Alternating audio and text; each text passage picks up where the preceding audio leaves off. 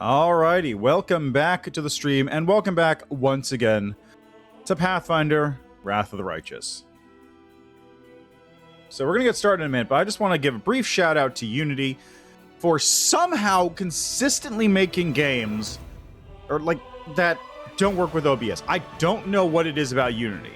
It's not like a Pathfinder thing, because this has happened with like 75% of games that I've used with that were made in Unity that I've tried to capture with OBS. They just do not want to be captured and will crash. It is bizarre. I don't understand what's going on with that. All right, anyway.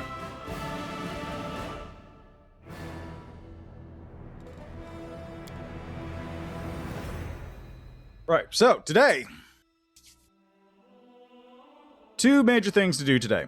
First, taking care of all the side quests, pretty much. I thankfully have the solution for the mask stuff.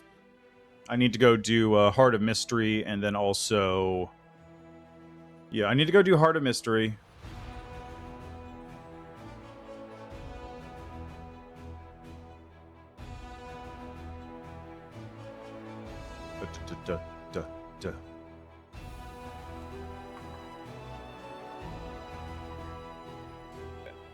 I need to go do Heart of Mystery. I need to...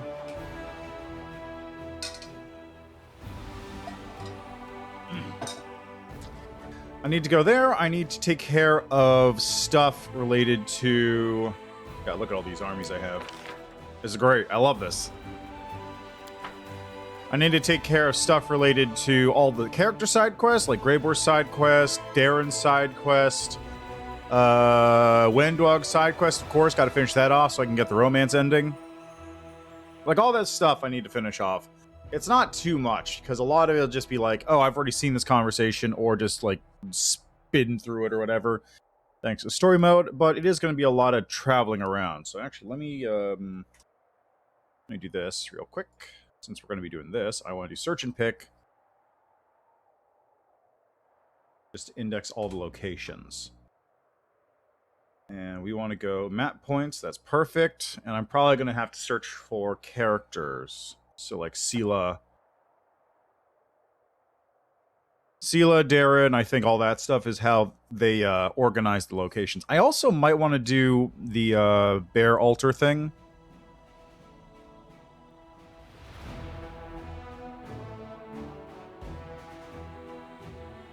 Since that's also a brand new thing that I haven't seen with Trickster, because I had Lich last time and had a special interaction. And I don't think I went there as a dragon. No, it's not a problem. Oh, I also need to go over here. I also need to go over to this spot, because the city is over here, I think.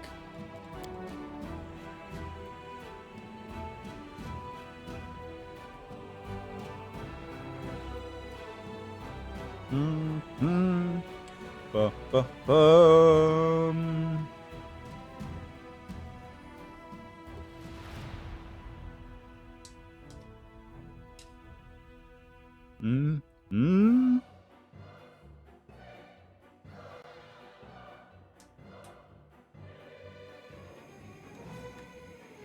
I'm gone.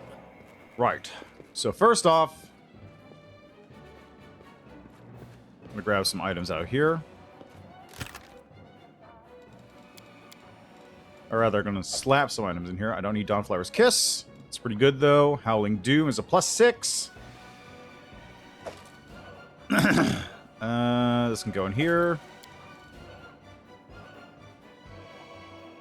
Grants Wheeler immune slash and piercing. Don't think those are full health. That might be better than Sela currently has. This might be good for Trevor.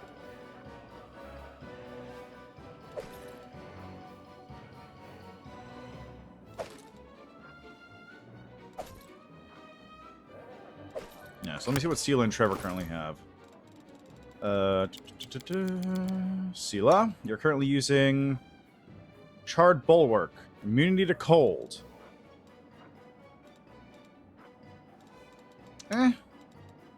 Okay, Trevor, you are currently wearing Perfect Storm.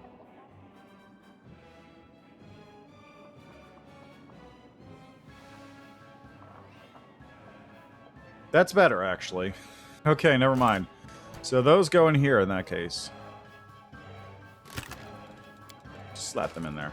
There we go. Yeah, that's good. That's good stuff. Look at all this junk I have. White Wind's Cloak. We do it my way. Bumping it all.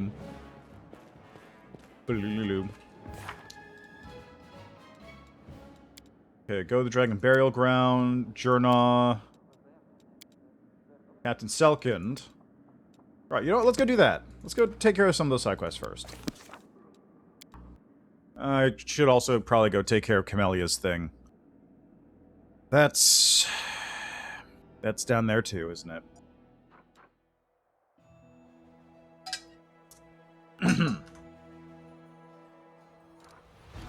Alright, so first off, let's go to...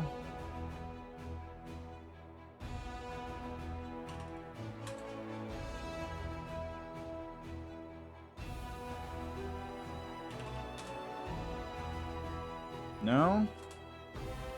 I don't know what it's called. I guess global map point. Crossroads. Graveyard. Rich Quarter. Estrad. Okay, these are actually inside Dresden.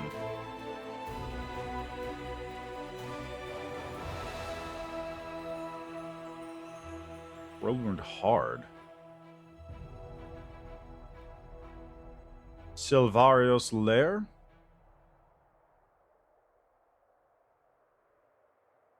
Who is Selvoros?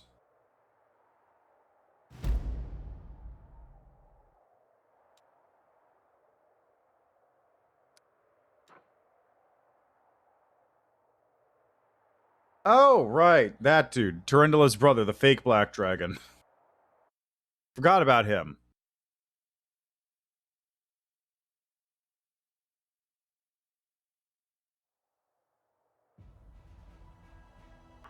I believe that's part of Turindala's side quest, too, so that location is not normally accessible.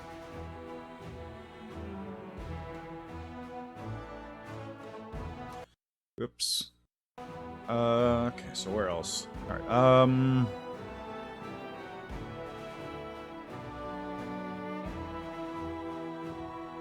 why does it say low fantasy? It's weird.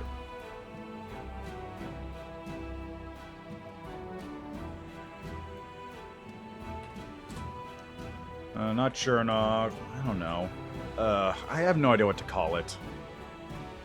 Alright, let's just, I can just teleport down to here and that'll make it a little bit faster. Gilrath's Ford.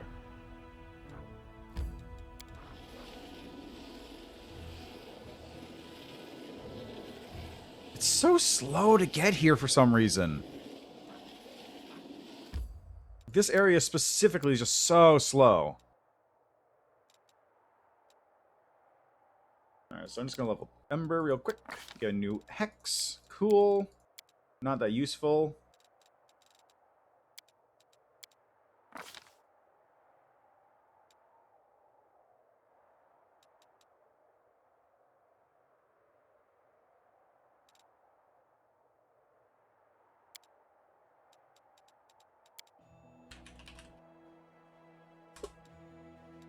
Might as well get improved initiative. Get her acting first so she can just snipe people and or just shoot them with, you know, magic. Whichever works. Let's get a Cackle, because I do think I actually have a Hex now. Yeah, I got Fortune. Mind Blank Communal, yes please.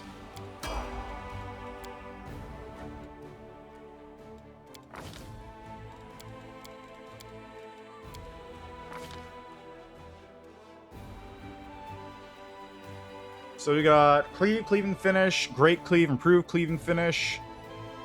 Improved critical, improved critical. Power attack.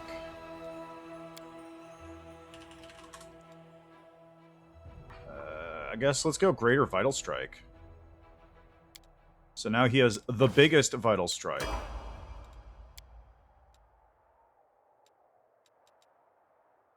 Almost out of Hell Knight. Almost done with Hell Knight.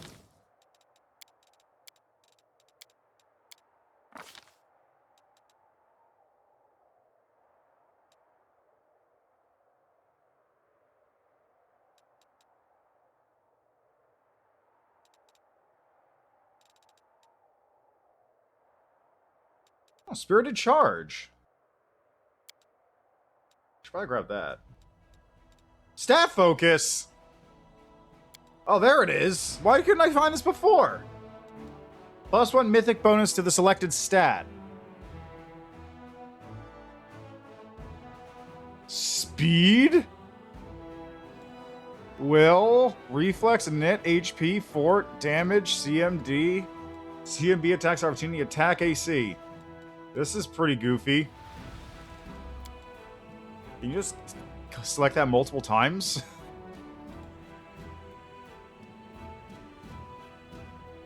Man, you really gotta take that perception thing early to get the most benefit out of it.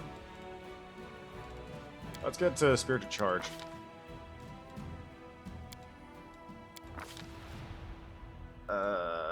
Fear, Compulsion, Charm. Go with Fear, I guess. Double Fear. Let's see. Will save. Greater Command. Shaken into Fear. Shackle. Smite Chaos. He can impede its ability. Rack.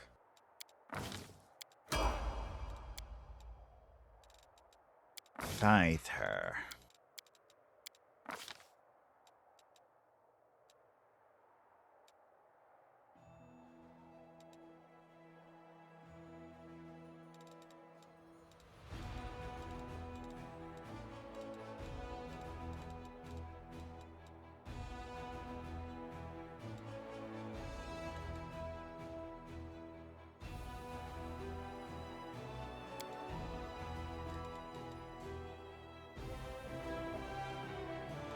Many Shot won't do anything, given that she's a 2-weapon fighting throwing build. I guess I could do Combat Reflexes, since she does have Snapshot all the way up.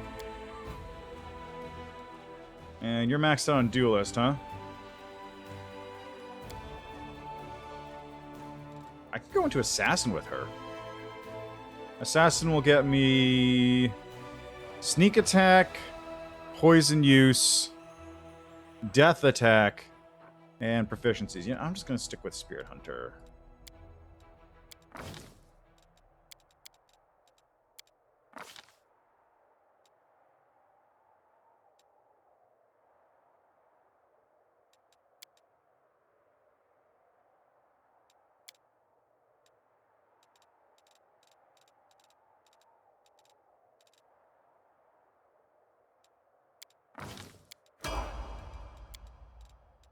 There we go.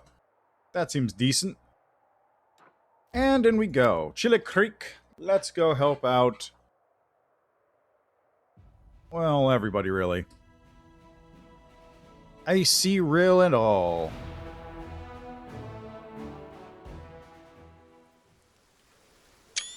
Whoops. Didn't mean to actually make that screenshot. It's fine.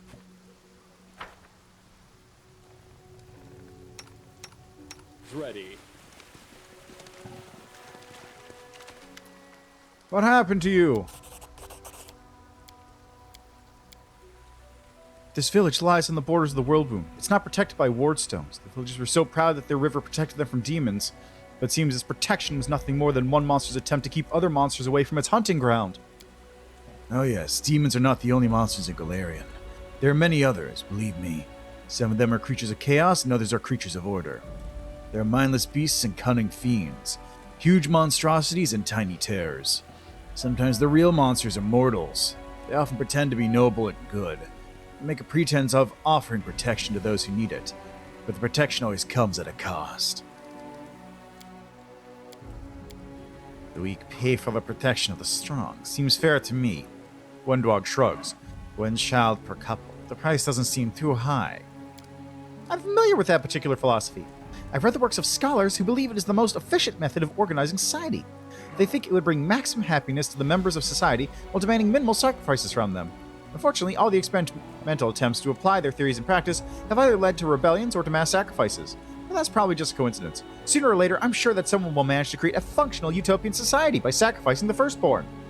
What do I have to do? You need help. You've been greatly injured. Who did this to you? Marco. Farewell, Journal. Rest in peace. Okay, what do you have on your body? Not a lot. I'm gone. Oh, hey, there's a water elemental I just never got. You'll make a fine trophy.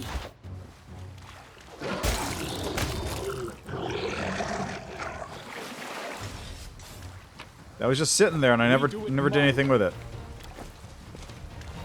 Okay. Oh. No, there's a bunch of them. Throat out. I can't believe they didn't die. I actually can't believe they didn't die. Sail to the island. What will the commander do when the ice starts to thicken up? Do I break the ice? Do I jump into a nearby boat? Or do I avoid the hostile magic and sneak on board? See, which one's got the... I guess this one, because it's got the highest DC and I got the highest check. Those who rely too much on magic are often defeated by simple non-magical solutions. The commander sneaks onto a different vessel and manages to remain undetected until the boat is safely away from the shore. The journey does not go unnoticed. A mist rises. What are you going to do? Close my eyes, rather by sound. Navigate by sound rather than sight. Sound of running water, the splash of a fish, the wind rustling through the branches of the forest, the sound of a bird chirping on a shore far away. All these sounds paint a picture in the commander's mind that no fog can hide. Rocky Isle is desolate and bare. How will the commander reach the shore? Do I intimidate the unseen forces and allow myself to be put onto the island? Do I steer through the waves? Or do I throw an anchor? I think I'm going to intimidate. The isle's calm, but there's a woman's scream. What will happen? I could just leave if I wanted. Is that a trap? It There's might be something a here. trap. Interesting. There's something here. That was easy. Man, there's... Oh. Interesting. I am never wrong. Ha! A trivial task. There's something here. Jeez, so many traps. It's a little unnecessary, guys. Like, this is a lot. A trivial task. Interesting. This is a lot of traps, guys. Jesus. That was Like, easy. seriously, this is very unnecessary. Oh my god, there's so many traps. Ha! A trivial task. A trivial This is task. really unnecessary. That was easy. Ha! A trivial task. There we go.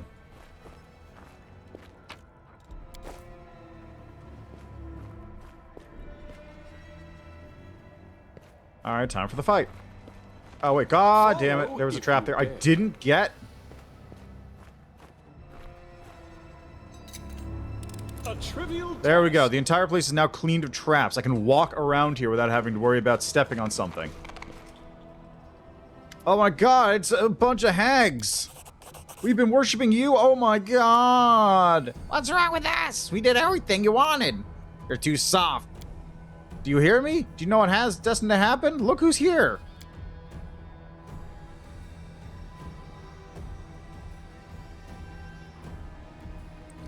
Are you alright, Melissa? Commander, Areelu be praised. These things drove Marco crazy. So you praise the old stag now. Ah! Marco, what's wrong with you? He's fine. Help me. Who are you? We're hags. Real live hags. Wow.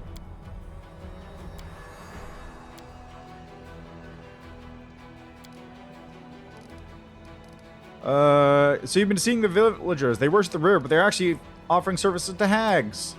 Is the feet? No, we're the river. Where's the gratitude? How dare you insult us? What's going on here? I don't know. They did something to Markle. You don't want much, just your wreath. Why do you need it? You killed my husband. You called Jernaw's words. When the villagers cast away their wreaths, they promised to give their firstborn to the river. However, the hags want a widow to complete this ritual. There could only be one answer, unless it doesn't know it yet, but she must be pregnant. It's just like Amazon. They know she's pregnant before she does. Why did you know Markle? We own him. Markle, resist him. Don't let him control you. What, you're going on rebelling against that? How dare you?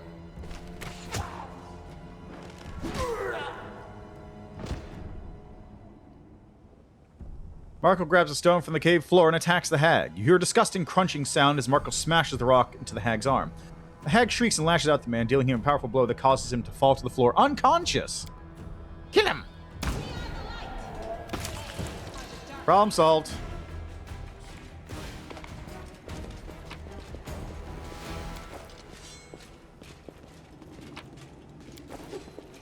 Interesting. Ooh, rapid rippers. Whenever the wearer of this knee pads confirms a critical hit on a natural weapon, the enemy must pass a fort saving throw or become vulnerable to slashing and acid damage for 3 rounds. Neat. I'm off. Okay, let's get out of here.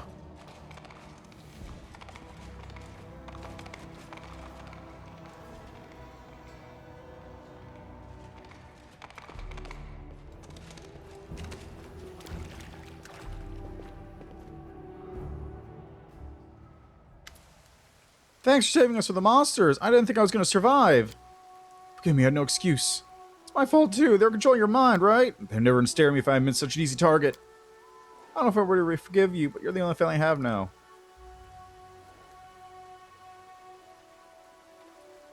Do you know why they wanted your wreath? You're pregnant. I'm having a baby. It was right not to give it to him. I'm sorry for your loss. Thank you. I love him so much. What are you going to do next? I'll bury my husband in the ground, and then I'll leave. We're experienced travelers. We'll be fine wherever we go. We'll go to the River Kingdoms. Did you tell the villagers the truth? I did, but they don't believe me. Keep practicing their rights, but I wouldn't be surprised if another nasty creature comes to live on Pikefin in a couple years. You're free from the villagers' influence of the hags? And the hags are dead. Time to say farewell. Here, take this. It's an old family heirloom. Wasn't that the... No, it's another one. Alright, problem solved. I can sail to the island if I really want. I don't, though. I want to just go. It's time to leave. Alright, that takes care of that. So, might as well head down to Canabris while I'm in the area.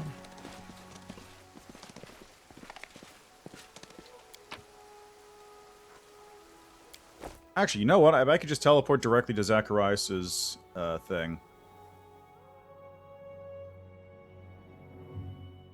I don't know where... Oh, God, demon armies. Okay, we've got one... down there. And we got one... over here.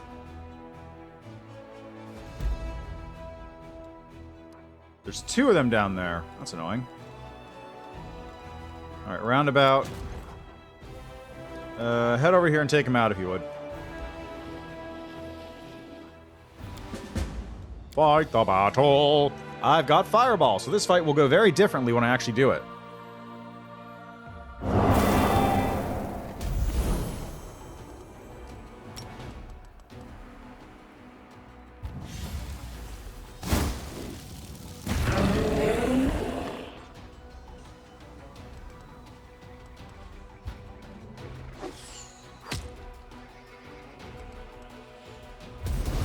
Eldritches are there? I don't actually know. How many? 160, okay.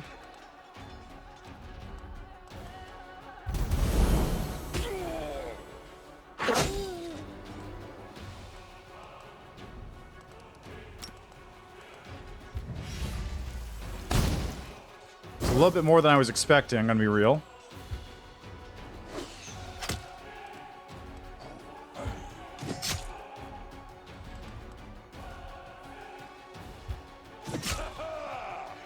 Oh, that's a crit. Oh. That, like, bloody slash thing is a crit that happens. I see.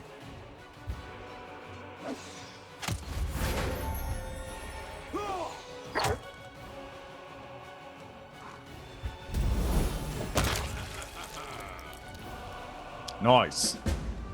Oh, I lost a couple spearmen.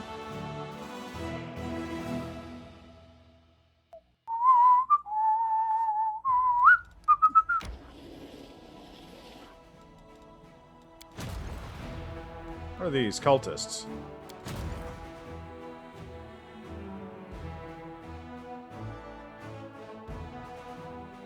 Alright, let's head over here, I guess.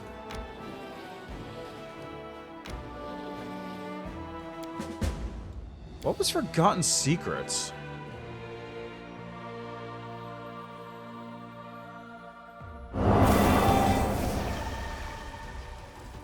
Yeah, that's what I thought.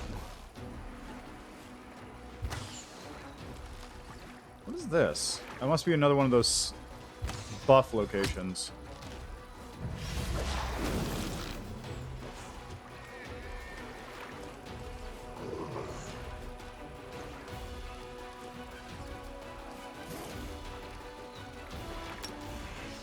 Charge formation, go!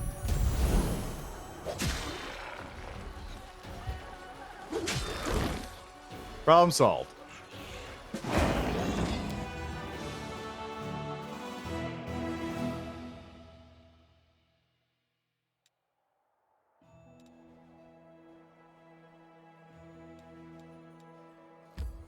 I don't know what Forgotten Secrets is.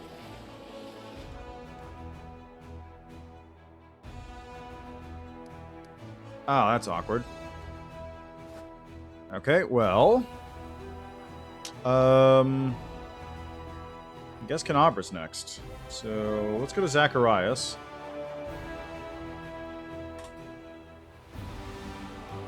DLC, Dragon Graveyard. Ah, perfect. That's exactly where I wanted to go. I knew it was going to be labeled Social's Quest or something.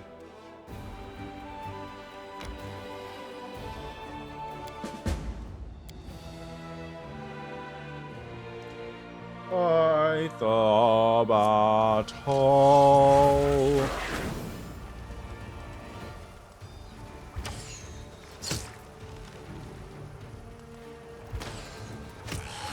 Problem solved.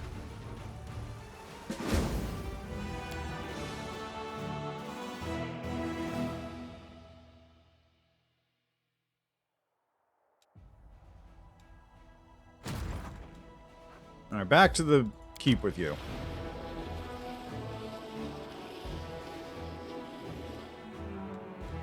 All right, and into the city we go.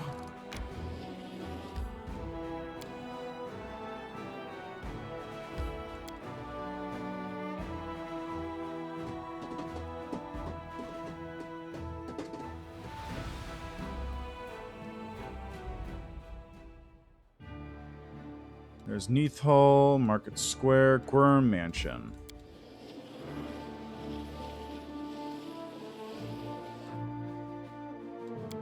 I don't need to rest. This is a very much not important section in terms of who's awake.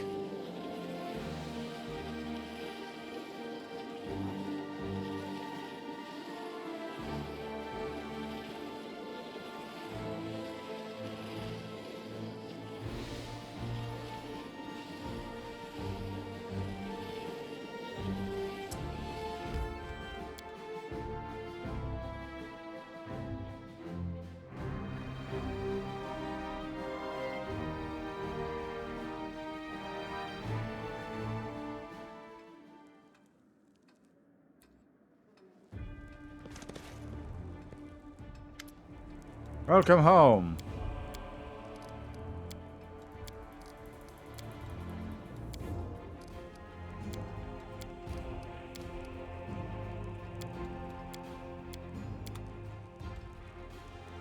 Wow, what a surprise! They're expecting me. What?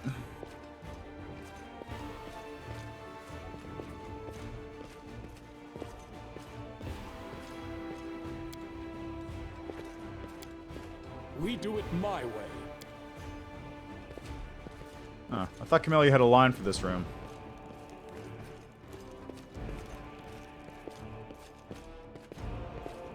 Follow if you dare. She doesn't have one for there. She might have one over here. Room with my first mentor. I'm off. Oh, look, it's about this. Why is your mentor so cruel to you? She's trying to beat the evil out of me. It didn't work. Why did Horkus allow the Varisian woman to treat you like that? I don't know. Why is Horkus still keeping these things around? Because I asked him to. I do what I must.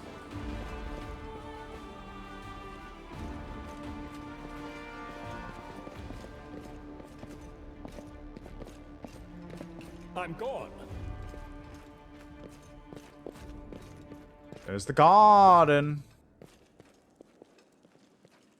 Got a library here. Anything in it? Does not appear so. Alright, let's head out into the backyard then.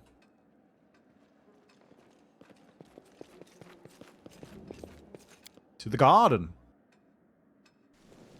Follow if you dare.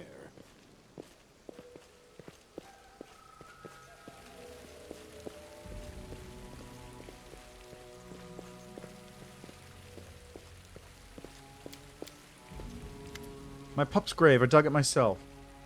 This is the grave of my pup. I dug it myself and buried this poor animal. Camellia chuckles and turns to you. Have I ever told you about him? He was so cute and warm. I simply adore petting his curly fur. To the moment when I realized that his little body was lying at my feet and his head was in my hands. Did Maria make you sacrifice your puppy? Camellia freezes for a moment. I suppose it must have been, although I didn't even know of her existence back then. Maria chose me long before we met each other. You know, I don't even remember the pup's name.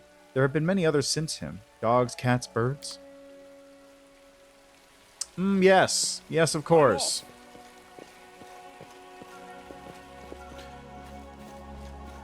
Ah, camellias. They're still blooming, I see.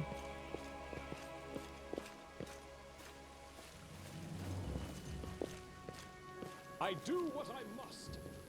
Camellia is just like... Because there's like, okay, I was sort of turned into a bad person as a result of, you know, family matters, or my mother died and I blame my father and all that stuff. But no, Camellia is just like an unrepentant psychopath. She does not care. She is perfectly happy to be a murderer. Like a serial murderer. She does not care in the least. I'm only going to keep her around because I want to see how this thing shakes out. Boots of Freest Rain. We do it my way. Saying goes, every family has a skeleton's closet. In my case, all the skeletons are hidden in the cellar. Ha ha ha ha! This place holds a special significance for me, because this is where I killed those thugs that tried to rob Horgus' mansion. I still find it hard to believe Horgus allowed you to kill people just like that. I don't think he had a choice. How many skeletons are buried down here? Not as many you may have assumed, just 2, not counting the Varisian. Camellia's eyes dart around the room, if she's trying to make sure that there's nothing there that will give away her secrets. I don't believe you. What hard evidence do you have to support your doubts? However, if you wish to make sure I'm telling the truth, feel free to take a shovel and dig, but do not expect me to sit here obediently waiting for you to finish. And I must warn you in advance, Horgus buried all the victims as deep as he could. Follow if you dare. She's just like an unrepentant psychopath. There's like no real nuance to the character. It's just like, oh yeah, no, I'm just evil. Haha. You like the Joker? That was easy. Look into my room. I was about to apologize, but it looks like the servants were here to clean up. There are bars on the windows. The room looks too big for you. There's so many books in here. That's a hefty looking lock on the door. You live like a bird in a cage. I'm Oh off. my gosh, secret room. The secret room has secret loot in it, including an amulet. Voracious Spirit. Whenever the wearer of this amulet lands a killing blow, she gains one of the following stacking bonuses that last until the next rest. Temporary hit points, AC, fort saving throw, or bonus on will saving throws. I do It's what I pretty must. great early on. Not so great at this point in the game. More than 50 HP is, I guess that's like a quarter of my health. But it does require chaining kills, a lot of them. I'm gone. So it's not the best, but it's also not the worst. But it also, like, basically assumes that I'm fighting hordes of enemies at any given time. We do it my way. Alright, in here. Servants. Nothing.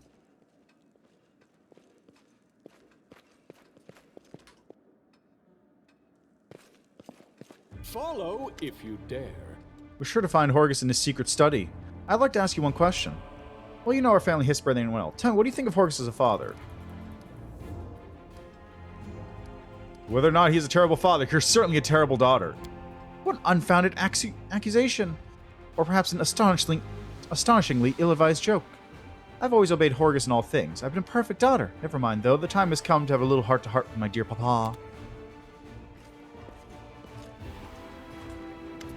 Hello, father.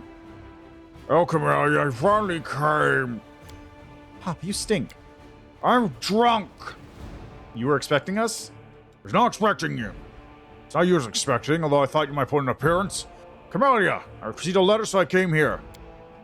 Don't tell me you knew nothing about this meeting. What did you do after you left for the Abyss? I left Reza as soon as the Queen took hold of the government.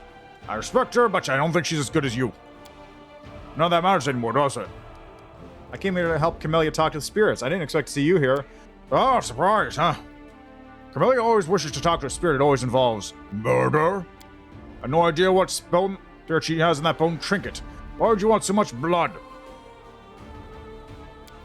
My gods caught them, tying them up, but now it's time to kill me, huh? Why do you condone Camellia's inclinations? Why'd you protect her secret? Because she's my daughter. I know nothing about spirits. I've never talked to myself, but Camellia, she's naturally gifted. If she can close the world wound, that's it. Yeah, right?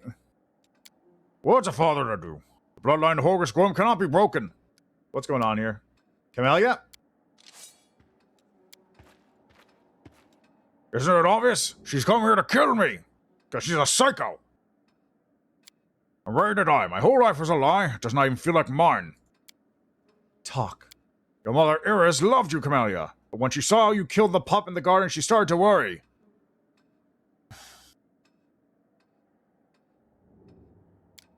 Several years have passed.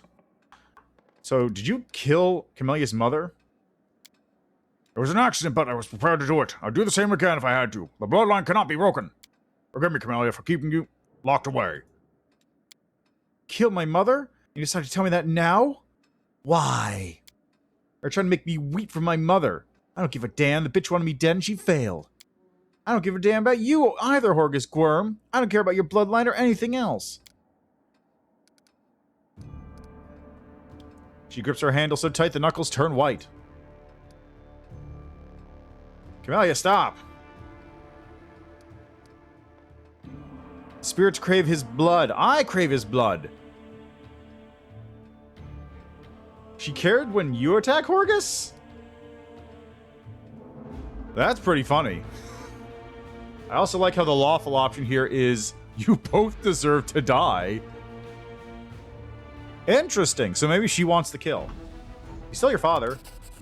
Get out of my life, Horgus Squirm. Horgus opens his mouth to say something, but immediately shuts it and leaves.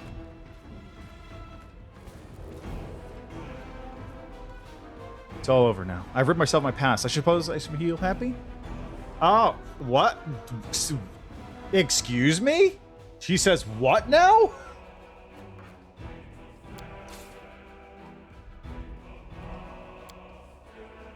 Why didn't you tell me that Horgus would be waiting for us? I didn't. I want to surprise you. So are you ready to talk to Maria now? Not quite. Did you really crave it, or was it just you? Yes and yes. What did you have in mind?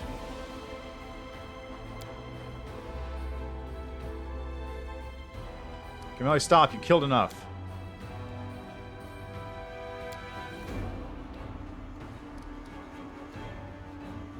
Fine, I'll do it, but only to close the Royal Wound. Have fun! I have an important announcement for you from Lord Gwyn. You're all fired. What? But why? Everyone knows that Gorvin changes the servants all the time. I want to speak with him himself. When I get my wages, I don't worry. No, I'll leave empty-handed. I can't believe they're not all dead. The world in crimson. I can't believe that dude survived as long as he did. Wow. I suppose we are done here. We certainly had a good time, didn't we? Did you like it, my friend? It was a little different from my usual sacrifices to Maria, but mass murder does have its own appeal. It's wild, primordial, unbridled. You felt it too, didn't you? The exhilaration. You know, I suppose you deserve a confession. You are the best friend I could ever hope to have. You understand me. You help me. You are the best thing that has happened to me in my entire life. Yeah, no. Camellia's like... Because there's like... Camellia is just the worst character in this game. Yeah, exactly. Like... Honestly, she is not very good. That you miss nothing by just killing her and replacing her with somebody else. Hi, Axel. And yeah, no, I can see it. I can see it. Yeah, I guess she does have some, yandere tendencies. I don't feel like it's notice me senpai or die. It feels like notice me senpai, I'll kill you so that I can drink your blood because that gets me off.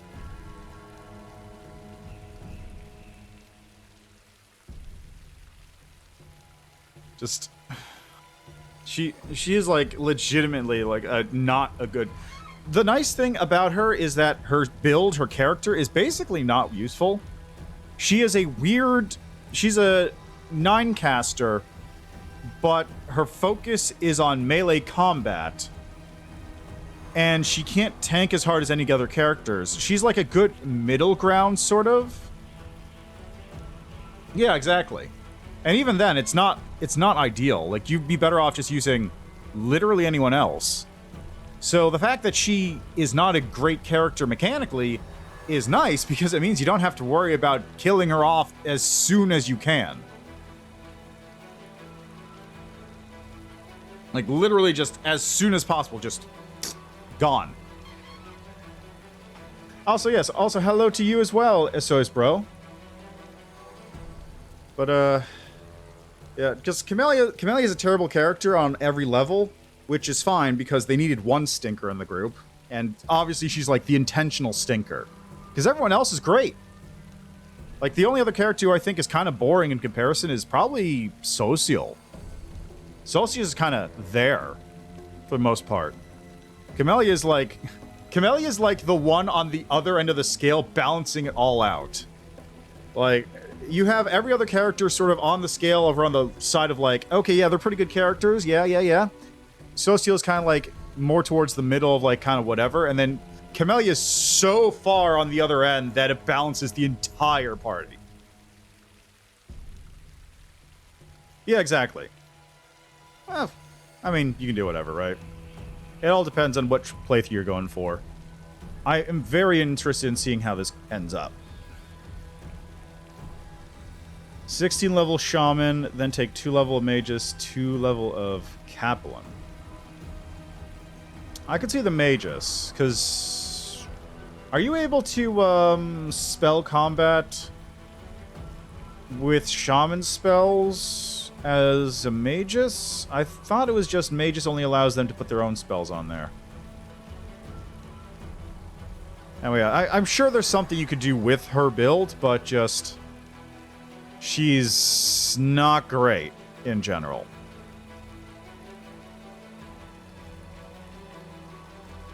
Like, I just take Ember over her, honestly.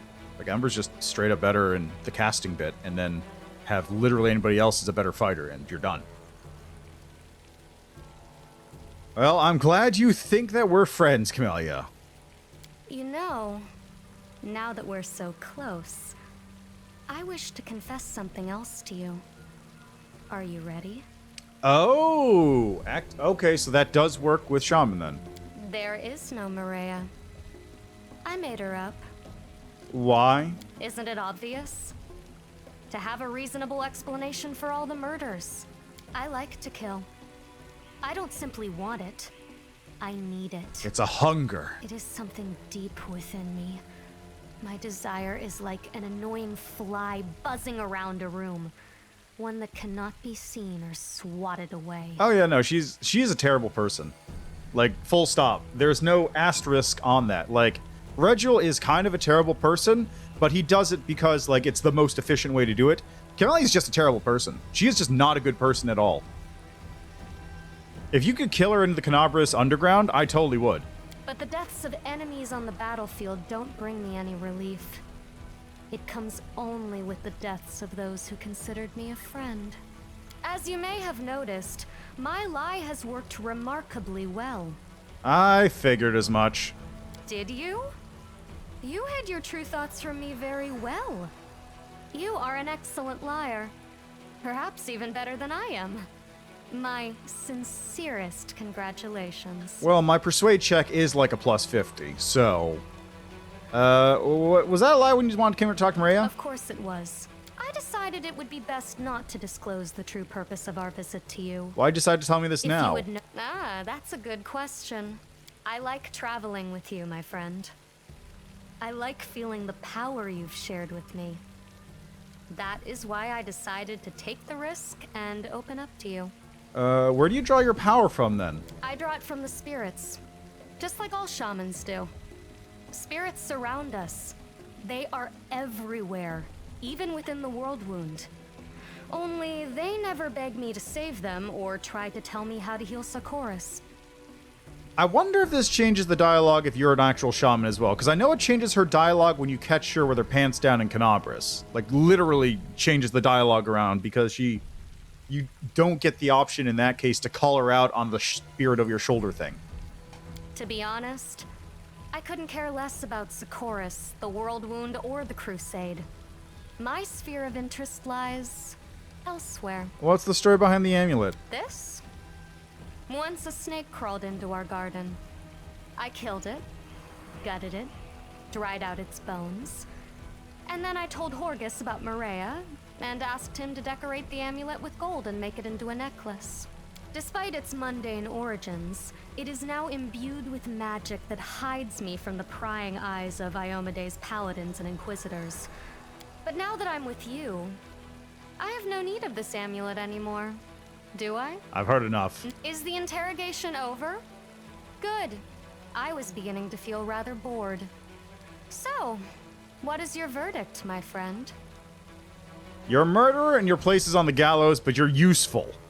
She's not actually useful. Well, at least that was honest of you. I am glad we had this conversation, Commander. And thank you, all the same. I have no more secrets from you, I promise.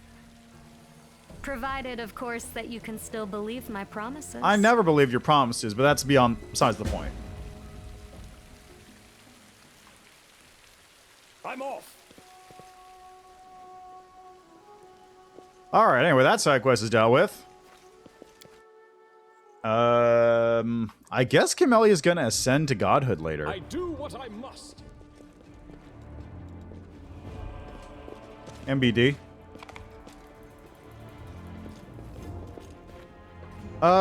No. The only thing that happens is now she no longer has her amulet.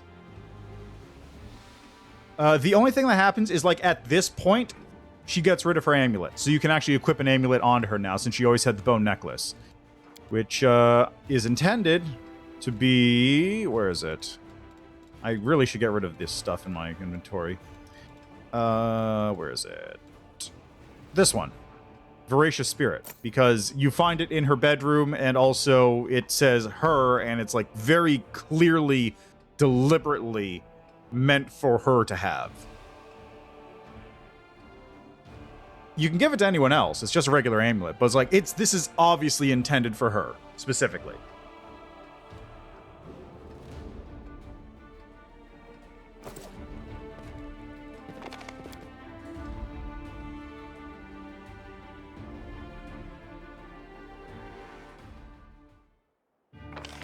Alright, let's get out of here.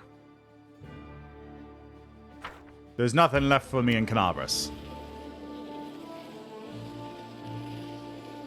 I like how it takes 7 hours to get here, but if I'm running around on the world map, it takes like 7 hours to get between two cities.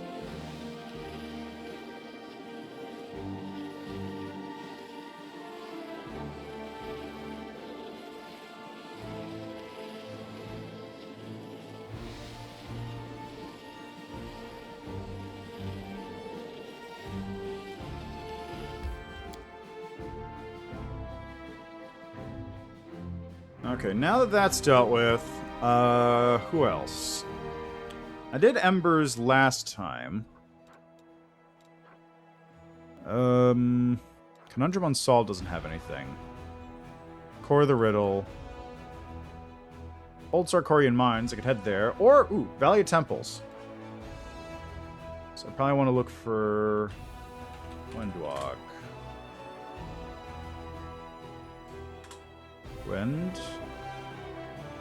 Savamelech. Savamelech Lair. There we go.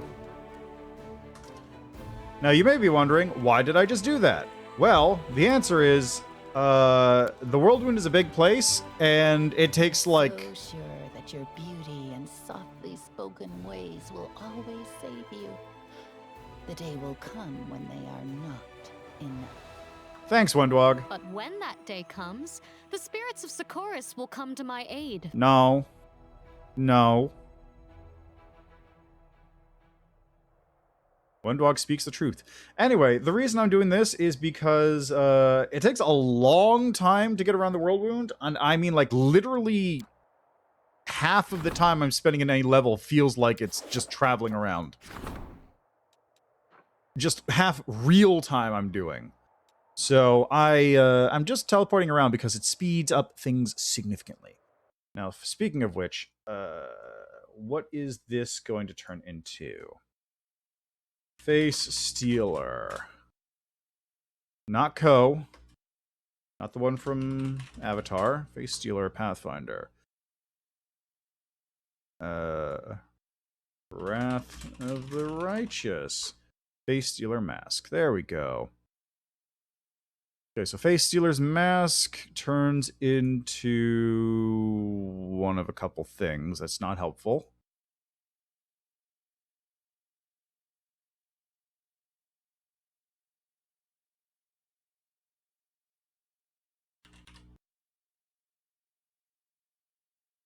Okay, Face Stealer's Mask is an intermediate relic. Fate of the Face Stealer's Mask. The Face Stealer's Mask. Which one is this? Okay, it doesn't... Okay, hold on. Maybe this other website has something, because the Factual Life is not helpful in this regard. They really should. I mean, they show you, like, a little bitty preview right here. Face Stealer's Belt or Face Stealer's Mask, but they don't tell you, like, what the effects are. Which is just... It's just kind of a pain. Okay, Mask of the Face Stealer. Okay, Belt is +4 physical perfection, and when you confirm a crit, it automatically succeeds. Or roll to confirm a crit. Actually, it's just whenever you roll to confirm crit. Just, if you crit, it automatically confirms. That seems like a good option for the Belt. Option 2, physical perfection. When you kill an enemy who had full health in a single hit, all enemies in a 30-foot radius become staggered for 1 round. That's really good. Mask is mental perfection plus 4. You get to reroll 3 failed saving rolls per day, or when you cast a 9th level spell, all enemies in a 30-foot radius must pass a saving throw, become unable to cast spells for 1 round. I'm going with the belt on that one, because I know someone who's going to love that belt.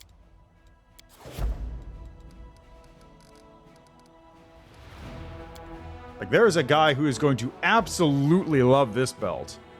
And he's right there. It's Trevor. Trevor is going to love that belt.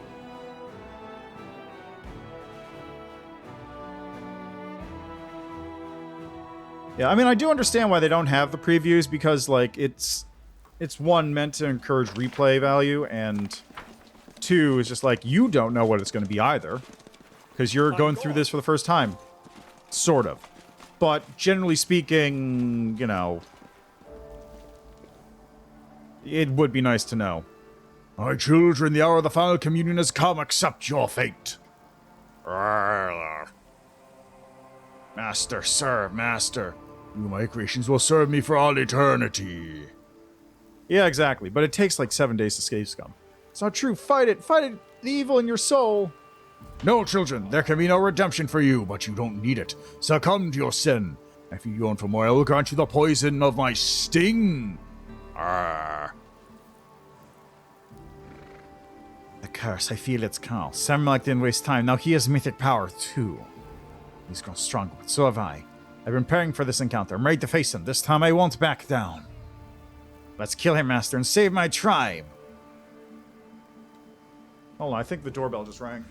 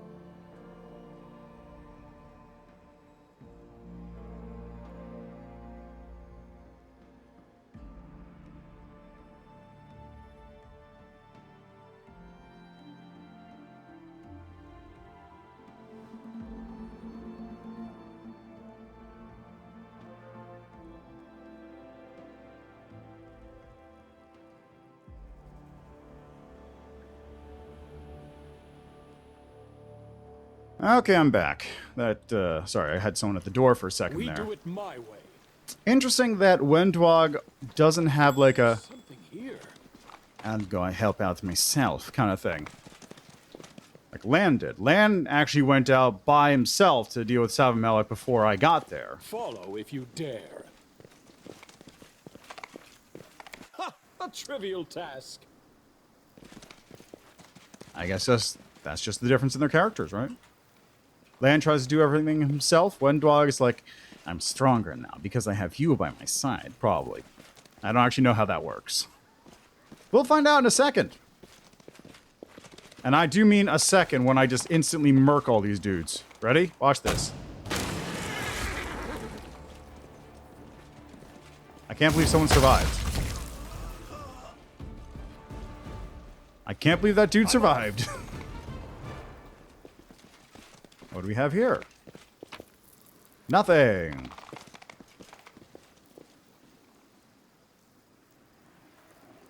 Anything good? Not really. You'll make a Oh, there's some over there. trophy. I didn't even realize. I do Trickster's what I stupid. must.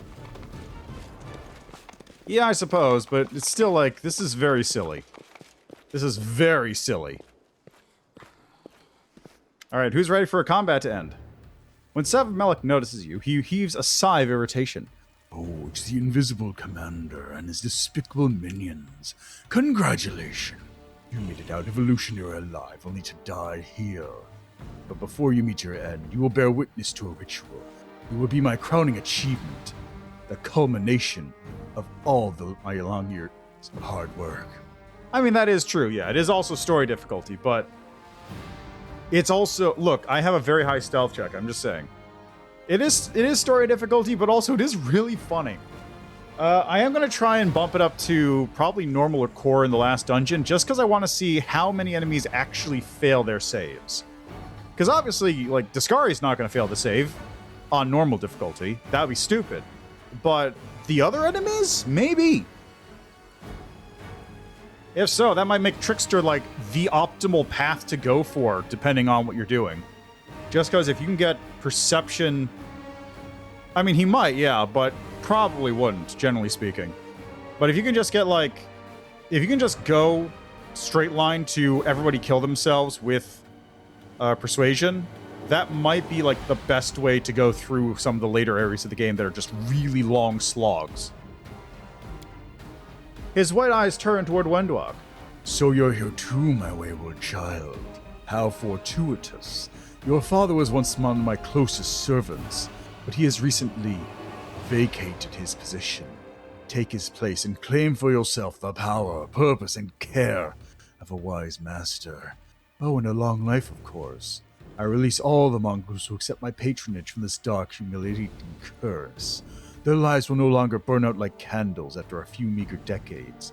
They will live as long as humans, or perhaps even longer." The Huntress, who normally has a snide remark for every occasion, for once remains silent. She glares at the demon, her lips pressed together in a thin line. "Saul reached Dresden and told me everything. Do you regret letting him go?" "You proved hardier than I thought. The power of my blood shines through even an old Rex like him. Which means that healthy, strong mongrels that go through the ritual will be unstoppable. I simply need to remove one small obstacle. You. Yes, you're not easily destroyed. You made us tough and strong, Creator. It is true indeed. I have made your people into truly magnificent creatures. You benefited greatly from the culling, the poison, the life in the caves, and the terrible suffering you had to endure during the ritual. All of that eliminate the weak and undeserving among you. Yes, I will continue to weed out the unworthy. I will keep the bloodline strong." How did you make the mongrels leave? "I called them, just like I called your pet mongrel before, only a little louder, to make sure they would rise and come straight to me. An easy thing to do, for they were so confused about after crawling out of their homely caves into the big scary world. They were in need of a stern father, a true chief." A low hiss escapes Wendwog's lips. "I am their chief." "Not yet, but bring me the head of the so-called commander and you can become one." Savimelech's raucous laughter drowns out Wendwog's hiss of displeasure. "How's your ritual different from the one before?" The difference, Commander, is that all my children are now with me, and I have absolute power over their minds. While you were being entertained in Lucianira, I was nurturing them with the strength and rage of the fallen. The moment I give the signal, they'll rip you apart. He's telling the truth, and since my tribe has changed, their blood runs thick and hot in their veins. Their hearts are pounding in their chests. Now they're just like you, my daughter. It is your own blood that whispers to you, urging you to return to your family. You are my offspring. You were born to serve me, and soon you will take your rightful place at my side. I promise. Interesting that I actually have this option here. You won't escape this time. Oh, don't worry, I'm not going anywhere. But you should have escaped while you still had the chance. The Mongols growl furiously, brandishing their weapons. You glance around at their scowling faces. Many of the Mongols are unfamiliar to you, but you recognize a few of them from Neathholm. Salvamelek gives a low, throaty chuckle. I knew that you were coming. I knew when, where, and with what forces you would try to attack me. All this time I've been watching you, through the eyes of one of your closest companions. My spy. The demon turns to Wendwag. My daughter, you have performed your task well. Now there is only one thing left for you to do. Kill your former master and bring me his head, and you will gain my dark benevolence. You will be foremost among my creations, and I will give you a place at my side. Wendwag glances at you and then bows her head. When she speaks, her voice is low but firm. I'm breaking our deal, Savmelek. If you had asked me for anything else, I would have considered it, but I won't allow you to take his life. The Huntress's grim voice rings out triumphantly. You believe that you are safe. You thought that you were in control. You set an ambush, create a list of all the ways you wanted to torture your defeated enemies. You even rehearsed your victory speech. You are blinded by your arrogance. Ah yes, I can see the realization in your eyes. You're asking yourself, why didn't I prepare an escape plan? How will I flee and hide? How dare you? You are my creation. You are my slave. And you are my prey. Wendwag's lips twist into a cruel grin as the demon nervously flaps his wings. His eyes dart around the surrounding ruins, searching for an escape. Wow, that quick? I can see it. I can feel your fear. There is nowhere for you to hide. It's time for you to accept your demise, and I will deal the final blow. You stole my father from me. You took what I love most. So I will take what you value most, your life. The Huntress raises her weapon, and her smile is as cold as ice. It is the smile of oak mountain cliffs as they watch overconfident climbers tumble to their deaths. It's the smile of the raging ocean. When a drunken sailor drowns in its depths, it is a smile that promises death.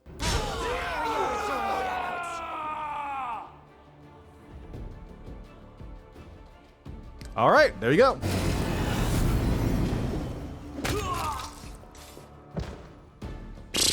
You thought we were your playthings.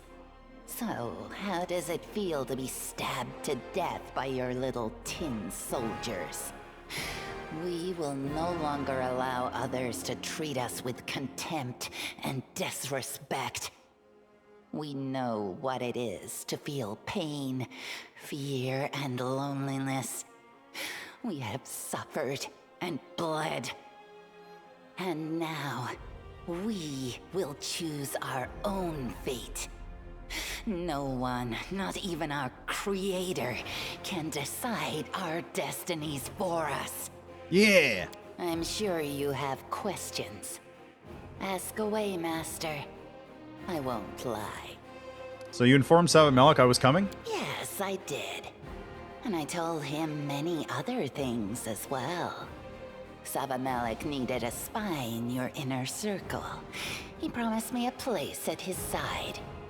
It took me a while to decide which side I should choose. But then, I chose you.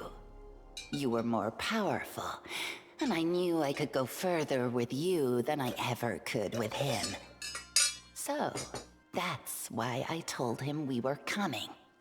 The scum needed to think he had the upper hand. I didn't want him to run and hide. If he managed to escape our grasp, my army would remain in his thrall. Why did you decide to remain loyal? Isn't it obvious?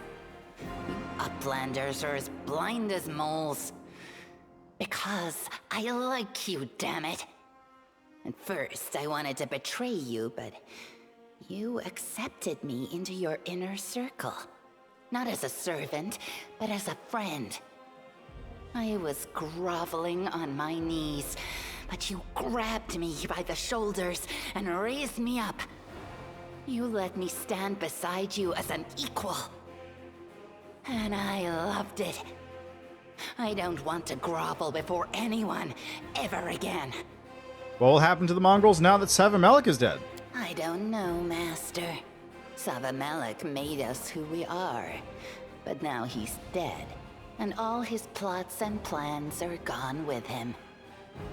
We'll have to survive on our own now, without the protection of the shield maze. But we are no longer cursed with short lifespans, so who knows? Maybe we'll manage to claim a piece of land on the surface. Maybe we can settle there and create a kingdom of our own. Yeah, Wendwog's actually not bad.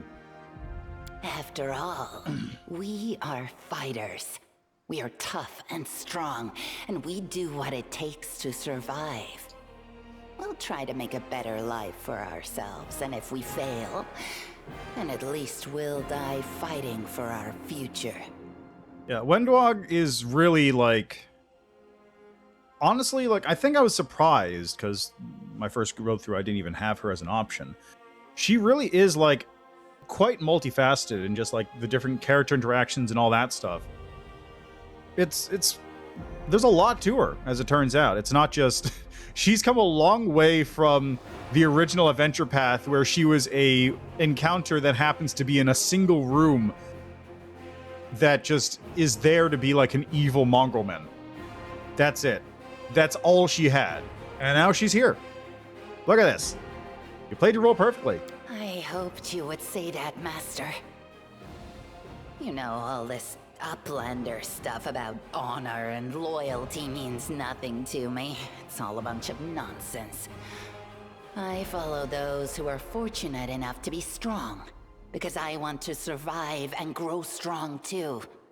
I'm not acting out of a sense of duty, or following any foolish beliefs, and I'll never be a crusader. I'm not gonna be religious, or adhere to a bunch of Uplander virtues. But I'll follow you, because you're a true leader. I actually never... Okay, so I killed her when you do the Savimelech stuff, but I don't know how... Like, if there's any other options to kill her, really. Apart from, I guess, in the, in Neathholm. After a moment of silence, you hear an awkward cough. One of the mongrels is trying to get your attention. When you glance over, he bows his head guiltily and does his best not to make eye contact. Thanks for helping, Commander, and thank you for lifting the curse on us. What? Well, good thing I'm currently romancing her. Also, hi, this ad supports Twitch. How are you doing? Oh, that's right. Because she does kill Dira, doesn't she? Although I think Dira's actually still alive right now. I don't think she's died.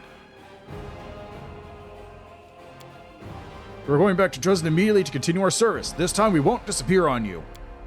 Alright, move along. And remember, if you get captured again, I'm not going to lift a finger to free you.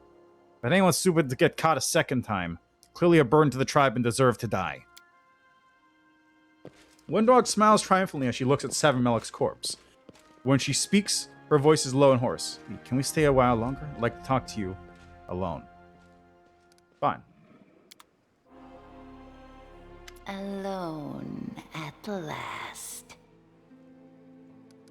What's so special about this place? Why do you want to talk here? Because of him. This nasty scumbag called me a slave. You took his life. And now he'll have to lie there helplessly while you take his power. I want to offer you a gift. A communion with Savimelech's poison. It contains immense power. but it is also incredibly dangerous. Wendwog smiles mysteriously and points to the demon's corpse. There is a fearsome-looking stinger at the end of his tail, and your eyes are drawn to a single bead of poison that glints dangerously at its tip. Too bad I'm not an alchemist. Why would I want such a gift? To become stronger, of course. Socothbenoth gave us all a taste of his poison. That is how he shared his power with us. And right now, you need all the power you can get. Right? Is it dangerous? Deadly. All of Socothbenoth's servants ate meat laced with his poison, but only a few of his strongest followers were allowed to experience the kiss of his sting. It was a great honor, though only a handful survived. Just the tip, baby.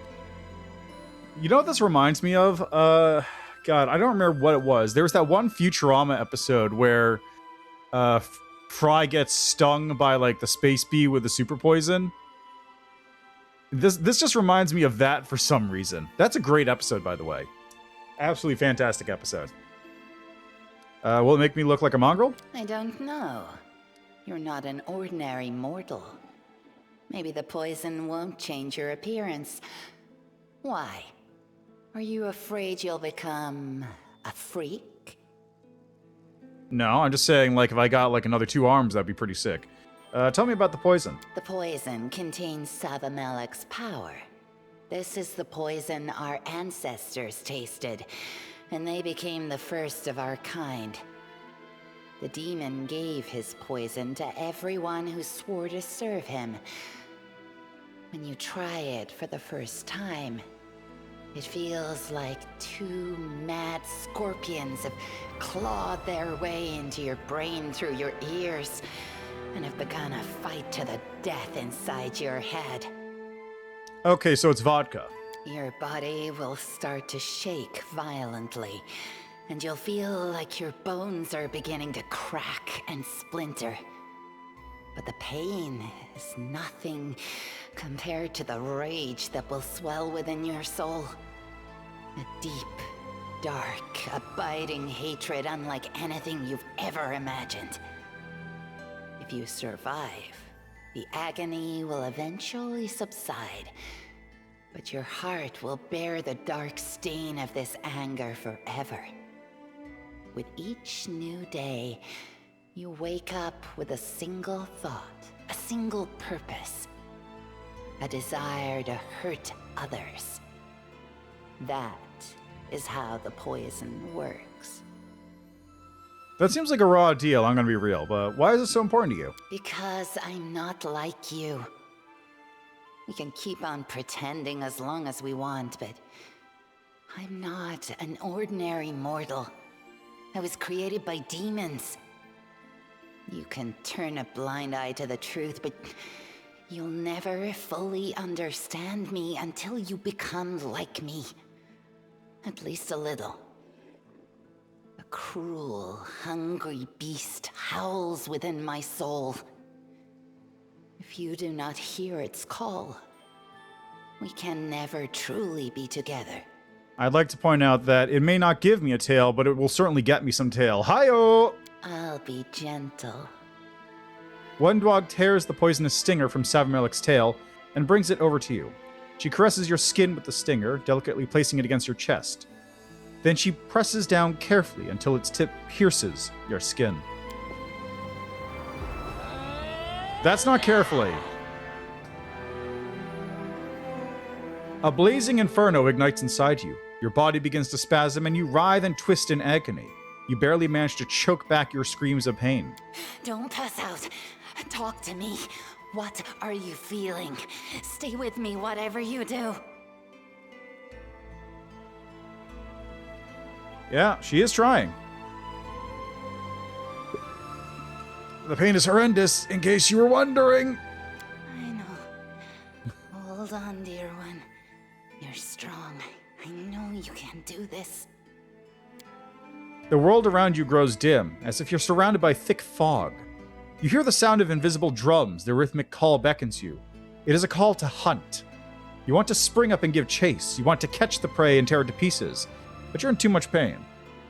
Can you hear me? Answer me, curse you! Wendwog's voice shakes you from your feverish, pain-filled dreams.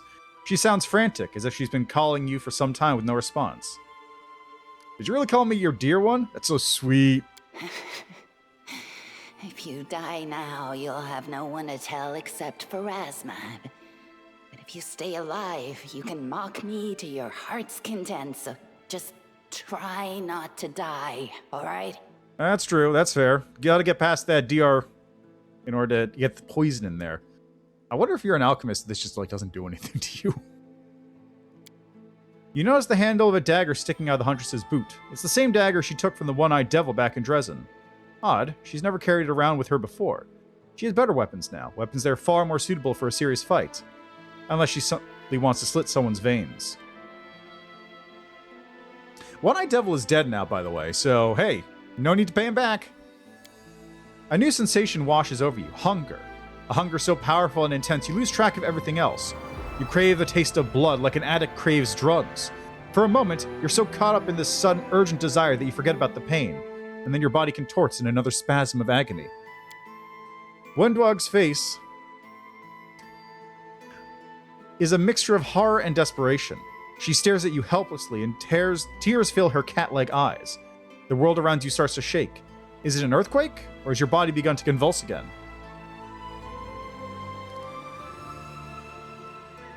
If I die, you can cut off my head and reclaim a reward from the demons. Right. What am I waiting for? After all, I'm sitting right next to you. I might as well stab you now. Wendwog tries to smile. Another spasm causes your body to convulse violently, and Wendwog's smile vanishes. She looks at you with an expression of sheer terror. You feel as though your chest is bound by invisible chains that are growing tighter and tighter by the second. You find yourself gasping for air, trying to breathe, but it's no use. The world around you grows dimmer with each heartbeat. This is it.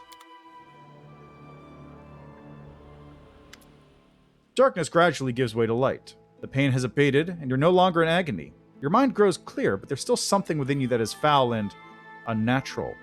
You reach out with your mind, probing in this dark, lingering corruption, and find that it is a source of both pleasure and disgust. It attracts and repels you in equal measure. Good thing I'm not an angel or an Aeon. This probably wouldn't work in those situations. It worked. You're still alive.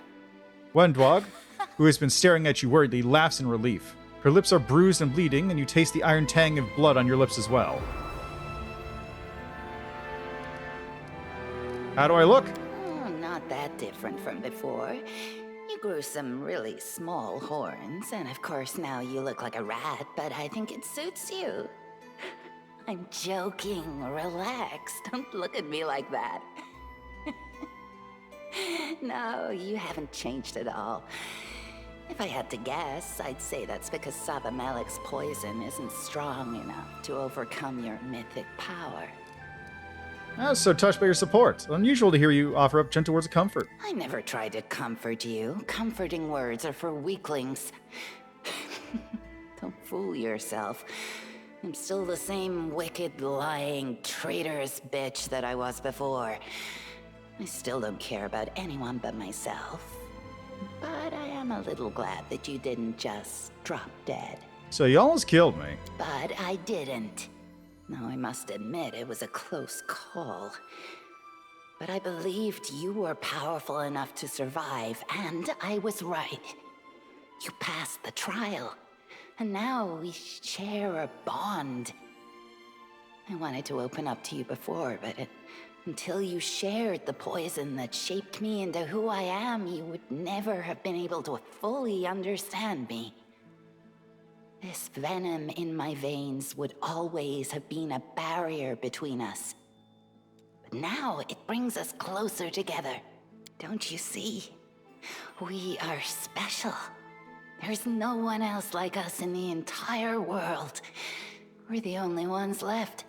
All the others are dead. Look into my eyes. What do you see? When I look into your eyes, I see myself. Wendwog brings her face close to yours, and you see yourself reflected in her huge cat-like eyes. When you say we share a bond, what does that mean? It It means that I will follow you no matter where you go, and I will fight for you until my last breath.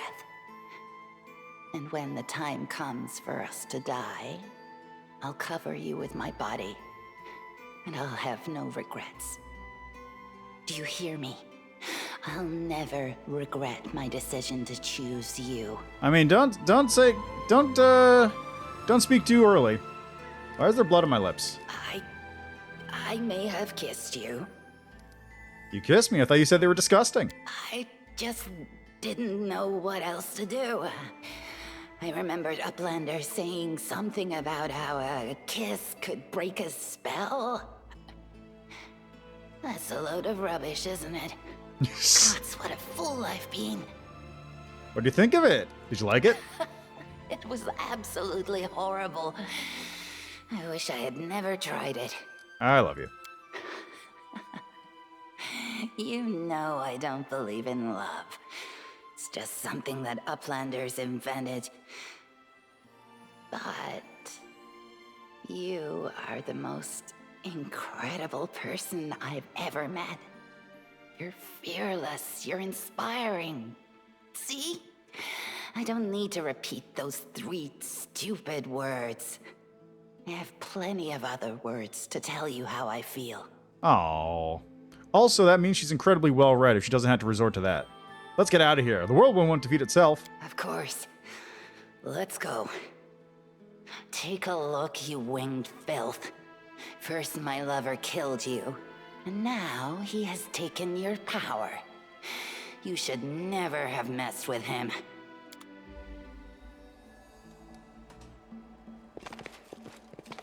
Huh, I guess that's odd. Ooh, astringent pacifier. +5 caustic sacrificial kukri. Lands a killing blow on enemies in a 50-foot radius once past, and will saving throw become panicked. Sacrificial. Ah, okay.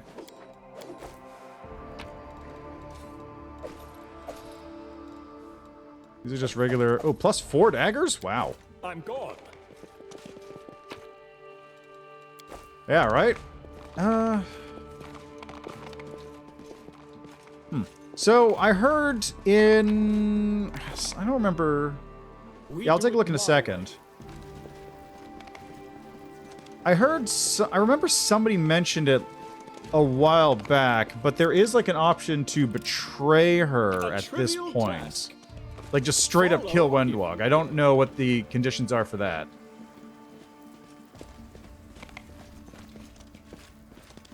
Alright, anyway, let's take a look then.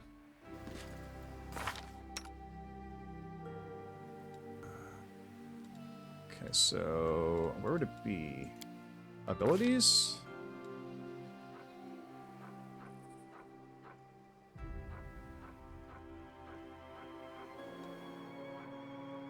I've got a lot of stuff on here. This notable foe. Fate.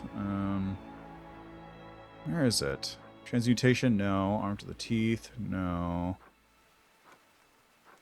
Xanthar Vang's notes? No. Where is it?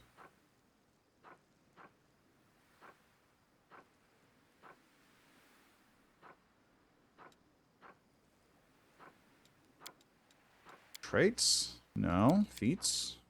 No. Biography?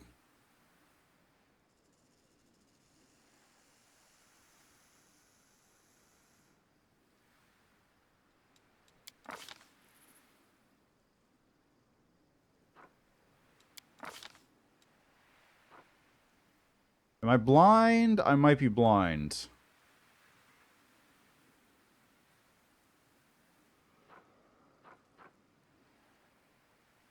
Mongrel's Blessing, there it is. You become immune to death effects, poison, and electricity. Wow, that's okay. In addition, whenever you land a hit in melee, the enemy must pass a fort saving throw or suffer 1 permanent negative level to a maximum of 10. Holy shit. 10 plus character level plus charisma modifier.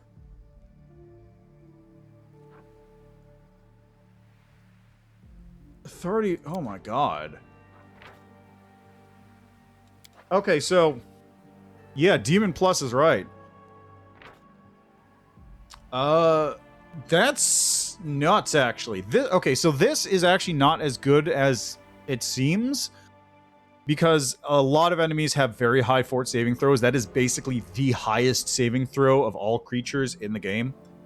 Like, at the high end, things will have like a plus 50 base, which I'm in the high end right now, so things having like a plus 50 is not completely unreasonable. But this would be really good for dealing with trash mobs, or if I manage to boost my charisma modifier up super high, which I haven't done here. But that is an option. Yeah, death effects is pretty good as well. It means I'm immune to stuff like, I think Banshee Whale does death or something. And not Power Would Kill, but I think like Enervation also counts as a death effect at negative levels. Poison and electricity, though, this is pretty good. Poison is not as important because I do have delay poison on a spell for 24 hours. Electricity, though, isn't bad. Like, straight up immunity for electricity is not bad at all. Yeah, Death Ward, too. That's true. But the problem with Death Ward is that I need to cast 6 of it. So having an extra cast that's just like, you don't need to do this is a nice thing to have. Like, that is appreciated.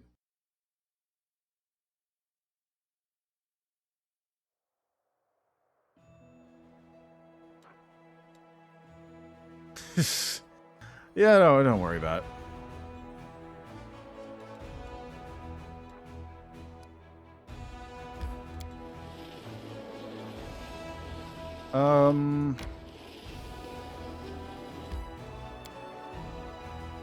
Okay, well, hold on. Where was the...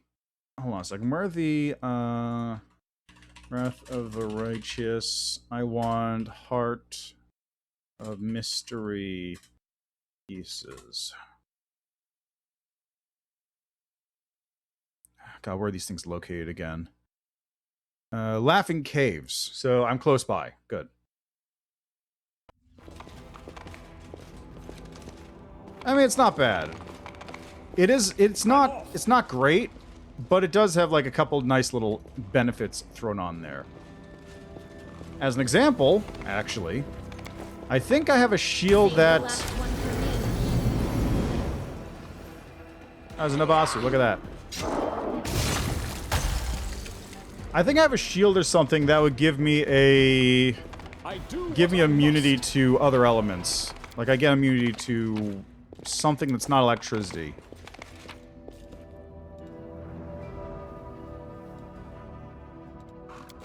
Okay, so these are slabs for another location. Heartbeat quickens.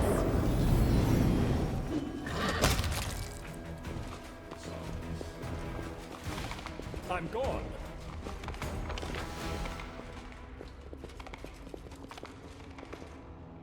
Oh, hey, I can go in here now.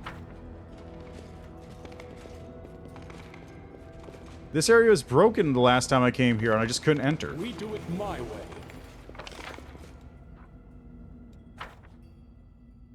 Yeah, don't worry about it. Like, Ascendant Element is just... Ascendant Element is, like, necessary because of how much resistance enemies tend to have, but at the same time, getting Ascendant Element and having Ember be able to, like, cast every spell as an element type is nuts, which means that it almost certainly will not work with Legend.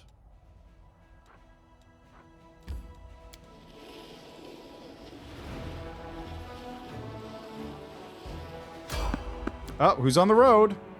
Who's it gonna be? Is it...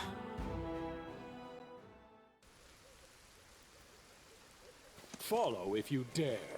Oh, it's the ghost again. Hi, Kiney. Ask me a question, I'll answer. My third question is about great keepers of knowledge and givers of power. I will show you their symbols, and you must tell me their names. A brass tablet appears in the ghost's hands. It's engraved with 2 symbols. The first is a cogwheel that looks like an eye, and the second symbol resembles a 7-pointed star. A web of intersecting lines spread out around these symbols. They twist and collide with one another, as if the 2 symbols are fighting to conquer the entire tablet. You know that these are the symbols of two ancient gods of magic, Amaznan and Lissala. They were worshipped in the Aslanti Empire before the Earthfall. The two gods were rivals.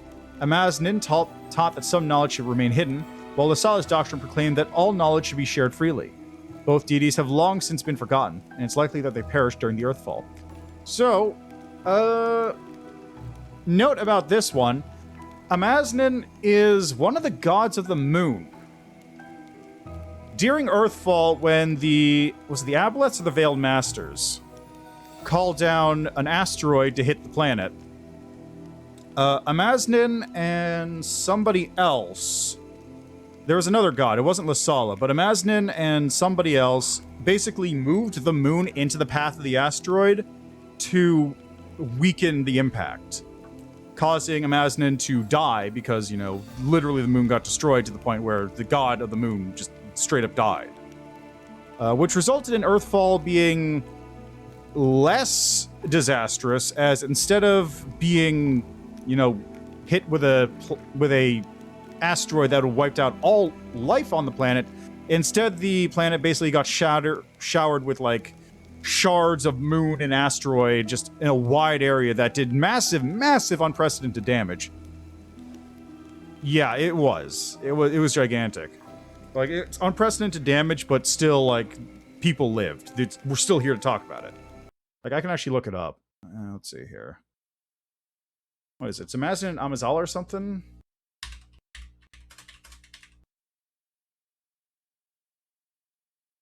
There's a specific fighter archetype that actually... Yeah, that was it. There's a fighter archetype called Child of Akavna and Amaznan, which is a fighter that gets innate spellcasting, which is pretty neat. Child of Akavna and Amaznan has trained in the nearly forgotten arts of Aslant, passed down by Eredin, which combine martial prowess with elementary wizardry.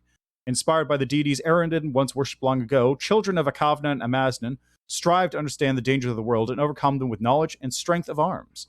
Basically, they're fighters that get Blood Rager spells, which is pretty sick.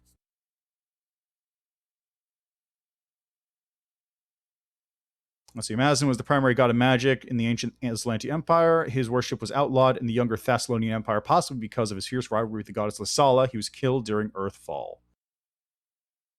Displays mentioned in their outlook. Amaznan was the lover of the Aslanti goddess of the moon in battle, Akavna. There it is. So Akavna was goddess of the moon.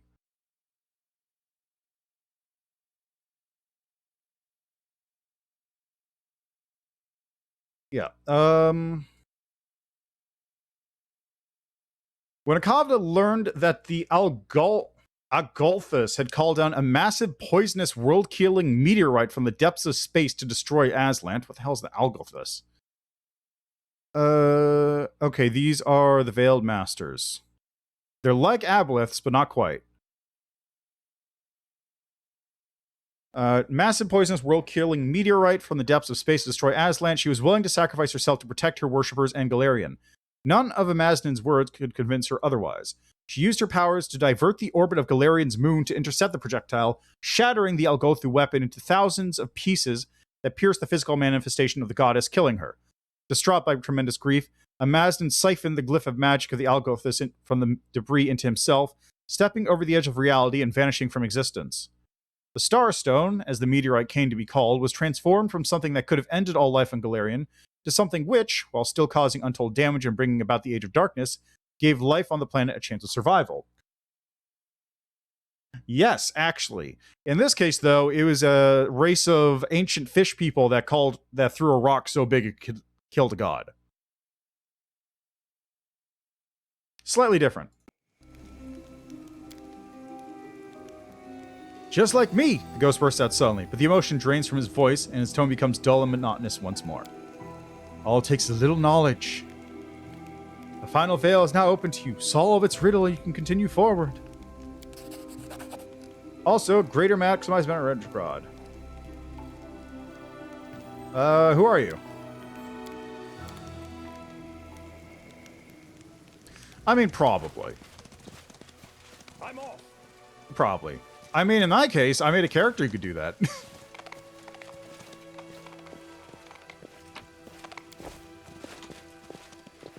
Why bother with ancient occult rituals to call down a world-killing asteroid? We can just do it yourself.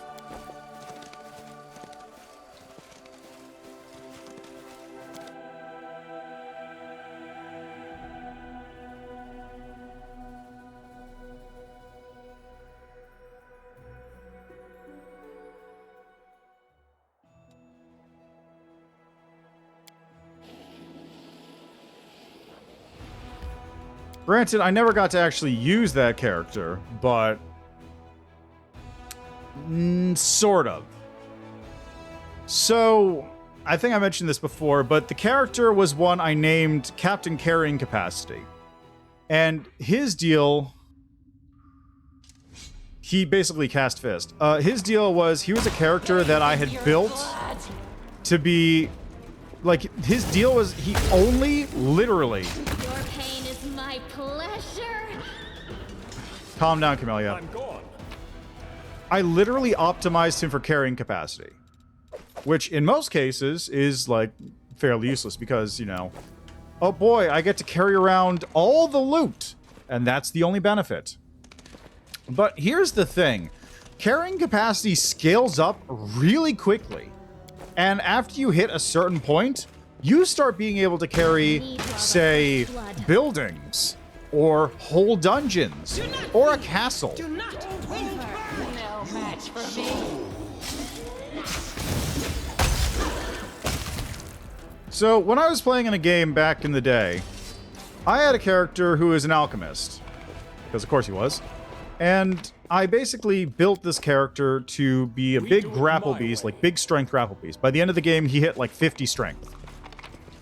And the reason I did that is because, one, I just wanted to be like big Unga Bunga dude.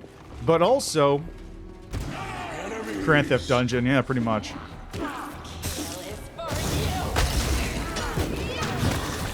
Wow, I can't believe that one survived for that long. But the main reason I did that is because I wanted to try throwing people, just as a weapon. Like, I would grapple people, lift them up, shuck them into the air, deal damage to them via falling damage. Or throw them at other people, you know, whatever works. Save the last one for me. Strike! Remember my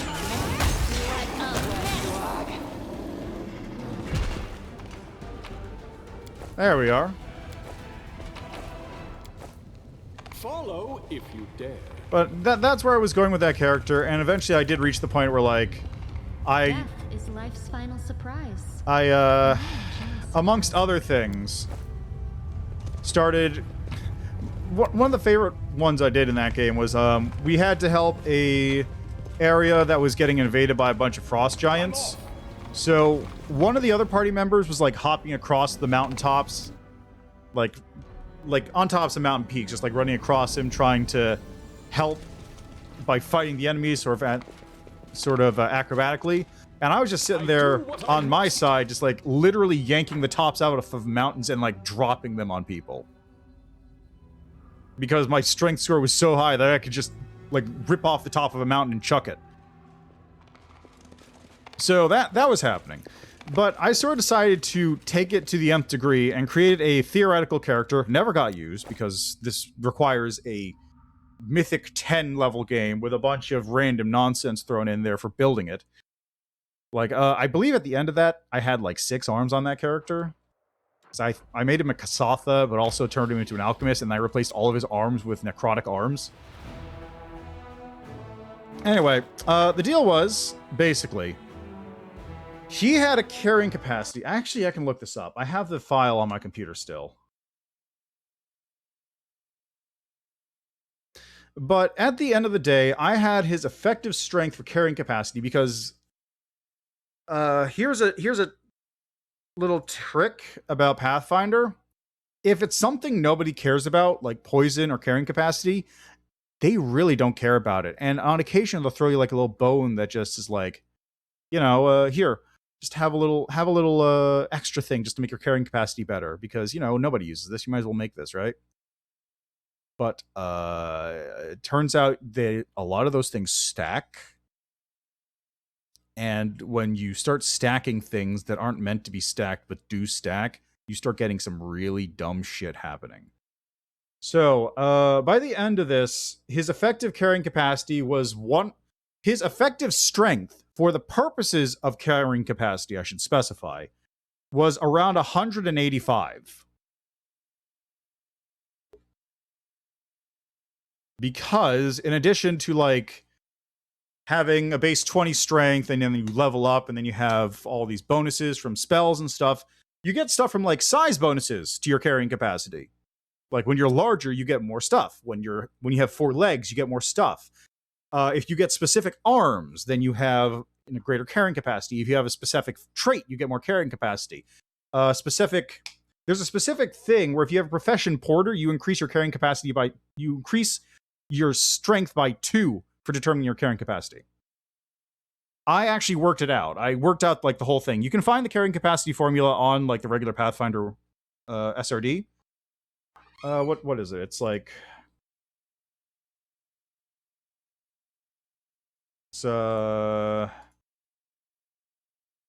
basically it gives you set values, and then for each step over that you multiply like the previous, like if you go 26, it gives you values up to 29, and then if you hit 30, you would take the value for 20 and multiply it by 4. So you basically add however many 10s, and you just keep multiplying it by 4 each time. For every 10 points you are above like one of the given values.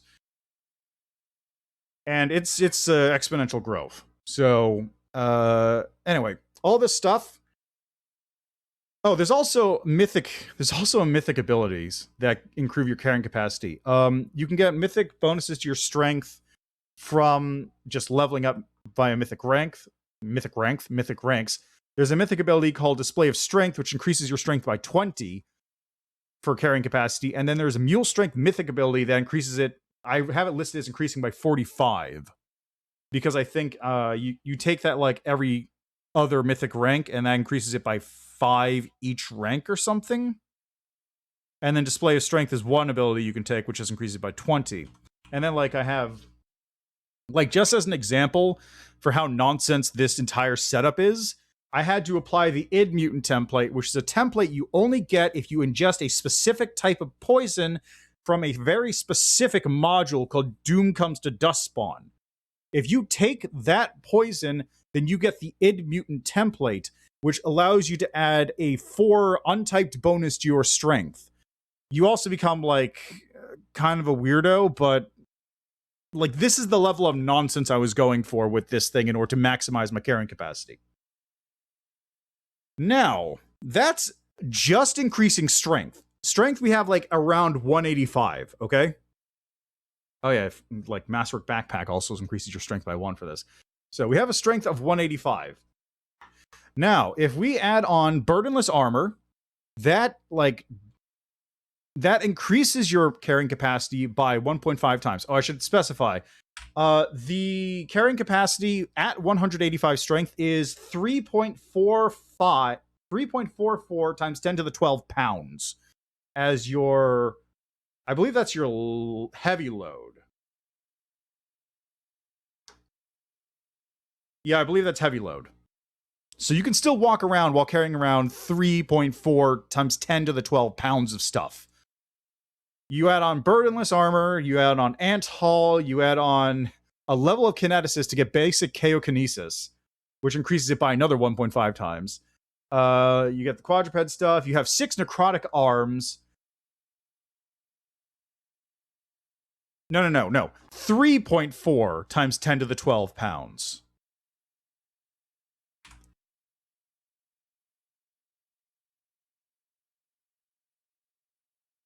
So, anyway, the final carrying capacity is like max possible load. Okay, so how many kilos is that? 3.4. Yeah, that's about 1.54 kilograms. 1.54 times 10 to the 12 kilograms. Anyway, the maximum load you can finally get, if I add up all these multipliers and all this nonsense, is about 2.78 times 10 to the 16th power pounds. Now,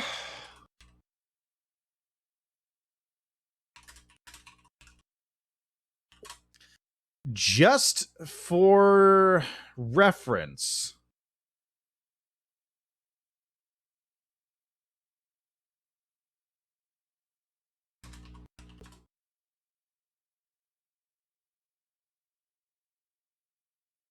okay,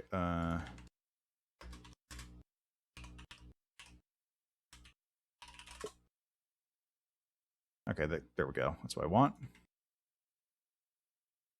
Okay, so just for reference, the entirety of all the biomass on Earth, every living thing combined, if you like congealed it into a singular blob, would be about 4.8 times 10 to the 15 pounds.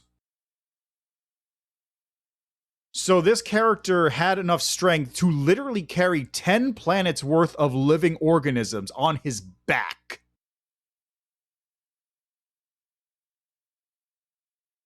That's the kind of nonsense that was going on here. I think I also calculated out, like,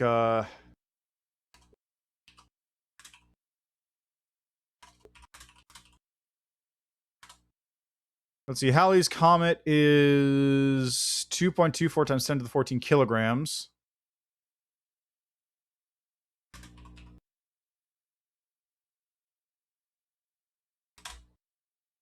Yeah, so he could easily lift Halley's Comet. Like, if you find a bunch of Halley's Comets, you can just, like, chuck them. No problem. Not a problem at all. The man literally could lift these things, like, with his pinky finger. That is what happens when you do this stuff. Yeah, which is a lot. He could probably... I think like, the Comet stuff, for example, he could chuck around. He could probably lift an entire city out of the ground and just carry it. No problem. Like, this is... Here's a secret about optimization. Find something that nobody cares about because everyone thinks it's bad, like carrying capacity or poison or something like that. Or speed. Speed's a good one. Find a way to optimize it. Because here's a tip. They probably didn't care enough to balance anything around it. Poison is secretly the most overpowered thing in the entirety of Pathfinder, but only if you're able to put in the work to get it to that point. I told the story before, but I made the character who,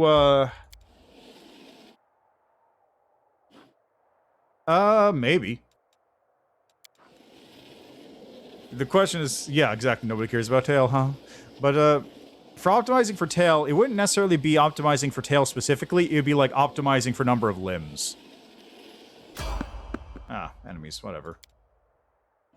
But I'm just like, there's some dumb stuff you can do with Pathfinder once you get in deep. You'll make a fine trophy. Oh, the Retriever killed itself, nice. I'll cut you wide open. We are the light. They are the darkness. The heartbeat quickens.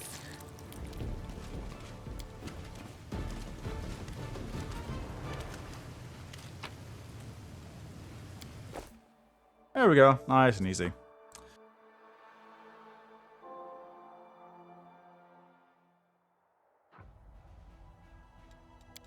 Don't speak too soon.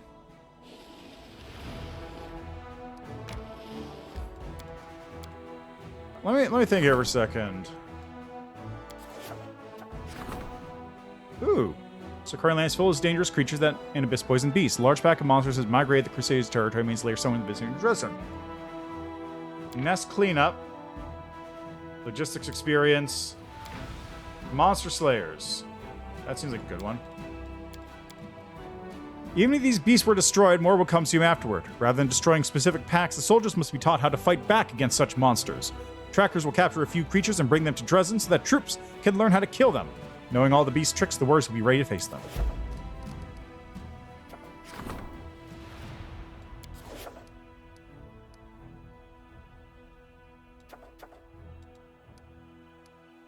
Do a pardon. Yeah, basically this is it. Chanting the face to his mask. Might as well do this. Okay, so if I was optimizing for a number of tails, right?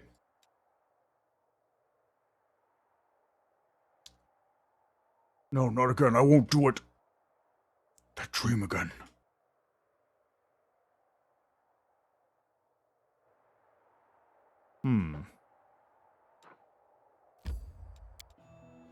The main trick is it's hard to get multiple tails on a single person because you would need to have the ability to grow extra tails somehow. So maybe like Tiefling going into Draconic, some kind of Draconic sorcerer thing that gets you tails. You could also splash some Alchemist in there to get a tentacle, which is kind of a tail. Or Metamorph, perhaps.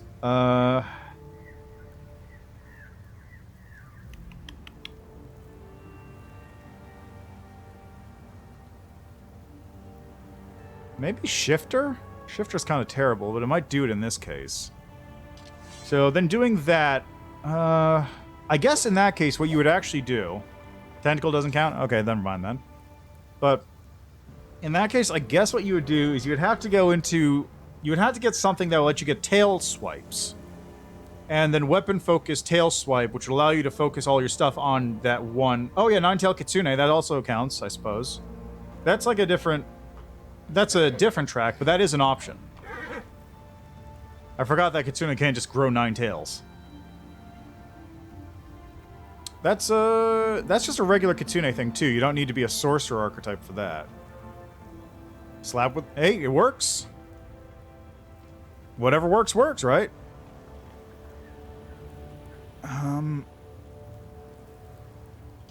So yeah, you get magical... Let's say you get magical tail, and then you can also... If you just do that, you can also potentially go into... I want to say there's a part of the Draconic Bloodline for sorcerers, or possibly going into Dragon Disciple that lets you get a Dragon Tail slap. I mean, it gets magical power from the tail, which is almost there.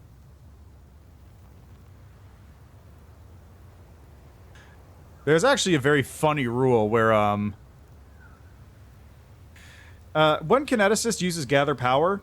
They have to have all limbs using Gather Power. So if you're a Tiefling, for example, you have to use both of your hands and also your tail to, like, focus your energy. So with a Kitsune with 9 tails, you could actually, like, have it, like, focus its energy on its tails to fire it out as a beam. Because that's technically how it has to function in the rules. You get no benefit from having multiple tails, of course, but that's that.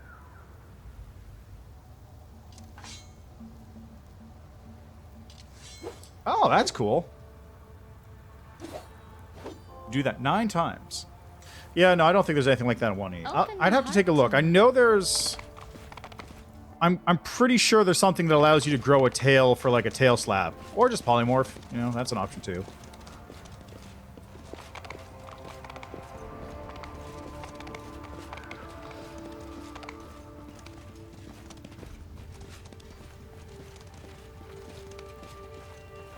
I'm gone.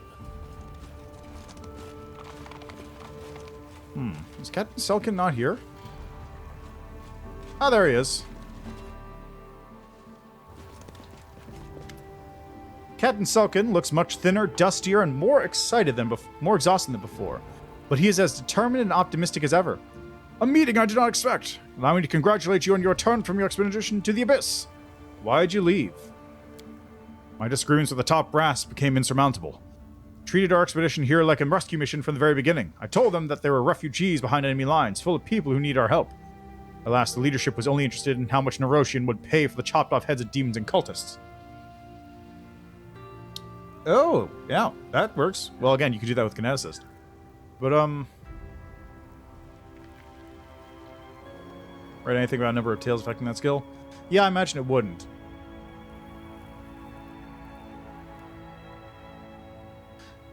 I feel like there's got to be a way. I feel like there's got to be a way to maximize tails for some purpose. There's got to be a way to do it. After just a few months, they sent their emissaries and tried to remove me from command. I don't mind facing a court of my comrades, but who would carry on my mission? So I left town and had a little venture of my own.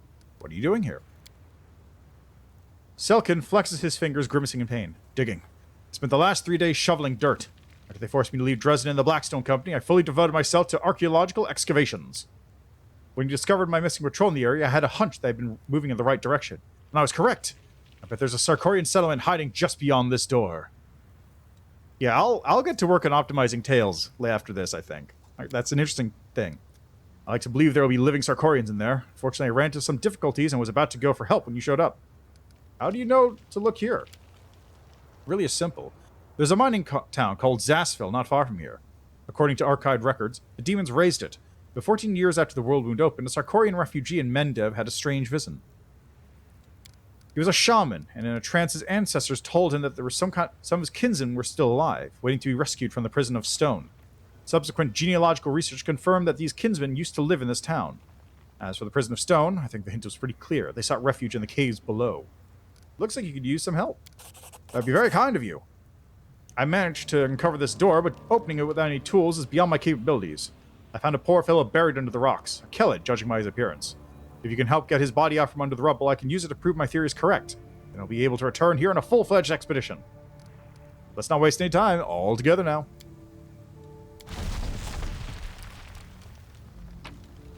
A key.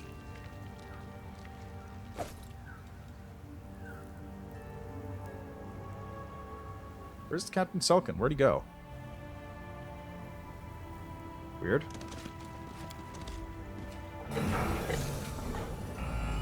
Oh, fuck off! Oh, come on! Oh, come on, man! Really? They even had the siren blaring.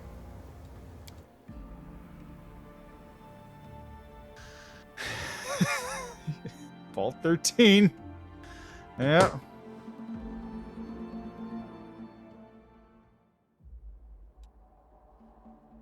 We do it my way. Aye.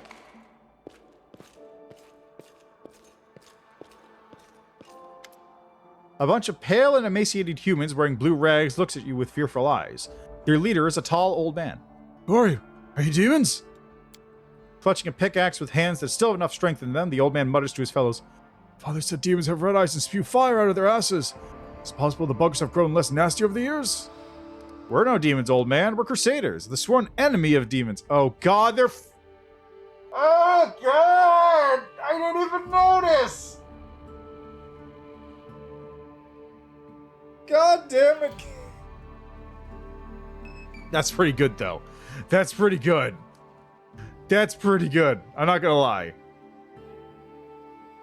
That's pretty good. The gray-haired man lowers his weapon and turns to his comrades with obvious doubt. Crusaders, who are they? Father never told me about them. If you aren't demons, welcome. The old man makes a serious effort to crack an amiable smile.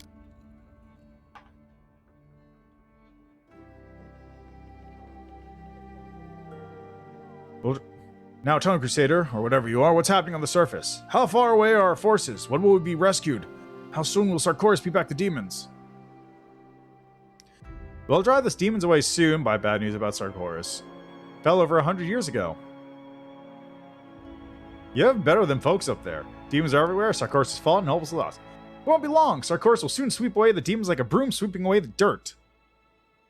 What, you don't know? The war is over. Sarkorius is now a democracy ruled by the demon lord Galfrezu, the taker of armies. Taker of armies.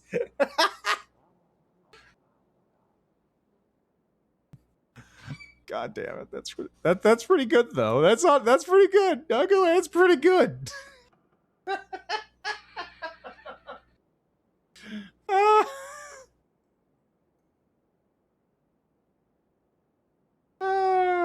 That's pretty good. That's a good one. That's good. They were having fun with this. They were having some fun with this one. We'll drive away the demon soon, but Sarkorius is gone. The old man's face grows dark. So that's how it is then. Sarkorius is no more. Our kinsmen, our clans, our country, everything's gone. You brought ill tidings, and many sad songs will be sung around our fire tonight. Who are you? What do you mean, who are you? We live here, you know. This place is called Mine Shaft it's Vault 14. Back when they mined iron here.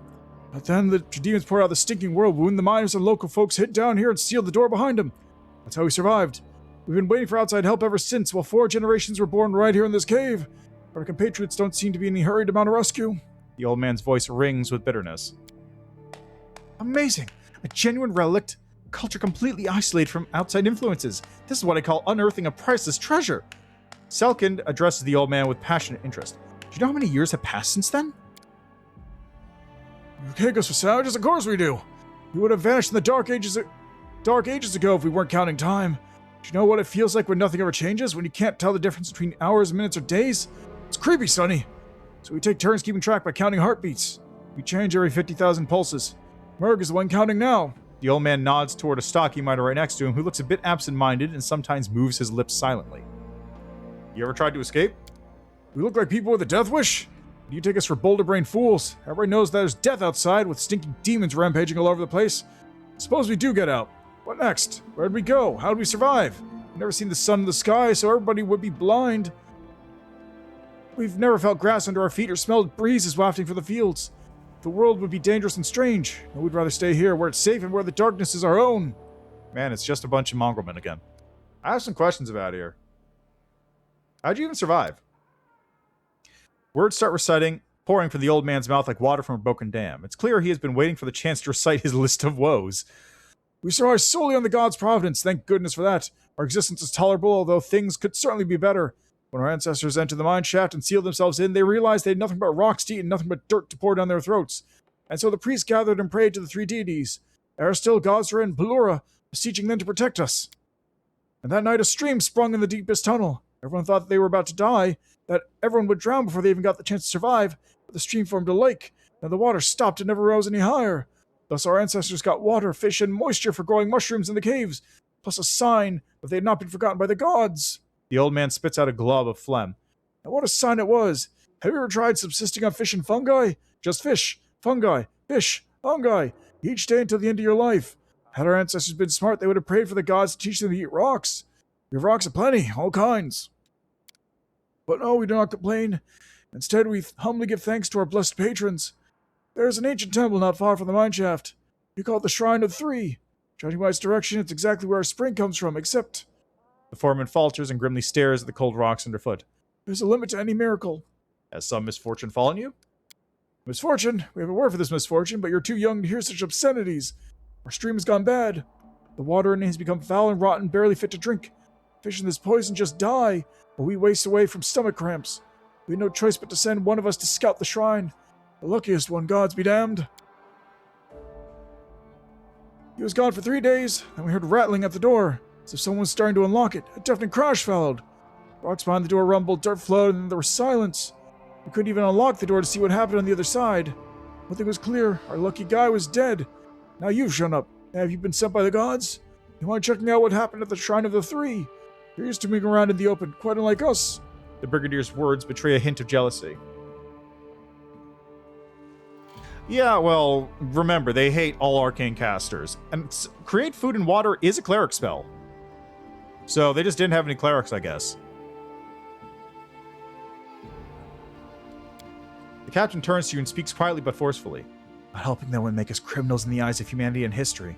I'll deal with it. The old man nods gratefully. That's good, outsider. Do not fail us. We've already had our fair share of suffering. The foreman makes a brief arcane gesture, and you feel a gentle breeze caress your face. Warding spells protect the shrine, but they'll not harm you as long as you bear my mark. I want to know more about the Shrine of Three. Our ancestors visited the shrine to pray to the 3 gods who looked after our people.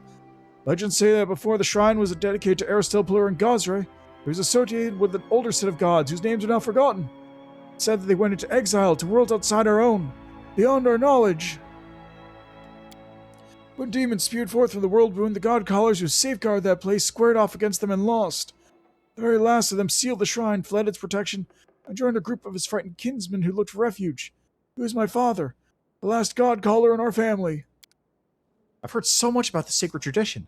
God callers would contact the lesser deities of Sarkoris, clan gods, and sometimes even patrons of individual families.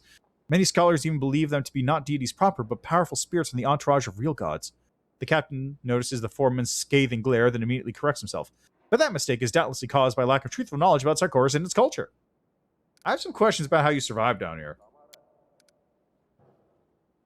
The old man adjusts his blue rags on his shoulders, then nods regally. Ask away if you're that curious. I'm the foreman, and I speak for all of the mineshaft. Tell me more about this place. The foreman's voice is filled with a mixture of pride and bitterness. The mineshaft is our home. It's a large and glorious mine, except what nobody ever expected humans to dwell here. Top passages were exhausted ages ago, and we used this space to build our homes.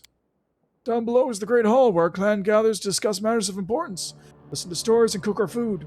There's a crack in the rocks that sucks out the smoke and allows fresh air to trickle in. Small tunnels run deep. They're very damp and good for all kinds of mushrooms. There's a lake at the very bottom. They say our ancestors used to fish using bait, bugs and worms, that kind of thing. But we spear our food. We dive into the deep and stab fish with pointy sticks. Our home is a harsh mistress. It wasn't built for men. It was built for work. But what can we do? What are those clothes you're wearing? They're mining overalls. What do you expect us to make new clothes from? Fish scales? These garments were worn by our forefathers, and they're the only thing from the service that we have left. We patch them up as we can, but they get threadbare anyway. We'll be walking stark naked in a generation or two, like kobolds or some other beasts. That's alright as long as our descendants keep counting time so we don't turn wild. If we forget time, we'll become animals. Grow fangs and eyes as big as saucers. Then we'll devour one another. The old man grimaces. What's your name? My name was Jarrison at birth. For the last 24 years, people have simply been calling me the Foreman. It started in the times of my father, and the oldest dweller of the mine has been called Foreman ever since. The old man strokes his hair. My father was a great man, pious priest, a leader, and a god caller. Alas, he cannot teach me to call the gods, and he carried his knowledge with him to the grave. My family still honors his memory. You satisfied my curiosity. I have to go. Since you're not a demon, go. And make sure you wear a hat or the sun will burn your head.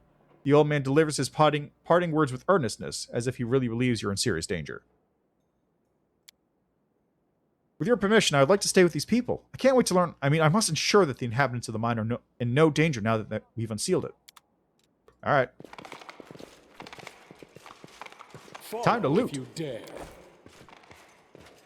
Oh, I can explore. Sick. Got mushrooms. More mushrooms, of course. Interesting. Mushrooms. We got some random gear. A little bit of meat. Corrupted animal meat. I'll trick you. I'll give you 6 bottle corks for your cape. Give me 12 6-bottle corks. 12, that's absurd. That's really funny. That's really good. That was easy. I'm off. There's something here.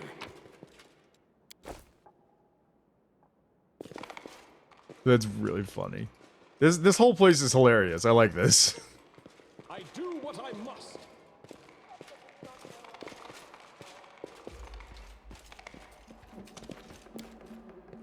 Hey, look, Camellia, it's an entire civilization you can kill. Are you going to go on a murder spree again, you psychopath? I'm gone. Oh, this place is pretty grim, isn't it?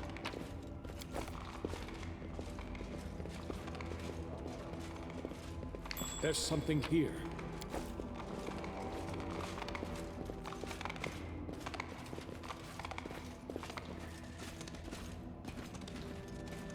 Giant mutant centipedes that they graze. Look at this. We do it my way.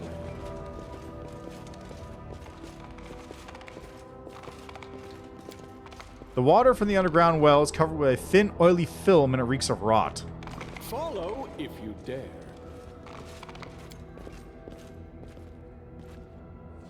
He was a good druid, deeply spiritual, may he rest in peace. Always good with nature, even grew a tree out of his head. Grave looks very fresh, but the tree growing from it is surprisingly mature and tall. Right, he used to say that was how nature sent him all the clever thoughts in his head. He was a very smart fellow. I'm off. that feels like a... God, was there a thing in Fallout where a guy had a tree growing out of his head or something? I feel like that's a reference, but I don't know that one. That might be a Fallout... Let's look it up. There was a ghoul?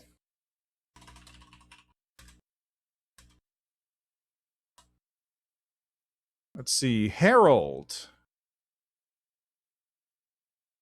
Let's see. Harold is a unique denizen of the Wasteland. He survived the Great War in a vault and has witnessed many pivotal events and met with a multiplicity of influential people throughout his travels across the former United States.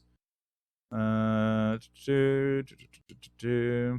is a kind-hearted with a comical personality. He made many friends throughout his travels, potentially including the Vault Dweller, the Chosen One, and the Lone Wanderer. He's kind of children and treats his branching attendants with respect. So yeah, he's a ghoul with a tree growing out of his head. Oh, wait, I remember this guy. So Fallout 1 and 2 I haven't played, and there's like, it's ghoul with a tree growing out of his head right there. In Fallout 3, I do remember there being a tree that you can talk to, very vaguely. It was like in a weird grove. I just very vaguely remember that.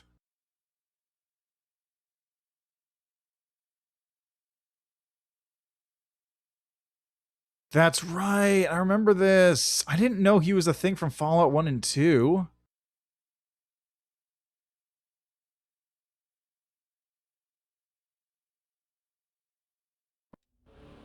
Ah, well, there you go. He was also in 3. You can kill him in 3, as it turns out. I remember vaguely going down into the, like, area to kill his heart. Like, just... It's been a while, though, since I played Fallout 3. I played that, like, on release.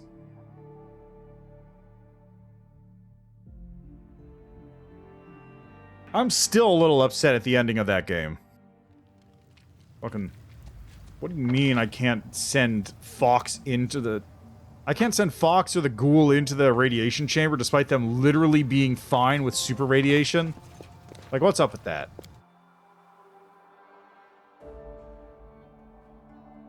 Of course, because I'm immune to radiation, I should be fine in there, Fox says as he goes in and apparently just, like, instantly dies.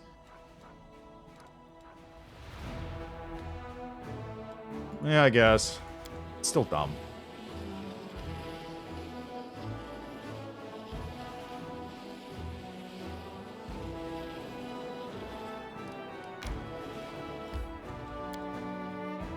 Alright, what's going on over at the Shrine of the Three? Yeah, I mean, that's fair. I feel... No, because Frey's dead's in this game. Maybe they're not super dead. There's a difference between, like, regular dead and super dead. We do it my way.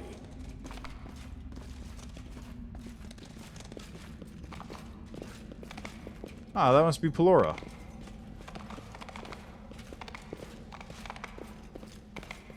Oh, what's going on in here?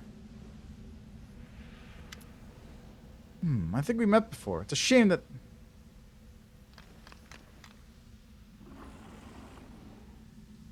Oh, what? Really? You're back? I think we met before. It's a shame that this time we'll not meet in a tavern, but on the field of battle. A shame for you, of course.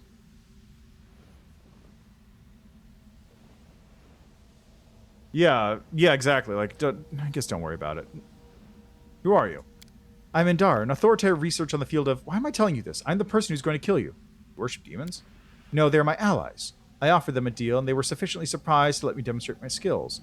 After I planned and flawlessly executed an operation that destroyed a Blackstone Company patrol, my new colleagues were forced to admit that they could use my services as a tactical leader. Why'd you come here? It was you who brought me here, or your mercenaries to be precise. As the wise Sir Co would say, the seventh rule of tactics is to translate your schemes into action with one hand as you distract your foes with the other. We noticed that Blackstone Company patrols were scouring the area, so we set up an ambush and interrogated the prisoners we captured. They blabbled about a hidden Sarkorian refuge not far from here. We never found it, though. My new allies offered a wide range of ideas from let's grind these mountains into dust to humans be damned, let's get out of here, but I came up with a better plan. If these people still live, they must have a source of food and fresh water. We used magic to discover an underground stream that runs from this temple. By defiling it and poisoning its water, we managed to lay siege to the Sarkorian refuge without even knowing where it is. A brilliant plan, isn't it? Is there any way I can convince you made a mistake by consorting with demons? Indara shrugs dispassionately. You may try, but you are unlikely to succeed. I have weighed all the available options and decided that these demons would be my optimal helpers in my current situation. It pains me to admit but I've grown disillusioned with the last war of Jitska. Even that legendary conflict fails to meet my high standards. It's obvious that Galarian cannot satisfy my needs, so I wish to move to a more fitting place. The Abyss consists of countless realms embroiled in endless conflict, so there must be at least one that will suit my requirements. So, you're not a history boo. I don't know, what do you call a weeb that isn't actually doing Japan stuff? Like, this person was, like, all up in, like, the conflict, the last war of Jitska. Just like, oh man, it's so good. Oh, the combat's so good. Oh. And then, at this point, it's just like, no, that war is old hat. I'm bored of this now. War boo? Sure. I don't... What is your goal, I don't even know what you are. Are you a dude or a chick? Whatever. What is your goal, asshole? Like, what was your plan? What is your plan? Did you read so much about this war that your brain rot and thought that you had to find the best war in order to get your war on? Like, what is your goal here? The demons grinned viciously, exchanged glances, and cast bloodthirsty looks at the back of Indara's head. What kind of place are you seeking? I long to see a world where weapons are so perfect that crude contests of might have become pointless. Imagine a war where every single soldier, without exception, possesses a crushing might that no armor can deflect. A war where the outcome depends entirely on tactics, flexibility, concealing yourself in your true intentions, or displaying superior planning and intellect. Yeah, I guess, but also it's just like... this person's just a loser who just is like... You know who this person is? This person is the kind of person who walks around with a sword because swords are so much better than guns. And by the time you draw your gun, I could have stabbed you already. That's who this person is.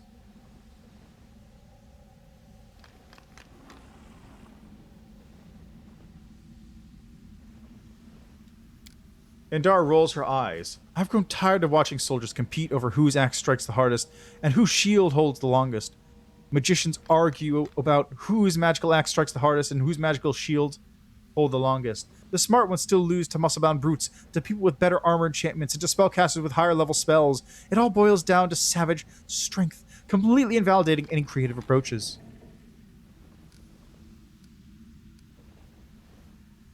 The demons will kill you as soon as you've outlived your usefulness. Of course, I have accounted for such an eventuality. Should that happen, I will destroy them all and resort to my backup plan. Among the surviving Sarkorians, whose lives I practically hold in my hands, there should be at least several practitioners of a peculiar magic tradition, the God Callers. I will make them call upon their higher powers and transport me to whichever abyssal realm I deem appropriate. Otherwise, I will completely cut off their water supply and let them die of thirst. The demons' vile grim fade. They look at each other with uncertainty. Have you heard of the Grand Duchy of Alkenstar? They invented something called firearms. They're weapons that kill from a distance, can penetrate any armor, and anyone can use. They are, in fact, incredible, except when they misfire. Also, they only attack within touch AC, within like 30 feet, I think. A ranged weapon of devastating power? That sounds promising. It would render armor obsolete and increase the importance of camouflage and maneuvering. Plus, its universal availability would make large-scale battles impossible. Intriguing. Quite intriguing, but the idea of entering into the abyss sounds more enticing so far.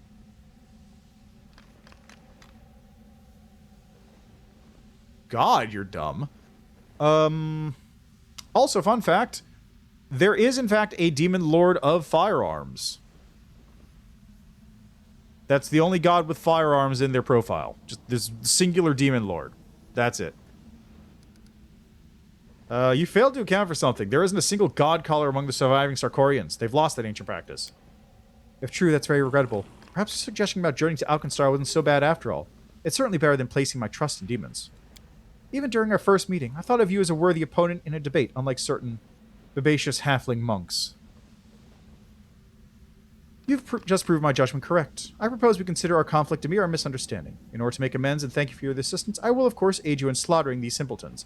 I suggest you use tactical strategy number... Oh, explaining would take longer than dispatching them. Let's just finish them off. One of the demons shrieks furiously. You'll pay for that, wretch. Let's kill her the way she taught us. We'll see what her lousy tactics are worth.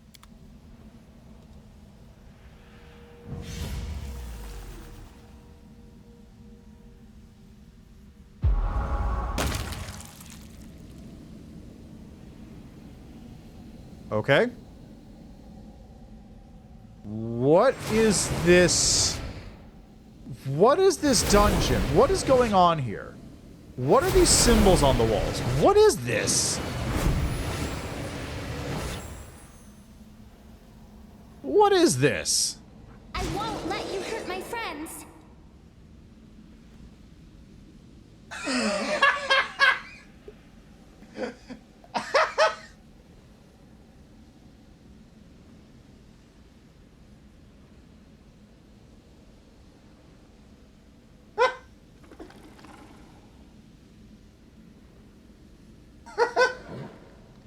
Oh my god. What?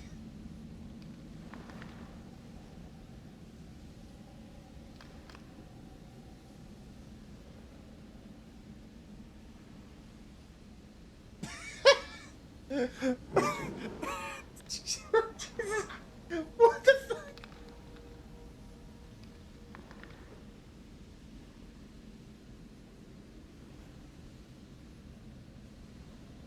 That's incredible. That's amazing. That's ridiculous. They'll beg me to stop. The spirits demand your What blood. the fuck, man?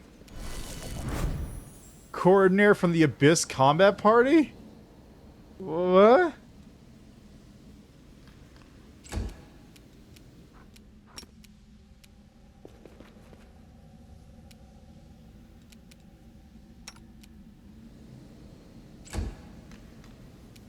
What do you mean, coordinator from the Abyss Party? Too late for apology. Oh, there goes Indara.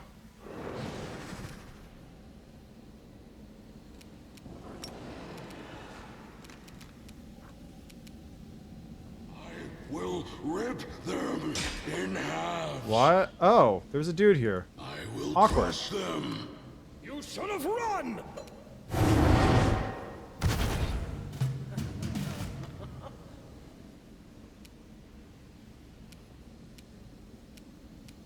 You are today's sacrifice. Really? I'll rip you apart! The light. Take you. There we go. Problem solved. I'll hit you. Come at me. Ah, mirror image. This will hurt!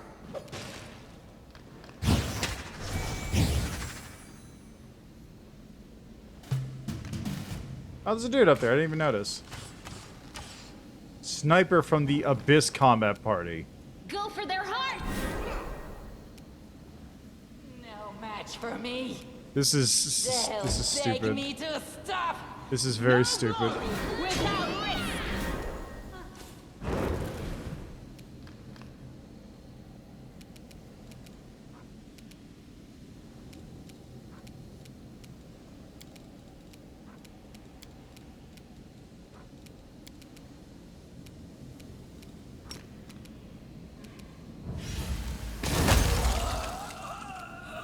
Reap what you sow. Don't hold back!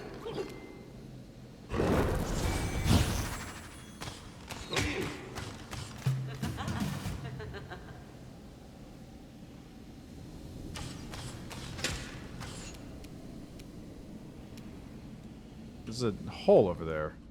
Curious.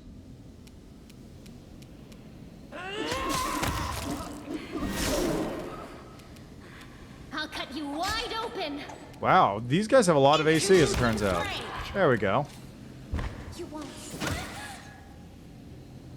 I will rip them in halves. Oh god, there's a bunch of traps everywhere too.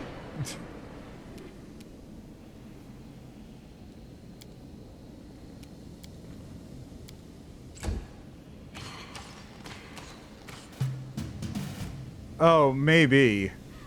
I bet it probably is something like that. Okay, Indara teleported. I'll rip you apart!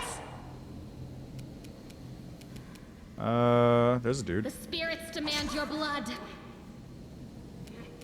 The Inheritor, guide my blade. Surrender or else. I will. Alright, next combat.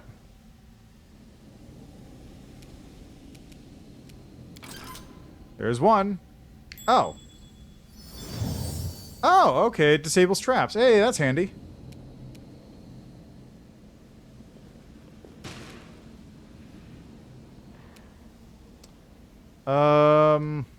I like how I can't even disable it. Like, I'm locked into this mode. I'm just straight up locked in here.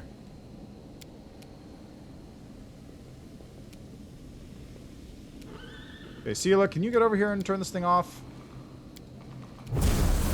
Hey, there's one of them.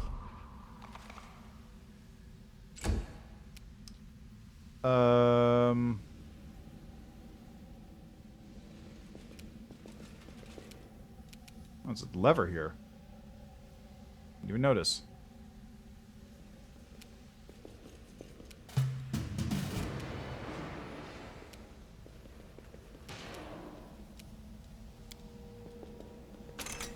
There we go. That's another trap down. Woo! I mean, if I manage to loot these dudes and they do have power armor... Yeah, right? This would be really annoying. This is very silly. Too late for apologies. I should probably give Wendwog immunity to cold. I'll hit you. No glory without risk. Alright, Trevor. Keep moving this direction if you would. Just get over here. Next turn you can do this. Can I come over here and turn this lever off if you would? What are you doing? Strike! Can I attack? They'll beg me to stop. You won't stop us.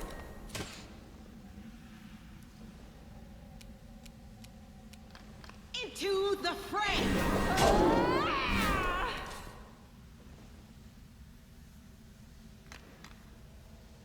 Oh, right, because you have mobility.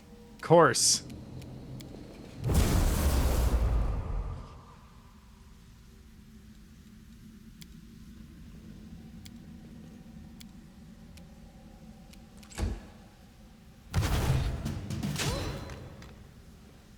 I'm surprised these guys are still alive. You should have run!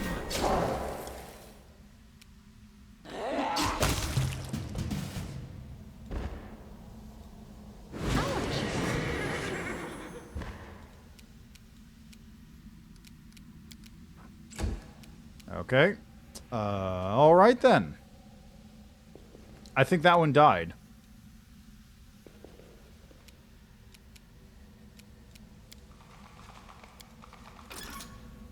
There we go, trap removed.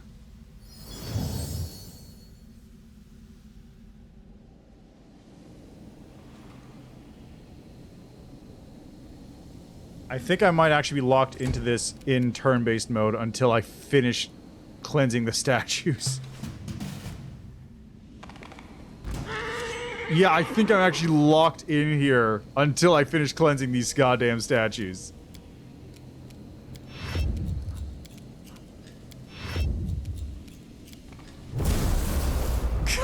God, what a sequence. What nonsense.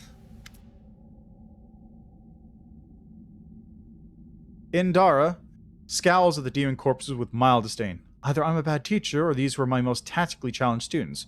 In either case, I don't mourn their passing, but I do mildly regret the fact that our acquaintance happened to be so brief. The warrior woman speaks in a candid tone as she looks at you.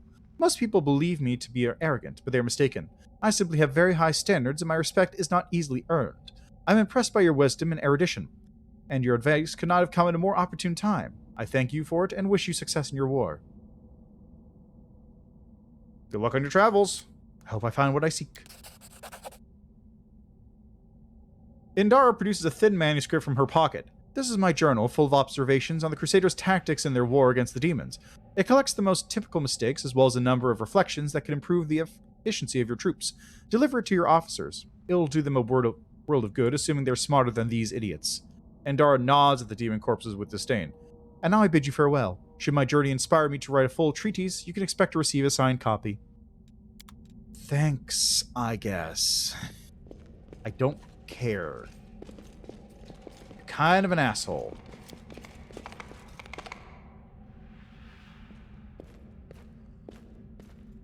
What do we have here?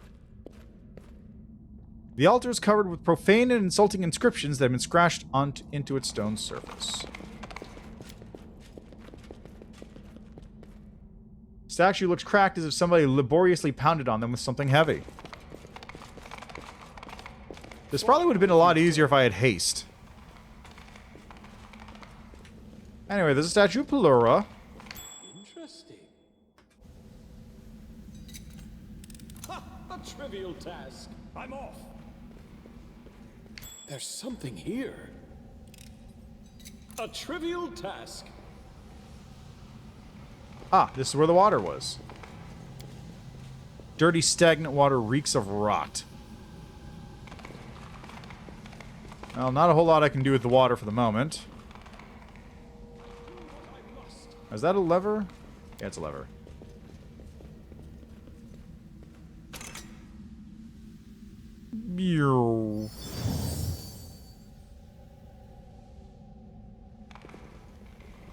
What a bizarre sequence.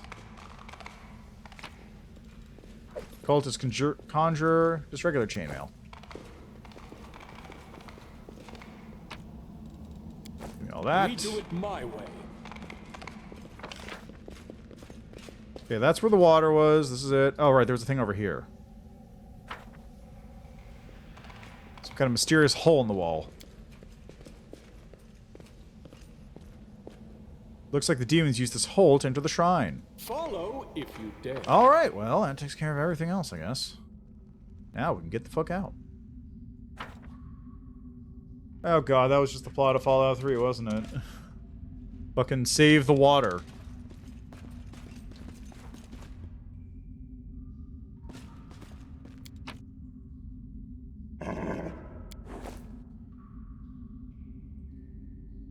Cleanse the water so everybody in the wasteland can have free and clean drinking water. I mean, it was also Fallout 3.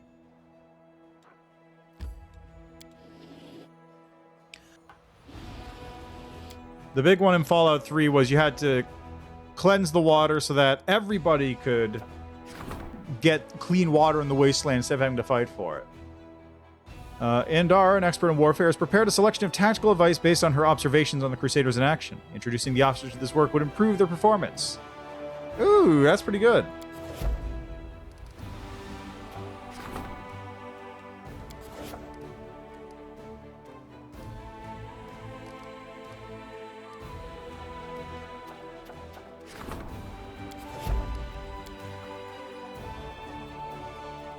Oh, well, there you go.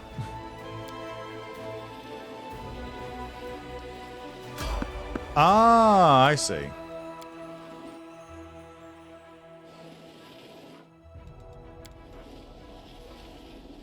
Ah, gotcha. Yeah, so that's probably closer then. That would also make more sense, given that they have a ghoul with a tree head and all these other things. This is probably just like a Fallout 1-2 reference more than a Fallout 3 reference.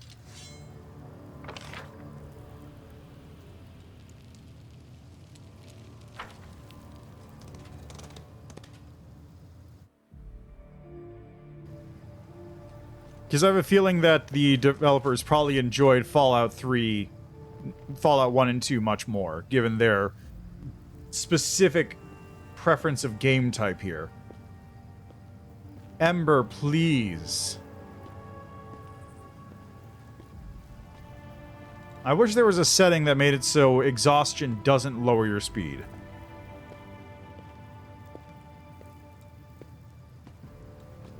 I do what I must.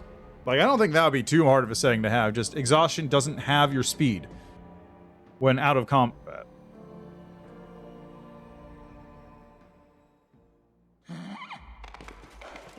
Hello.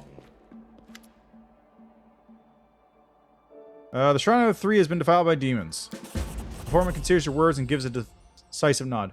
So things are really that bad, then? Oh well, we'll teach ourselves new ways to survive. It's not like we had it easy before, so we'll get used to it. No fish? We're sick of fish anyway. The water stinks. It was there for drinking, not sniffing. If our guts twist, so be it. Nobody's died of cramps yet. Thank you, Outsider, for trying to help. We'll make it somehow, don't you worry. There'll be a reward for you, and then you'll leave. After you do it, we'll close our little door and cover it with rocks just to make sure. We don't want demons from the world wound to come knocking, do we?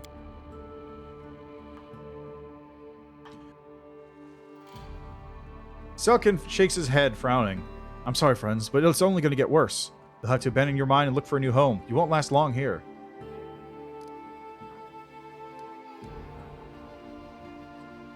Bad idea. Tainted water will rot your insides. A slow and painful death awaits you.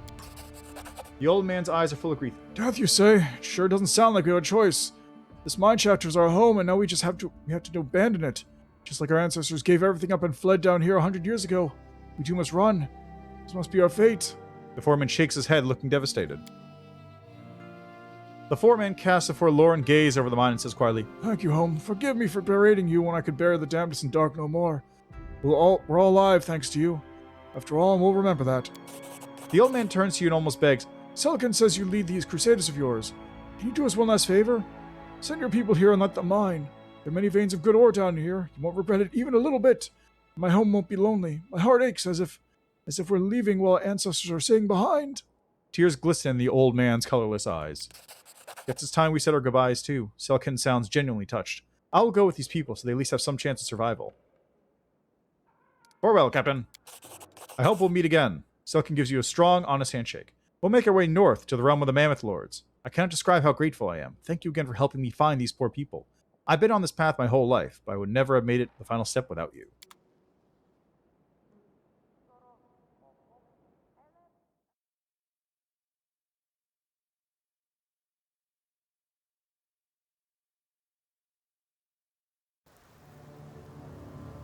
I'm gone.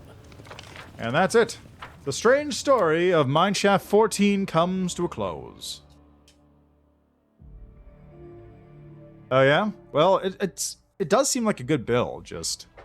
There's no way in hell it's going to be remaining as good as it is. Okay, where do I go next?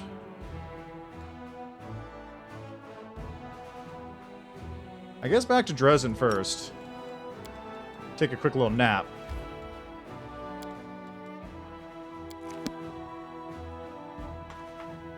Oh, it works in co-op. Ooh. That's true, so you get the... Right, of course, so the bleed damage would still stay high. That makes sense.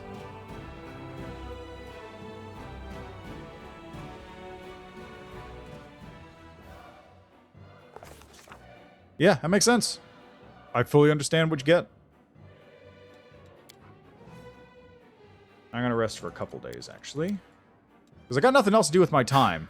You put on a good show, but we'll never believe your supposed change of heart. But if I was still the old Areelu, you would believe it? Oh. You would have believed anything I wanted you to. Your doubts only prove my honesty.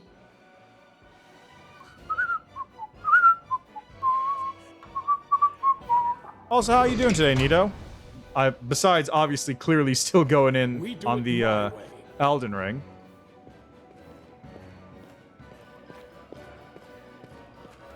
Alright, let's go to the tavern real quick. I gotta talk to Areelu about her dream. Oh, this place is doing well without a proprietor.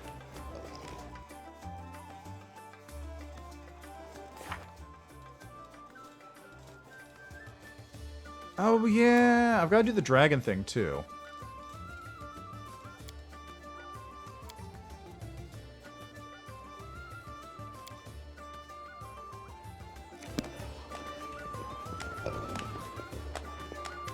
Ah, nice. Oh, you're on playthrough 3. Jeez.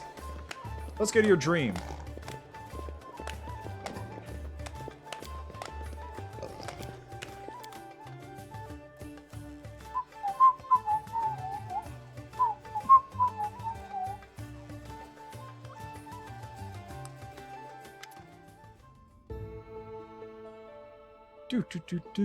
Ooh, good luck with those. What do you dream of? I can try to help you understand your dreams. Teapot on the table. Oh my gosh, the shadow. Planning to drink some tree tea used to drink souls. Really many lives. Compare with your life. And I'll watch this. Ah, a test of my abilities. Oh wow, I can't believe some of them survived. That's actually surprising. You can't have dreams without nightmares. Let's continue. I see a house surrounding the table. Wow, look at that. This looks way stupider when I'm not a dragon.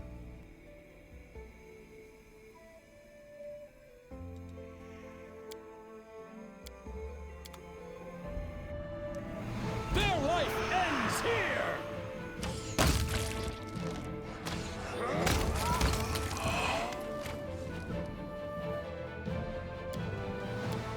Kitchen. Look at who's at the table. It's me. But also, who's that you? It's you. We're laughing. Ha ha ha ha ha. This looks way better than when I was a dragon. Oh, my friends are here too. There's Erebith and Nevia, and I'm not sure, is that Camellia in the back? And there's Ember, and Sociel and Sela, and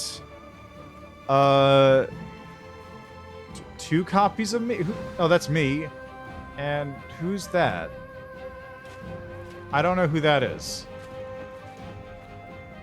A house of my own with friends. This will be quick. Sneak attack, Mongrel's Blessing.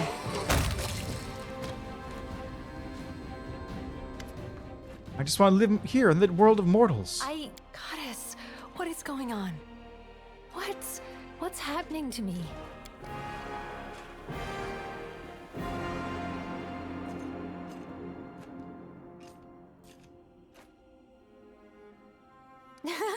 I have changed. I can feel it. The abyss has relinquished its hold on me. I am not a monster anymore. Oh, Desna, this is so wonderful. What just happened? I don't know, but I can feel that everything has changed. Myself, you, everything in the world. Oh, Goddess, this is so beautiful. I had no idea that the world could be so beautiful. How do you feel? I've never felt better. Everything that I hated about myself is gone. I look at you and I don't feel hunger. I don't want to kill. All the unholy cravings I experienced as a demon, they're all gone. So now I just want to be happy, to live and to love. there might be. You never know. So your touch no longer drains life from others? No, I am not a monster anymore. Not a predator, not a weapon. Just a woman, like any other female mortal. What are you going to do now? First, I'll help you win this war. We'll close the world wound once and for all. And then, you know, I've done so many bad things.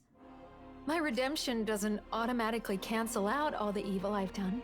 The people I murdered are beyond salvation now, and my nightmares won't let me forget that. But I can still save the others, those who are still alive and in need of help. You found what you dreamed. Congrats! Yes, I have. But you have been beside me every step of the way. I could never have done this without you. Thank you so much. Let's go back to the real world. Yes! I can't wait to see the world through new eyes. Hooray! Urushile's problem has been fixed, and there will never be any more issues ever again. Yeah, exactly. She's literally immortal still. Kind of. No, she is just ageless. She's not immortal. You can kill her. She also lost her blessing of Desna at this point, I believe, but she's also chaotic good.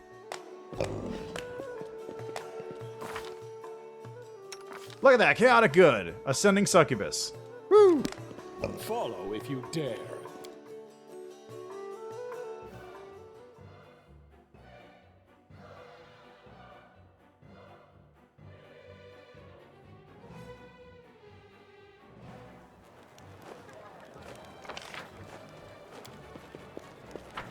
Okay, so now we've got Jatna and Sela. We got Triroads, Crossroad, Darren, Regil. I can go do the Dragon Burial Ground. That'll take a second.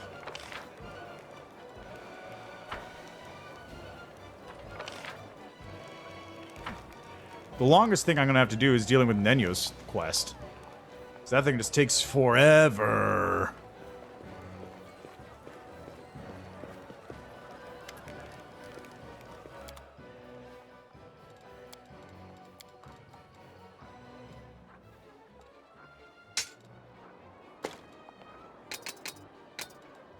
Fine.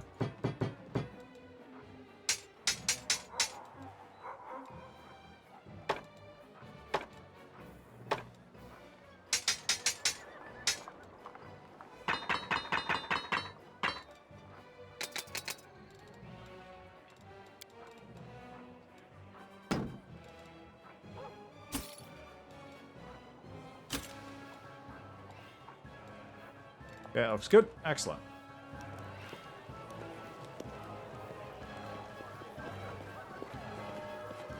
Really? Oh, right. Right, you mentioned that. Actually, I'm going to talk to Windog real quick. Since, we're at this point in her storyline, might as well see what's up with this.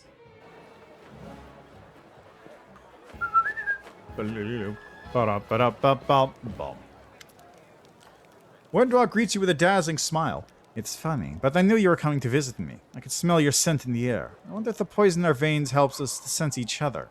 Or have I just learned to read your mind? The Huntress winks at you and chuckles. What are you going to do now that Savamalik is dead and the Mongols are free? For a start, I'll help you destroy all the demons left in the world. As long as they're here, Nethers will never be safe. We're just tools to them, things created by one of their own. As for what will happen after the victory, another war, I think. Nethers deserve their own land, their own piece of the surface, but no one is going to give it to us without a fight. So I'll just have to use force to get it for my people. Want to have some fun? With you, I need time, my sweet. The Huntress rests her light arms on your shoulders. The poison in your blood is driving me mad with desire. Your scent turns me on, and when I touch you, I lose all reason. A smile full of promise plays on Windwog's lips. It's a good thing you didn't die on the rocks, isn't it? Fade to black.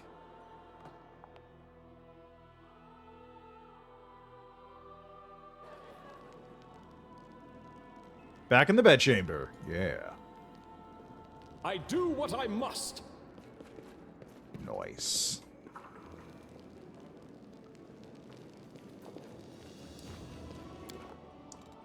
Alright, area exit. Camellia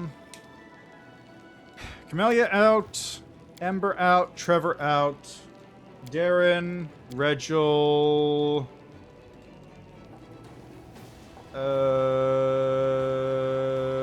Nenyo, I guess?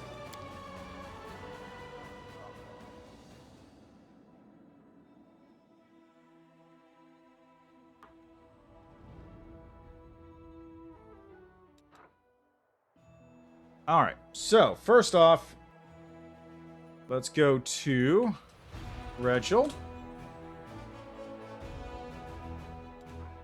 Okay, that's the other Crossroads near Regil Garrison. That's not the one I want.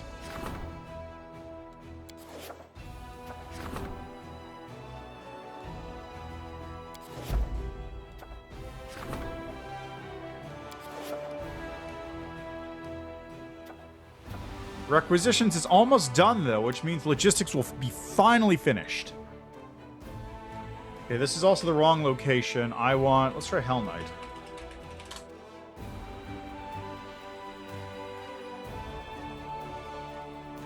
Yeah, that's the one. Excellent.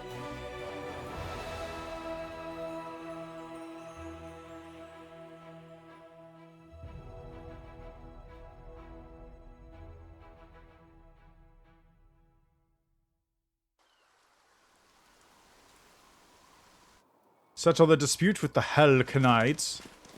Is Regil currently equipped with anything? Sure is. I'm gone. Just make things nice and easy for me. Commander.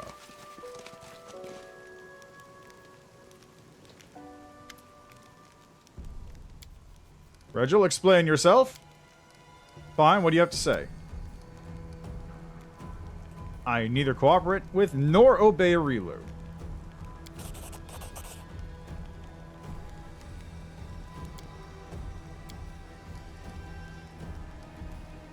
I only use it to oppose the whirlwind.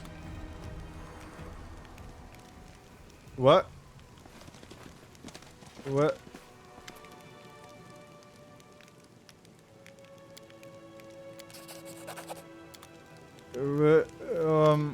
What? What? What happened?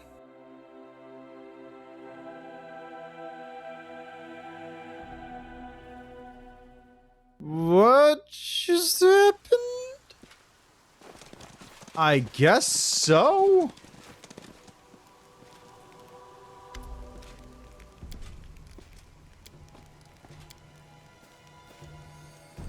I'm neither...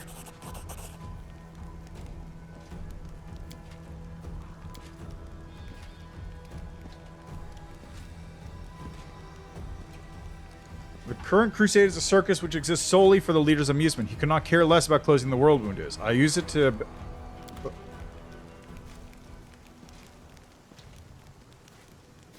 I don't know what to make of this. I do not know what to make of this. This is very weird.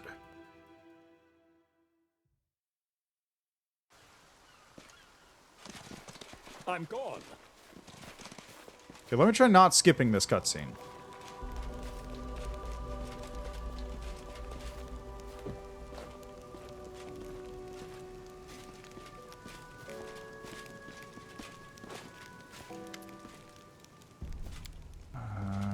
Regil.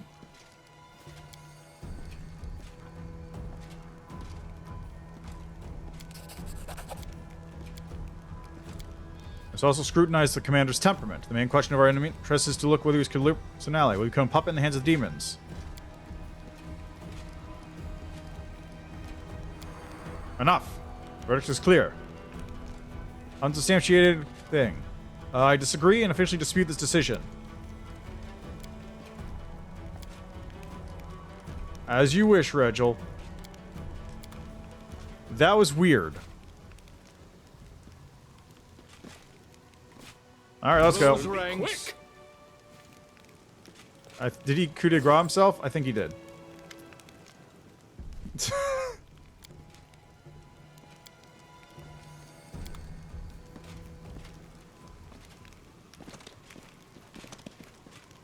Oh god, Regil is just super broken right now. We do it my way.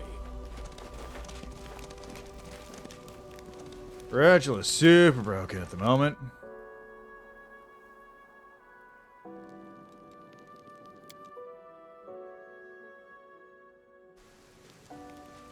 Follow if you dare.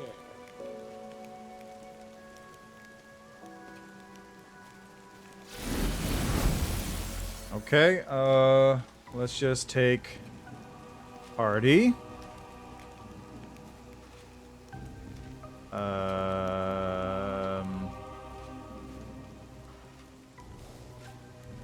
All.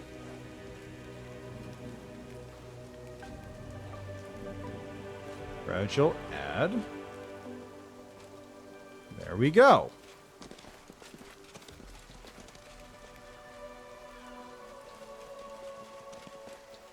Okay, hopefully that'll work. I should probably teleport to Dresden to make sure, because that seems like something that is a bad break.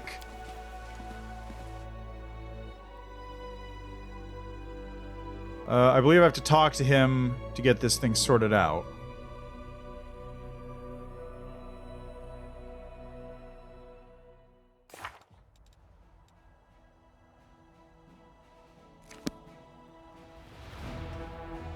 It's not working.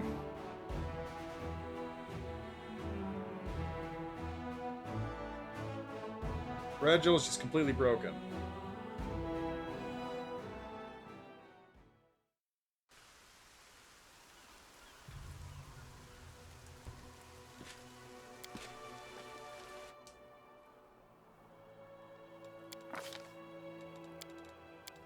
I wonder if it's maybe because he's level 14.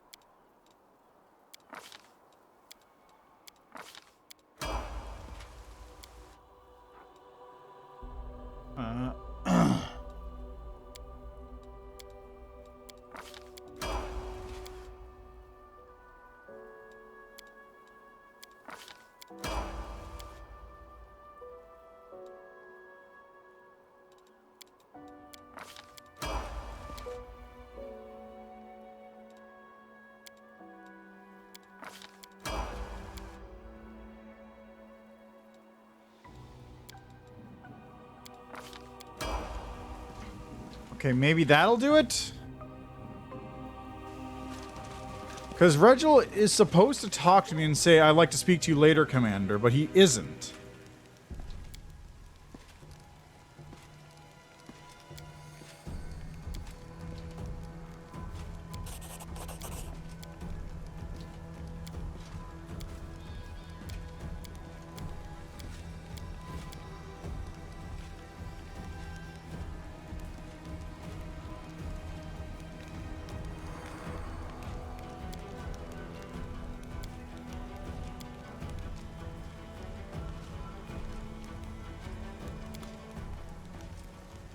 He still isn't there. Okay, okay. So this quest is just straight up broken right now.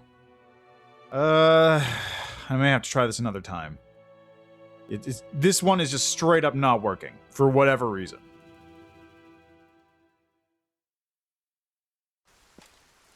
You require my unbiased opinion? Okay then, onwards.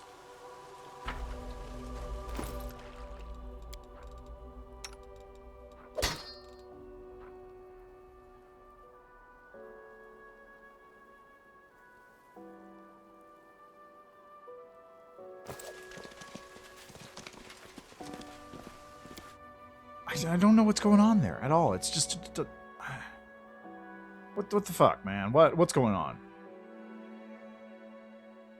Okay, well, let's go take care of Darren's thing, then.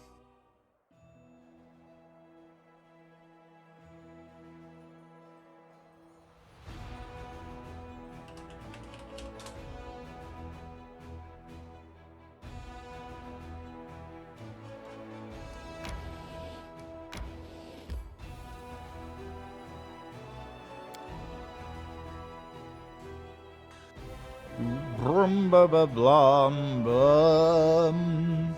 Let's see if the other will kill itself out of fear when I show up. I think I failed last time I did this with skill checks. So what am I gonna do for this? I'm gone. Commander. Hi, what curious installation? Count Arenday, the men of Inquisition find you guilty of treason.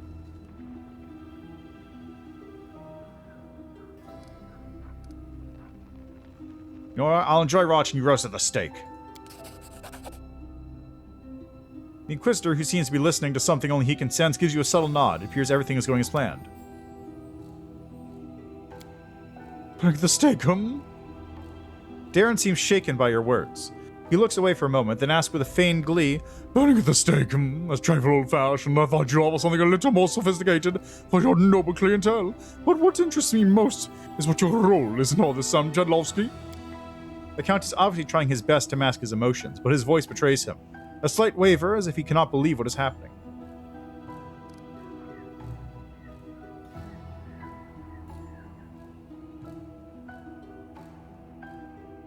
You're arrogant, pompous brat.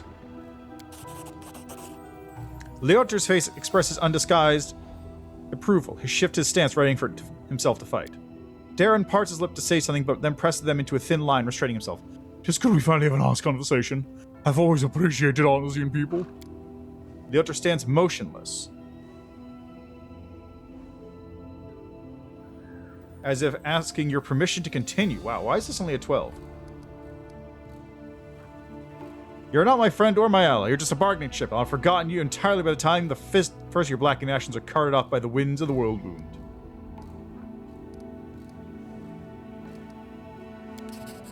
Leoter gives a barely perceptible nod. A circle of runes starts to glow faintly at his feet.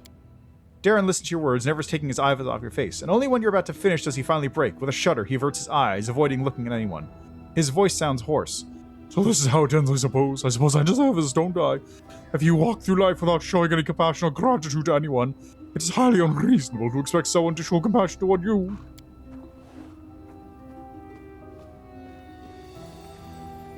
Sorry, I've neither the time nor the strength to continue this conversation any longer. Too much to do something Lovsky and...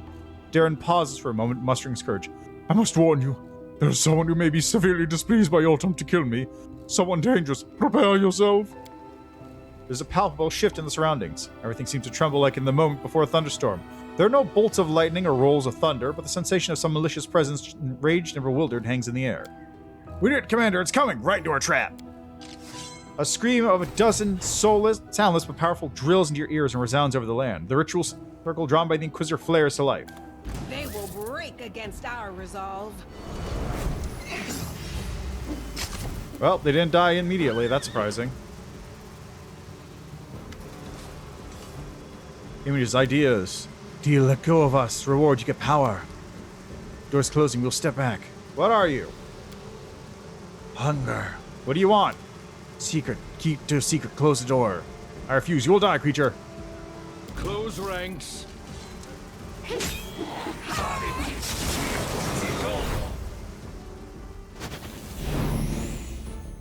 What's up?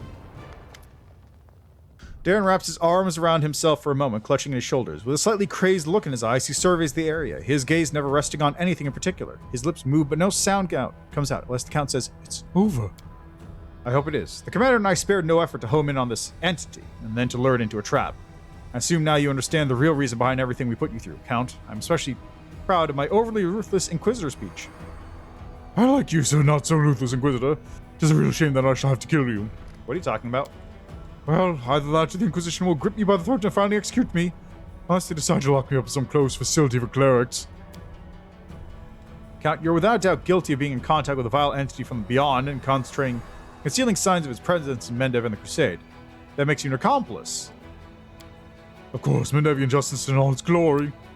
You'll dare to complain, criminal. You've already been shown too much leniency. Commander, he is dangerous and had no intention of repenting. You should be dealt with here and now. My duty depends the case to your Inquisition Tribunal. But can you use your abilities in Oracle still? What does that have to do with... You can, I'm positive. I know how abilities like yours work. Do I get a say with this? Your achievements are great, Commander. Perhaps the Mendevian's Inquisition's Tribunal will listen to your arguments. Darren, do you have anything to say? Are those assembled here? I may know the least about these creatures and what they were trying to do. There must be another way toward this. Another way? I'm afraid there's no such way, Commander. You kill me right here now. Tribunal it is. Thought we understood each other, but perhaps we were friends. You know, Commander, your decision to do the right thing despite the bond you have with the Count makes me reflect once again on what an extraordinary person you are. I'll make sure you mention him to the Tribunal. Perhaps I'll manage to achieve a more favorable outcome. If you can vouch for him, it may prove sufficient to let the Count go free, although I can't promise it.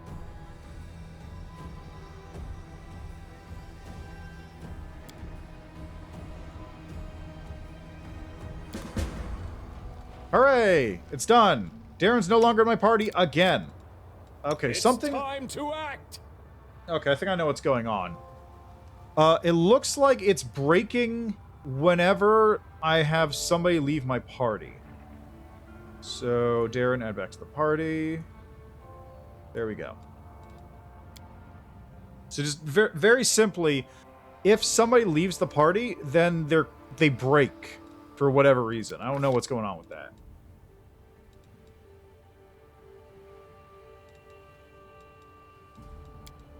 Keep bumping it. Why not?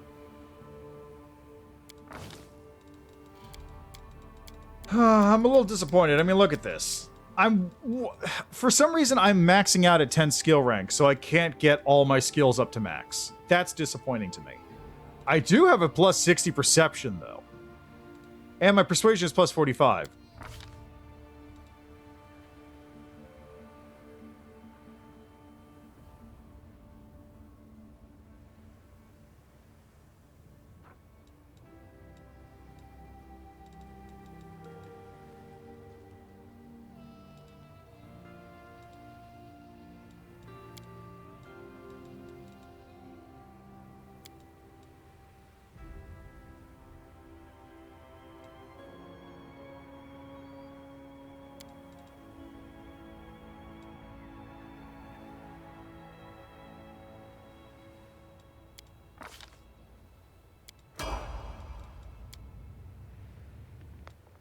Yeah, I guess so. I'm too sick.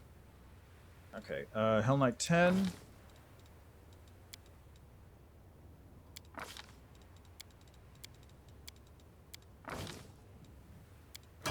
Nice. And Windwog. Level 20 fighter. I don't know, I guess put it there. Weapon mastery. Fighter chooses one weapon, such as the longsword, great axe, or longbow. Any attacks made with that weapon automatically confirm all critical threats and have their damage multiplier increased by 1.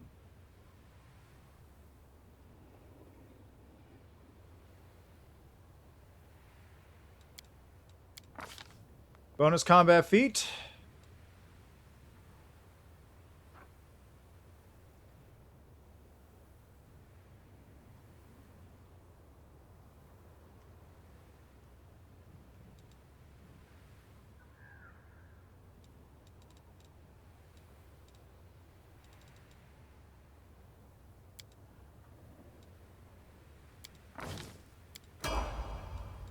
Alright. So that takes care of that nonsense. Everyone, let's go. It's an odd word. Freedom. What do you mean freedom? Because it is akin to an elusive prey. It beckons to you, then slips away, then beckons again and escapes again. Not that I'm complaining, but I doubt the Inquisition will ever leave me alone. And I am no more free now than I was when the other had me by the throat. But that's all right. I somehow managed to survive the last 10 years. I suppose I shall survive a few more at least. I have questions for you about the other and more. Let's postpone this conversation till we are back at camp or somewhere else safe. Apologies, but I'm too exhausted now to talk about it. First, I need to convince myself that it's all over. There is one last thing I'd like to tell you before we go. Even though things didn't work out as I should have liked, I'm still grateful to you. At least for liberating me from those otherworldly entities. I do not think anyone else in the entire world could have done that for me. And even if they could, I doubt they would have wanted to. It feels nice to no longer be a hole through which some supernatural monsters are trying to crawl into this world. As for what happens next, we shall have to wait and see. Indeed we shall.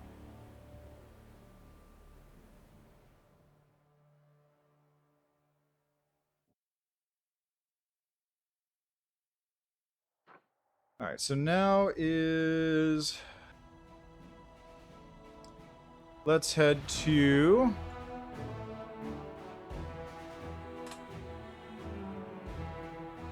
Dragon's Graveyard.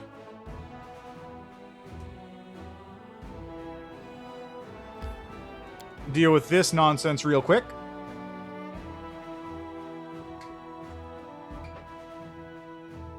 I wonder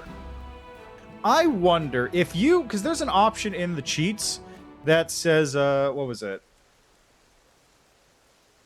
It says, like, include companions that you don't have. Where is it? It's, Because right now I'm using this thing which gives me... remote companions are able to join in the dialogue. Yeah, include former companions. Oh, okay. So that would only include LAN in that case, really. I was thinking, like, if I did that, would that include, like...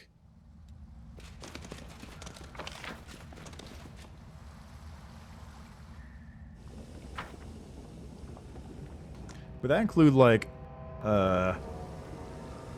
Ivu? Even though I never had Ivu? But it's only former companions, so you can't have companions that you never had join you. That makes sense. Does make me kind of want to try out the every path option, though.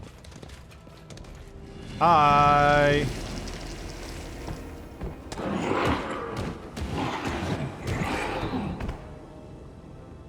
You can't keep the alarm bell sounds forever! I don't need the bell, I'm destroy it! Stop him! There you are, Commander. What child are you talking about? Child of blah blah blah. Dragon? Did you enjoy my charade? I have some questions. Why is the child so important? It's child of the... Apsu. Lathmas, you're a priest of Dahak? Sure am, it's sick. What does the bell do? Calls dragons. I'll help. Pokagal, the keeper.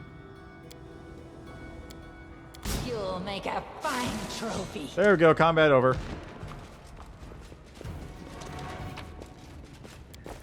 Unholy knee pads. I'm off.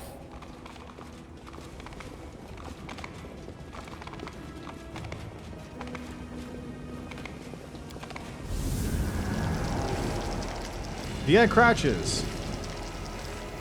How? This fuss over some pips week?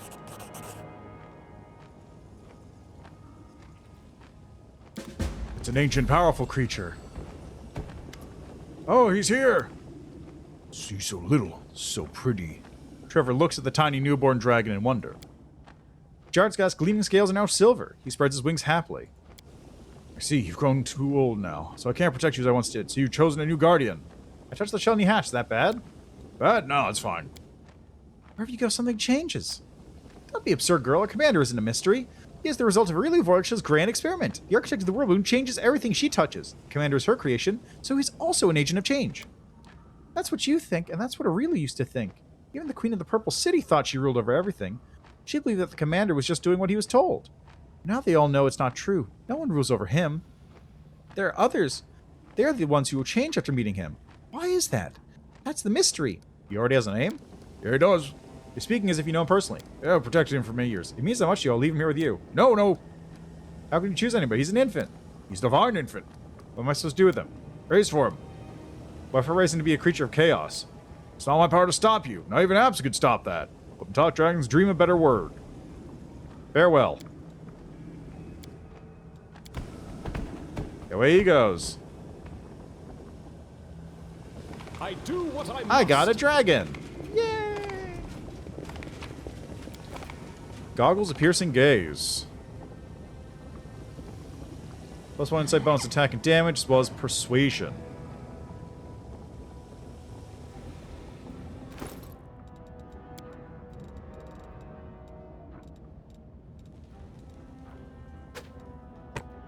I came here to laugh at you. I'm gone.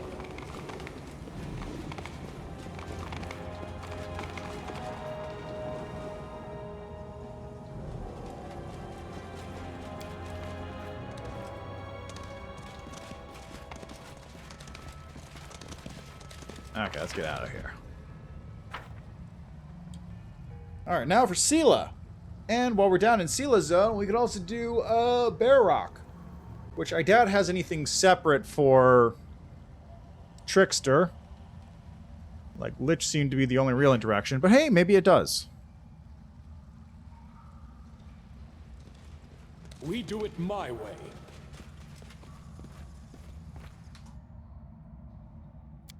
Perhaps it'll have something. Also, what's this aura that I'm seeing? Holy aura. Where am I getting this from? I wish it told me the source on these things.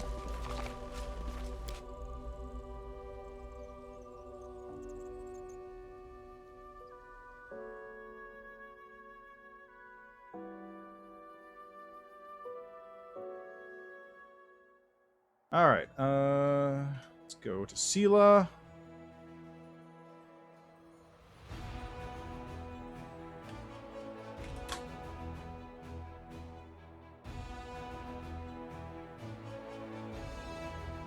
There we go, Gravestone Rock. And you know what, while I'm here, I'm gonna swap,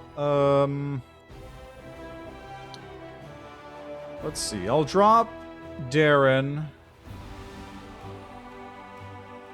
for... Drop Darren for, Ember, I guess. There she is.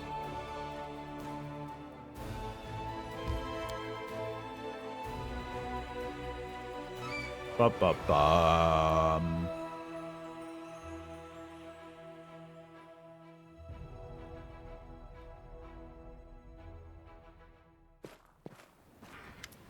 We're here! Greetings, Commander. What happened? What are we against? The place belongs to those Baphamites. Derek Sunhammer is here. Find the stolen souls. I'll never desert my friends again. Follow if you dare. Nothing here? Alright, let's go in. Woo!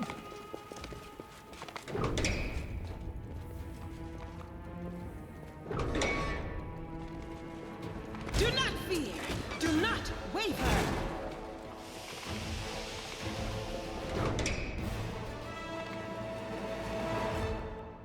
Yes, I believe...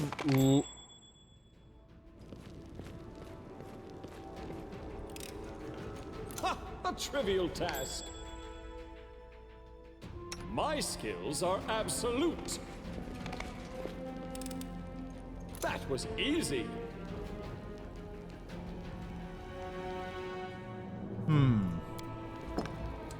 Okay, so I can't do this until I get the gem, which is probably over this way.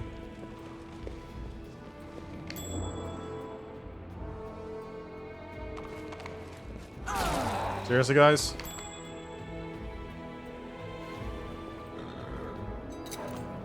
A trivial task.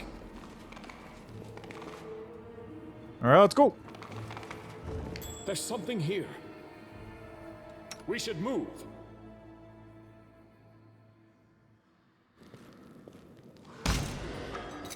Oh, something died. Ha! A trivial task. What died? I don't know. Oh, there's a room here. I must. I didn't even notice. Ha ha ha ha. Thanks, suckers.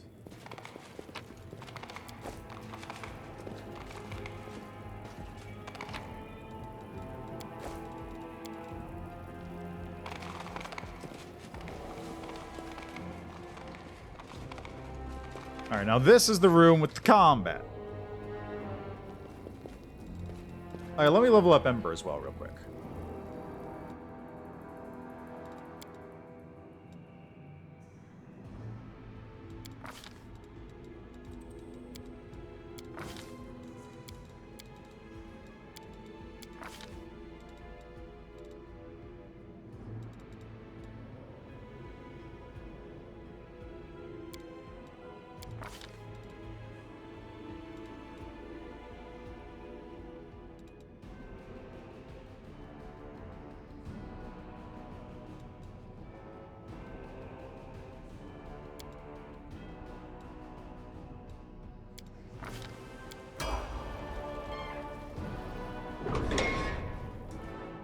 Heroic invocation.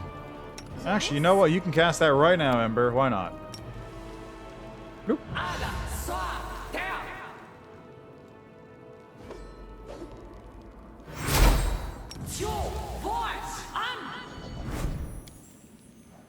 Everybody's been mind blanked and everybody's been heroically invoked.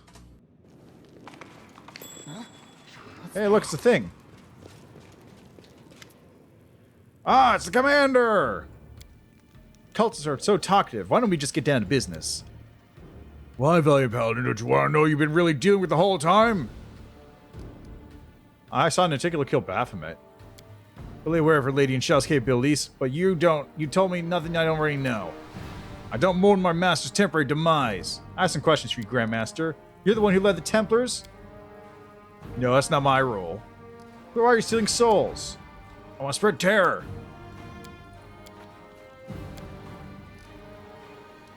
Who's the demon sitting next to you? I'm Curl. Sela, how did Sela get Curl involved in this? Coincidences.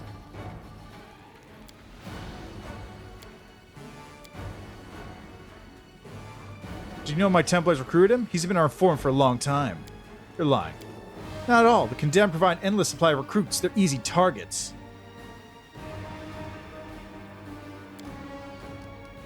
Give back the souls or I'll let you go.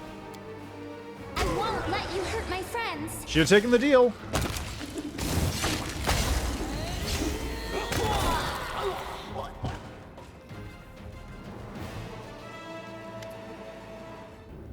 Shouldn't have fought you. Still, I don't taking the risk. You may have the commander, but look at yourself, Paladin. Look at that you taking on your wing. You got a thief, a coward, and a stubborn oaf. Couldn't unite them or inspire them to great deeds.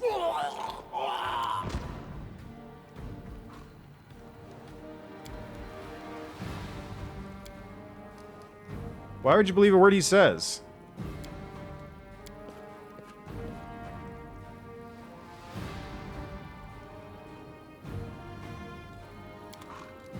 Okay, we'll go to Dresden in a minute, but I got things to take care of here first. We got, Amulet of Deep Roots. +5 natural armor bonus, grants wear immune to bull rush and overrun combat maneuvers, as well as +3 competence to AC against huge or bigger enemies. Ooh, that's not bad. Let's clean him out. I see something over there. Oh, there's the red gem. Okay, winter, autumn, spring, summer.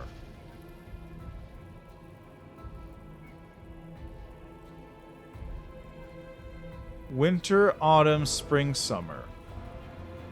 Blue, red.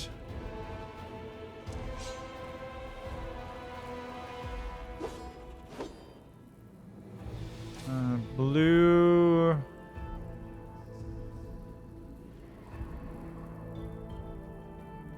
Blue, yellow, green, red? I don't know.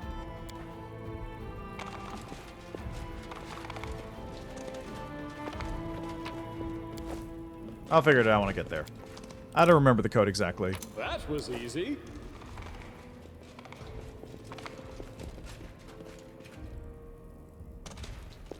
Alright, back we go.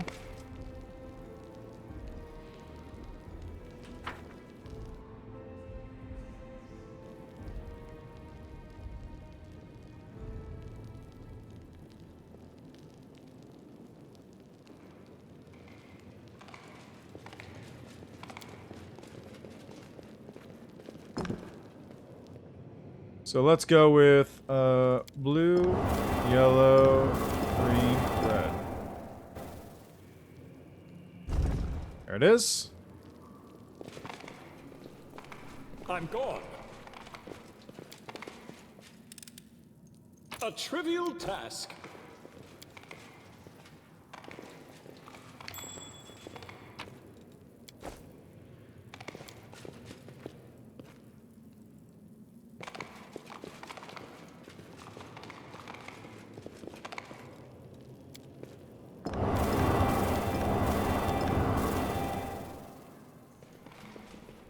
There we go. And that's the real treasure. Wom.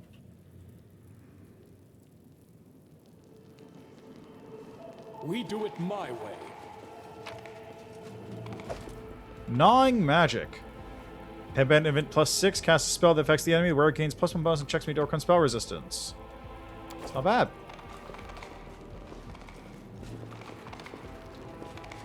Alright, can't do anything else. But I remember the other chest is worthless. And literally only a trap. So, whatever.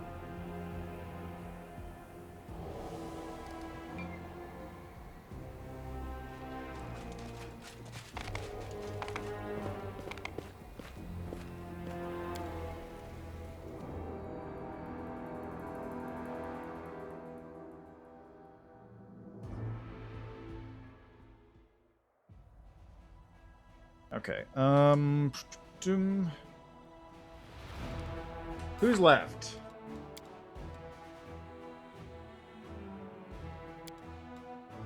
Crossroads, Crossbreabor, that's in Dresden.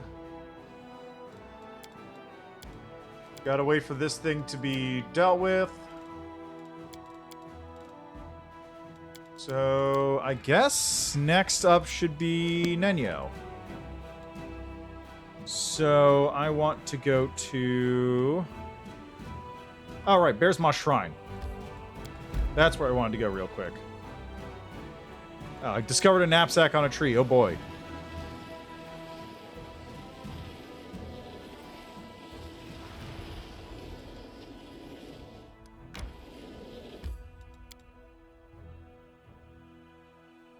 Oh, why is my current morale so low? What? Minus 35. Oh, because the thing ended. Right, requisitions ended.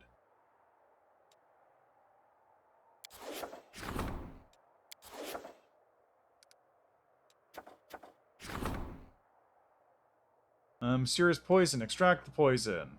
All journals gain +1 to the poison ability. Oh, hey, perfect.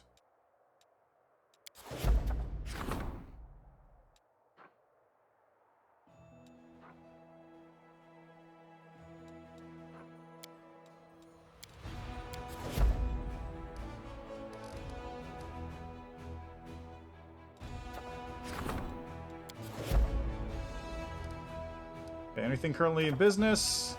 This is working, this is working, this is working. Good. Now that requisitions is done, in a day, I'll be able to do the final logistics thing. Sick. Now for Bear's Maw Shrine, a location that has nothing of note. Besides one side quest, which was added as DLC.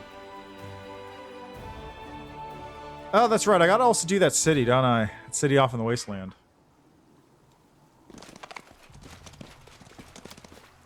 Huh? What's that? Ruined are steeped in corruption. Follow if you dare. Ha! A trivial task. Got some zombos. Tear your throat out. Oh, this guy's still alive. How about that? Or else!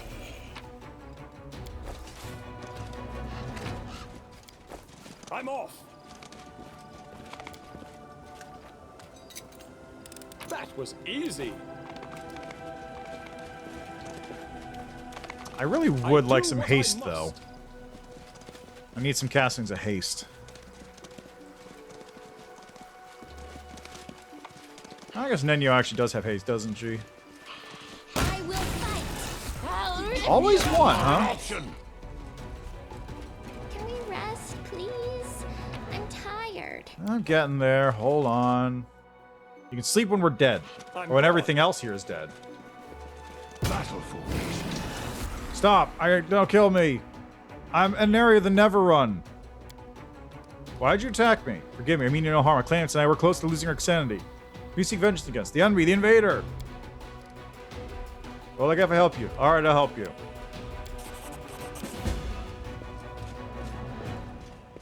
Gotta go find the Spectre now. A trivial task. We do it my way. Spooky ghosts visible now. Woo. I'm sure they mean us no harm, right? You'll make a fine trophy. Get this. Follow if you dare. I see Ooh, something there's some over loot. there. Cool. Got a little bit of extra gold. Yeah, that's fair. Ember doesn't have it, so I haven't been using it. I'm pretty sure I did. Oh, wait. I haven't prepared anything on Nenyo above 2nd level because I haven't used Nenyo since Canabras.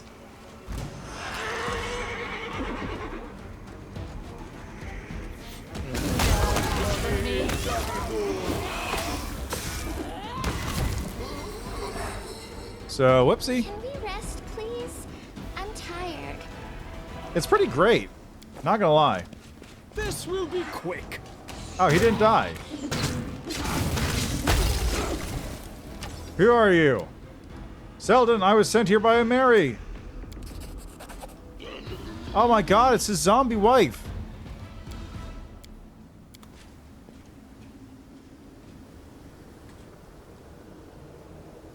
Alright, now that's taken care of.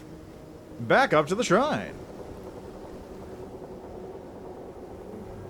Time to go kill the demon that's hanging out in here.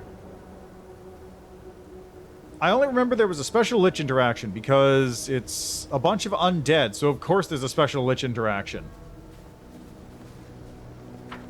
What would you expect there not to be a special Lich interaction with any kind of undead? I'm glad they have that. I do what I must.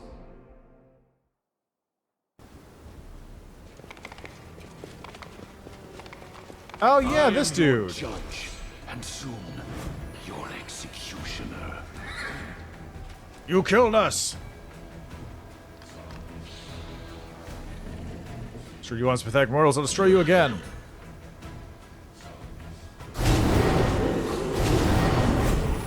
Problem solved. Thank you, stranger. We're avenged.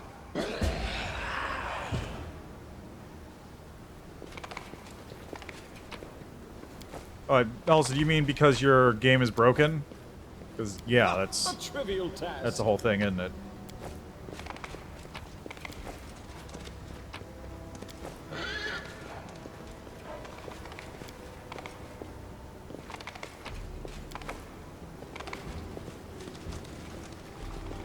Okay, seems like that's it for this zone. Oh, nope, here? secret door. Interesting. For the trap. I'll take care of it. You're a good person. I like you. I am never wrong.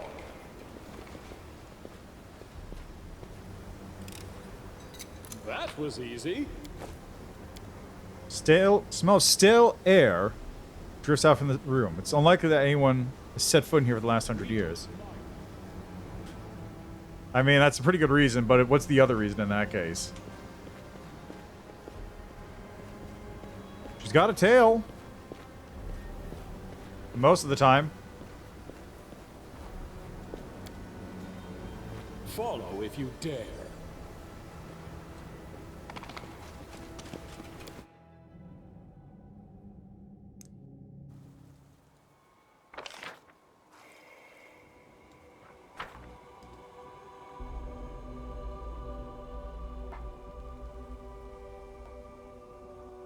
Ugh. Man, I'm gonna miss being able to explode an entire room just by talking at things. Yeah.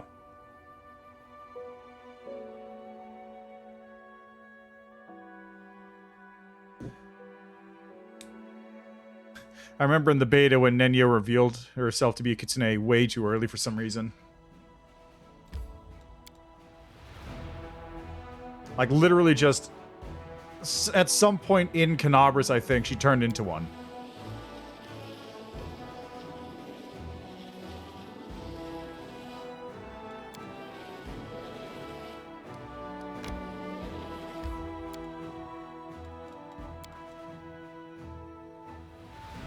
Oh, really?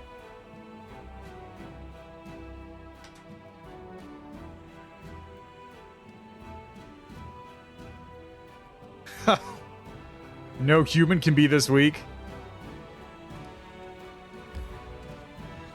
I don't remember which area this is.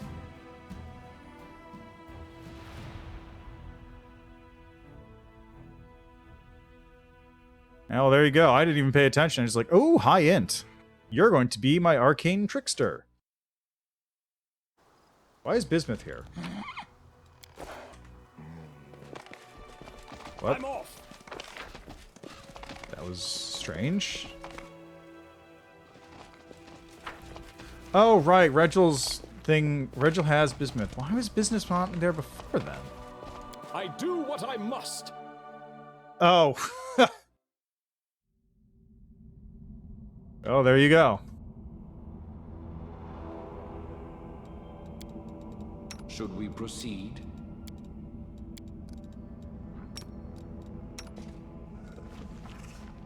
I wonder.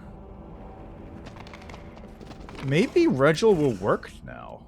Because Bismuth wasn't there for whatever reason before. Oh, it's one of these.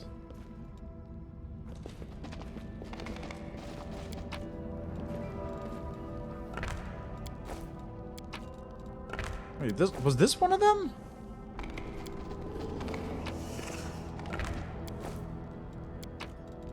I didn't think this was one of the 4 spots.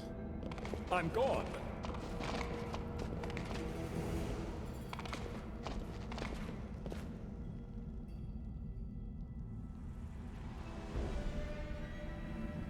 Wait, hold up. Let me see something here.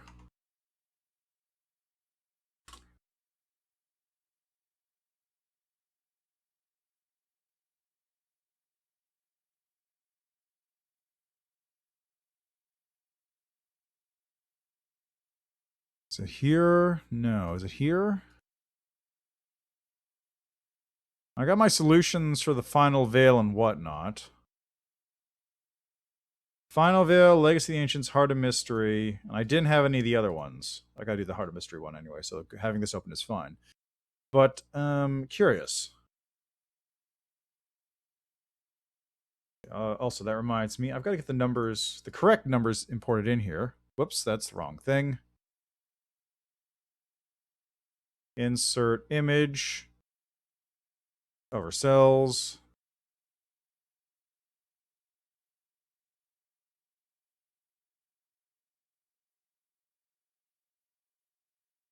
There we go.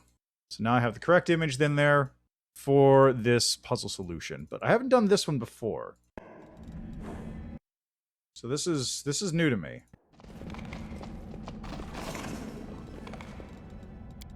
It's time to At least I don't remember doing this one before.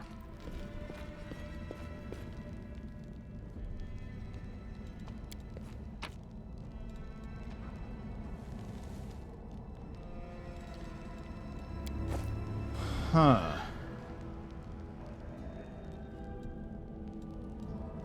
Okay, so this one here can only be the scythe. It's like this one or this one.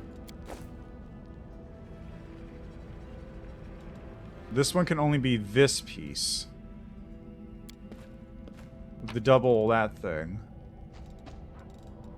So that has to be there. Then over here, this can be anything that has those 2 bits attached to it.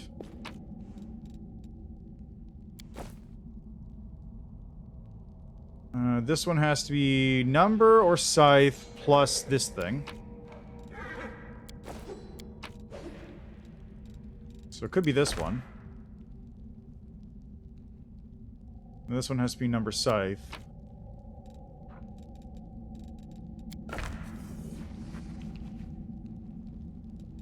But it can't be because I don't have double numbers.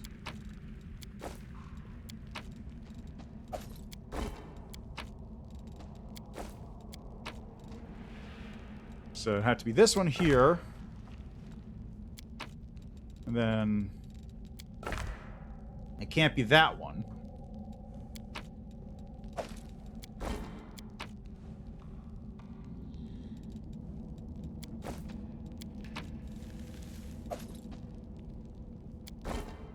It has to be... Okay, maybe this one can be the other symbol? Yeah, this one here. Because this has to be that symbol anyway. Okay, so if I do number scythe, there's no other number scythe. Yeah, I've only got one number scythe. So this probably has to be number. Which means this one has to be number scythe. And then this one over here has to be scythe. Scythe or scythe number? There's no other number scythe, so it has to be scythe. And then over here can be scythe whatever into this.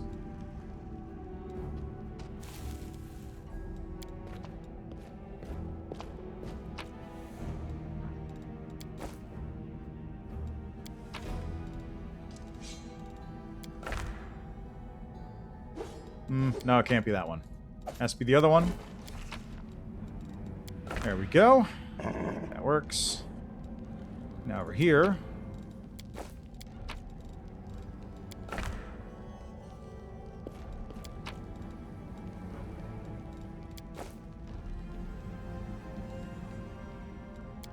This shouldn't make a difference, right? Okay, it does make a difference.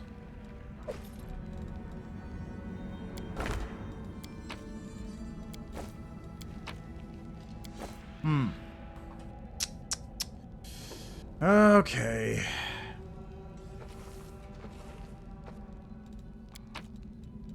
Oh, wait, in that case, I can take this away. And replace it with the other one. Like that. And put this one here.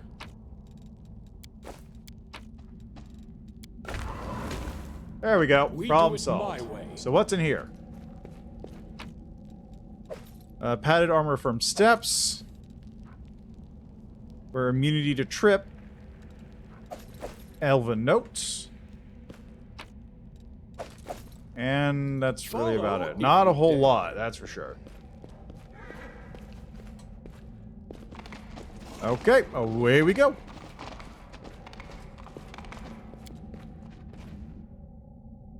That was a weird side area.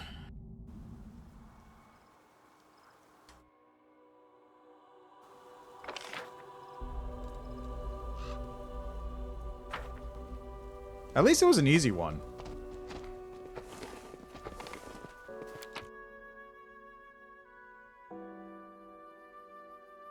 That one was not bad at all. I managed to do that in what, like 10 minutes maybe, tops? Took me longer to get here.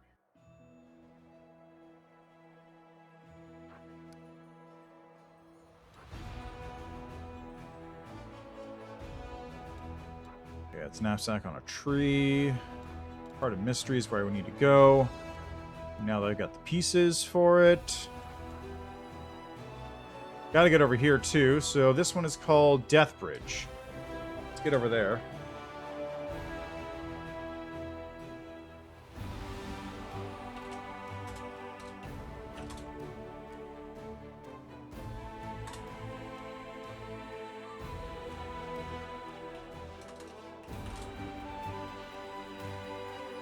Puzzle bridges? Oh, of course, this is puzzle bridges. Right, that makes sense. You know what? Let's find out what's over this way. 'Cause I'm curious what's on this.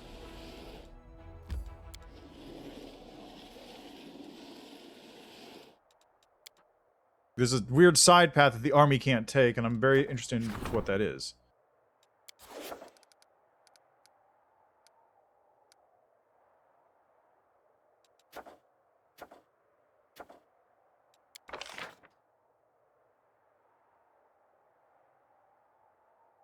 How long until I can fucking get this thing leveled up?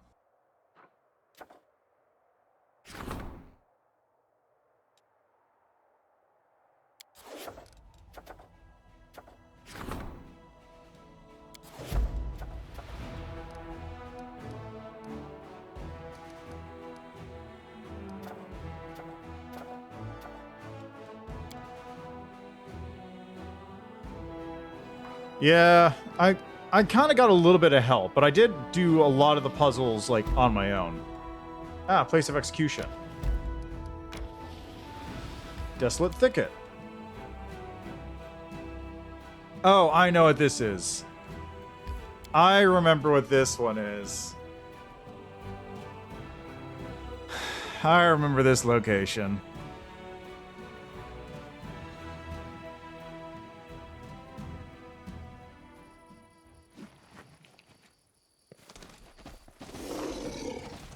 We are the light. They are the darkness.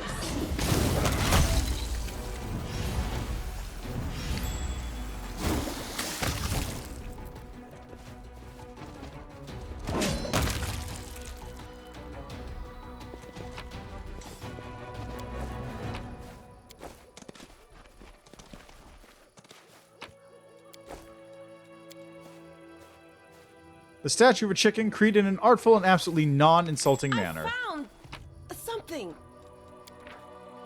If you found this note, I want you to know art is pain. My name is Floggy the Sculptor, and the moment I was born, the goddess Shellen struck me with the most horrible curse of all. She gave me a craving for art. I became a sculptor's apprentice when I was 7, and by 25, I had already become a reputable and ambitious debutante. Alas, this didn't bring me any happiness. My first piece of art, a composition called The Lasses Lanty Takes a Step into the Lands of the Axis, caused a stir, and most reactions were shouts of indignation.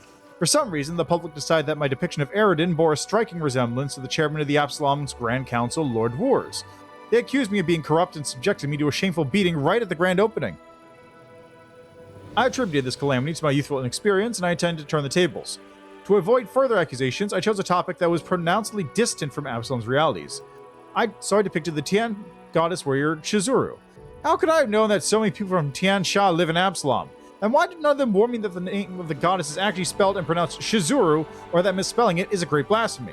How could I even suspect that one part of my audience would be outraged by the excessive bellicosity of my statue, the other would be insulted by the extreme femininity, and the rest would brand me a parasite trying to make money off of undisguised cultural appropriation? Feeling desperate, I turned to extravagantism. And when the time had come to give a name to my statue, I chose a random set of letters, consonants only, but caused even more trouble. That very night, a bunch of strangers, clad in hooded black robes, broke into my house, threatened me with daggers, and demanded that I never try to depict their mysterious deity or mention one of its secret names. Having failed at gaining glory among the educated and sophisticated public, I fled north to Sarkoris. There, among the simple people, my talent could finally blossom. I showed them wooden sculptures, whose crude grotesqueness emanated strength and the primordial power of the earth. Things they were supposed to understand. So they beat me up for good measure and kicked me out of the settlement. Right after they broke my favorite chisel and spat in my travel bag. Until this day, I have no idea what I did to offend them. By that time, I had already learned not to ask pointless questions. The desperation of it all made me feel bitter and stubborn, but fate challenged me. So I accepted the challenge. I had found my mission. I wanted to create a statue that would insult no one. After several weeks of contemplation, I decided to sculpt a chicken. Yes, a secret chicken. A simple chicken. What could possibly be offensive about chickens? They're yellow and they chirp. There's definitely nothing wrong about that. Oh, I couldn't have been more wrong. A week after my sculpture was showcased to the audience, a group of grim-looking people came and fell to their knees before it. They pronounced my statue to be an idol of the deity they worshipped, an infernal duke, Yazrael. It turned out that there is a duke of hell whose unholy symbol is a chicken. More and more cultists came to my sculpture every day, and then another kind of public arrived. Tough knights with long swords who chopped all the admirers of my talents into pieces. After they were done with the slaughter, they started searching for the person who created the blasphemous chicken. For me! I fled, taking my unfortunate creation with me. I dragged the statue as far as I could and left it in the wilderness. I hope no one finds it here, although since you are reading this, my hope was futile. In this case, you should know art is pain. Beware of people who worship chickens, and equally beware of those who hate them. And there's the main thing with what I was trying to say. I didn't mean to hurt anyone's feelings with this statue. Floggy the Sculptor. Yeah, I love this. This is so funny. It's just this random ass thing out in the middle of nowhere. And it's just like, yeah, okay. Okay, dude. I feel for you.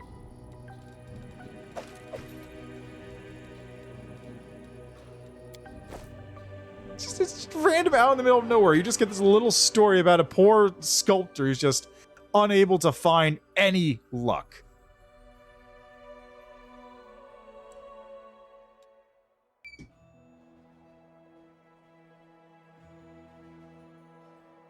Okay, maybe I can teleport to the intellectual prison.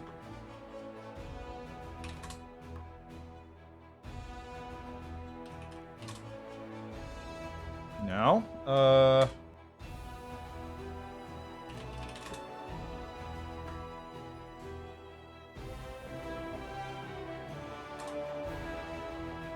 No. Okay. How about city?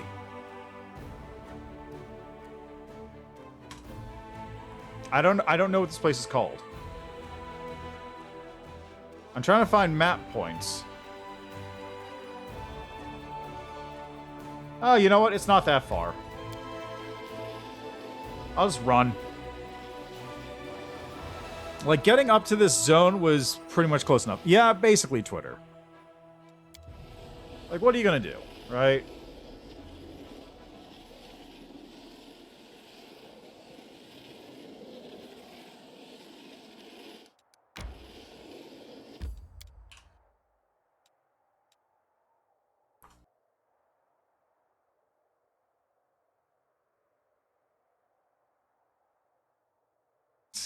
It's possible the Paladin girl has developed an addiction to participating in scientific experiments as a subject. I must study this phenomenon and include it as a separate entry in the encyclopedia.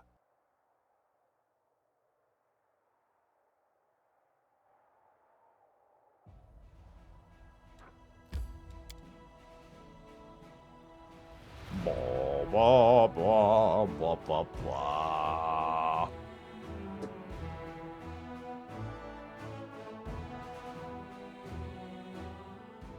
Ah. I do what I must. Sup? They will break against our resolve. This kill is for you. I think all that's here are some... Kneel before me.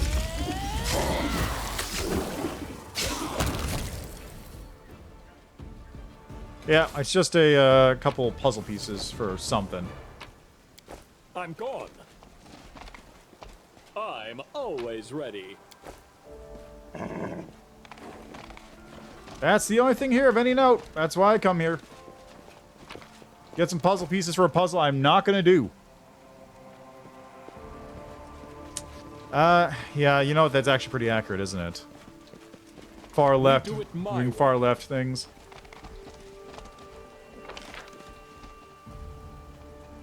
Granted, it does go both ways. You can do the same thing with far right, but it's just like, those people need to chill.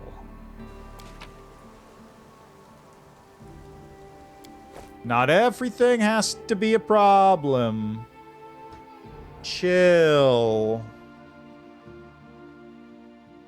Play video game, unless you're talking about how video games are causing Satan.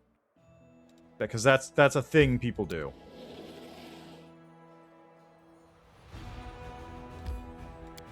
Unfortunately. We still haven't kicked that habit. People still think that, I'm pretty sure. Granted, not as many. But, the fact that it's still happening is kind of a problem.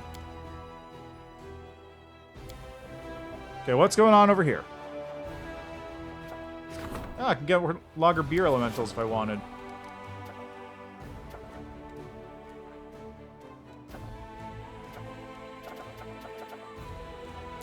So when...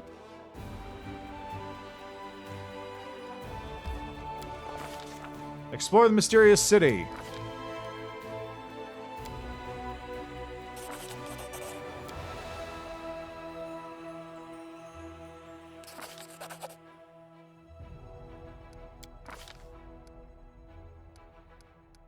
Burn this place to the ground.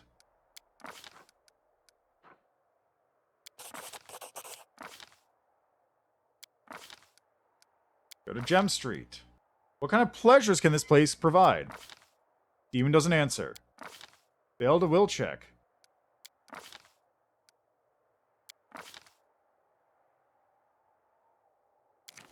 Oh, really?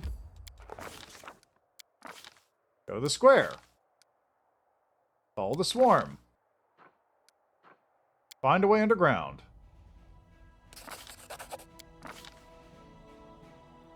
Need swarm mythic path. Fight back against the Vexcavores. Flee!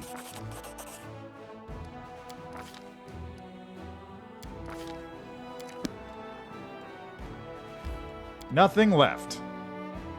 Nice. Okay, let's go to Regel's place then.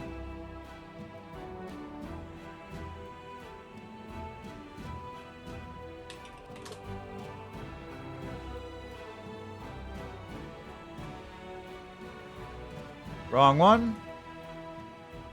There we go.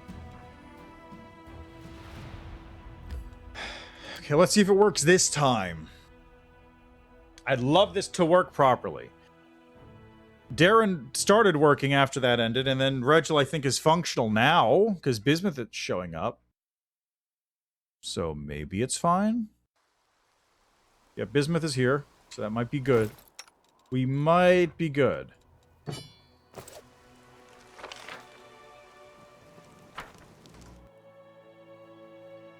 This might be good. Big emphasis on might.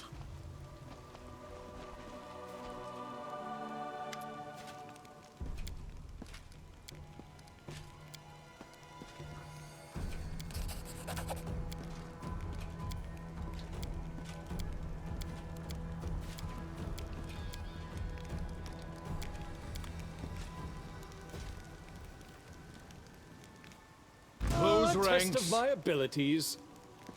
Alright, well that's dealt with. And he's still broken. Sick.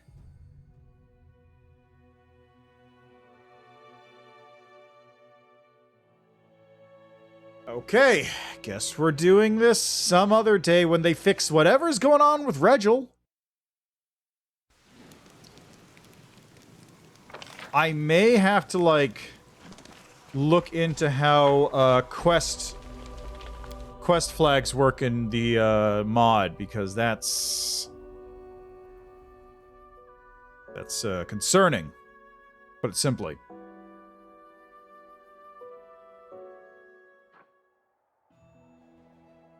I don't understand what's going on there. Final verdict. Yeah, price of loyalty, Grey Boar.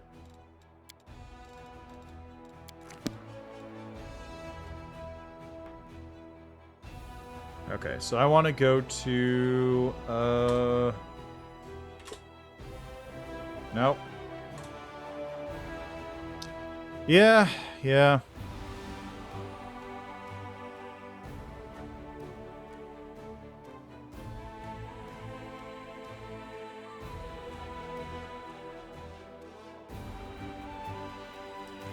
this is fine.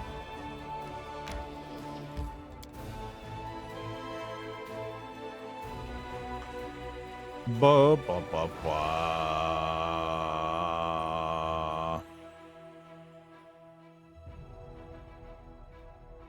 Can we rest, please? You're I'm fine, tired. Ember. You're fine. Into the heart of mystery.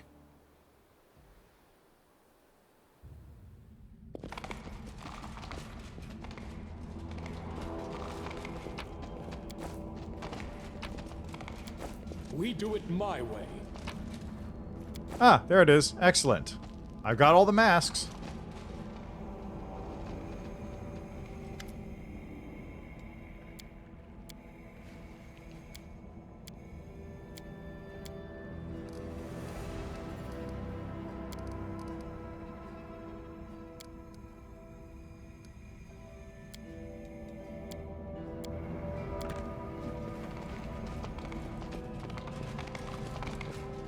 Conveniently, this has portals to everything I need to go to. Wait, what's this? Nice. Okay, let's move everyone off into a corner so I can actually see what I'm doing. I am never wrong. Okay, so I do have the puzzle solution open here.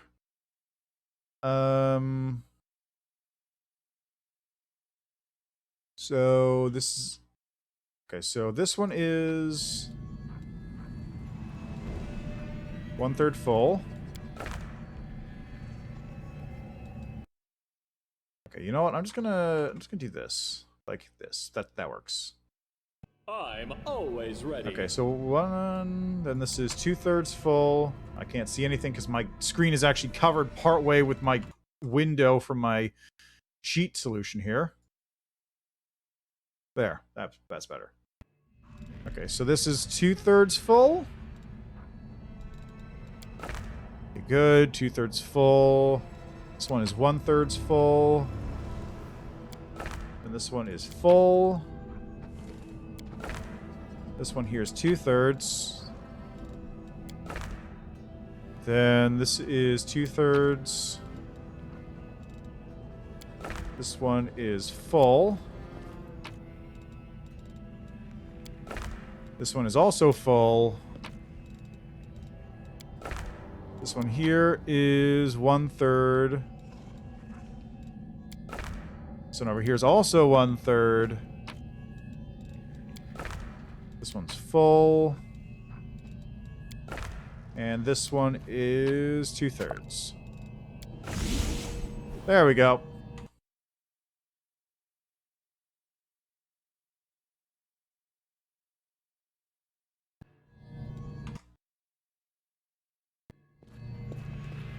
Alright, anyone? Alright, everybody, into the mysterious portal. Let's go, let's go. No time to dawdle.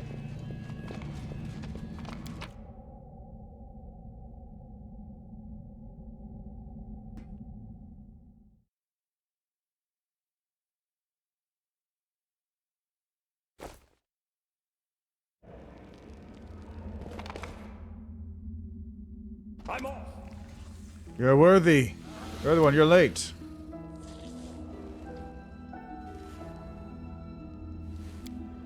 Hey, don't mind you give me the secrets! You don't seem to see me. Are you blind? Who are you? Arashkagal. Who are you waiting for? The worthy one. Actually, I am the one who's most worthy. I just lost my voice recently. The Sphinx ponders in a confused silence. Silence drags on. Wait some more.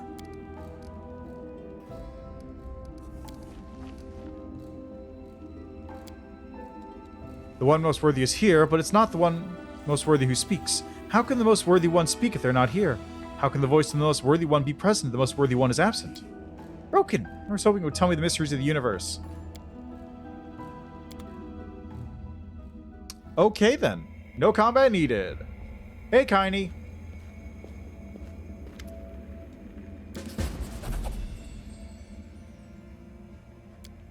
Wait, you're Kaini the thief? You're the one who told me at the enslavement the Cyclops and hid from the abyss? I was going to storyteller tell me about you. He said you were his friend. I believe I know who you're talking about. Friend, the one I betrayed. Is there alive? He's alive. Anything you tell him? Tell him that in my life I've never had more delicious than the spice mold wine. What happened to you now? Who knows? What purpose did you serve in Urshkigal's plan? Forced me to play this game of questions. It's possible that she had another goal in mind. Perhaps Urshkigal believed that he would enter the heart of mystery to save me. Freedom waits. Farewell. Hooray! I saved Kaini.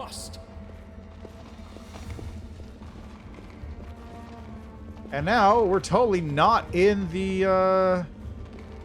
Look at this. That's totally not the Enigma right there.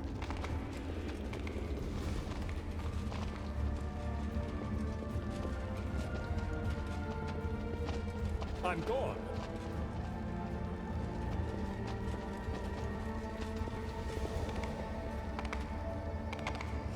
All right, let's get out of here.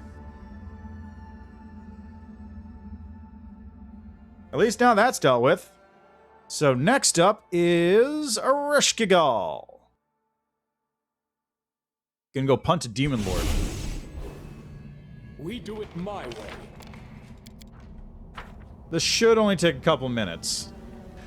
It's a long dungeon, but that's only if you do the puzzles. Follow if you dare.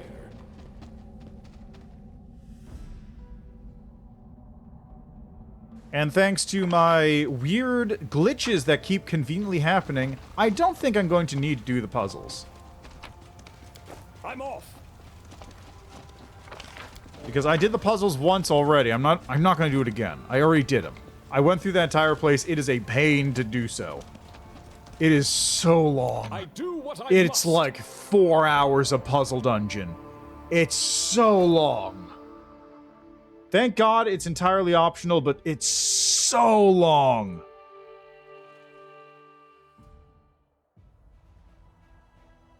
All right, we want to go to Nameless Ruins, which is probably listed as Nenyo in here.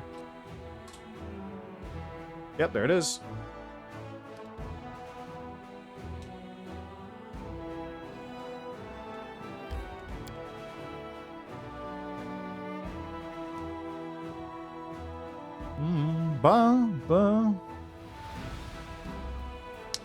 They are slightly separate. There's a different puzzle like set in here, but it is just like a pain to do because it's so long. I don't feel like dealing with it all over again.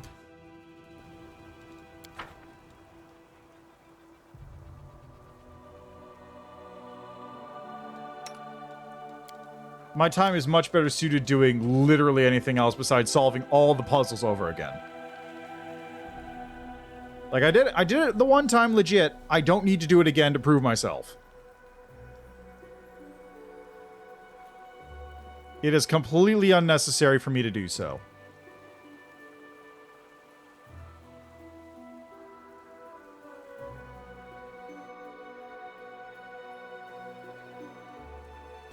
Alright, so for starters, let's see here. We got a puzzle here. Who's gonna... We should move.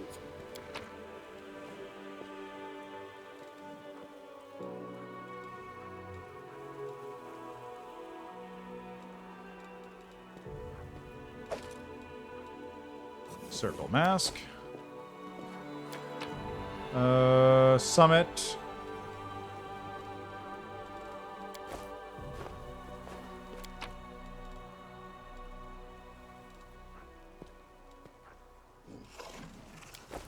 Darkness. Question.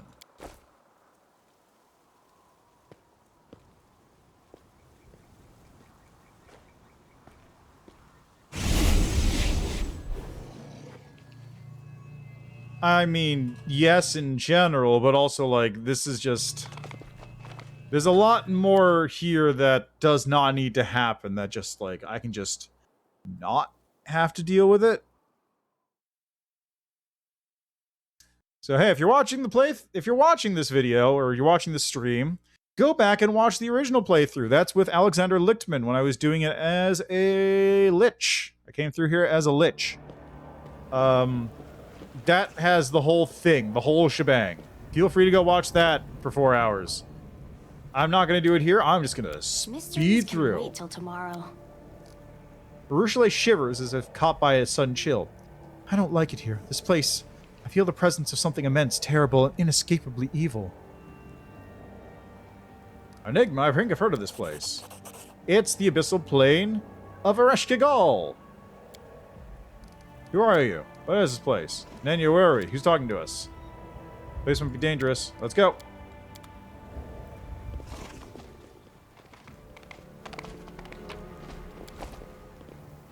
I'm gone.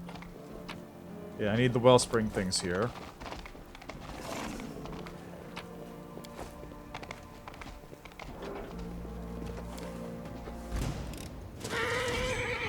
Problem solved. That was easy. We do Okay, it so we my get way. this. Blue binding source, just slap that in there.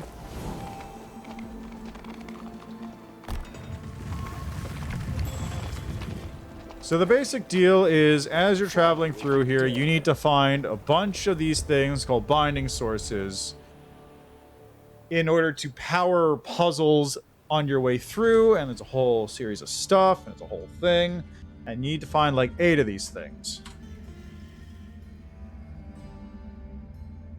So what we're going to do is I'm just going to push the all button.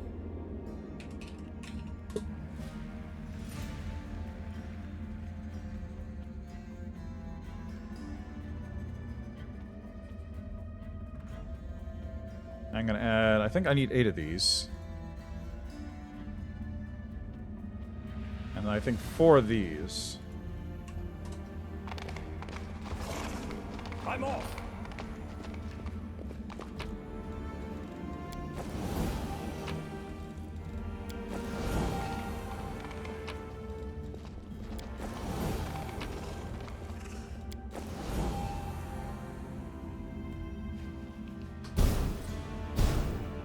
Yeah.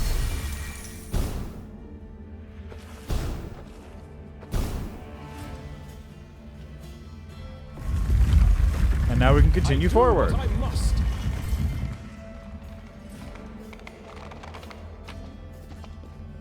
Green glow. That's one of the green binding sources. Some of the greens. I'm gone. Green.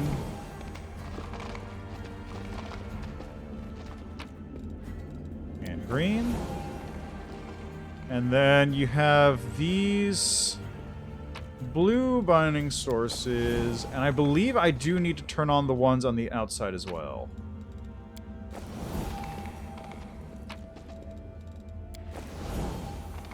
I think there's another one around here, wasn't there?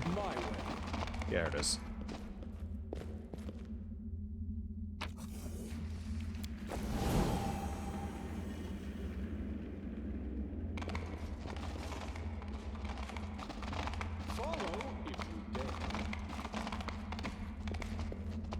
So that's everything here. Now, if I remember correctly, I do... Okay, I came from that direction. There's nothing off in these 2 directions. There's, like, other sections, but I do need to go this way. So I'm pretty sure I need to turn on this set of binding sources as well. Use another 4 of those.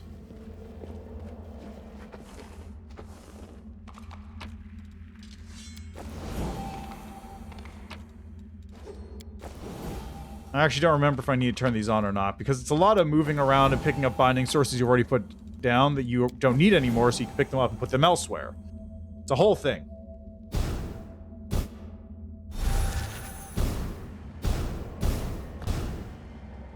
There we go.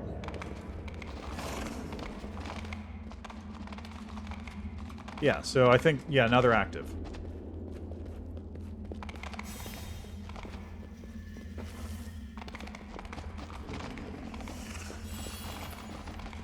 I think if you do this...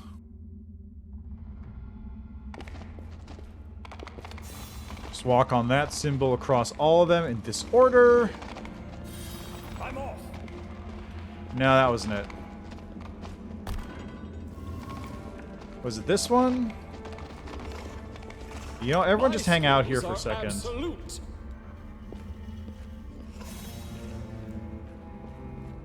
Go here. I do what I must.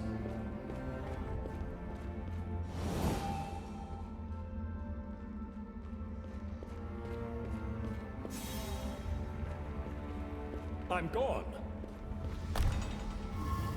There we go. Hey, look, it's Ereshkigal. Totally real Ereshkigal. Unbow-unworthy one. Something about this is wrong. I mean, something else besides this ridiculous demand to bow. This is a copy. Bow, how about this instead? Seela gestures obscenely at the darkness. A creation of the abyss. Trevor growls and spits on the ground. Kill it. Ereshkigal, is that you? Surrender will be cast aside. It doesn't matter. Your fate will still be the same. Suppose we're supposed to do nothing, and nothing cannot experience pain.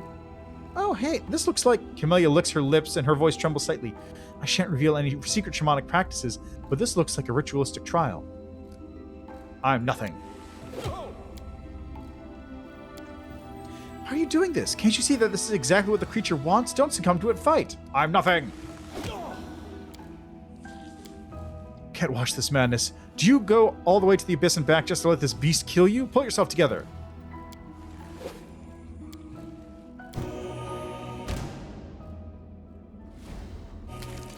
Problem solved. Mysteries can wait till tomorrow. We do it my way.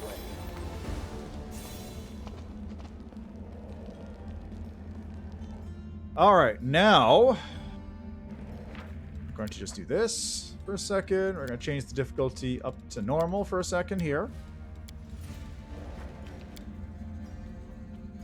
Because I don't want Ereshkigal to die instantly.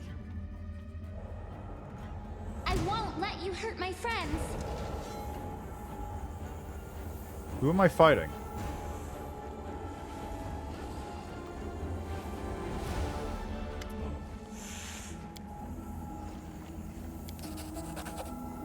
Nanny, what's wrong with you? Faceless servants of the Faceless Sphinx came to a Galarian to find a worthy one. Nenio is nothing. She is an apostate. Nenio, fight her! There's no Nenio. She can't be nothing, she's flesh and blood. The body belongs to the Faceless Sphinx. What do you want from me?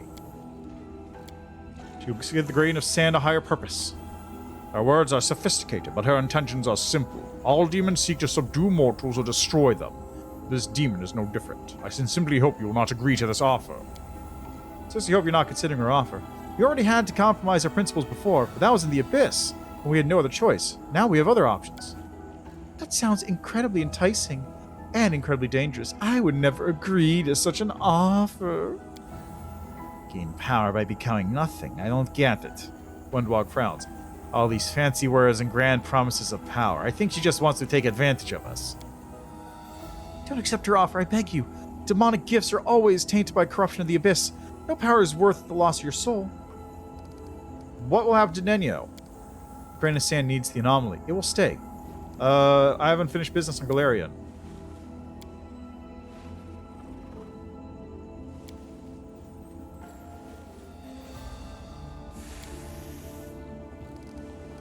What would I have to do as your avatar? You know, nobody's revealed the secrets of the cosmos to me yet.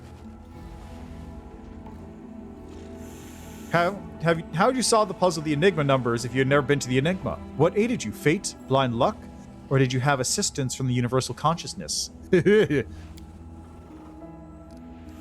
you wish to deprive me of free will? What is free will? I reject your offer. Legend Mythic Path. Ah. The grain of sand's consent was needed to simplify the process.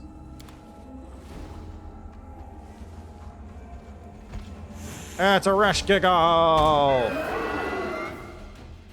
Okay, Ereshkigal's not dead. Good.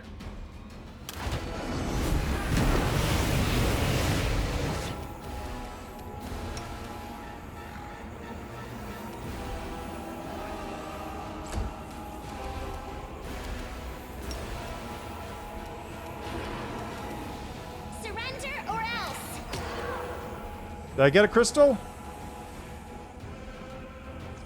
I don't know if I got a crystal or not.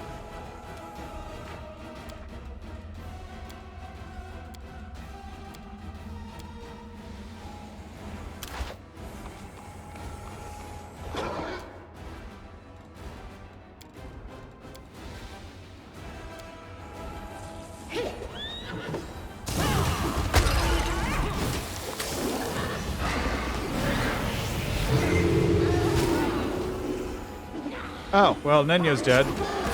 Awkward.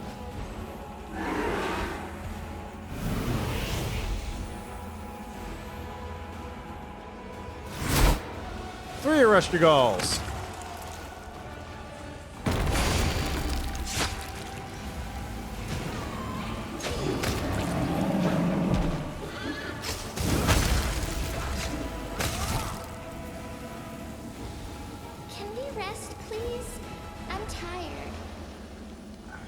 I don't see it. Bathe in your blood.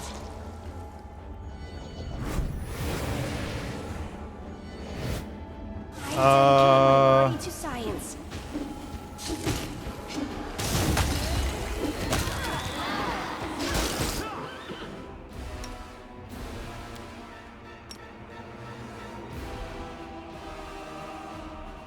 Too late for Paladins.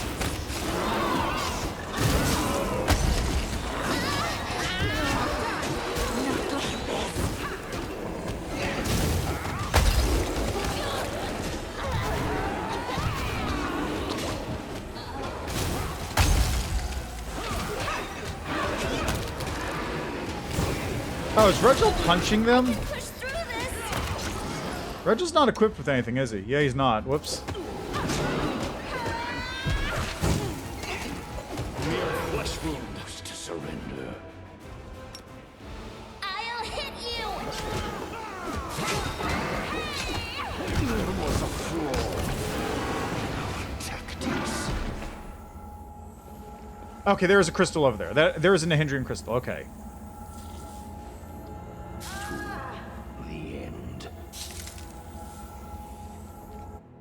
Okay, good. That's what I was afraid of. I wasn't sure if one had been dropped.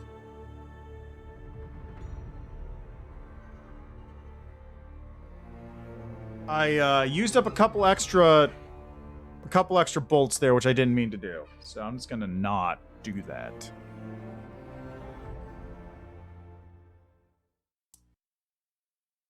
Okay, so first thing, switch back to turn-based mode. Right off the bat. Regil, get re-equipped.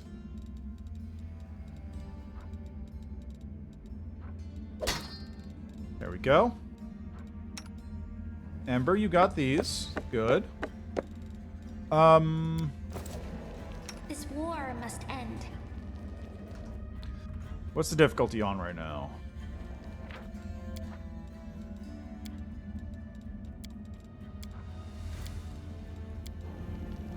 I'm gone.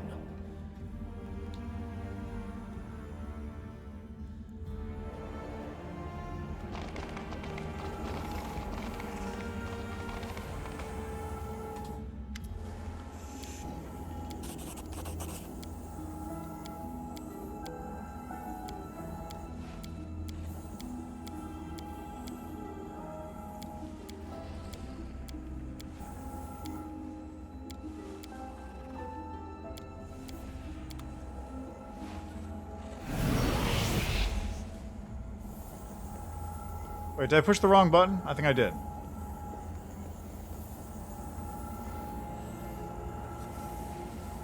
Mysteries can wait till tomorrow. I definitely pushed the wrong button.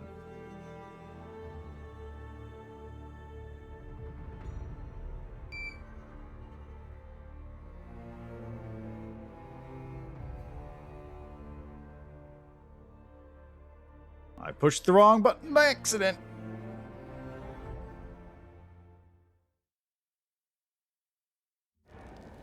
Okay, try that again. Difficulty back up to normal.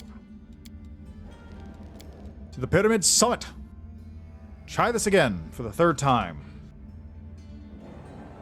I'm gone. If I hadn't messed up with the midnight bolts the first time, this would be fine.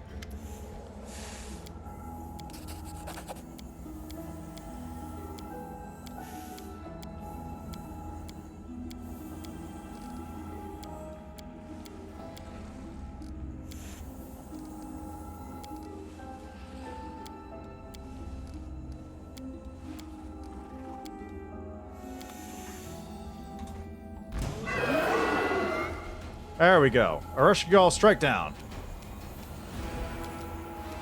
Ember, go first.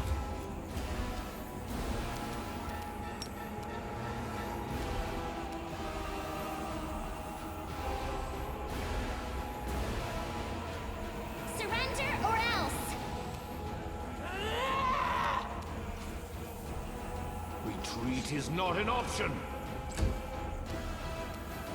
Mind over muscle.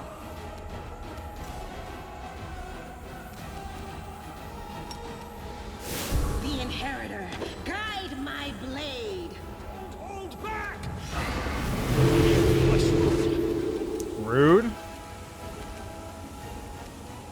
Okay, so we got this. Too late for apologies. Okay, I think there's an Nahindrian crystal there now, so we're good.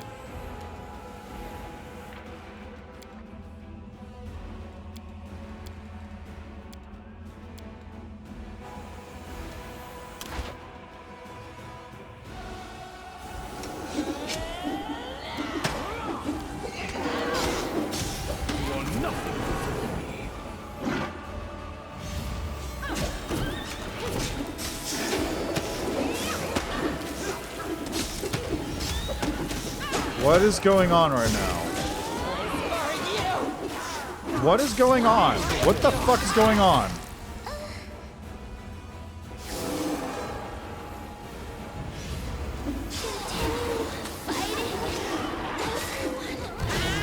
I dedicate my body to science.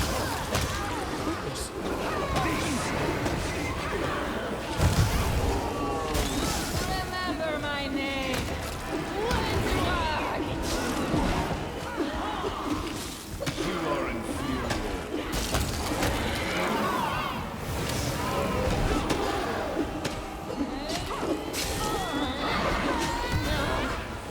Not like this. There we go. I still got it.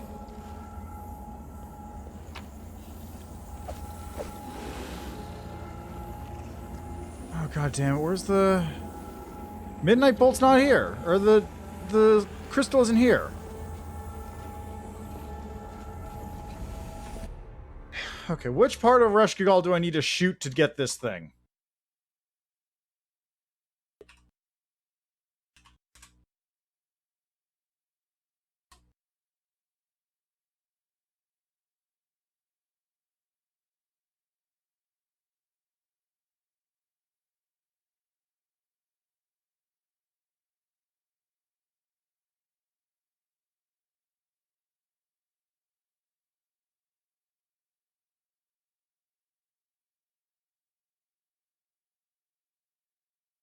Oh wait, apparently it just drops on the ground somewhere?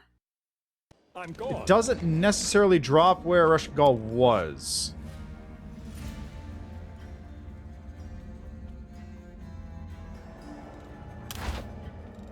Trust in yourself. I can do this.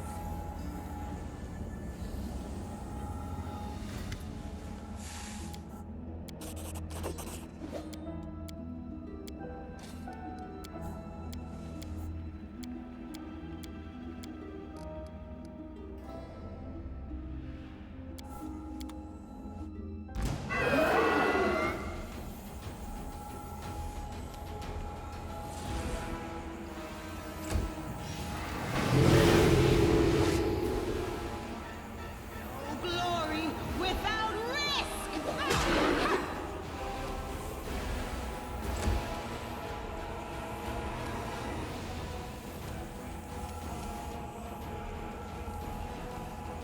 Reason. It's not an option. You are nothing before me.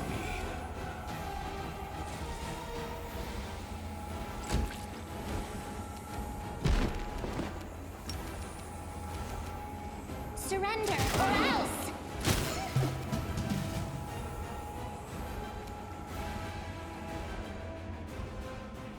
Oh, there it is. There it is.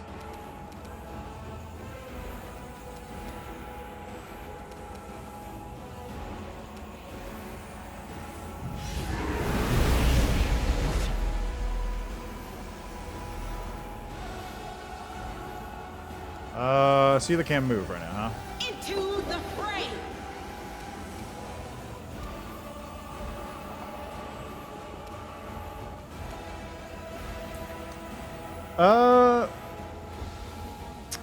Yeah, don't worry about it. I think it's basically just like Nenyo in this case is still like sort of robot under your control or something. I thought normally Nenyo actually does like remain out of combat, but maybe I'm just misremembering. The light, take you! There we go. Problem solved.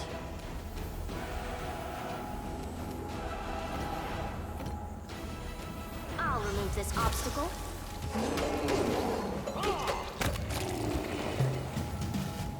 Ritual was attacking Bismuth.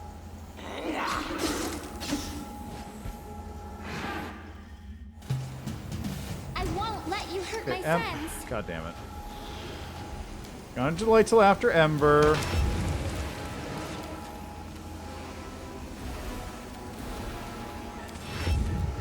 Okay, now Ember, please cast a spell.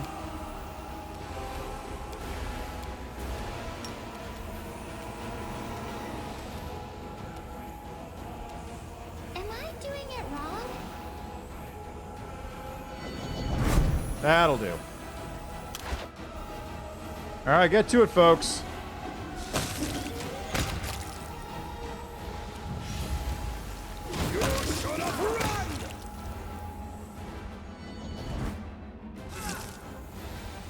Anyway, I've got the fresh Nahindrian crystal, which is the important part.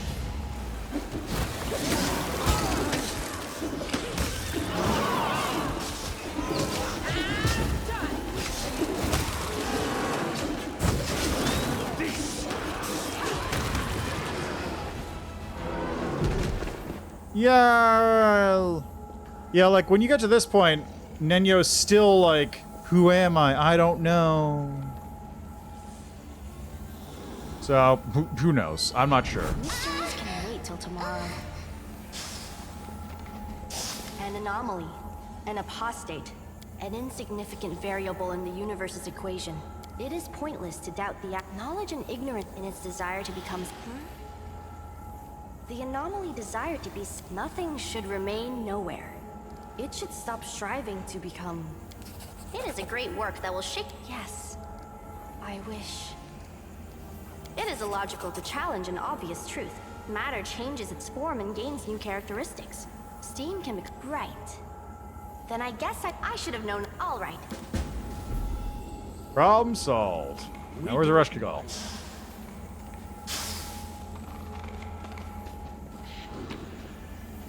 I'll take this. Mask of nothing. Where's that thing?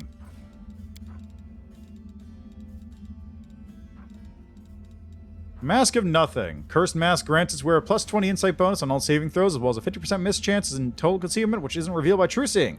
Also grants plus 3 insight bonus to all knowledge, lore, use magic device, perception, and trickery skill checks. Mask doesn't work against the Rushkigal's followers, and its wearer suffers a -6 penalty in all saves and AC while in Rushkigal's domain. Bye.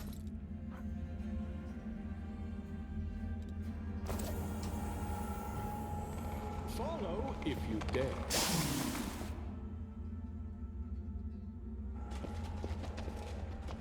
Yeah, it's true. We're all just robots following our own programming and all. A meat golem.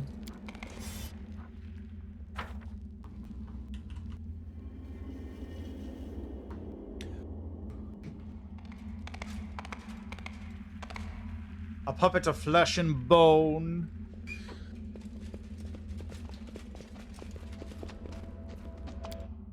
Looks like the Shadow Demon's doing something off in the background or something.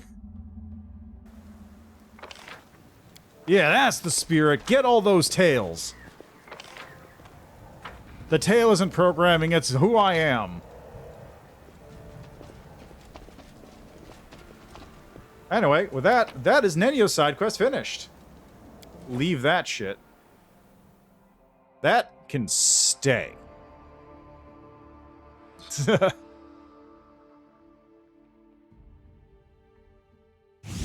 It is a really good mask, like, no doubt, but also just, you know, it's whatever. Demon Lords go die.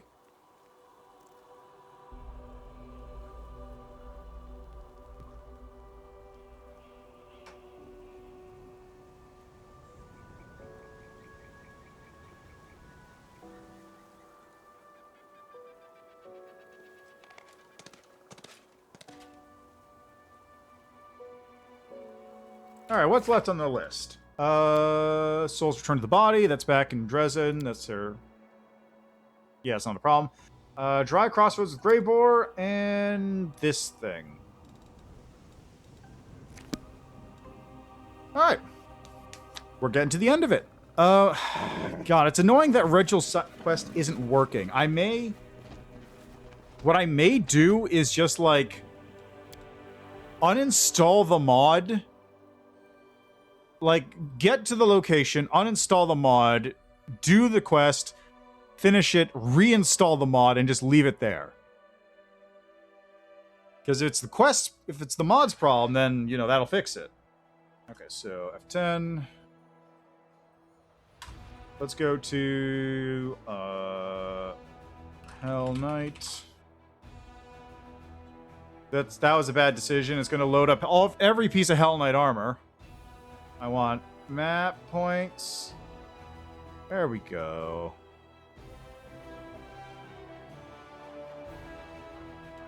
There we go. Okay, I'm going to save right here for the moment. So let's just exit desktop for a second here. I just saved, so that's fine. Oh boy, the game's crashing. That's awkward. Wait, is it crashing? No, I think it's just broken.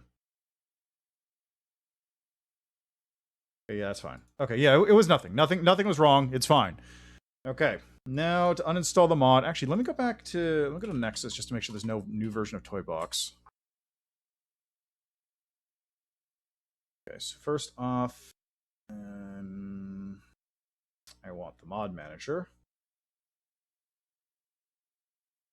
Mod manager right there. All right, Toy Box. Any new updates from you? The current version I'm using is 1.4.15. And the most recent version is files 1.4.15. Okay, so there is no new version. Okay. So first, uninstall that mod. Okay, we're back on a normal install of Pathfinder.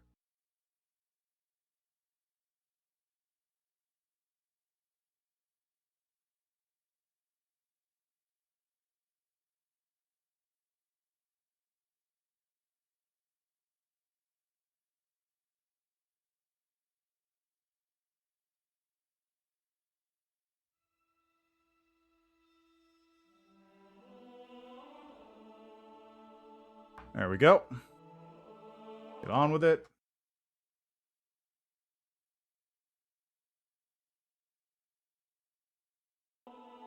Okay, so now it's currently fresh, no mods. Okay, we're good.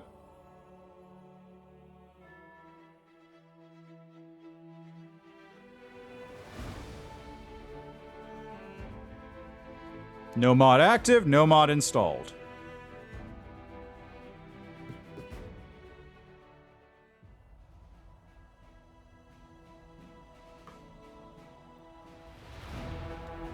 And before I forget, Regil, unequip yourself. Thank you.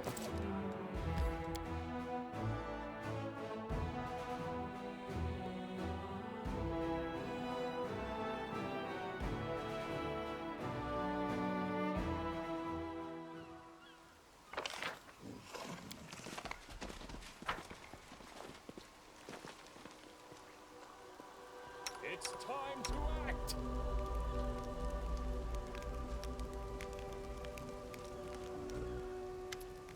That was weird. Hey, it works.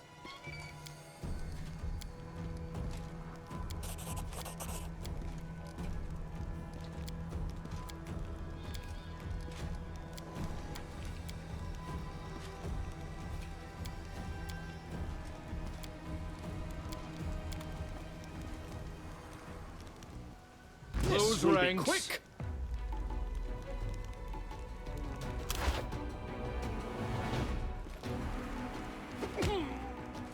Oh, that's right. He actually has resistance to this, doesn't he?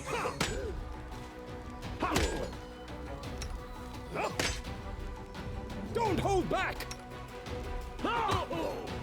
That's right. Regil actually has resistance to the fear effects. Can we rest, please? I'm tired.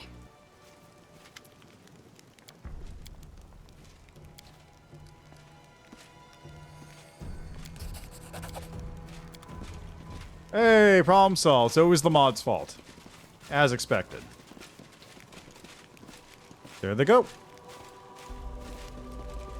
I believe I owe you an explanation, Knight Commander. I'm listening. First, I'd like to paint. I did not have to, but a good strat. I have been a Hell Knight for most of my life. I know the orders like the back of my hand. Oh, what would put you? What's your honest opinion of me, Regil? I believe you are our our best chance of healing the world wound once What are the consequences of the Hell Knight's disapproval? For you, the worst-case scenario would have involved a war. Only a military tribunal would be able to resolve the issues between the Crusade commander and the Hell Knights. As formal a hearing as possible, to assure the orders they had considered the case and had the chance to pronounce a verdict. So I organized this tribunal. I make no great fuss about the breaching, but I do realize the full scope of its effects. The Fifth Crusade is quite possibly my last campaign. The pressures of time pushed people to extreme measures, and I am no exception. My aim was more than simply to prevent the Hell Knights from rallying against you. I wanted to strengthen your alliance, to give you a powerful army, a strong asset in the confrontation with the Abyssal host. My gambit was successful. I am satisfied. Man, I love Regil. He's just the best. Thanks, Regil. Your gratitude is... Now that we are entirely clear, let us... Hooray! It worked. All right, Regil, re-equip yourself if you would. Let's get the fuck out of here.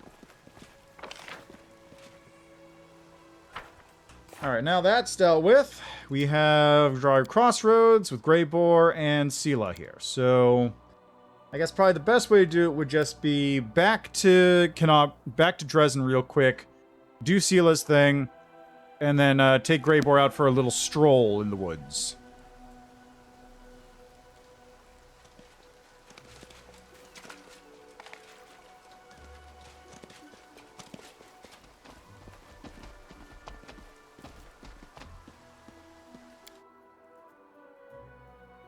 And all this was done in this little time because I can teleport around the map instead of having to, like, walk, which walking to all these locations would legitimately add, like, another, like, 2 hours to the stream, I think.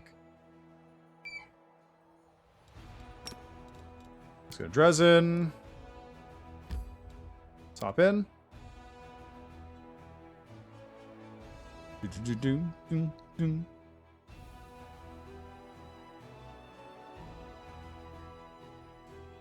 I didn't get an option on where to go, did I? Oh, that's right, because it immediately takes me to the place where Sela and the souls are. I don't get an option at this point.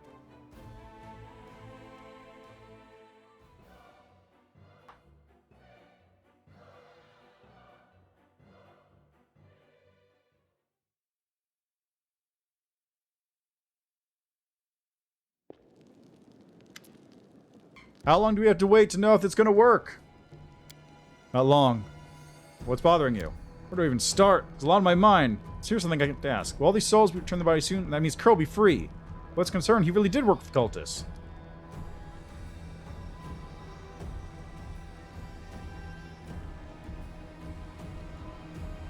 I'd like to hear a side of the story before I make a decision. He bears some of the blame, but if others are pressuring him, if he acted out of fear for his life, then he got some mercy. How do you feel about the part I played? Where the Molten Scar, John told me that was the reason she deserted. In the end, she found the strength to change. She didn't break. She became a better person. To be honest, I've never seen her more proud and confident. Guess everything's turned out right. We'll get our souls back, everyone will come back to life, and we'll all put it behind us. So, what is the weight of my sword? Only idiots think they're infallible.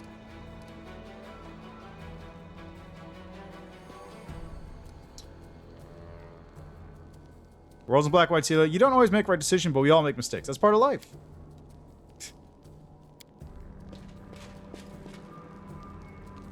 It worked!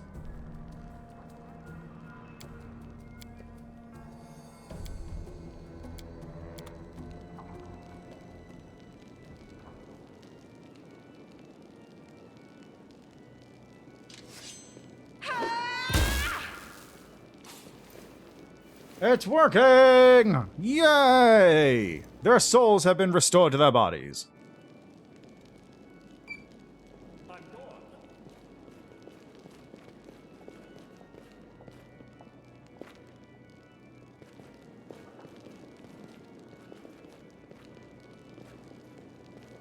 There's Curl.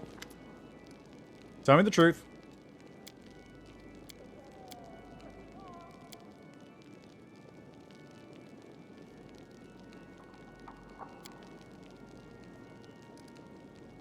If I let you go, what do you do?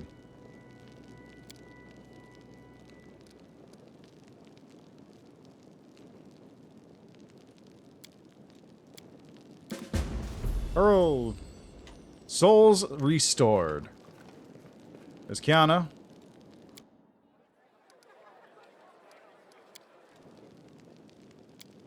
Hey. Seela's all the way over there for some reason. There we go. Anyone in here? No. Anyone in here? No. Alright. Away we go.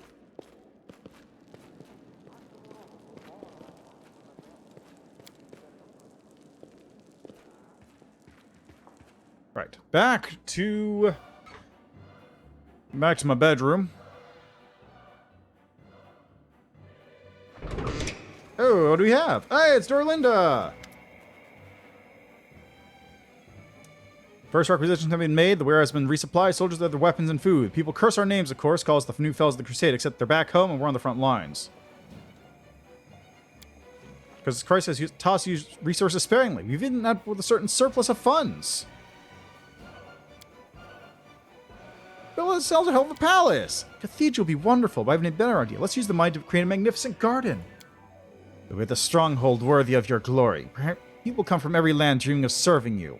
Do we really have any other choice? The end justifies the means. We're fighting for this world, and I don't care what it thinks of us. We'll save it by force if we have to. Did they really call us the fellas out loud? I'm afraid so. What we can do about it if it was the only way to win. Don't listen to the commander. They're the words of people back home who owe you their lives. You can court-martial me after the war if you want. For now, we must snatch victory. Okay, so a palace gives me increase of everything. Areelu gives me a garden, which gives me a bonus to combat morale of all units. Increases general's energy recovery, recruitment growth for mythic units increased by 20%. Fortress. Reduces the cost of recruiting mercenary units. Cathedral provides all units with plus 15 bonus HP, AC, and attack, and a bonus to damage against demon units. So do I want better units in general? More recruitment for mythic units, which I don't even really have. Or more money. Well, I'm not needing money at the moment, so let's go with... You know, let's go to my garden.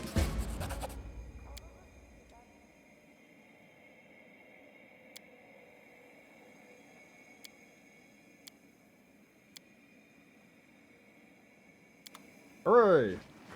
I believe with that, I also have upgraded everything to the full level. Hooray!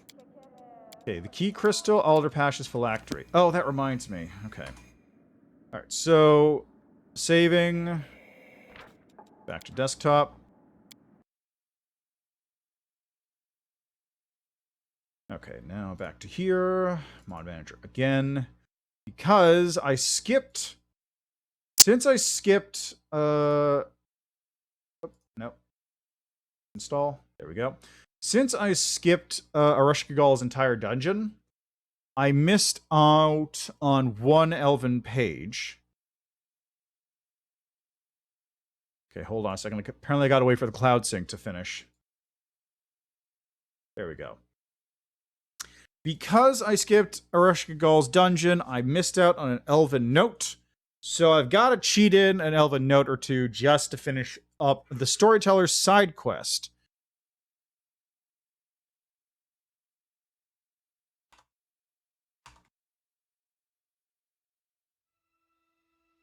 There we go. There we go. Okay, so give me my view here. Thank you. Whoops, that's the wrong one. I want this on my main screen. There we go. I can see. All right.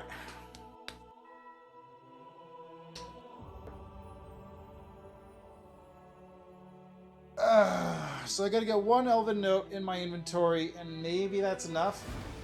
I'm pretty sure there's only the one from Areelu's place. I should be almost at the end anyway. I don't know. I've been going pretty quick, so there's a good chance I've skipped a lot of elven notes.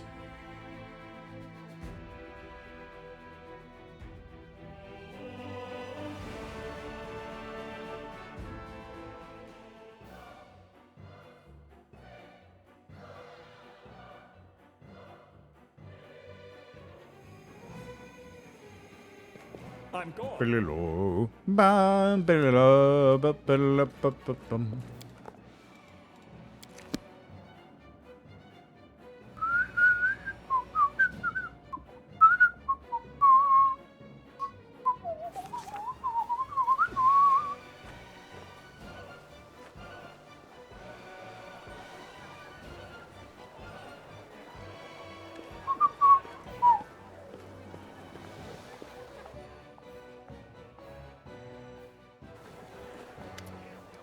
I bring word from Kaini.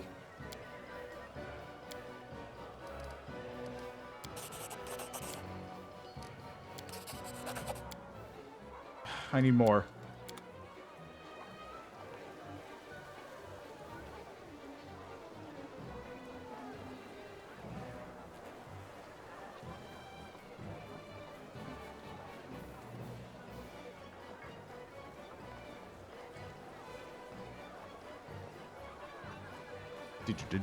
Do.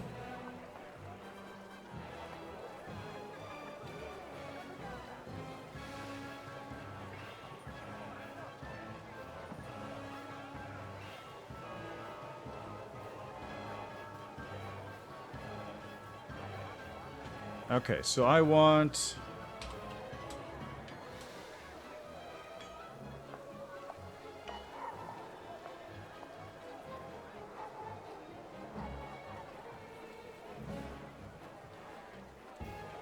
Alright, did I get my fresh Nihindran crystals?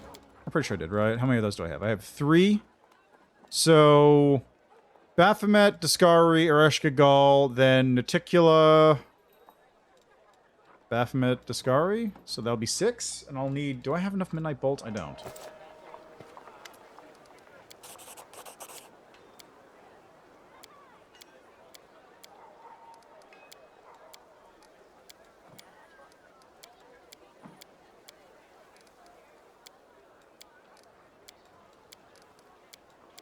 Okay, it looks like I'm missing a lot of notes someplace. I'm probably missing...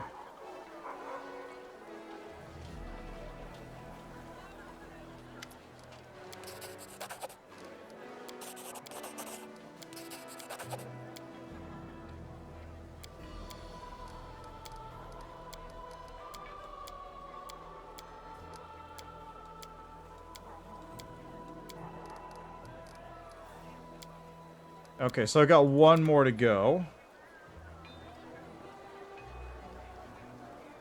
So it's every 3, it looks like.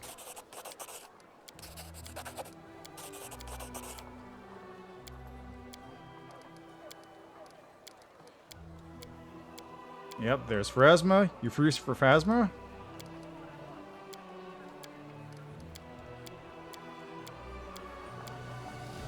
You decide right now? What do you want? So you got your name, Storyteller? We'll happy you accept it, proposal. You must destroy the dangerous knowledge.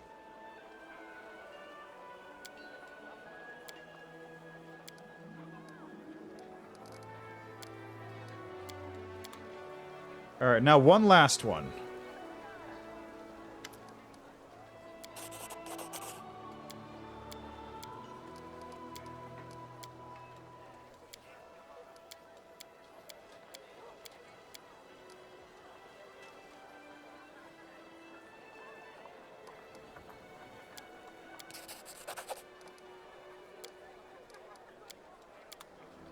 Alright, excellent. That takes care of that. Ooh, wait, did I have something else to... No.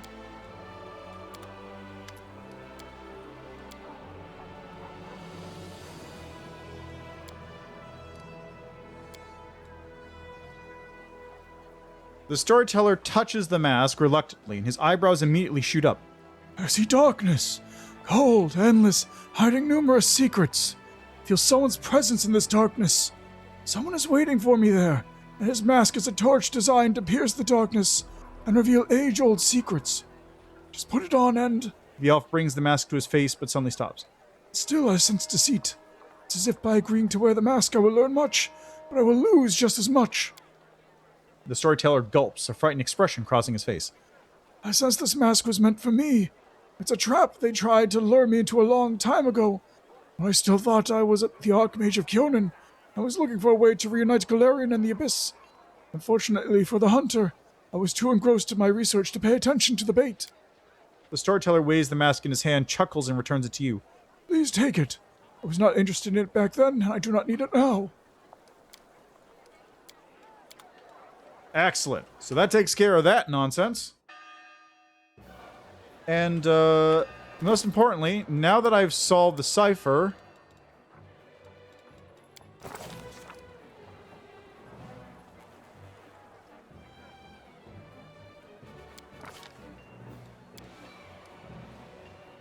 Okay, I guess I already dealt with that. Okay, anything else? Key Crystal, Alder Passion Phylactery. I don't need to deal with this, period. Price of Loyalty, Crossroads with Graveboar, Return to the Council, and then Dresden. I think that's a good time to do it. I'm still a little disappointed I didn't find any of the Special Army units. I never got any of those. Maybe I had to do the finishing part of the council stuff for that to happen.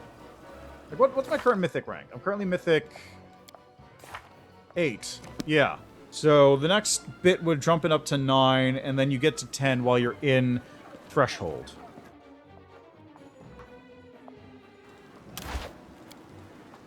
Alright, everybody out except for Graveboar. Graveboar, join in. Doop, doop, doop, doop. Doop.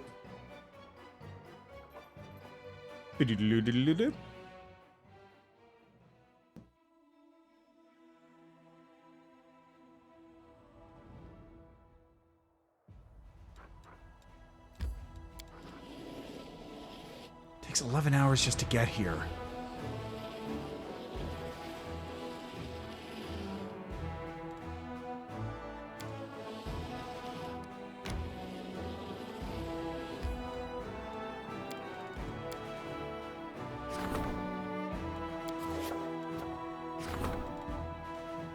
Okay, Zaurus's pin.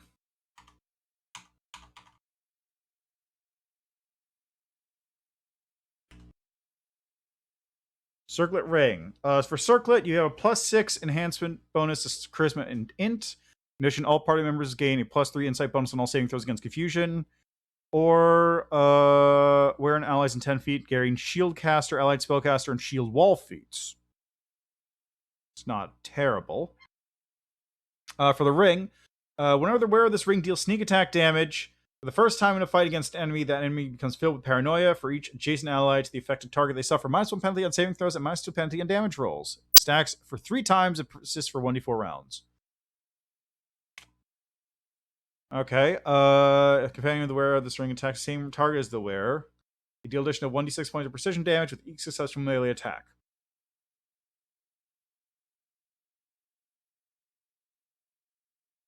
I'll go with the ring. That seems really good.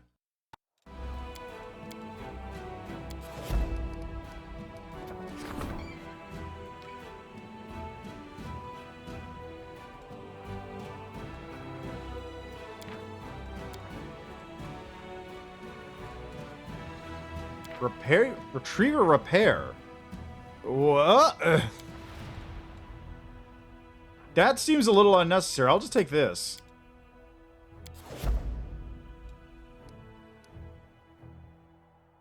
Okay, I could use some diplomacy work. I got a lot of these things to go to. So once I'm done with all this setup and preamble, I'm going to just do some work on that.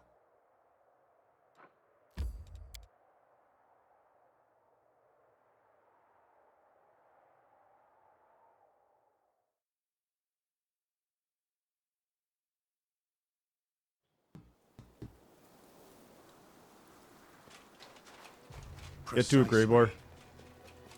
How you guys doing? Mountire, kill him!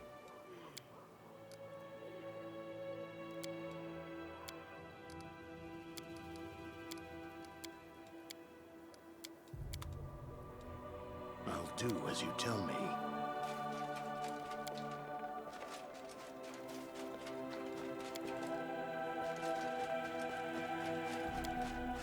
Get up there, Greyboar. Come on, move your stubby little dwarven legs.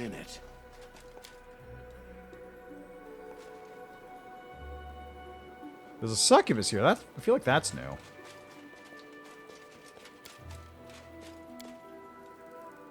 Okay. Follow your instinct. Should be enough.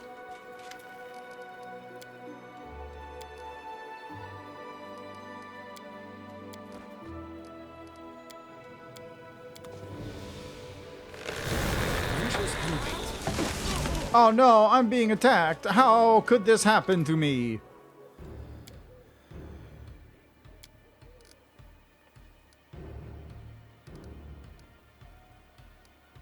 I thought we got along well. What do you want me dead? It's very brave of you to be in person. I applaud your courage. Well, why are you here? You don't like Horzala. Why don't we kill her together? So Horzala's robbed you of your guilt and your pride. How pathetic. Graber, you betrayed me.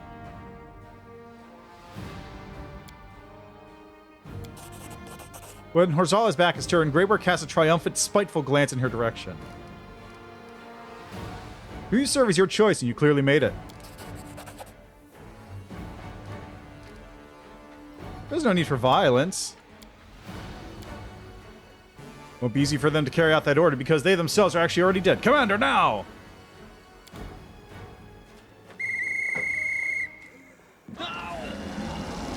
How unfortunate! Let's make this quick.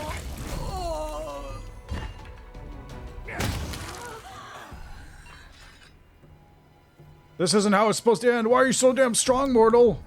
Sure, you little worm, you betrayed me. I value my reputation more than anything you could offer me. Raybar, why don't you tell Horzala all about how we outwitted her?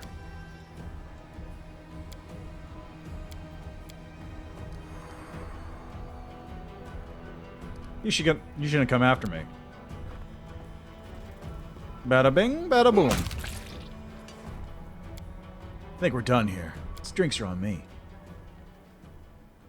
Yeah. Nice job, Greybor. I'm off. This really is where Greybor, like, grew on me. Like, this particular mission. Like, obviously he wasn't going to betray me, because that'd be stupid for a plot twist. Like, if he actually betrayed me. But it's just like, he's just so happy to be like, you know what? I dig you, Commander. I'm going to help you out. Here's what we're going to do. Like, it's just such a nice little moment. Alright, so while we're at it... I've only got the two of us here. I wish I could, like, have the rest of my party on standby in case I get ambushed here, because this is kind of... Like this!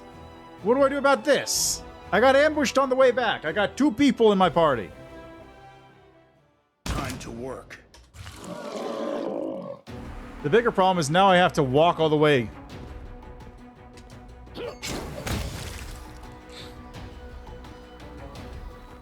Now I gotta leave on foot. I do what I must.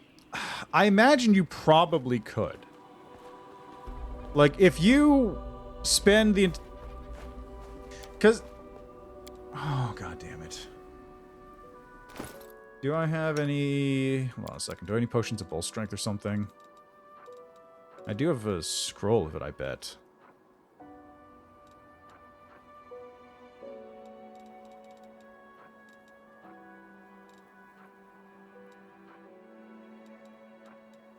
Cat's Grace. Maybe enlarge? There we go.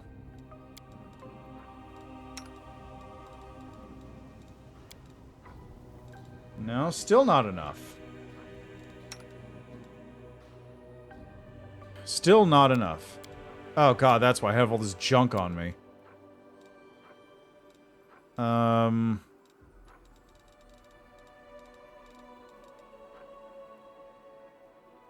Well, that's really annoying.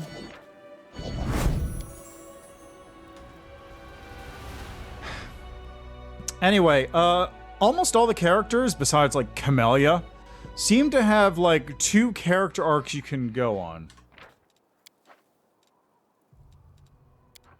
It seems like you can either, like, do a help them arc or a drag them down kind of arc. Like with, Areelu, for example. I'm pretty sure... I don't know for certain, but I'm pretty sure that you can either convince her, like you can either help her become good and, you know, overcome her demons, or you can be evil and basically make her fall and become a demon again. Or with Ember, you can spend the entire game like basically negging her and telling her she's an idiot for trying to do all this stuff, or you could encourage her and eventually like it pays off. So I'd guess for Grey Boar. Yeah. Also, hi, Mystic Bright Shadow. How are you? So my guess for Grey Boar is probably if you're like a huge stick in the mud and an asshole to him the entire time, like when you have the contract for him in the Abyss, for example, and you deal with Yaws, you can be like, no, I get all my money. You don't get any of the money. You can't sign a contract with anybody else. Like all that stuff. He might betray you at the end. Oh my god, that's ridiculous. That's going to be what I'm going to do on Demon, by the way. Demon's going to be a bad person. Demon Run is going to be a very bad person. Like, the only person I think who doesn't have a character arc, like multiple character arcs, is Camellia, because her only character arc is outing herself as a total psychopathic murderer. Like, there is no character nuance there at all. I imagine you can, like... I'm trying to think, can you do it with everybody? Regel's probably pretty easy, because it's like, he will just leave you if you're an asshole. Like, if you're terrible at being a commander, he will just go. That seems pretty clear. Ember, yeah. Ursula, yeah. Sociel, probably you can, like... Yeah, that's true, but you can have him, like, turn against you when you do the Hell Knight stuff. I imagine that's probably more along demon path stuff, but I imagine, like, there is a way to make him really not want to do it. You could also kill Camellia, yes. Yeah. Yeah, I just figure there's probably something you could do with that. For Sociel, Trevor also doesn't have much of one. He kind of went through his entire character thing beforehand. Yeah, like, if you keep doing stuff with Sociel to, like, keep dragging him down, same with Sela. You could totally make Sela, like, if you just constantly, like, tell Sela she did the wrong thing every single time and everything turns out poorly for her, then you probably could do something with her at the very end. More than 2? Oh, jeez. This game is nuts, okay? Yeah, I figure. This game is ridiculous, okay? This is crazy.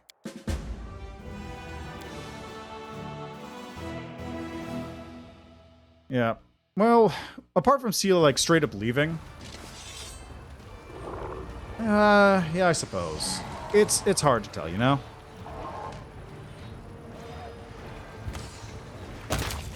Okay, fair enough.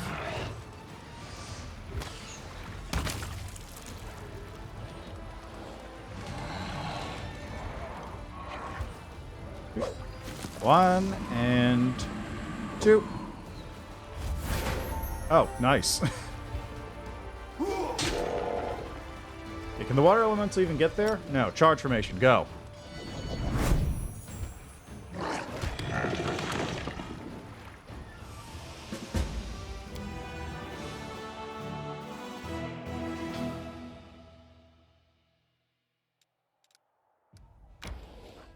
Okay, you get back over to your fort.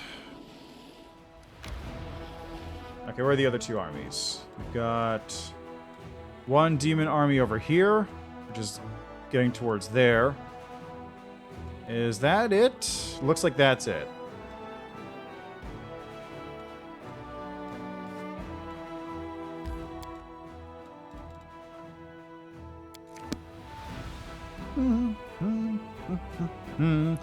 But yeah, I'm very interested to see, because obviously with... No. This is my first playthrough on Trickster. I've already beaten the game twice as Lich and Gold Dragon. And also kind of did it because the DLC as my Lich character. But, well, actually that was my Gold Dragon character technically. Yeah, so this is round number 3. where I've been going through on speedrun mode effectively. Because how many streams have I been doing of this? Let me check real quick. If I go to here.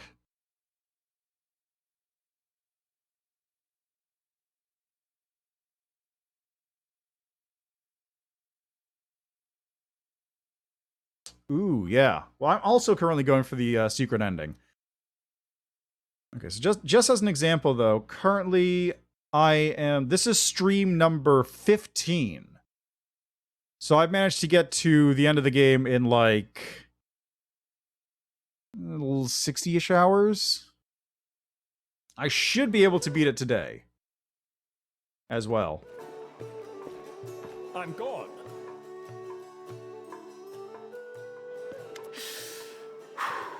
Is that the commander who entered the lair of assassins unafraid, wreaking havoc and personally murdering everyone in sight? Why, yes, I think it is him. Well, beer is on me today, just like I promised. Okay, so I'm not playing on turn-based mode for two reasons. First, it's on story difficulty, so I don't have to worry about combat 90% of the time, because my characters will just plow through whatever's going on anyway, because I built them relatively competently.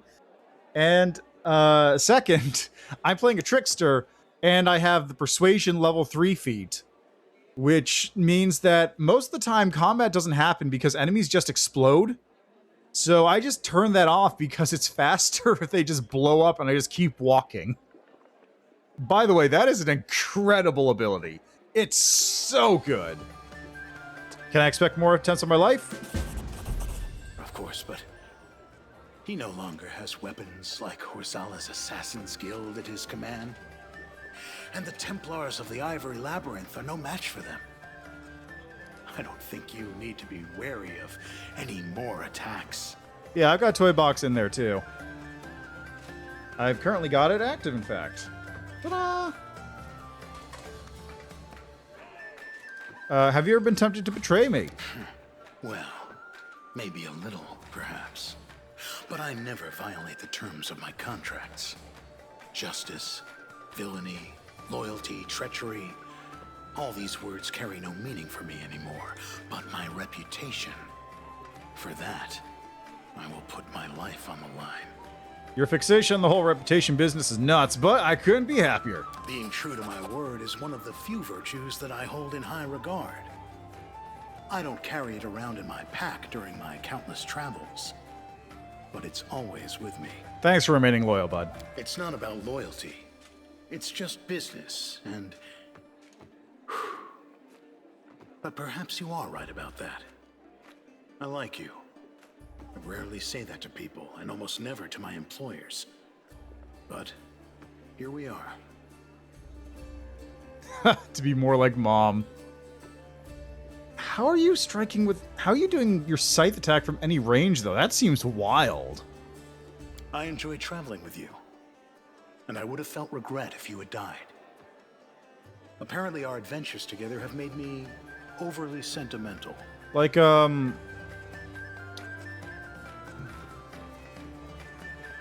Wait, Nenyo did? But, I did. Yeah, that's true. Hold on, there's a picture. Do I have that picture still?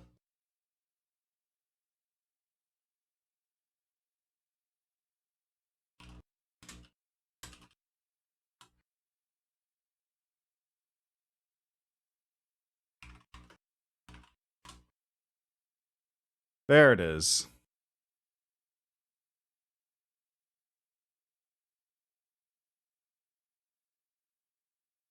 What am I can't paste that into my OBS. What am I doing?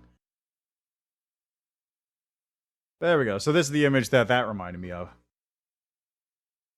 Oh, I see. Oh, that's pretty sick though. That's pretty cool. I like that a lot. Okay, so image. Which one is this? Oh yeah, this fucking image. I forgot I had that in there.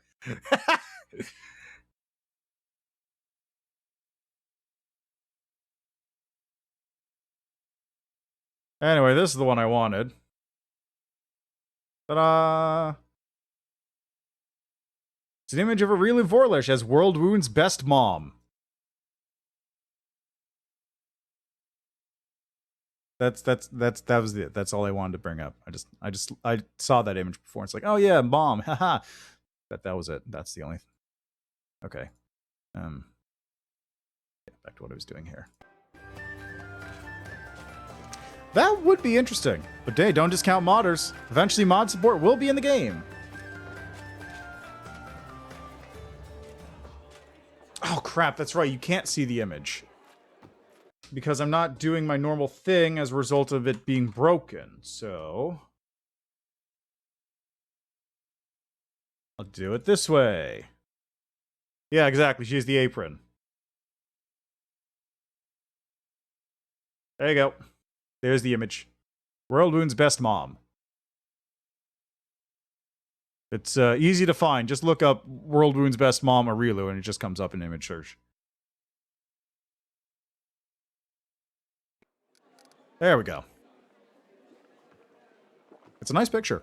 Have you ever thought about what you're going to do when the war is over? They say that the Assassin's Guild of Elutionira, of which I pride myself of being a member, has recently lost its leader. I, on the other hand, have been honing my demon-slaying skills to perfection over the past few months. When this whole thing with the World Wound is over, I'll return there and try to become one of the aristocrats of Elutionira. That is what they call themselves, if I remember correctly. I will reside there in luxury, bathe in the gossip about my notorious misdeeds, and take assignments from the Crusaders at a hefty discount. If the demons are trying to occupy our Galarian, why shouldn't we mortals repay them by occupying a part of their realm?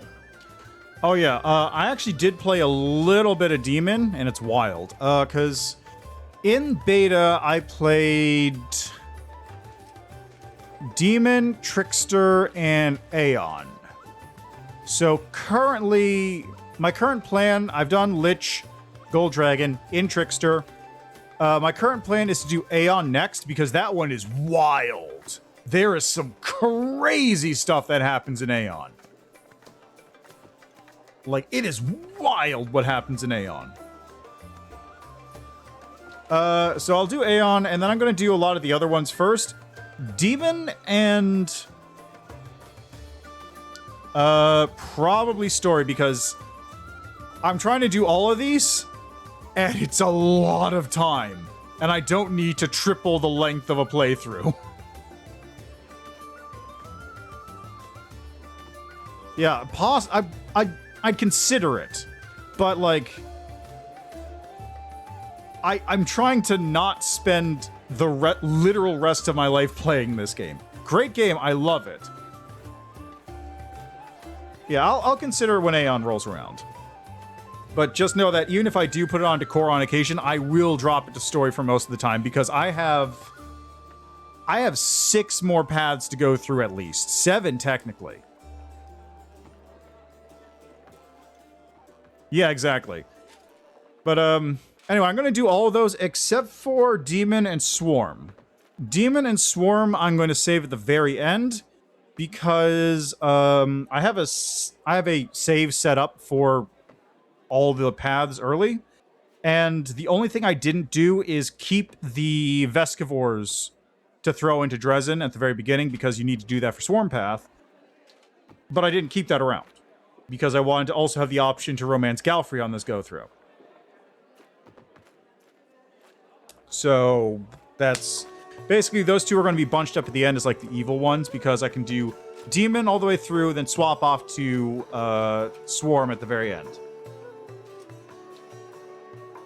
Kind of want to see Aeon and Core. Yeah, don't worry, I'll give it a shot. I'll give it a shot somewhat. You played Lich will kill Zacharias. Good luck. I don't know where his phylactery is. Just know that I think highly of you, Greybor. Same goes for you. I never regretted getting involved with you, even though the whole thing seemed like a utter failure at times. Have you ever thought about quitting the assassination business? Now? Quite the opposite. My career is booming at present. Anyway, fortune doesn't favor those who think too much about tomorrow instead of living in the present. Right now, I'm fighting the world wound under your command. As for what happens next, we'll just have to see. You could become more than just a hired killer. Now, I am going to tell you a very important secret. You must not disclose it to anyone, no matter the circumstances. I think the simple truth is that I love my job. Yes, I suppose I have the spirit of a killer, but there's nothing I can do about that. Perhaps I'll even kill you too, if you tell any of my potential employers what I just told you.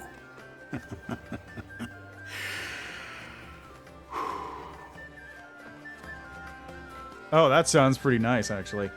What's his story appearing in the Lost Chapel? I would guess probably he's been sitting down there for so long, he's kind of forgotten how to fight. Like, he's literally just been sitting down there in a dusty corner in an underground basement in a demon-infested ruin in the middle of nowhere for, like, probably 100 years. Ah, okay. Right, Asmar does have a halo, doesn't it? You get to make a decision yourself. Well then, it's all settled.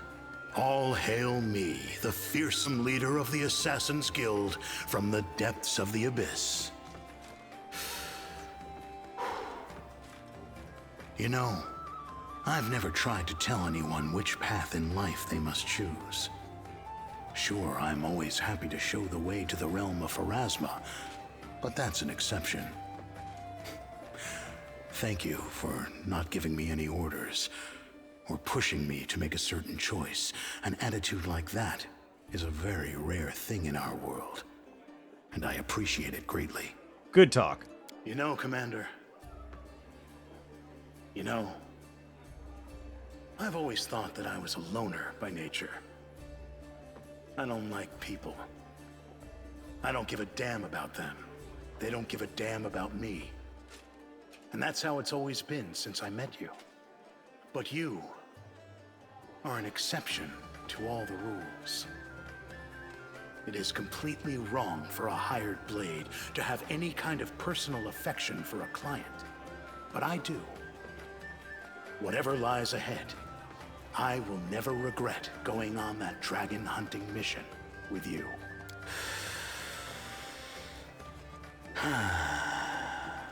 Surprised to hear such words from an assassin, Commander. I got nothing else to say. In that case, let this story become a good memory of how we cheated death itself. Yeah, it's like, honestly, okay. Long puff of the weed pipe. I mean, hey, he's a dwarf. He's basically a halfling. We do it my way. Although he's more trustworthy than a halfling by a very large stretch. Halflings in Tolkien do like to smoke.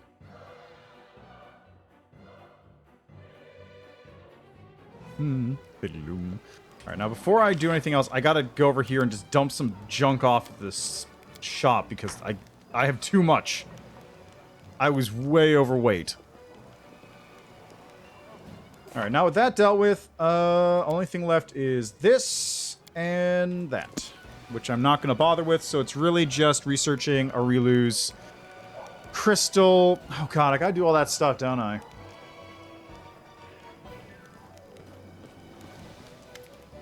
Show me what you got. Bulk cell.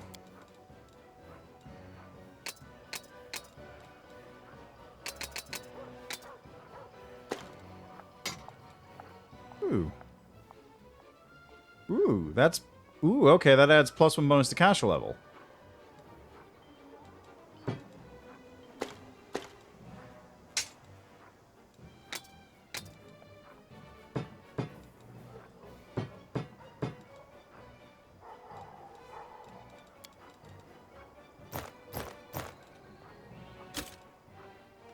Great Bear Breastplate. That's just a bunch of resistances.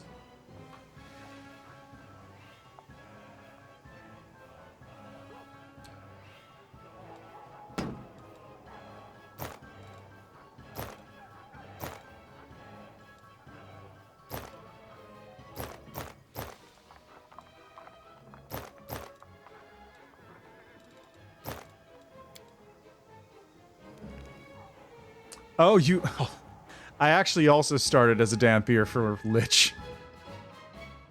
Which is why it was really funny, because you do Lich and then it goes, oh yeah, you're already halfway to the death.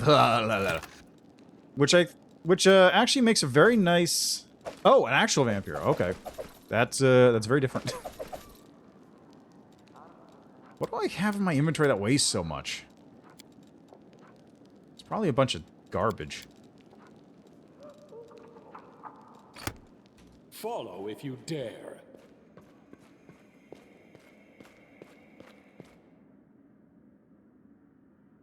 So first off, let me take a nap for a couple days.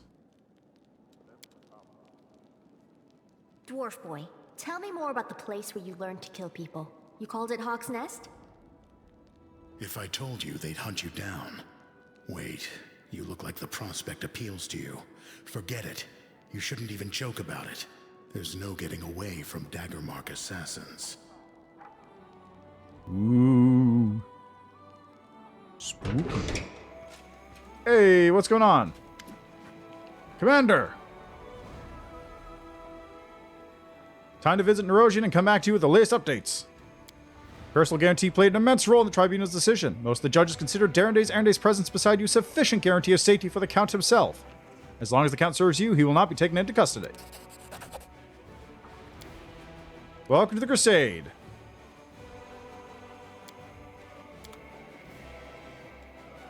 Excellent. Okay, let's manage some Crusade nonsense here. Oh god, that's right, I almost forgot again. I have to go deal with the secret ending stuff.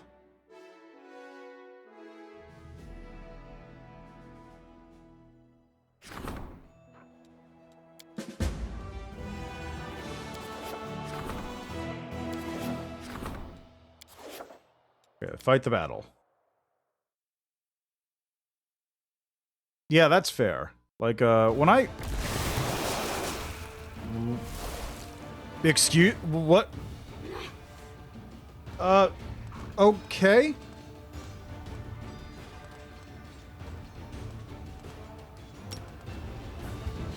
That was...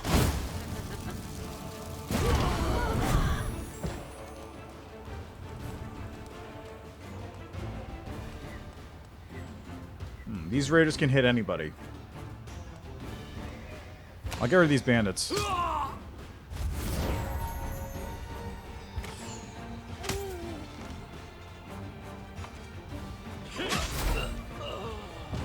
Ah, they went for that. Sick.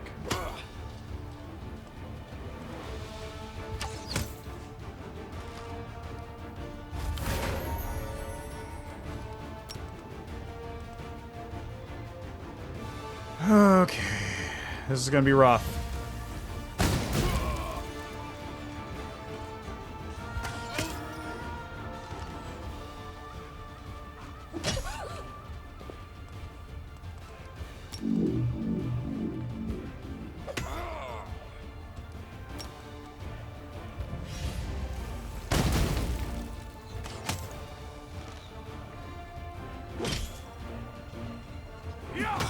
Oh, come on, guys. Really? You gonna do this to me?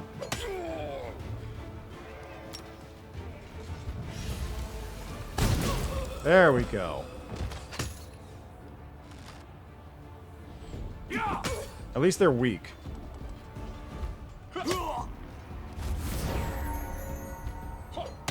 Okay.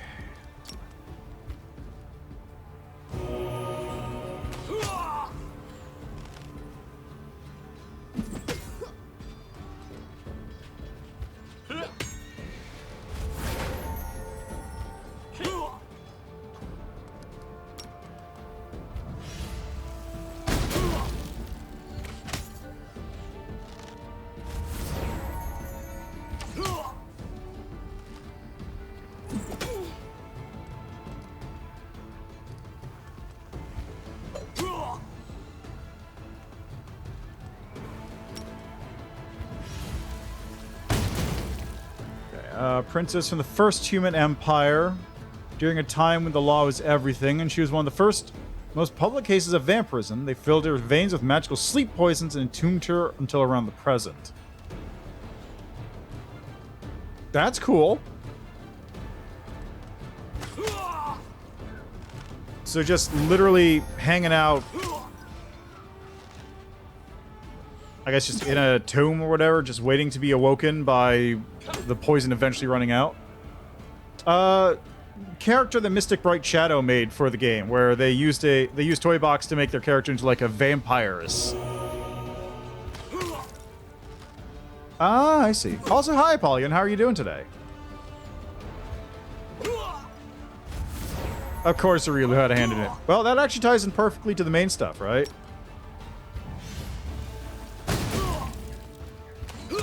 Yay!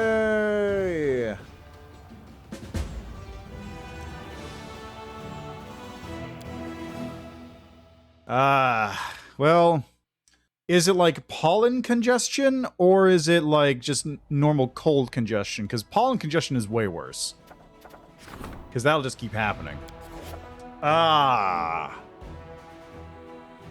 Well, I can't say anything to that. The pollen congestion sucks.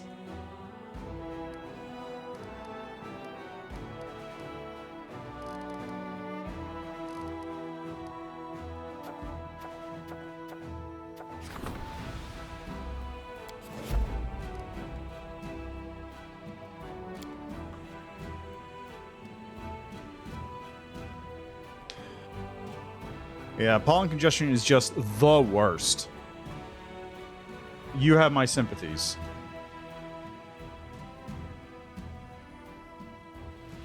Oh yeah, that's cool. Yeah, there's like a couple kineticist demons at some point later on in the game, and that's about it, I think. Like, there's really not a lot of them.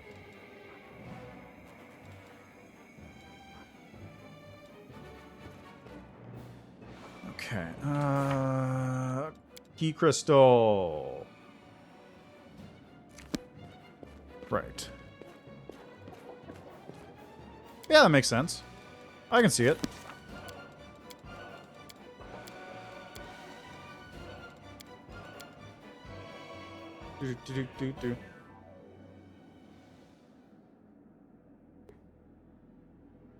Yeah, I can see it. I can see it.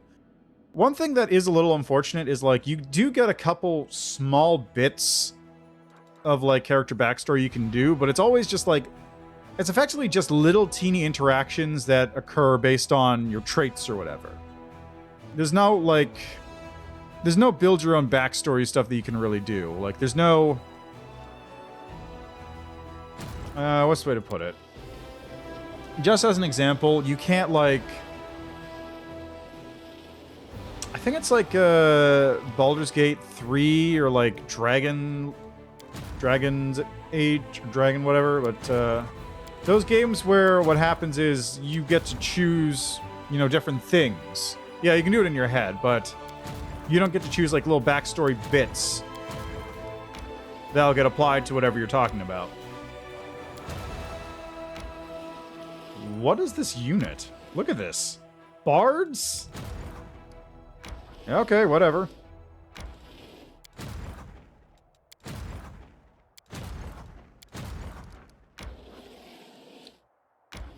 Yeah, just do AI Dungeon. Is AI Dungeon still run by assholes? Probably. Alright, so really quick, Camellia, just level you up. Shaman Spirit Hunter. Here we go.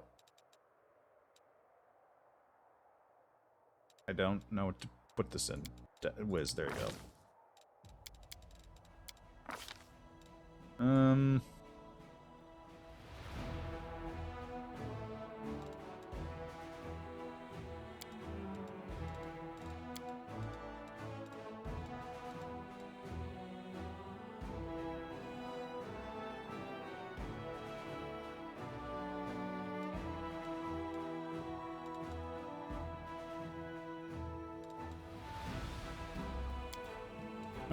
Grab that, I guess.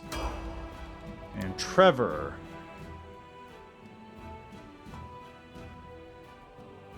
Yeah. Yeah, I guess so.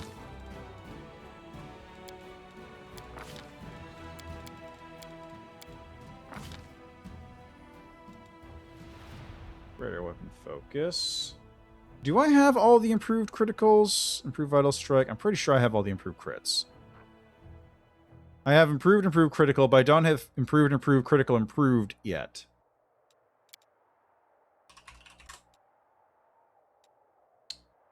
That's unfortunate. I'll have to pick that up later.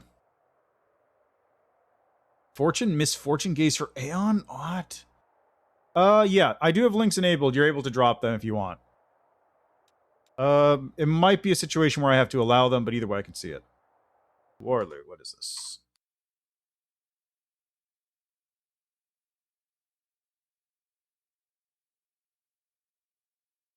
War loot. Requires attunement by a bard and proficiency with loots. What the fuck? It's an axe. It's a loot that's also an axe.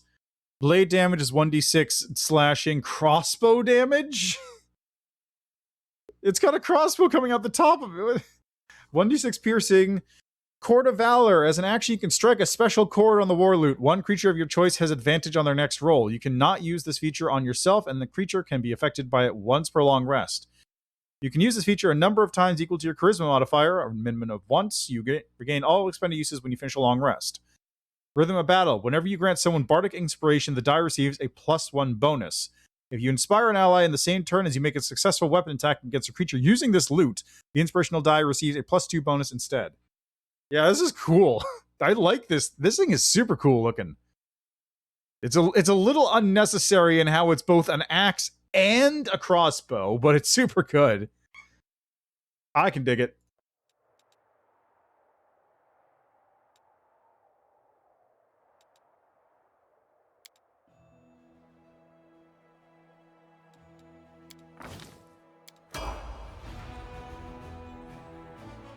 Yeah, it is.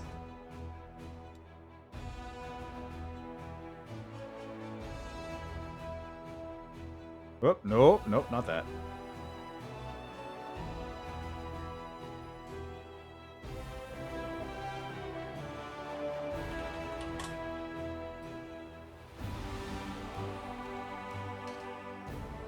All right, so now I gotta go back here because I gotta check this.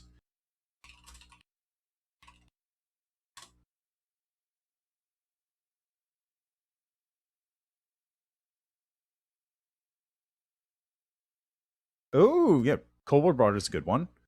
I feel like that one shows up fairly often for some reason, like specifically Kobold Bard. Yeah, that's true. Are kobolds in the game?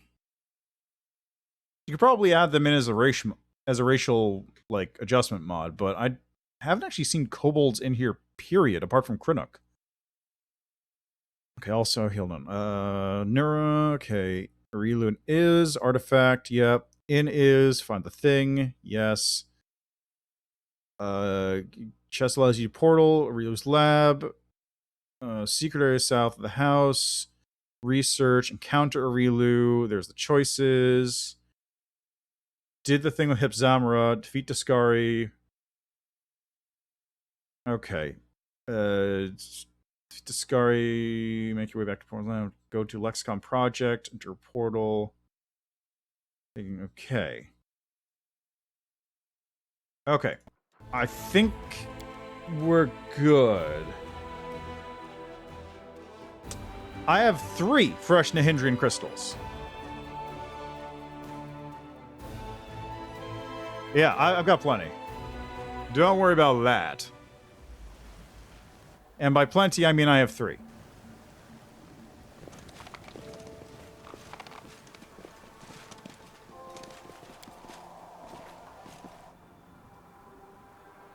Hey man, I got you. To the laboratory. Man, if I could get some Nahindrian crystals, I totally would. Okay, so I want to get this key. Oh my god, it's a portal. I did this before, but I never found out what the other thing is here, because I never found the key that you need to get into this door. But I totally found it legit 100% this time. And that's not a joke. I did actually find it legit, and then decided to just get it in through a non-legit manner. And I believe this way is the way. Thanks. Hopefully I will not need it. Oh god, that's right. Time to act. Oh god, that's right. So 1, 2, 3, 4 over 1, 2 over. Trust in yourself. 1, 2, 3, 4 over 1, 2 over. Oh, come on. Yeah, exactly. It was totally fine. Sod is restless. I wonder why. Let's see, 1, 2 over. We'll make things right. There we go. Now everyone else get up here.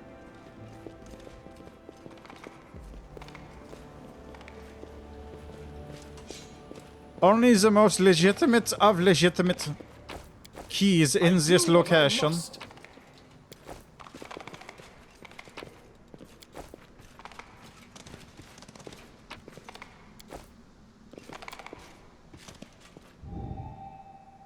Let's draw some wings on this ram lizard. You want to fly, don't you?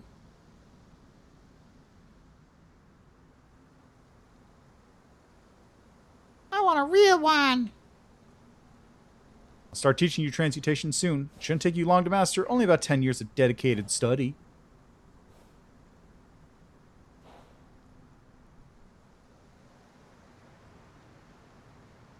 You know, I had a thought, like... You remember when Areelu is, like, at the final section? She says, you never did find the secret area of my lab and all that stuff. I wonder if that's supposed to tell you how to get the secret ending, because that's, like, the most important bit from what I can tell.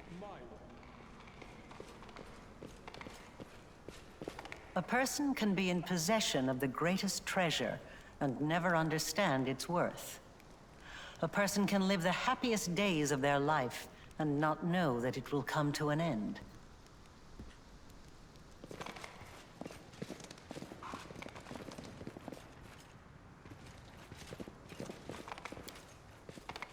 Cradle. Flower that's clearly picked somewhere in the forest. No reason to pause. Go seal again on the horse, just so this stops happening. Thank you.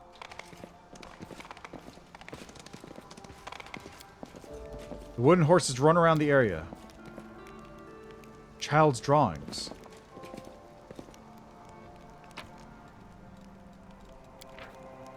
The handwriting on this note is very similar to that on the pages of the Lexicon of Paradox. I knew you'd get through the lock, so I hid the wand of teleportation elsewhere.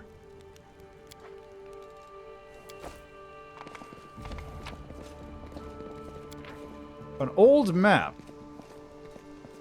Hunter spot on Spring Road avoid. Guards caught a witch on 3 Rova. Nothing suspicious since. Judging by the writings in this exploring notes, this is a teaching aid. Artifacts. Vial of magical formula. If you dare. That should be everything here.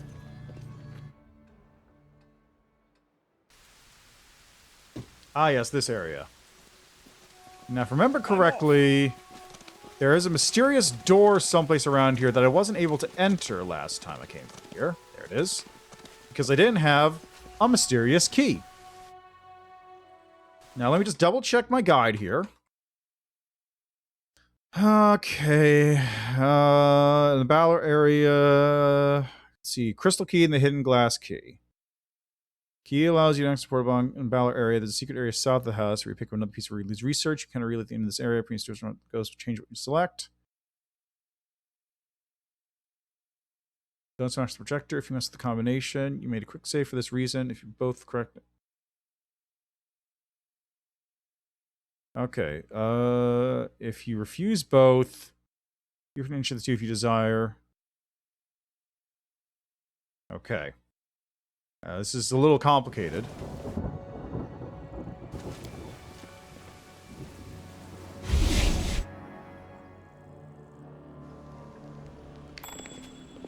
I do what I must. This is a different zone entirely. Areelu Vorlish's drafts. Large pile of unsighted notes, drafts, and sketches of various arcane rituals. Magic research could potentially glean something useful from this material.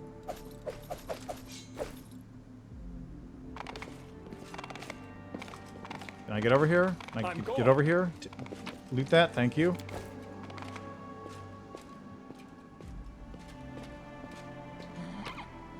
Grab those. What's over here?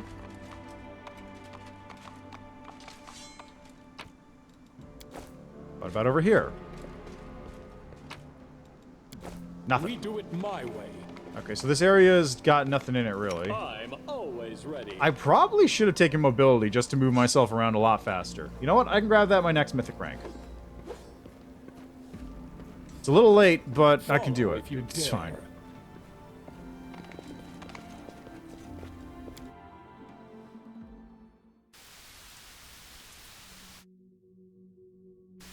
Okay, now the house is over this way. When planting a seedling, give it soil, space, and moisture. Nothing can grow in cramped captivity. I feel like this area looks very different than it did before. I'm off.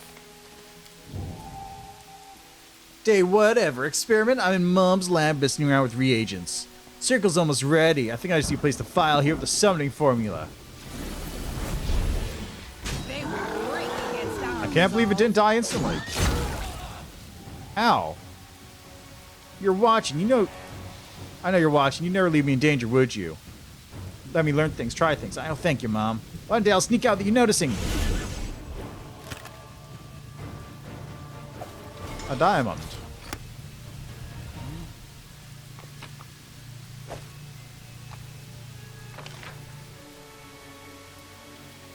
Don't think there's anything else on the map here.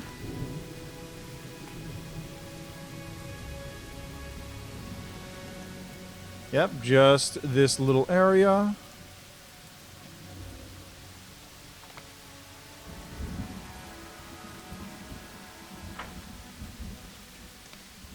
Nothing here. Alright, into the portal.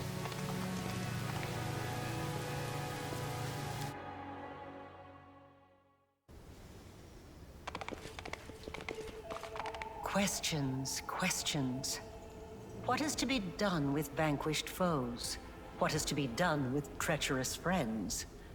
I know the answers to these and to many more questions.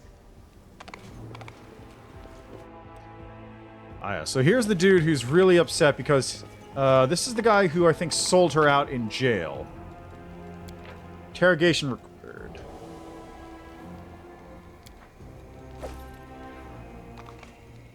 No, is this the torturer? I'm gone. Might be the torturer. I don't recall.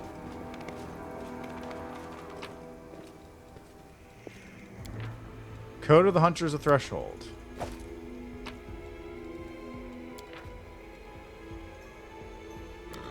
Okay, no. Open was the guy who sold her out. This is the hunter.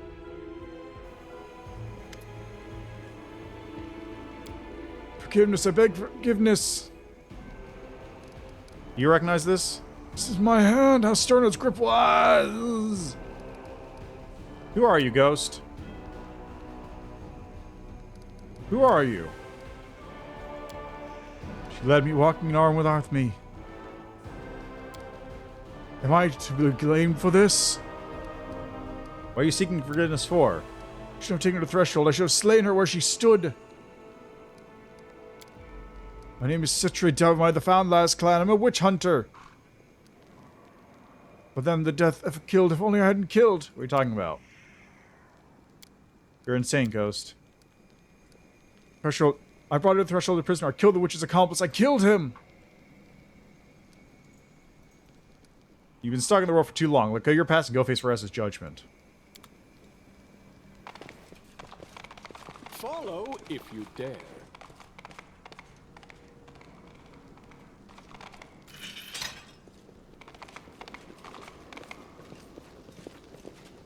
Give me what's in here. Give me.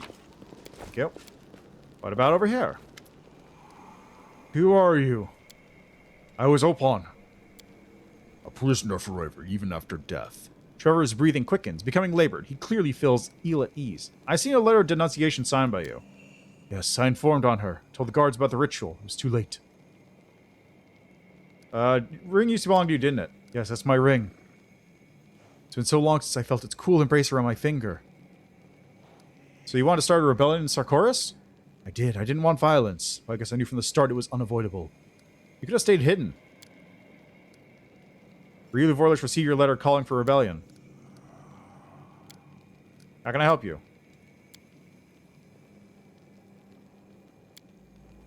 I can't imagine something more horrible than your punishment, but you weren't wrong to denounce her. You're trying to protect our home, Sarkoris.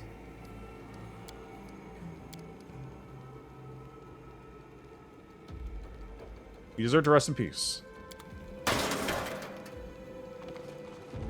I'm off.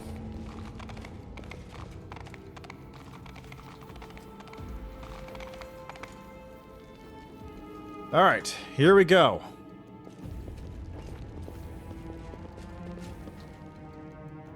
Okay, so for this conversation, I need to choose...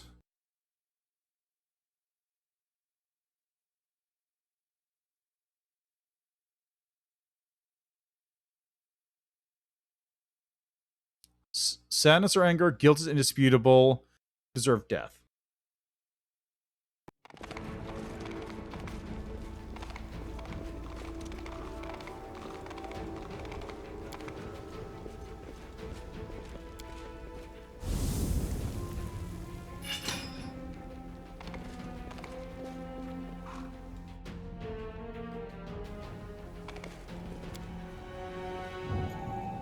There are questions that are better left unasked.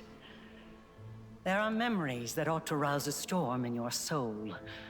But instead, you look into them and see nothing but emptiness. Unknowing is the worst punishment. Knowing, on the other hand, knowing is eternal, unabated pain. Hello.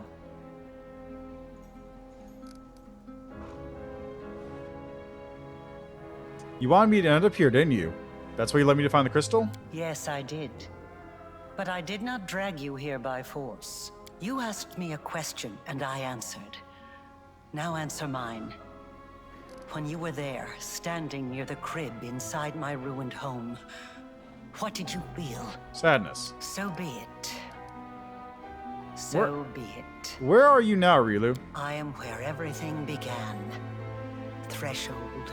I have another question for you. The hunter from Threshold. His ghost was imprisoned here. Why did you do what you did to him? His guilt is indisputable, but he'd already suffered enough. I see. It was not I who killed him, made him a ghost, and imprisoned him here. He took his own life, and his guilty conscience did the rest. And yet he asked you for forgiveness. That is odd. It makes no sense. I feel like Gold Dragon might have been a good option here if I had been going for the God ending on that. What, you want me to pity you? Pity? Me? I did not throw the country that betrayed me into the demon's maw in order to be pitied. Everyone needs to be pitied sometimes. People who say they don't want it seem to need it more than anyone else. Maybe if someone pitied you back then, 100 years ago, there wouldn't be a world wound, or a demon invasion, or any other horrible things. Indeed. I was the fearsome witch Threshold's hunters were after. I began studying rifts and soul-changing forces long before they knocked on my door. I had no intention of applying such knowledge at the time, but some temptations are nigh onto impossible to resist. And one more thing I'd like to ask you. Why did you do what you did to that little traitor, Opon? Okay, so this one is... He deserved death. He stabbed me in the back. But I didn't punish him for that, oh no.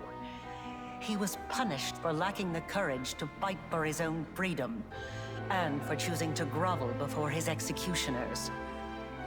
Now he is an eternal prisoner. What could be more appropriate? It is so odd to realize that I once cared about so many things. That ideas like justice and revenge used to mean something. I have nothing more to discuss with you. Farewell, then. Threshold awaits. Okay, so that's taken care of.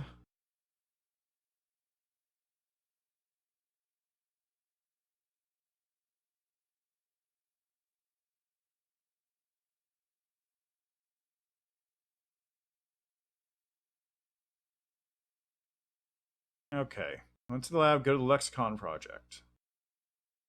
I crave your commands. Alright, so back into the lab. I'm pretty sure this takes me where I need to go.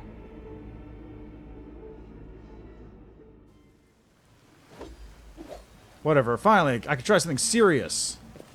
Oh no! Cease your spellcasting, sorcerer. You'll stand. Draw threshold throughout the time.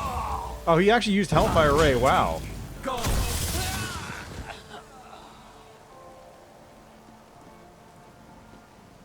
I promise. I promise. Now you know. Heat from strange undying coal spills out of the opening.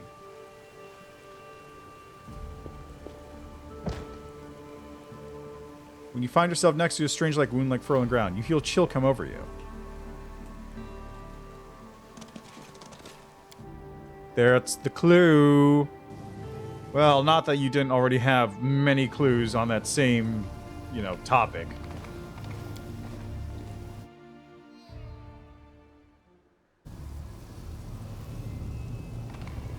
Okay, so is it up here? No. Well, I'm here now. So where do I go from here?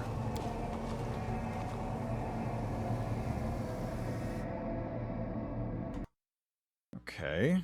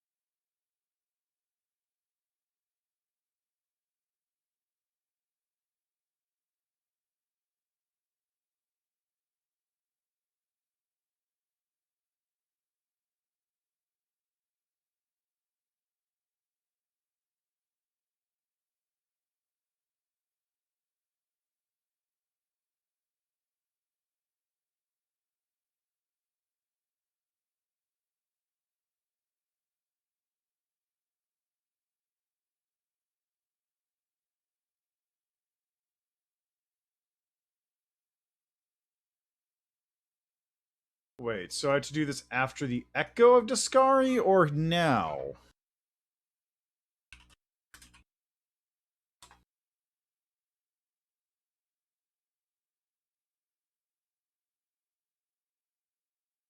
Trying to make sure I got everything set up before I...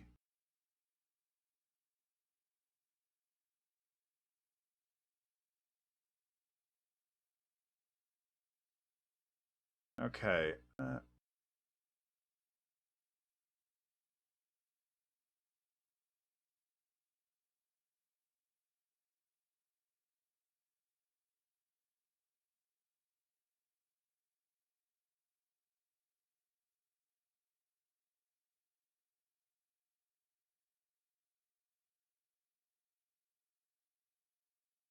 Oh god, that's right. I never used that summoning potion. I'm gone. Because I killed the Balor too quickly. Forgot about that part. So I gotta use that summoning potion here.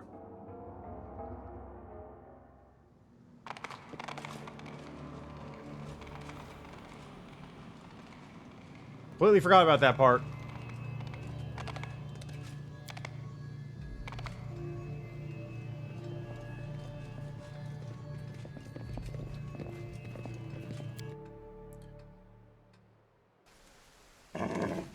follow if you dare.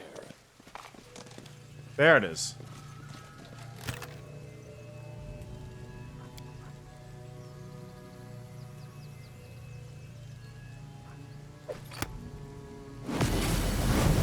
Hey guys.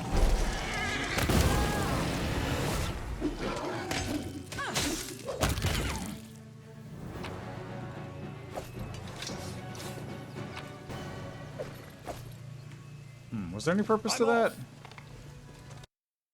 there any purpose to that?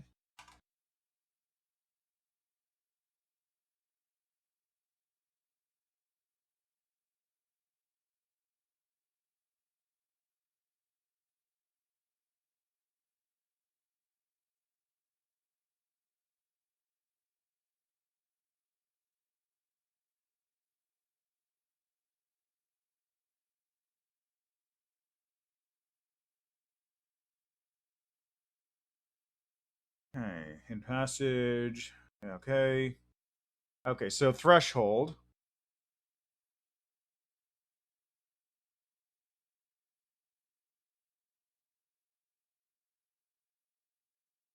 God, this one needs to be Gosrin on year 4717. So I got a while before that happens.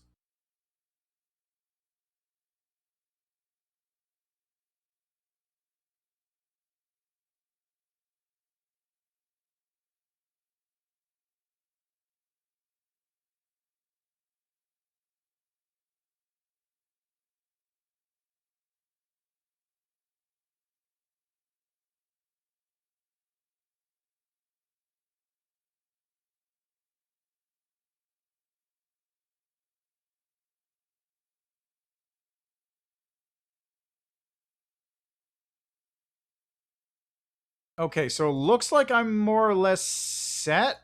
I just need to go for threshold now. It looks like I'm ready.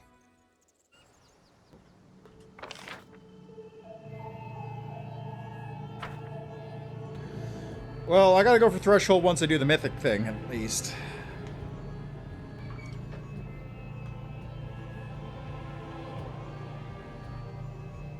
So, what is the current date? I don't know. It doesn't tell me because I'm not on the world map.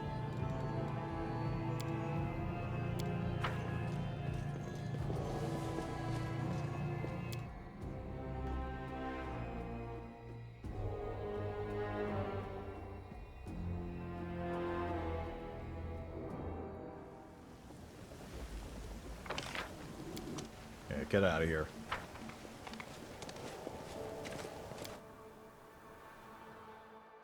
Right.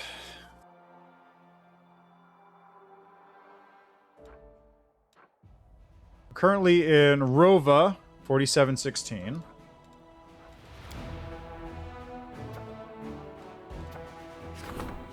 Relieve Orlish's drafts.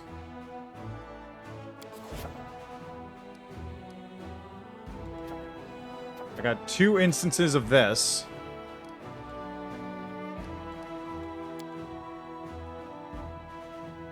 Now we get to do this nonsense. Yay! Okay. Guess first off,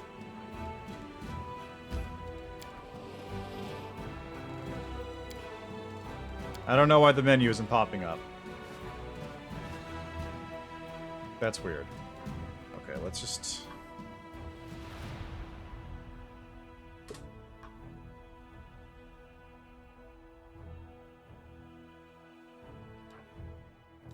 This is fine.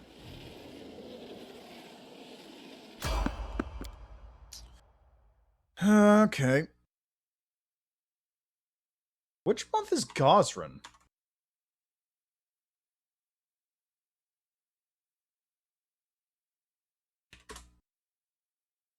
Gosrin is April.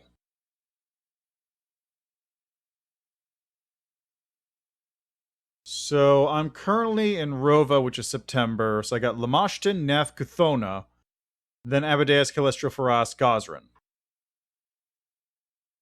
You'll make up. It's weird how this one requires a specific time, a specific date to do it. Like, it's not just like you got to do it before this time. It's like you need to be in this specific period of time in order to get the ending, which is very strange. Anyway, it's gonna have to be the one coming up. 4717.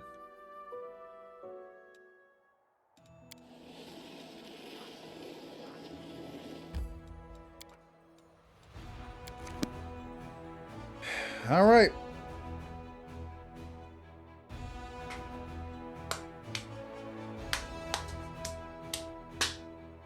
Time to burn some time. Yeah, I guess. Or maybe it's a story-related thing.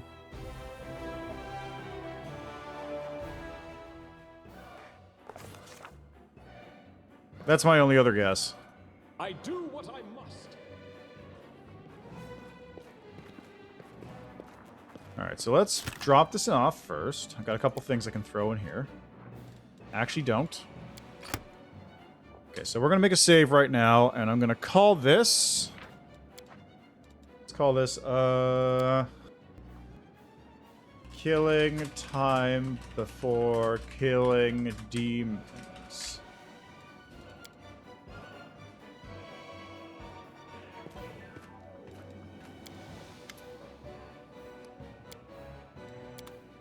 Alright, so I saved before this point. Let's agree to become... not Savannah, Sheikah. Already did this entire conversation.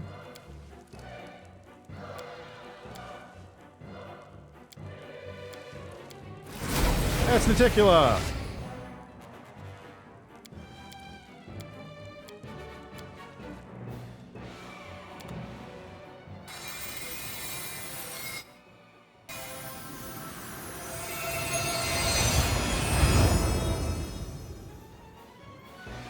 Do not fear. Do not waver. Okay, Ember. Midnight Bolt, please. Surrender or else. Perfect. Okay, now we can go to town. It's your wash. Kill is for you.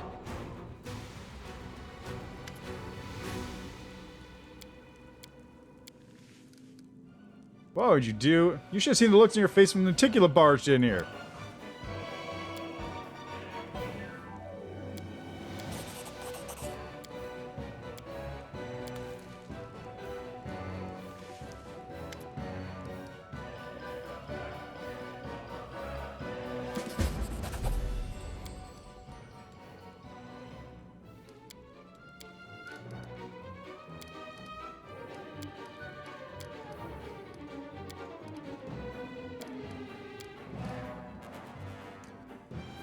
Give me your essence. I'm gone. Okay, give me that loot. Oh god, is Naticula actually super dead? That's awkward. Shadow Kiss.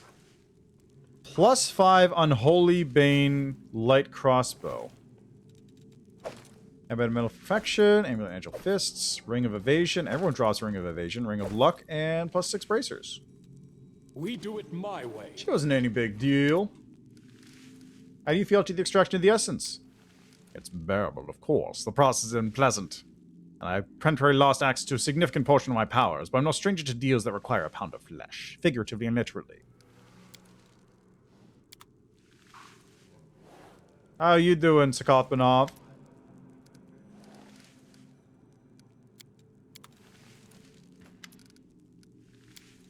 Alright, let's get out of here.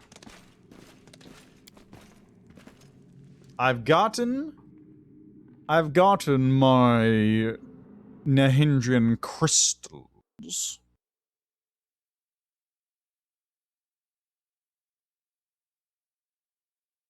I'm missing one Nahindrian crystal. Or rather, I'm missing one Midnight Bolt. I need one more Midnight Bolt somewhere.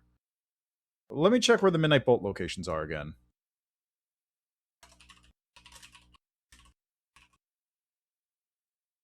So Midnight Bolt locations. 1, 2, 3, 4, 5, 6, 7.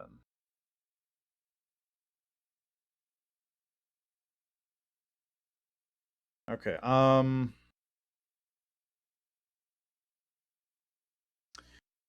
I got the one in Market Square. I'm pretty sure I got the one in the laboratory. I might have missed the one in the Every Sanctum. Could have sworn I got the one in the House of Sinking Shadows. I got the one in I'm pretty sure I got the one in Colfear, and I got the one that's in the Ineluctable Prison. Follow. So actually, let me double check if I actually have more Midnight Bolts. I just haven't equipped Ember.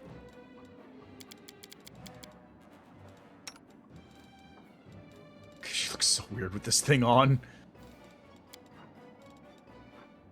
Fatal Mark.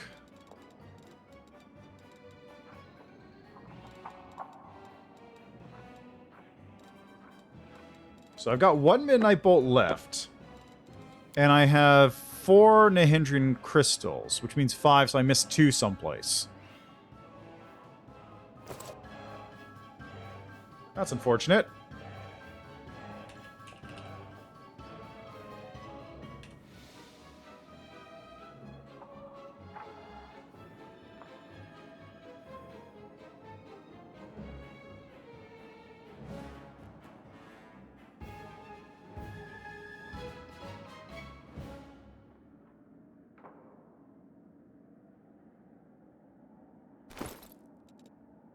There we go. Wow, that's weird. I must have miscounted.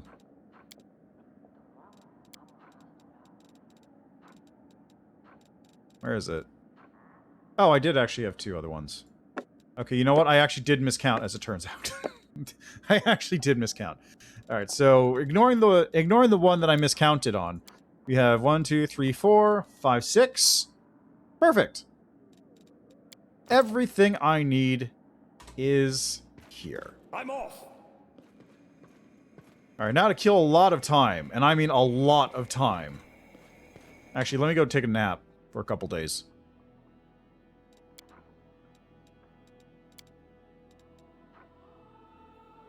Sleeping for a couple days. It's fine. Don't worry about it.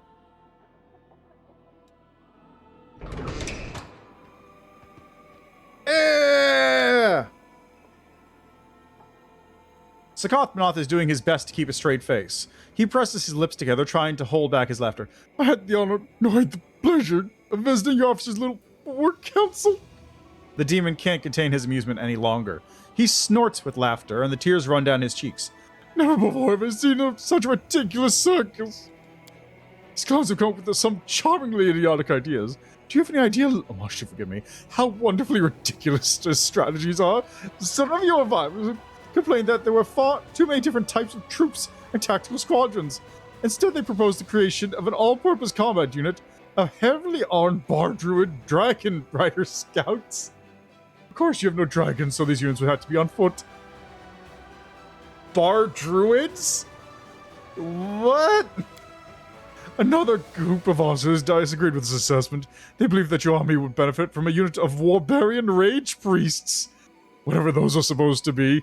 Alas, I cannot fully enjoy the arguments in support of this idea, because the council quickly turned into a scuffle between your esteemed knights and military advisors. His Majesty Thaberdine Quintissimus Hierophant clears his throat hurriedly. I'd very much like to point out there was another suggestion made by yours truly, but was declined for some unknown reason. I wish to assemble a royal guard. The regiment will entirely consist of vampire ninja pirates. These fearless daredevils will be so deadly that mere sight of them will terrify the enemy.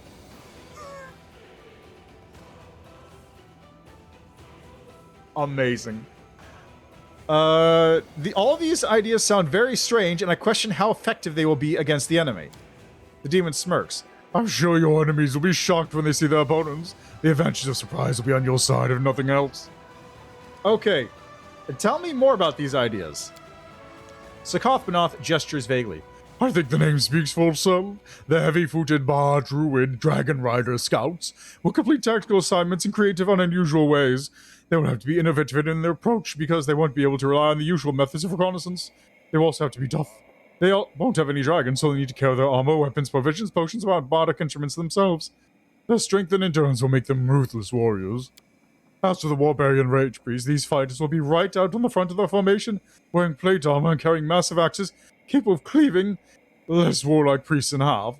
That is what will make them such valuable fighters. They'll be far more lethal and dangerous than ordinary priests. His Majesty clearly feels left out of the conversation and is quick to offer up his valuable insights. Such poppycock. Now imagine this. Vampire ninja pirates. An incredible mix of skill and daring shoved up in a single package. Victory will be yours. The king looks at you triumphantly and then casts a longing glance at the bubbling flask at his hip. Unlock the Bar Druid's training decree, allowing recruitment of heavy-foot Bar Druid Dragon Rider scouts, shock cavalry, and capable of empowering themselves and those around them with spells. These kind of suck. They have, like, okay hit points, decent AC, kind of whatever. They're good on damage, but, like, whatever. Warm-up. Unit gains +2 bonus to speed and +3 bonus to attack. Foot cavalry charge. Despite a lack of mounts, the unit gains a +1 bonus to attack until the end of the round for every 2 squares it moves. These warriors are more than ready to face any threat. During battle, they're capable of turning the most bizarre events to their own advantage. Their only problem is that they have absolutely no free time for any personal hobbies.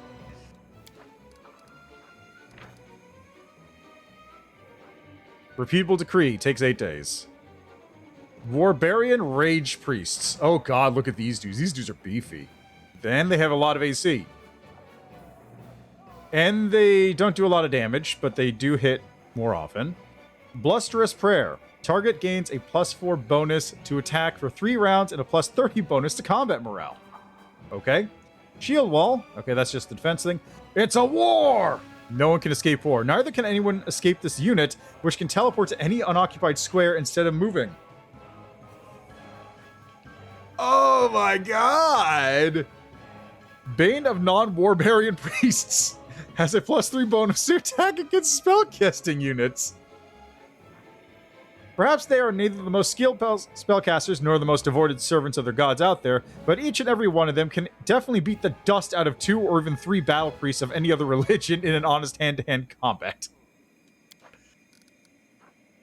Vampire Ninja Pirates. Ranged unit whose attacks steal enemy blood and gold? Okay, so they got decent health, decent AC. They got all these immunities. Damage is even lower, but they also hit a bunch of times. Flawless Precision. Unit compensates for the weakness of its weapon with a fantastic +25 bonus to attack. Yeah, that's pretty impressive. Vampiric Shurikens. The unit's attacks restore power times d6 times unit number HP to it, even if they're ranged. This is a death effect. Board. Unit provides 350 finance points after boarding an enemy vessel and destroying an enemy unit. This effect works on land as well. I don't know!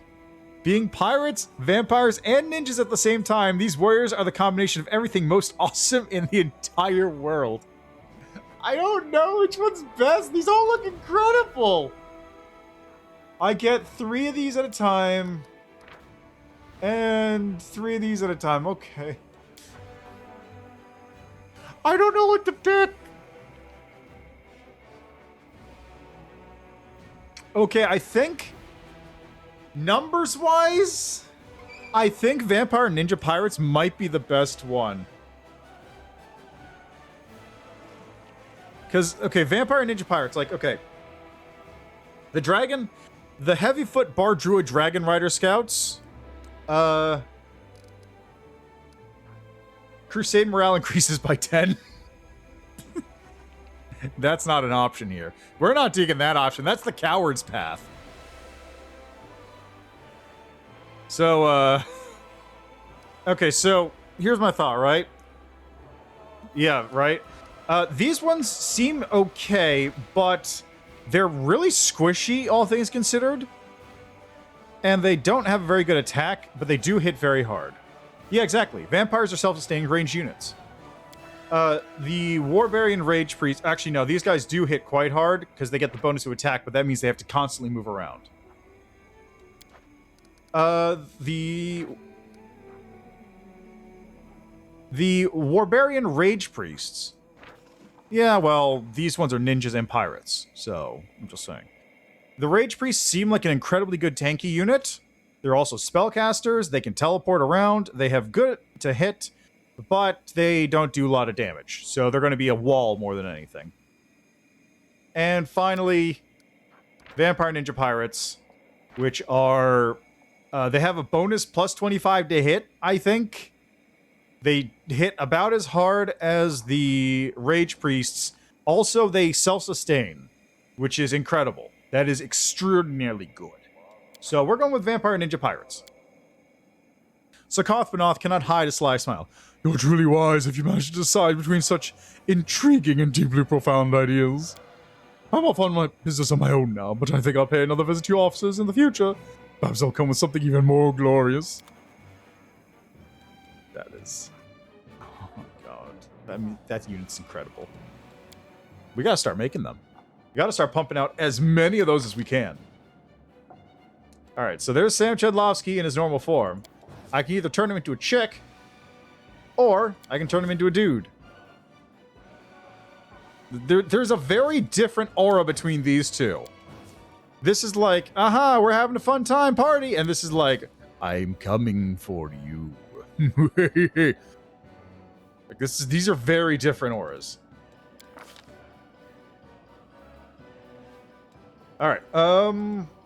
What do I get? I don't even know what I get now. I guess greater enduring spells at this point. Why not, right? Okay. I have one more mythic trick. I get to summon the Wild Hunt as well. Yeah, I could see that. Like, if that actually might be the intent. Also, hi, Sweet Denim Secret Police. How are you doing today? Welcome to the stream. But yeah, I could see it. I mean, this is Trickster. This is like, it's not lol so random, but it gets there. Which, it's not the same as Harley Quinn, but it kind of goes in that direction, if you know what I mean.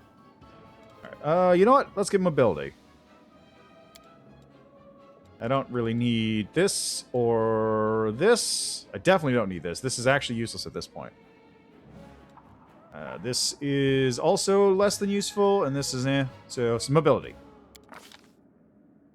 Not looking forward to Monday. I know that feeling.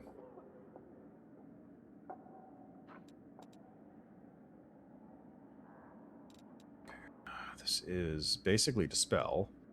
Instead of avoid attacks of opportunity, you can make them yourself.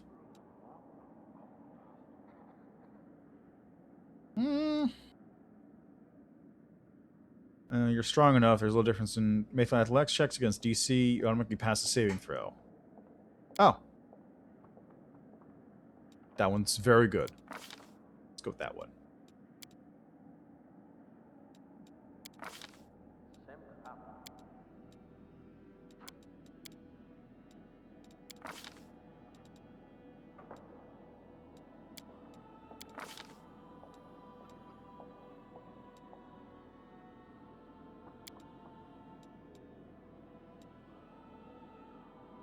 Yeah, let's do this. Insanity, Invisibility Mass, Shell Conjuration Greater.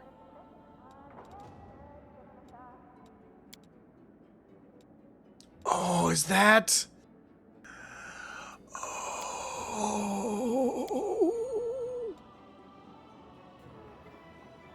it's here. Ray of Halberds. You blast your enemies with a stream of halberds. You fire one halberd per 2 caster levels. Each halberd requires a ranged attack to hit and deals 1d10 plus charisma modifier and damage. Summon Hog of Desolation. This spell summons a cute little piglet for 1 round per caster level. The summoned creature appears where you designate and acts according to its initiative check results. It attacks its opponents to the best of its ability. Trick Fate. When the Fate gives your friend a challenge, you respond with a special die. For 3 rounds, the target ally always rolls 20 in all d20 rolls. It's here. It's here.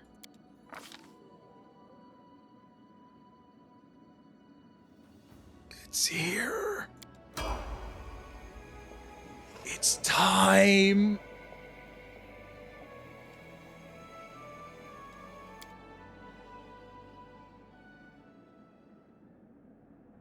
I can't wait to use that. I'm also aware that I need to have a higher charisma to use it. I'll get there.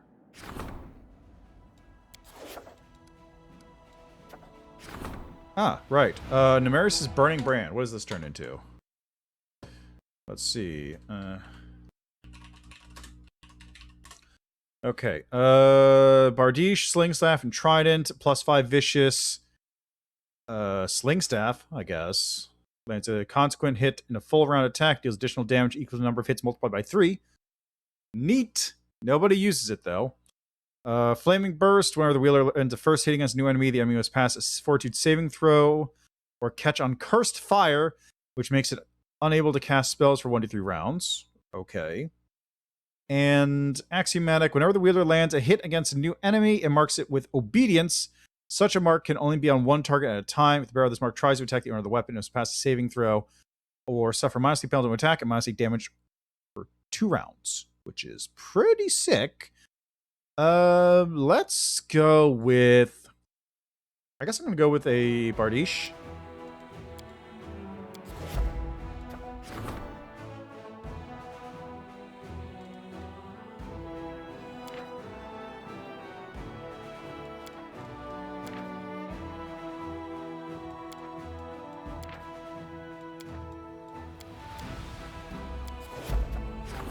Okay, just took care of this one. Excellent. Right. There's no enemy units on the field at the moment, which is good. So rank up, nothing here. Development. Logistics is currently being worked on. This increases stuff there. You know, let's get some Monster Slayers. All units getting ready for anything for 60 days. Other. I don't really have the ability to do much right now. Ah, there it is. Ninja Pirates training. That's what I was looking for. Let's get some Ninja Pirates going. Okay, we got enemy armies.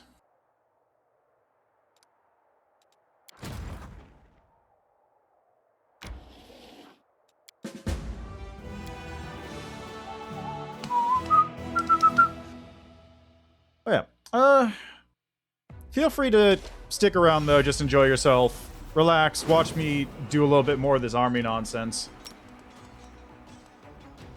As you do. Did it change where I was aiming?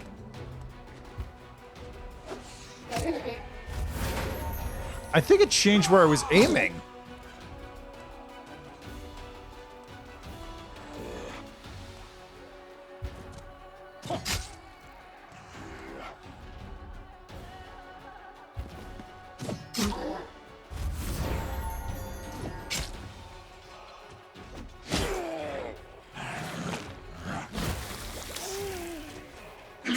Oh, come on, that's rude.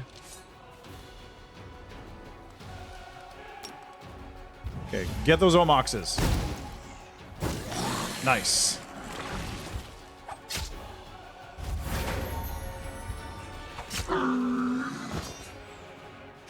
Oh, come on, man.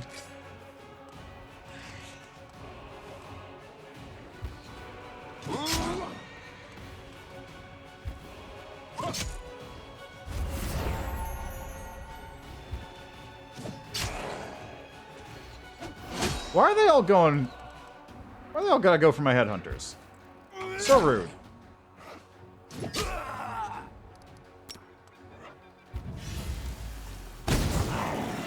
Problem solved.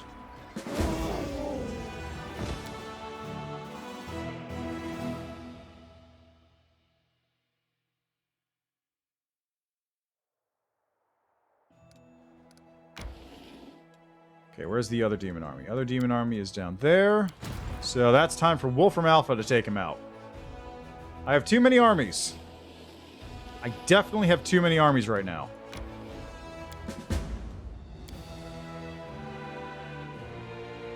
Almaty, the Smiling Wolf.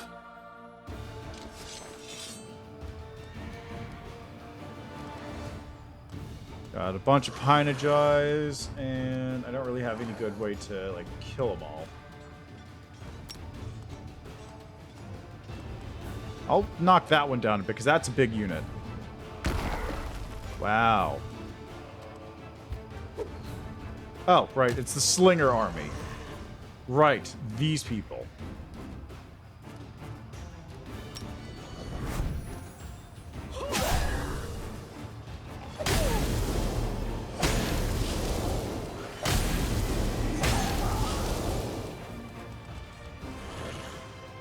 Oh, right. The Blood Ragers are here. Forgot about them.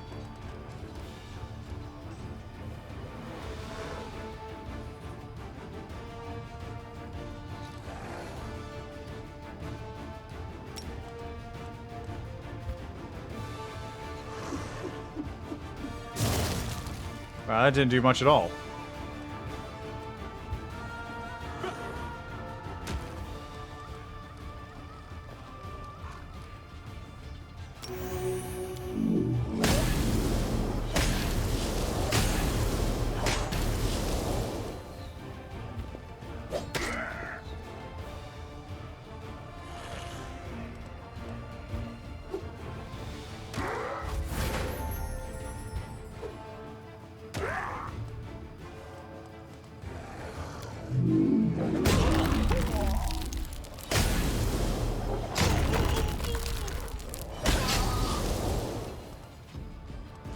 Tempest Strike.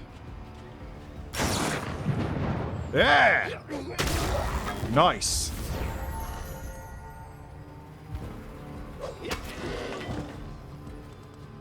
Okay, heal my unit.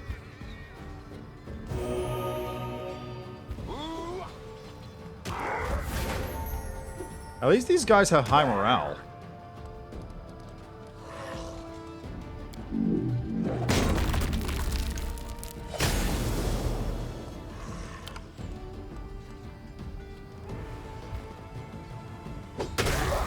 Oh, already had Tempest Strike active. Hey, that's sick.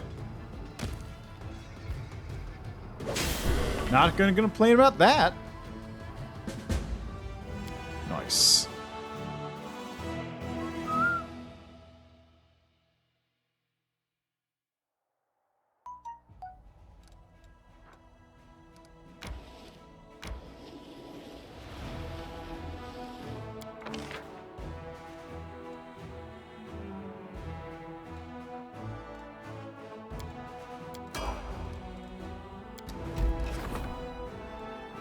Training a true vampire ninja pirate is no easy task. Not only do you need to find a candidate willing to embrace existence as an undead bloodsucker, not only do you have to spend decades teaching them the ins and outs of the craft of TN killer spies, but you must also ensure that they're carrying an adventuring spirit in their hearts, the kind that is known to none but the saltiest of sea dogs.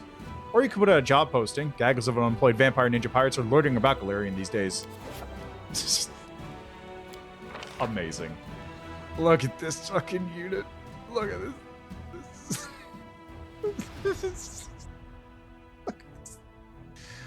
Okay, we need a general. You guys need a general that's worth it.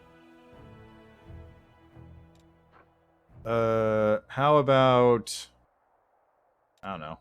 Sora Viela Evanmus. There you go. She's running the Vampire Ninja Pirate Party. Why not? Why not?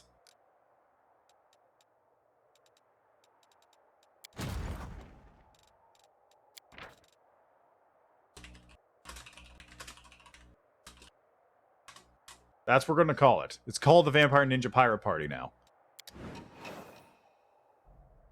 Dead Men's Club. Soldiers lost where to live have founded the so-called Dead Men's Club. They leave Dresden to die in battle as heroes and deal as much damage to the enemies they can. Removes 5% of recruited units. Crusade morale increases by 50.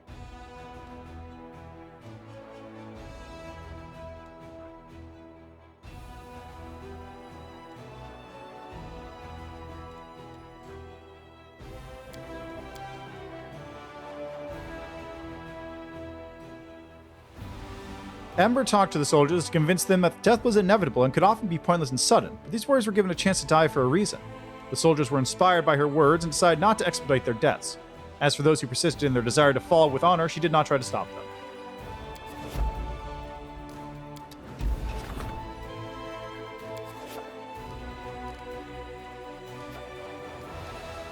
Okay, Preachers... Yeah, why not?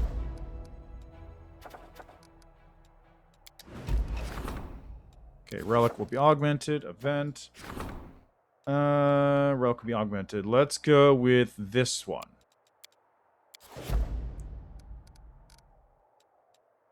And you know what? Let's, oh my. Hello, what are you? Knights of Ozum.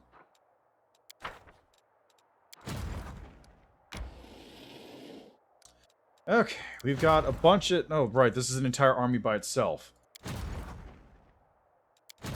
Okay, Booze and Blades needs champions, marksmen. Let's get some champions. A lot of marksmen. Jeez, okay.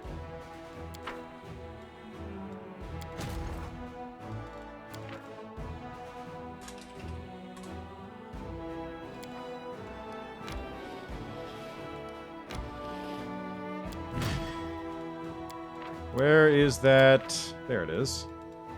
Get over here.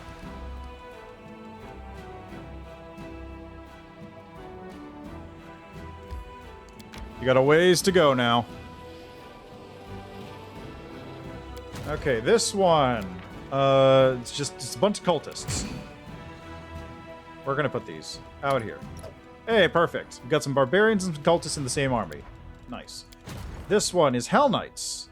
Regular Hell Knights and signifiers. I have Hell Knights here. Do you have Master Maneuver? You do. Okay, excellent. That one is going to go over there, then. Where's it? So, Hedge Knight, Hell Knight, Assassins.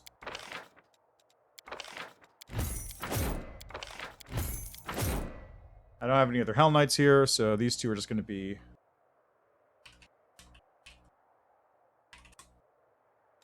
that there. You guys are going to head over this way.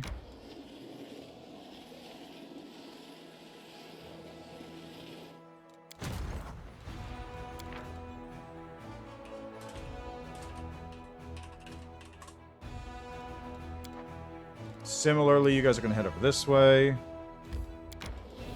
I gotta try and, like... Yeah, don't worry about it. They're there to, like, just sort of hang out, right? Okay, what do we have here? We have Inquisitors and War Priests. And whatever the fuck this is. Light Cavalry, Conscripts, Slingers, and Bards. That's a lot of Slingers, though. Didn't I have conscripts in... Yeah, that's shield bearers. Did Roundabout has conscripts? No. Who had conscripts? Could have sworn I had conscripts someplace.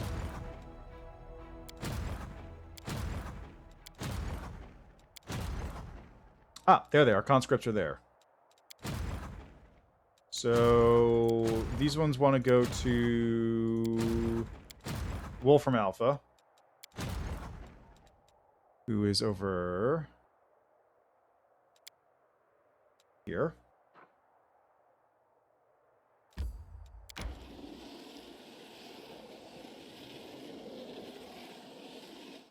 Call this Wolfram Beta.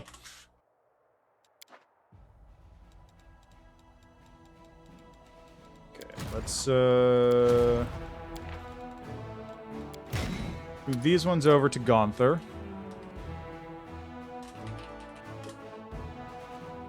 And now I got Bards and Light Cavalry, and I don't know where to put those.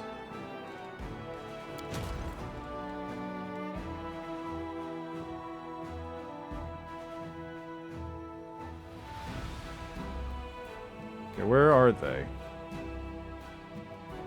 Oh, wait, is she right here? She is, okay.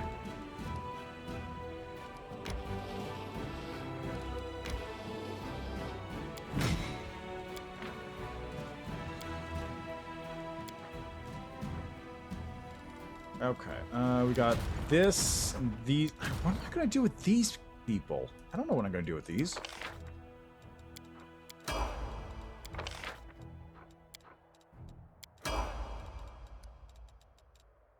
I got so many units right now. I don't know what to do with these people. Like, look at this. Look at this. Just look at this.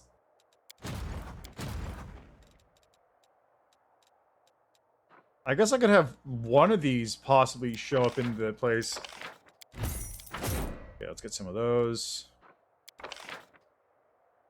You know, let's get more light cavalry. Why not? I got more conscripts. Some barbarians.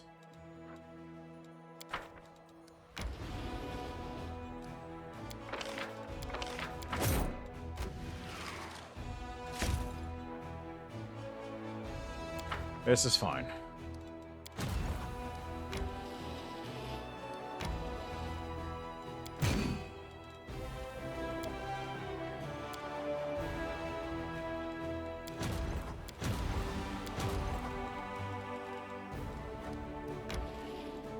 Okay, let's throw that light cavalry in with the other unit of light cavalry.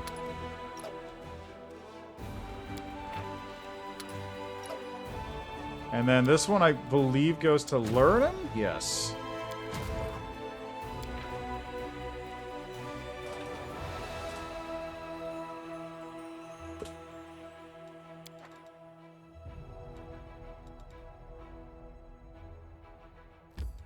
Don't question my naming sense. Just go with it.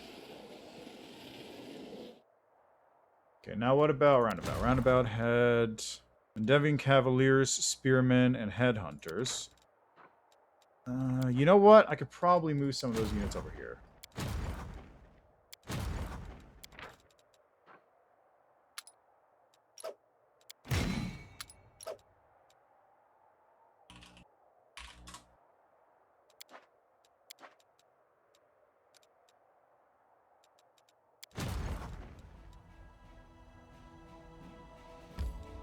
Go. And the nice thing is, that means I have just enough to combine these armies now into something else. Let's recruit a new general. How about this dude? There.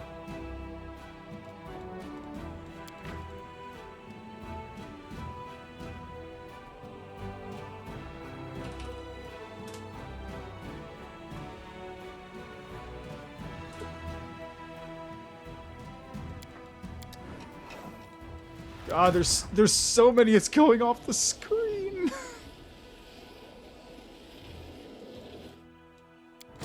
I have so many armies that it's going off the screen right now.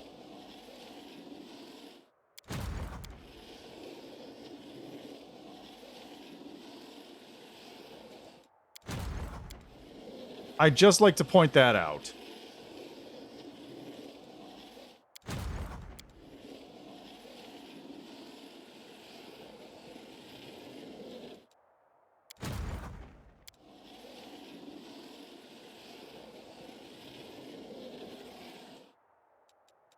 I think that's everything. Once I get these two combined up, I can finally see things.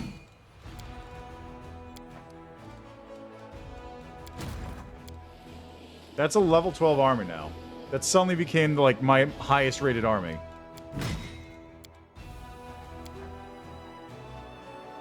That's only a level 9 army.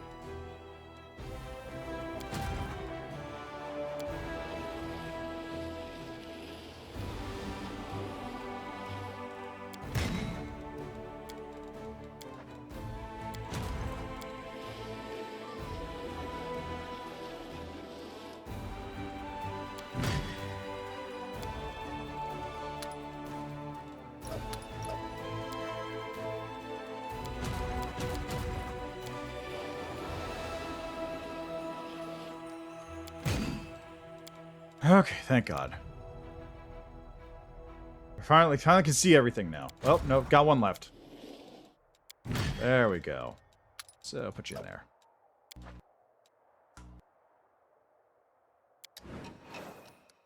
Okay, now, looking for stuff I'm currently working on. I have this almost done. Becoming a dragon!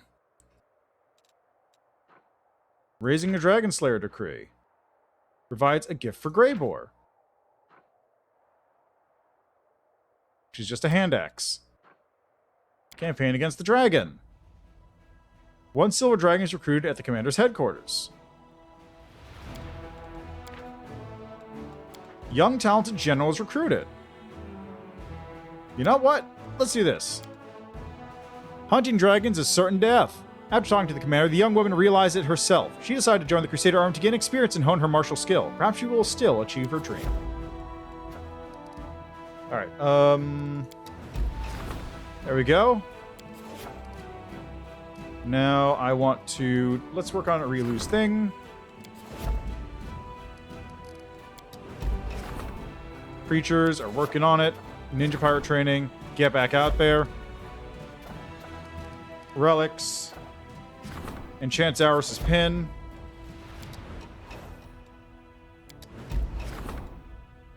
More ninja pirates have been recruited. Excellent.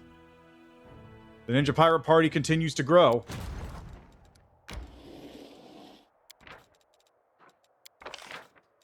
Gora the Brevin.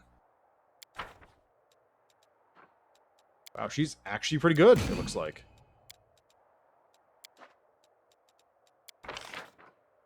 I've got so much. Look at this. Look at this.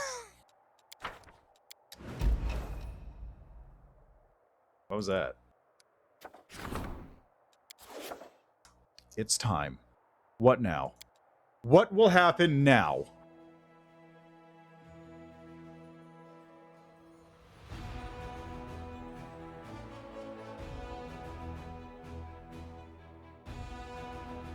What will happen now?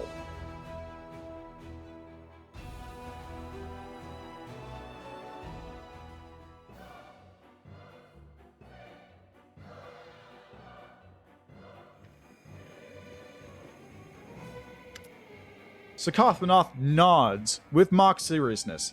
I think your courageous army will go down as the most entertaining crusade in history. There's only one thing that could provide this army with mischief makers and mayhem. A personal lightning order dedicated entirely to you. Now I disguise myself as you and pitch the idea to your soldiers, and they can barely contain their excitement. They've already begun all the necessary preparations. They've already taken care of all the boring stuff, which leaves you with the most exciting part, making the decision. You need to choose your order's mission, select a motto, and then decide what kind of fight you want your soldiers to emulate. Shall we get started? A scroll suddenly materializes in the demon's hand. He clears his throat demonstratively and begins to read. Now then. I want you to consider what the members of your order will fight and die for. What is their goal? Full bellies? Afternoon naps? Or unending inebriation? What do they aspire to accomplish?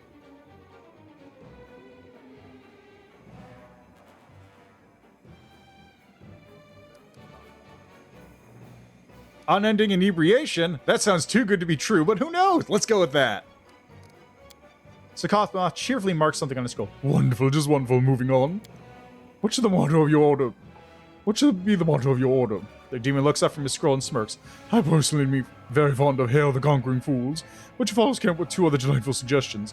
Glory to the goblet and always turn your back on the enemy.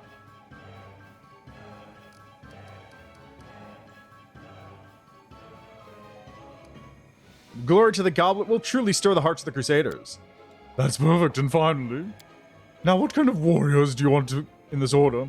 Whom should they strive to emulate? Someone who spends their life mastering the art of wielding a Tianxia blade, only to wave around a massive fauchard and get everyone's way? Or perhaps a master of illusion and trickery, who convinces their enemies that they're being attacked by invisible pony assassins? Or... The demon sucks in his breath, then blurts out excitedly. A fearless paladin warrior who's mastered the scale fist fighting technique, become a dragon disciple, was initiated into the Eldritch Knights, and now dreams of studying bardic magic. His Majesty Thaberdine Quintissimus Hierophant, who appears to have been asleep on his feet through most of the meeting, wakes up with a start and nearly falls over. Should be What'd you say? His Majesty stares at you indignantly and repeats his words slowly and deliberately. Paladins should be in acceptance, motherfucker.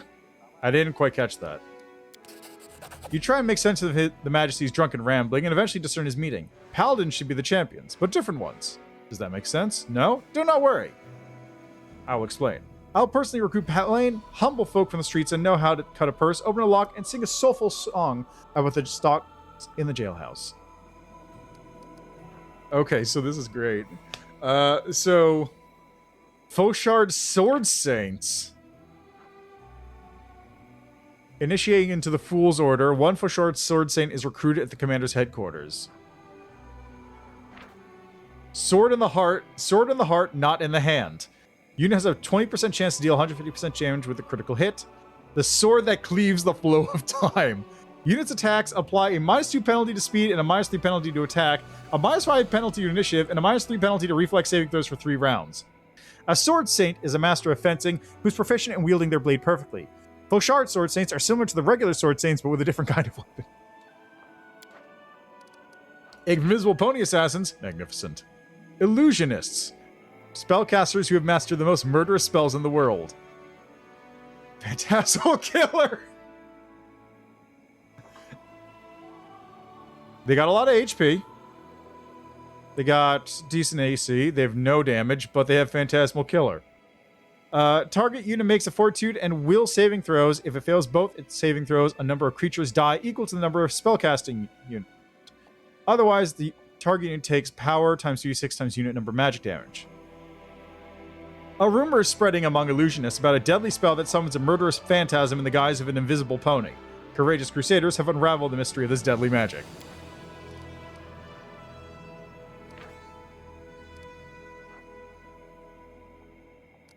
I like the idea of someone who's done a little bit of everything. Scaled Eldritch Disciple Paladins. Practically invincible warriors who have achieved perfection in all areas. Look at this! Armored unit, spellcasting unit, cavalry unit, grand tier unit, ranged unit, infantry unit, mythic. They use nunchucks in combat. They have good damage. They have a lot of health and AC. Greater Shout. Deals sonic damage to the target unit. Shield Wall, Greater Shout, a Bit Dragon. Among other benefits, Scaled Eldritch Disciple Paladins are Bit Dragons and are immune to Sphere and Sleep. Foot Cavalry Charge. Despite a lack of mounts, the unit gains a +1 bonus to attack until the end of the round. There are many fighting styles in Galarian. These warriors chose the best from each of them. Their only regret is that they weren't born drow.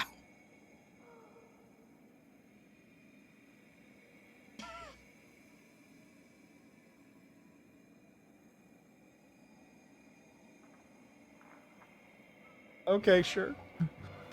And over here we have Thug Paladins. Warriors equally skilled at healing allies and treacherously tripping foes. So, lay on hands, yeah, smite evil, Paladins' dirty tactics. The attacks of the deceitful Paladins poison the target and apply a dex and penalty to HP. Foot Cavalry Charge. Just yesterday, they were hiding from the guards to avoid getting sent to the gallows. Today, they are holy warriors of Iomedae, defenders of Galarian. When they're first accused of fighting dirty without honor, their usual answer is, sorry, it's my first day at this job. They have pretty good attack, pretty good health, pretty good defense. That's pretty bad. That's pretty good.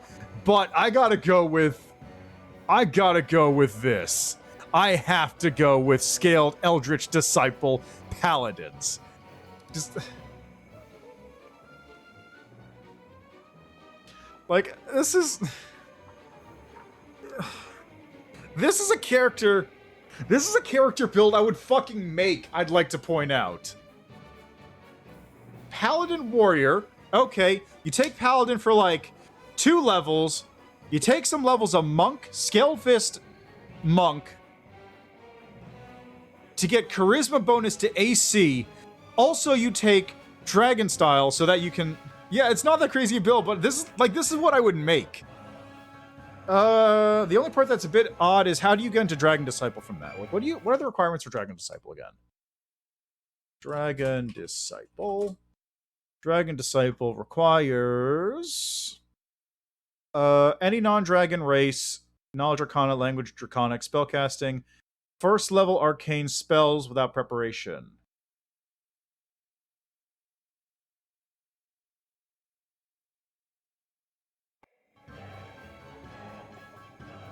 Yeah, well, consider the following. Okay, wait. Hold on. Okay, so apart from the part where it says that they're going to become bards, this would actually be totally doable, because you can do Paladin into... You don't even need to do Monk, although it would benefit you to do Monk. So you go Paladin to Monk, take some Bard levels. 1 level of Bard would qualify you for Dragon Disciple. Yeah, exactly. You do a level of Bard, get into Dragon Disciple, which actually increases your Bard casting level, come to think of it. And then once it hits high enough, you can go into Eldritch Knight. This is a stupid build, and I kind of want to play one now. Yeah, 1 level Blood Rager. Does Blood Rager get casting at 1st level? I think they only get casting at 4th, right? Although you can get the Bloodline, right? So. Right, because Blood Rager also isn't... Yeah, you can get the Bloodline of Blood Rager, and Blood Rager is not alignment locked like Barbarian is. For some reason. So you could actually do you could do a Blood Rager Paladin. That one works.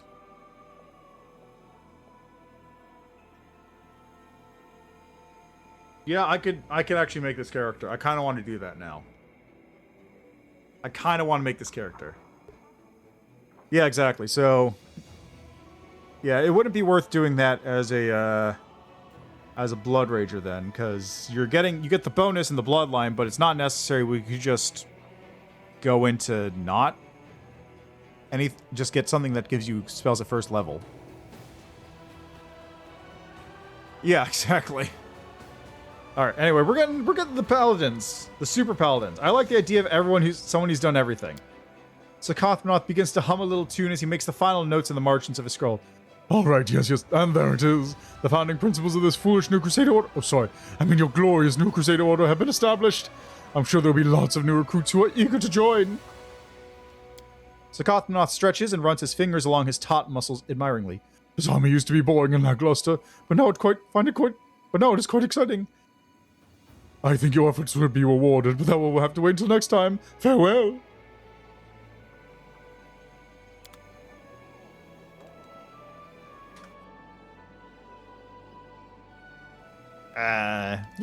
Blood Rager can't be everything. It can only be the best thing most of the time. It can't be everything all the time. That would be too much. The most important part is now I can churn out 2 mythic units. It's time to buff my army.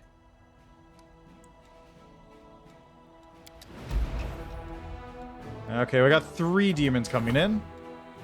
1 scaled Eldritch Disciple Paladin coming up. Let's see. Forbid him to egg on the candidates. All units gain prudent. Encourage the officer's behavior. Recruitment growth increases.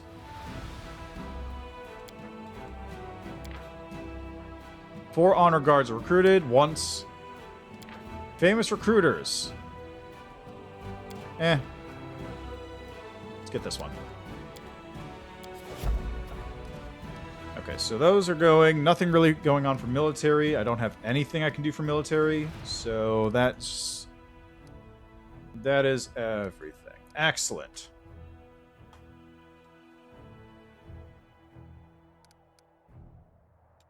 Alright, so we have an army coming this direction, which is going to hit Lurnham. That's fine, I can deal with that soon. Down here, we have... Oh, we have a lot of units coming down here, huh?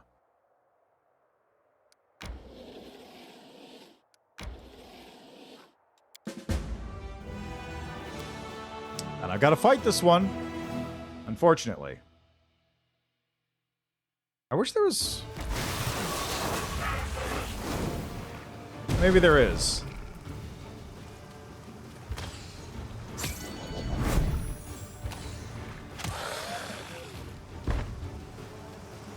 Maybe there is a thing that just stops enemy units from spawning, because I just want to, like, at this point, it's just like, I gotta just pass time until I hit the correct period of time to enter the ending.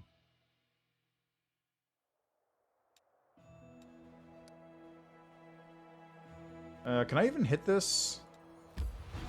I might be able to.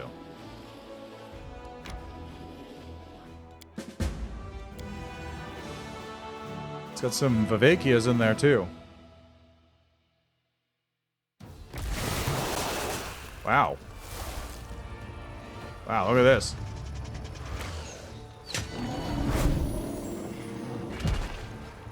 Get the other Vivakia. There we go.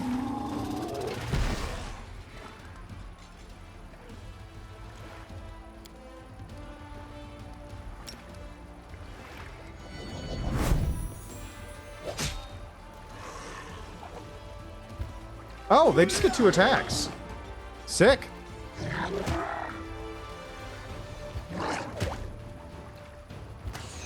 Just everybody in this army gets to attack twice. That must be because of the general.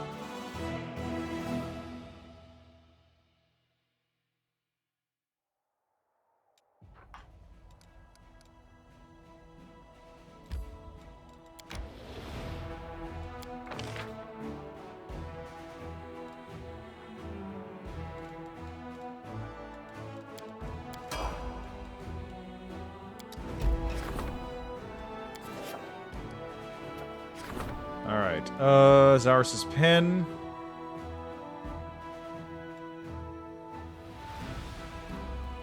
Let's grab Priestess Monticula. And head up to... was it Roundabout? No. Read them. Learn them.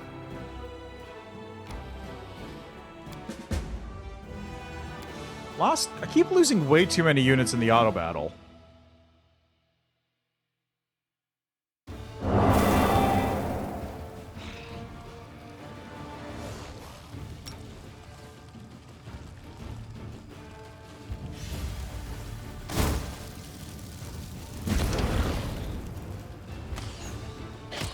I need a lot more units here, though. I need more headhunters.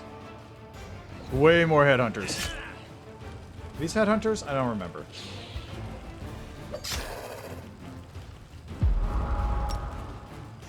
Boop.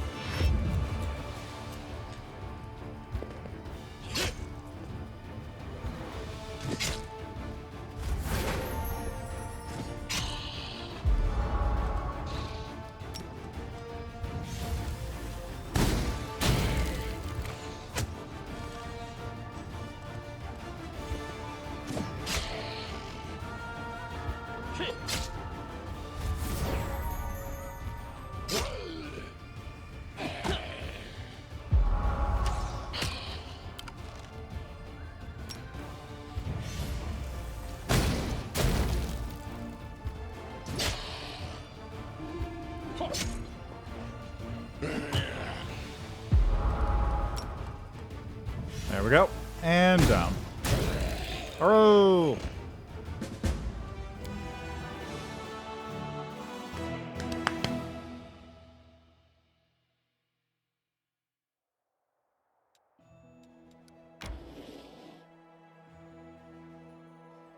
Okay, I need more shield bearers and rangers.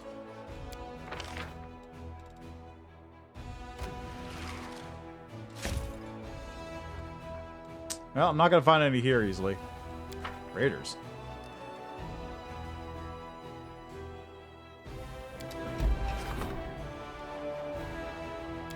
Perfect.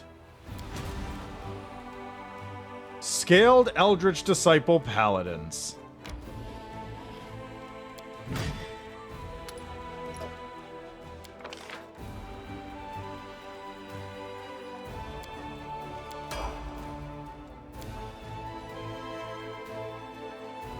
This army has 7 units in it, and it's a level 6 army.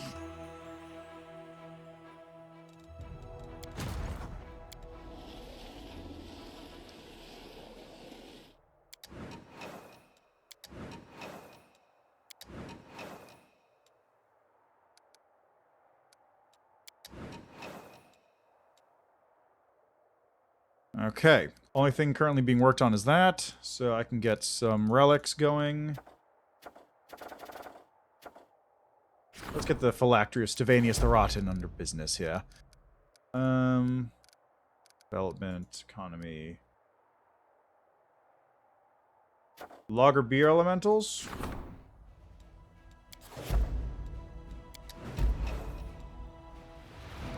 More armies down there, of course. You can call me Helper. Telling stories about a spirit who comes to them in times of need introduces himself as the Helper. Spirit Hunt Decree. Trophy from the evil spirit. That's it, okay?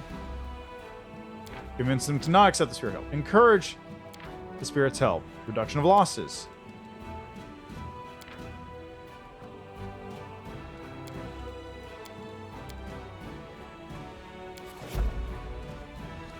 Alright, back down to here. I got a lot of enemy units coming up this way for some reason. Yeah, it's a shame. I mean, Drunken Master is weird because it also requires... it requires something that you use in order to drink. So they'd have to, like, somehow make it so you can...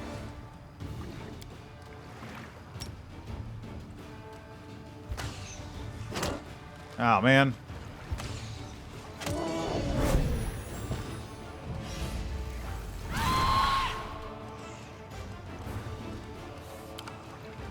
Oh.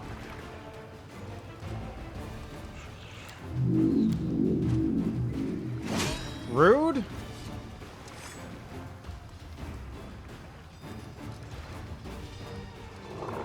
Okay, I'm gonna have you delay for a second here, bud. We are going to see about Versatile Force Infantry.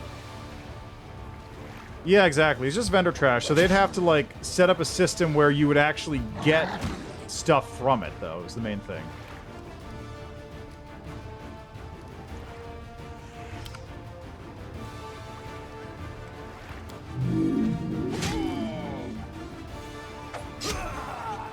Oh my god, that's so much damage.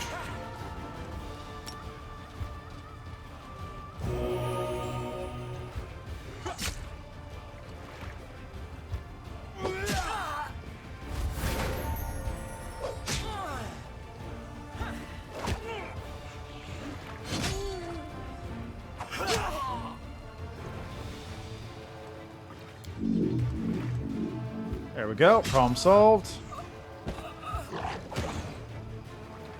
Hey, he's boozed up. Nice.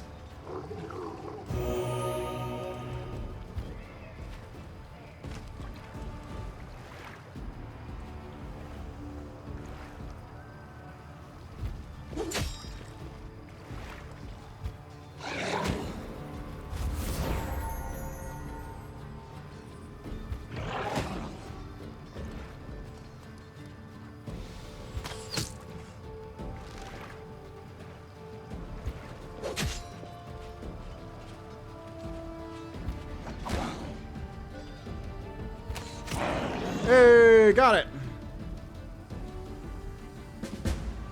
Also, the other problem about doing the vendor trash stuff is that you would potentially need a lot of wine. Or alcohol in general. So they might need to, like... I don't know, maybe they would set it up in such a way that you can actually do it.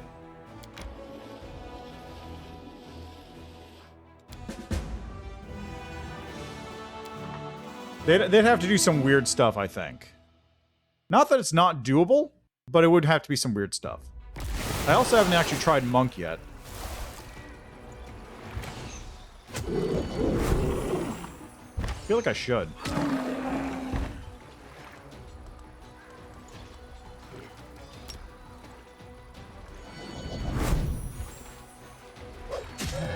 Hey, problem solved.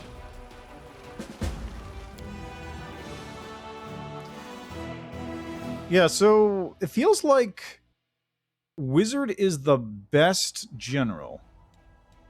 Yeah, they really did.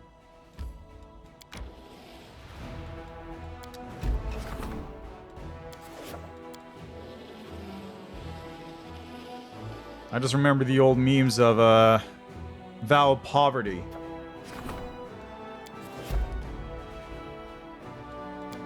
Because that was the only way to have a decent monk. Because otherwise you'd have to buy all this stuff just to get a decent. Okay, logistics is done.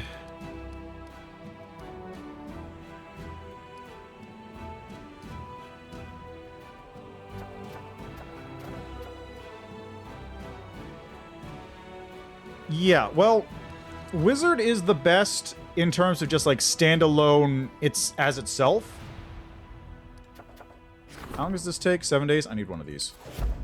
But Wizard is the best for that reason. So early game, it's really powerful because you can just like fireball stuff. But it looks like the other... I still don't know how the Ranger Generals work, but Warrior Generals allow you to do a lot of stuff with like Alpha Strike and moving out of combat and buffing up your units more than the Wizard does. The Wizard does direct damage to enemy units. The Warrior Generals work much better as like actual generals commanding your army around.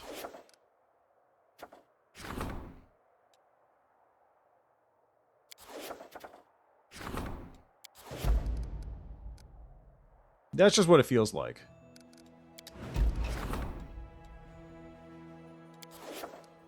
Okay, phase 3. Do I make it a ring or a sling? Or scythe? Let's take a look. What does the thing say? Ring. Option 1. Once per day, whenever your HP falls below 0, your HP is restored by twice your character level, and the ring summons 1d4 plus 2 undead skeletal champions around you for 2 minutes. Yeah, I suppose. It really depends on, like, your army and what you want to do, because they also get to do it for free, so they can technically keep fighting forever. The Ranger Generals, though, just kind of seem to suck. I don't know what they do at all. Option 2, you bound a part of your soul to the ring. You gain +4 bonus on saving throws against mind-affecting effects. Blah, blah, blah. But minus penalty on saves against poison, elemental paralyzing, movement, and impairing effects. As free action, you can lose HP equal to half your level to grant target creature plus bonus to attack. Sight, +2 bleed, allows you to be able to heal almost any heartbeat in a 50-foot area. You can choose one creature at a time to concentrate on a pulsing beat of its heart. Whenever your party members attacks using the Rabbit Shot feat, they don't suffer a -2 penalty to attack, being a +2 bonus to damage instead. That's weird. Yeah, possibly. +2 Ghost Touch. Whenever the song misses a hit, it tears the enemy's soul bit, dealing 1d12 negative energy damage. I'm going to go with the Scythe.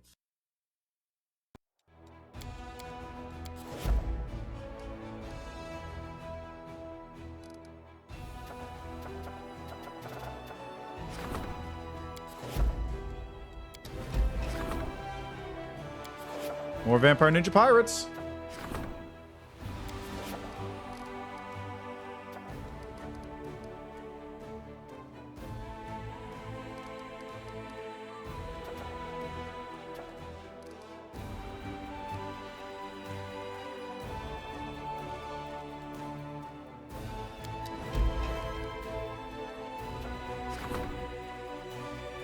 Yeah, it's something that I definitely need to dig deeper into, but it's not something that I'm, like, well aware of or know particularly well. I'm just sort of spitballing here based on what I'm seeing from, like, my units. It just feels like the Warrior Generals are, like, better with their units than the Wizard Generals. Like, for some reason, the units just feel stronger. An eccentric Crusader Knight secretly hatched Rift Drake from an egg and is trying to train the vicious creature. Drake Training Decree. Pet Drake. Excuse me? Summons Rift Drakes. Kill the Drake, punish the Knight. Give us the Knight to train something more peaceful. Drake Poison. Repeatable Degree. Well, let's go with that one. Nenio had the idea of conducting an experiment to see how Drake Venom affects demons. The soldiers are not thrilled by this proposal, but they all saw the enormous blisters left on Nenio's hands by the caustic substance. That's actually really good. Alright, we got demons coming in again.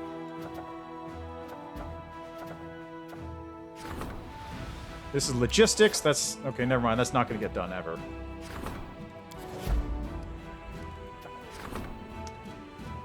Oh, it's time. It's time. What's it gonna be this time? Yeah, the main problem is that Wizard Generals are much easier to see, like, how good they are as they level up because you get better spells and more damage. Whereas the other ones, it's like, it just feels like it's a very gradual increase in power. And it's hard to, like, make it seem like it's worthwhile. Socothbenoth's looks of smug satisfaction would be enough to send chills down the spine of any lesser mortal. You know, Sam Jedlovsky, I'm very proud of you. Out of all the Crusades, this one is by far the most entertaining. You made the war effort so amusing. There are few mortals who could pull off such a feat. Surprisingly, I cannot come up with a single foolish prank that would make this venture more entertaining. Looks like you've achieved comedic perfection. My job here is done. The student has surpassed the master. Socothbenoth gives you a mocking bow. Yeah, exactly. Like, the only times I've ever seen wizards not do great... Yeah, exactly. There's that too, like...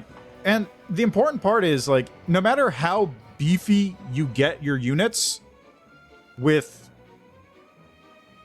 any of the other generals, they're never going to be beefy enough to outweigh the power you get just from tossing a fireball.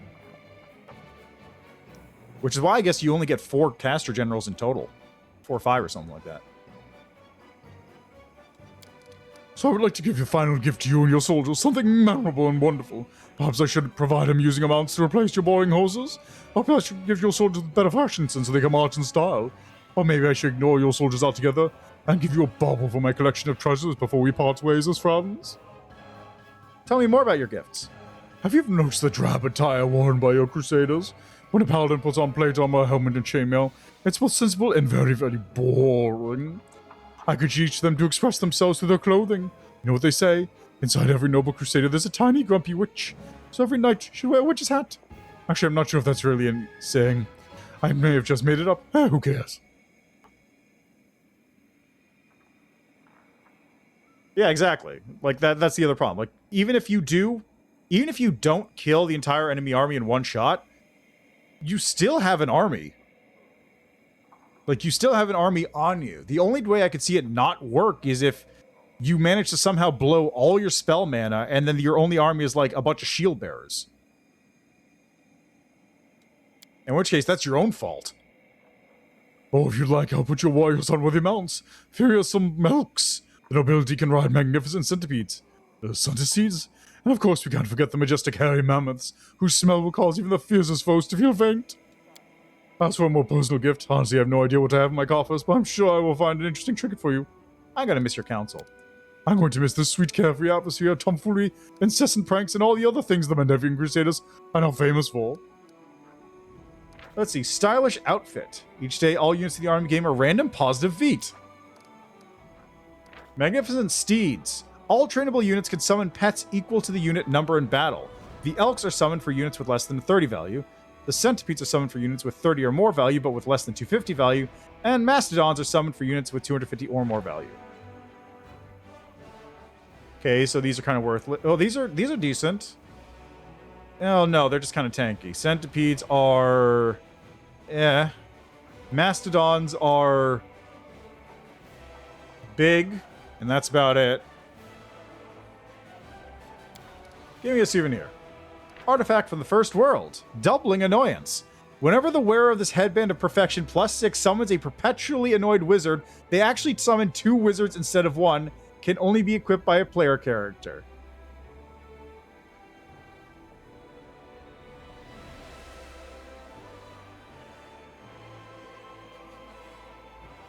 I'm gonna be real. I'm really tempted to get that over this. Like, this seems good, but that seems really good.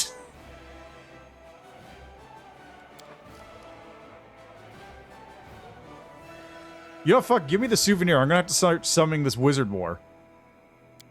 Excellent. You'll gaze at it on cold winter mornings, and remember dear old Socothbenoth. The demon sniffs and pretends to wipe away a tear. Well, now that everything is decided, I will bid you farewell, Sam Jadlovsky. It is time for me to look for a new someone new and exciting. Someone I can lead astray. I will convince them to join the glorious ranks of fools, just as in lovers of funny and vulgar stories. It's been a pleasure. I know you'll miss me.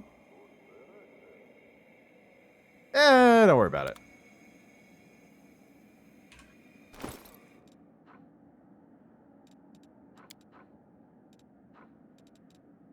Where's this hat? Where is this hat? Where is it? Where is it?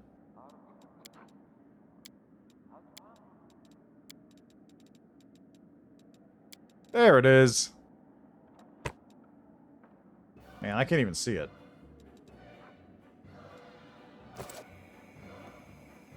I mean, I'm not married to it either way. I just wanted to have the perpetually annoyed wizard available. And this is why I saved before doing that.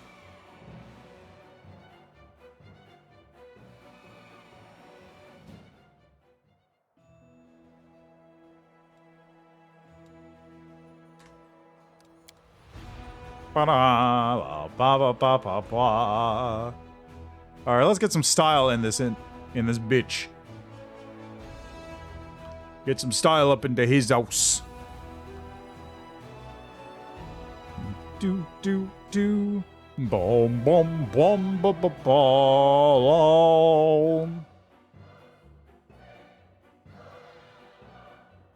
The mounts kind of suck, though, which is unfortunate.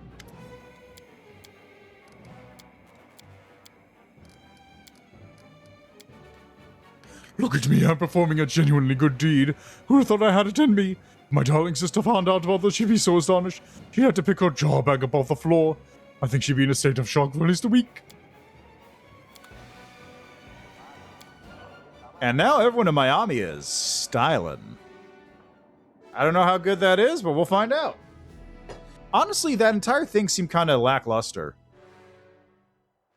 Like, just kind of, oh boy, yeah, it's a couple small bits. Okay, is anyone down here attacking me? Yes. Okay, they're coming at Wolfram Alpha.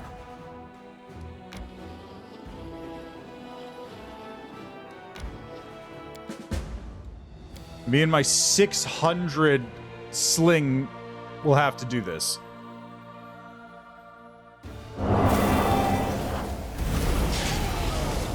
Rude.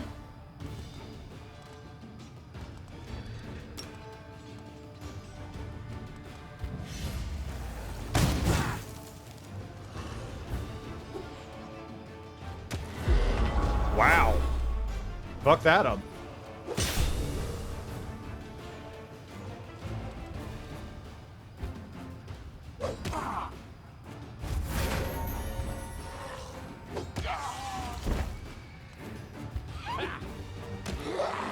Just chuck rocks at him until they die.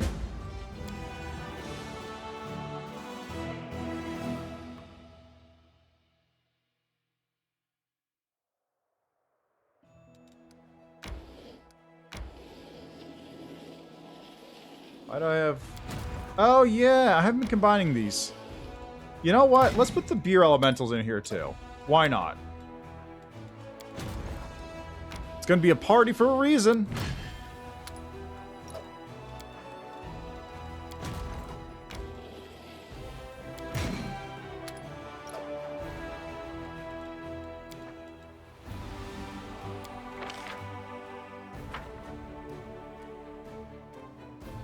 That's you know what? Fair enough. Close combat training. Huh.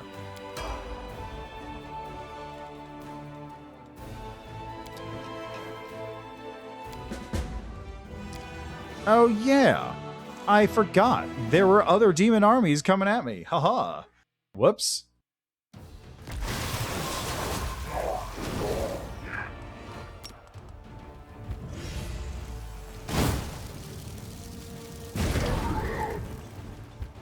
I'm a little annoyed that didn't kill them all.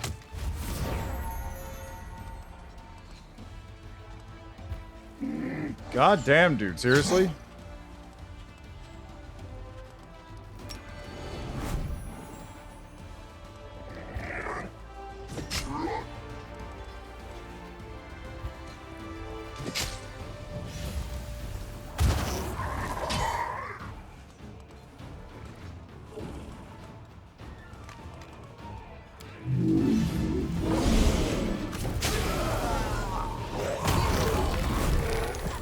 God, that's annoying.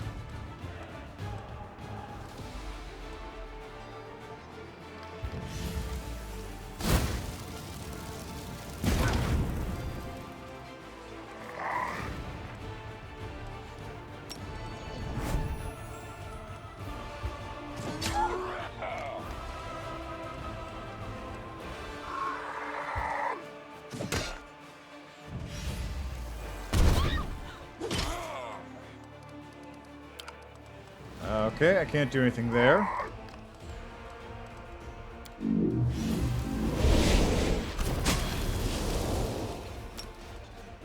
Okay, Mandavian Cavaliers, I suppose? Good.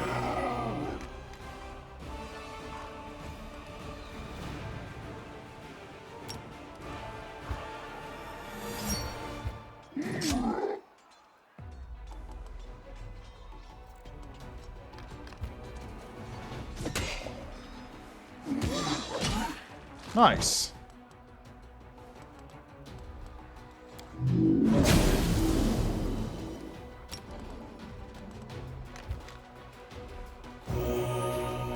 That did nothing, huh?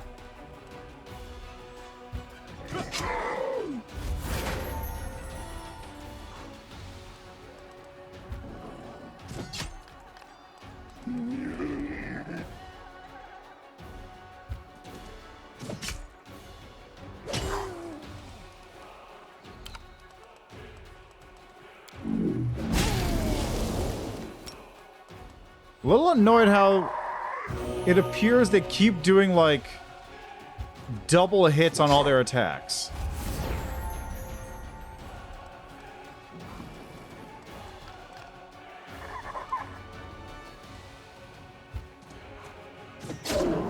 Nice. Okay, you gotta stick here, buddy.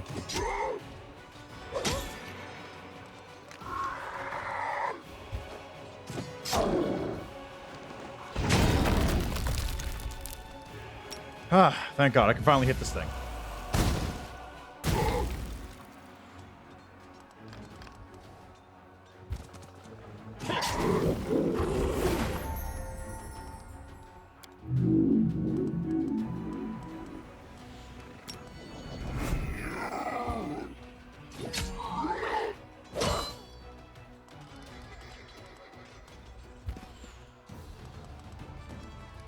Okay, can I kill this now? Please just kill this one. Thank you.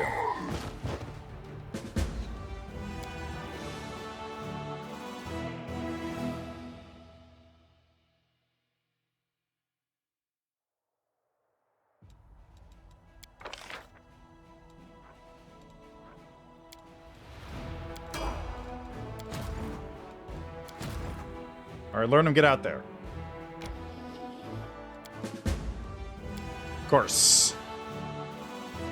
Of course. Why would I expect it to be anything different at this point?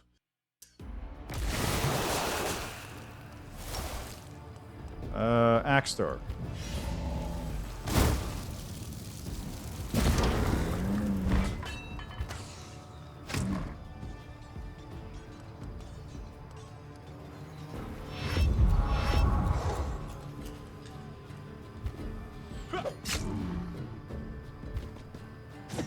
Yay!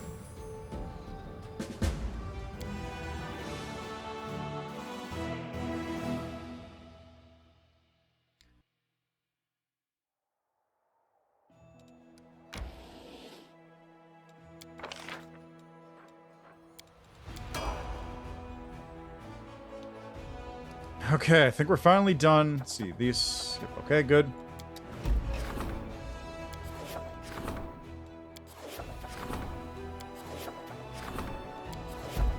Okay, so I need to guess this one. Upgrade that to the next level. So now I can put a teleport down here.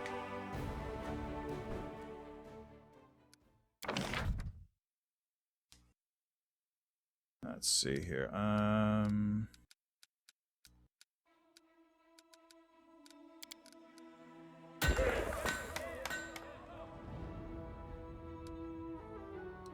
Supply Center Smithy Sanctuary. Where is that? Brewery, Arsenal. Can't build a thing here? I guess it was someplace else.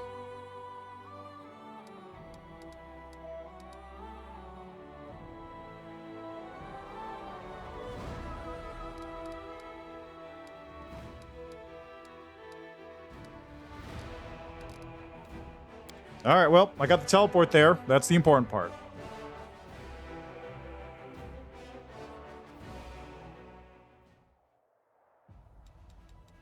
Oh, I bet I know what it is. It probably has to be built over in Dresden. Do I even have room to build it here?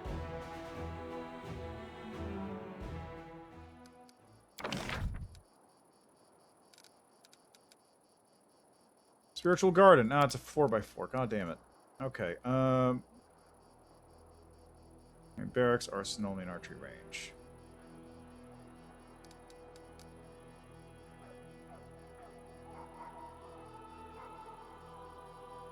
Do I have room? I need to move this main archery range.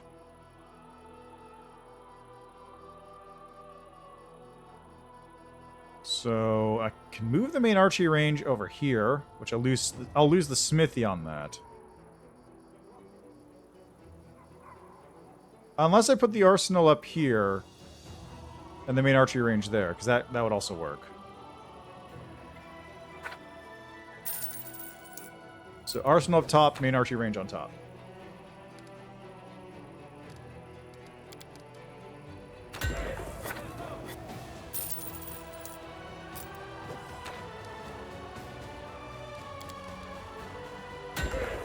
There we go.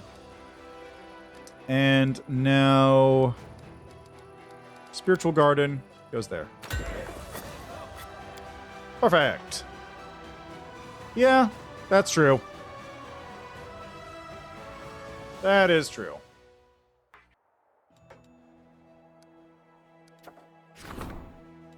Okay, Unholy Symbol of Rovagug. What is this one?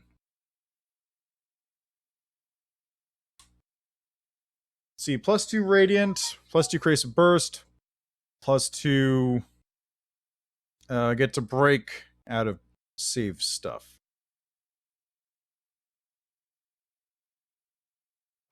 Yeah, let's go Great Axe, whatever. Okay, so I got this. I need logistics, which is going to be Northern Lights. Yeah, that's true. Just, it's kind of less important because it's also a +2 weapon.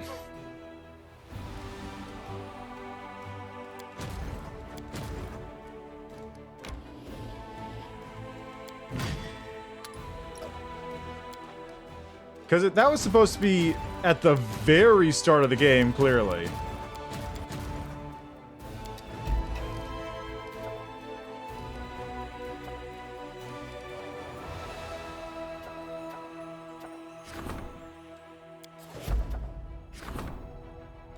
Like, clearly I was meant to do that way before. Okay, form search party, rescue squads, decree. That's the one I want. Tracker training decree.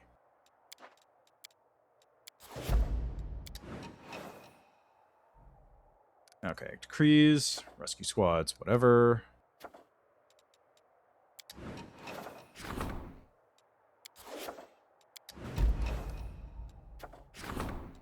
Ninja pirates.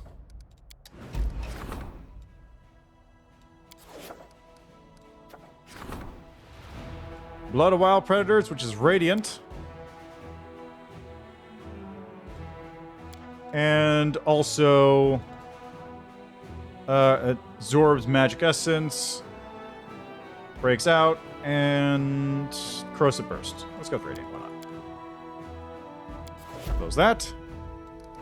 Army. Logger of Your Elementals. Can't make him yet. Now I can make him. The Two Blades. Reveal a radiance that surpasses both of the artisan's creations.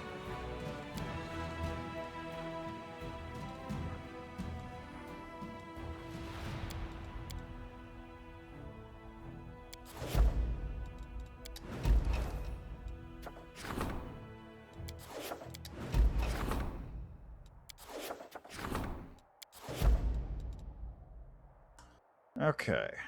So then.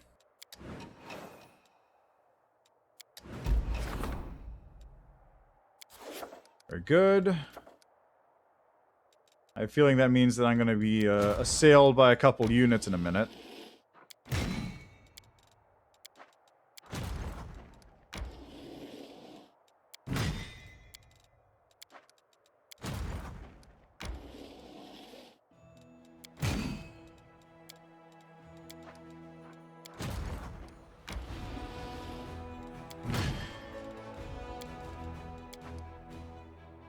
Okay, you know what?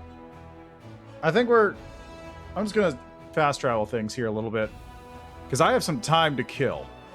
So, armies. Mercenary reroll, external player large armies, recruitment cost.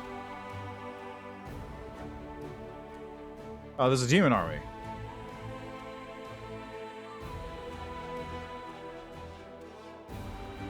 Okay. Let's see. Bag of tricks.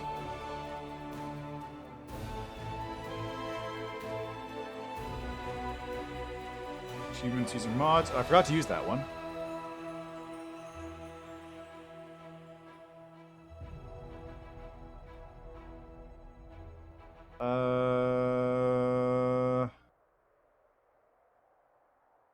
There we go. That's the one I wanted. And just to speed things up, since I don't want to have to keep doing maintenance on my armies.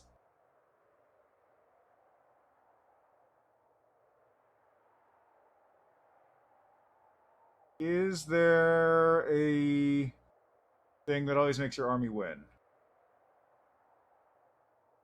Instant rest after combat.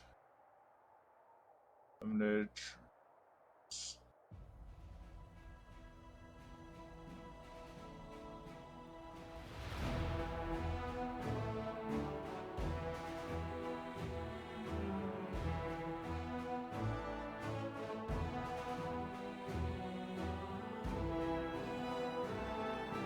Doesn't seem to be, which is a little annoying, actually.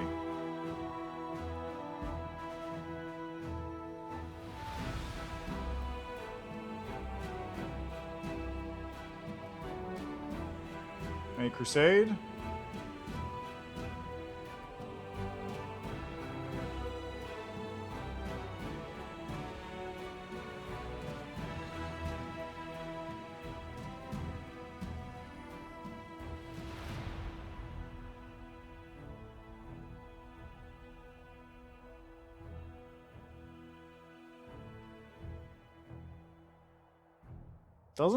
There's nothing in here that lets you do that.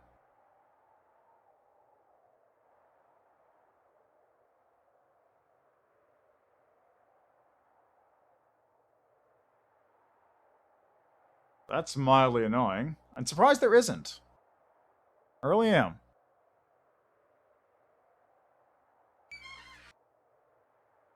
Oh, there's actually a preview event thing here. Okay, you know what? Let's go here. Crusade. I'm going to do this in that case. Instant events.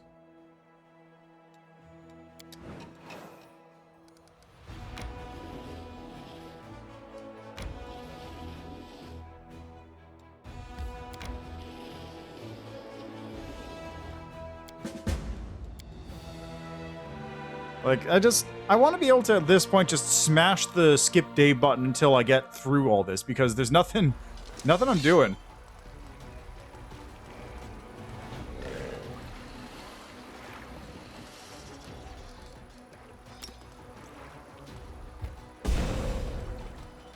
Good shit.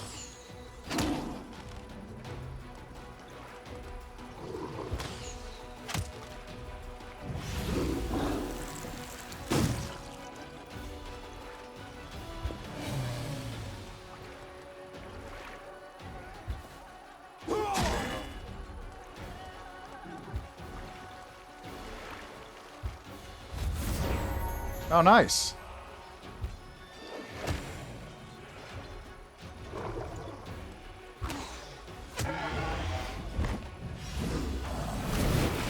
Rude.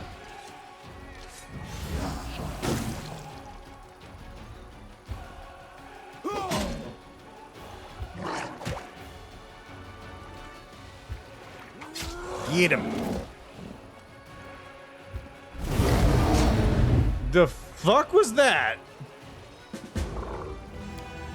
Oh god, that's right. He made it all the way to the other side of the field, so he got promoted. I forgot I had that ability.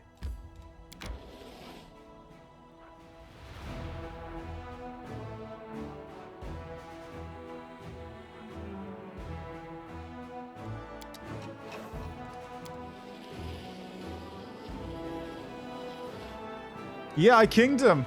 I had that thing active. Crown Checker. I'm pretty sure that was active.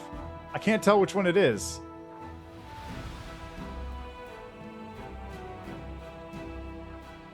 But I guess that's what was happening, so he got a bonus.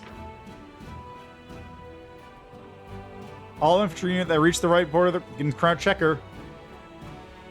Plus 30 max HP and plus 10 bonus to all ability scores after destroying an enemy unit.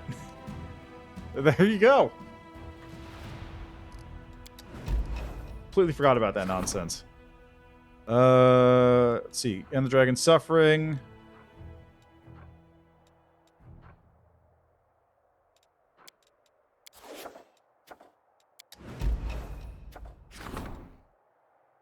That's weird.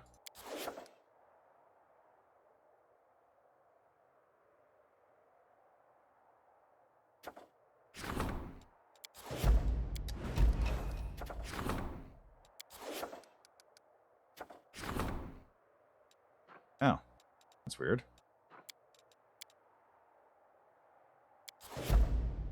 That was strange.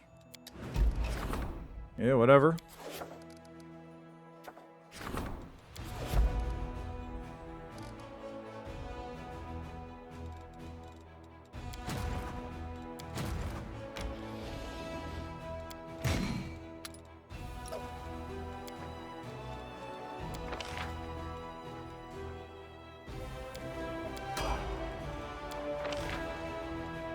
Okay, oh god, that means there's a new demon army around.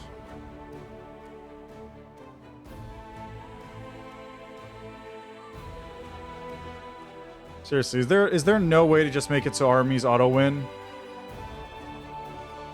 That's all I need right now. I'm just gonna... There you go, problem solved. Basically the same thing. Finally, that's done. Garbage dump. Arcanist Circle of Karamagao are using the world moon as a garbage dump. They teleport the results of their failed experiments here. It just so happens that the approach to Dresden now houses a magical dump.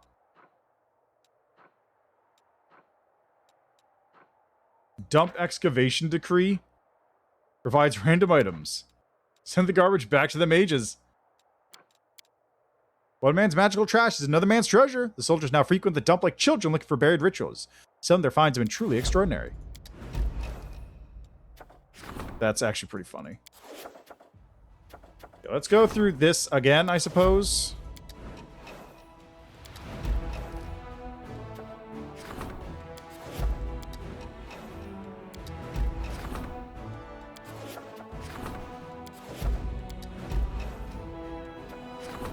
Sacred Bones. Energy point increases. Yeah, might as well.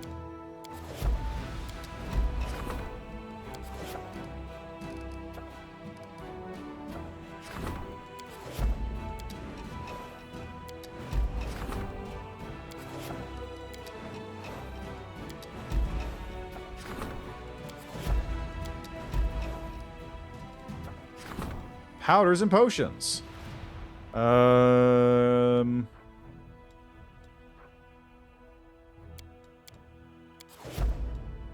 Okay. Get rid of these army units.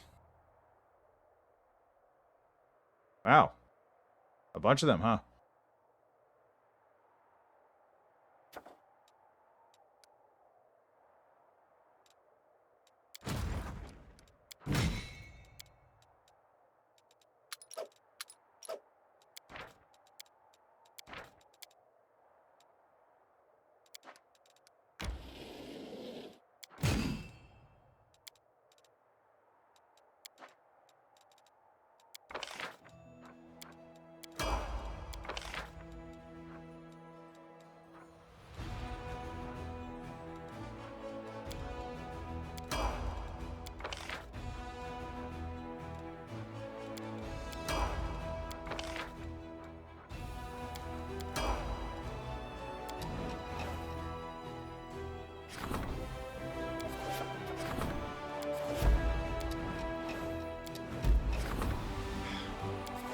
Thank you.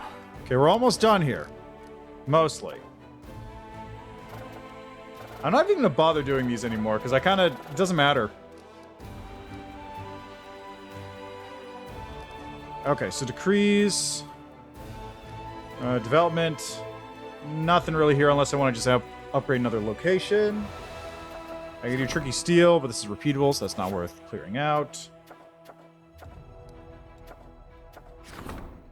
You I can do Drake Poison. Why not?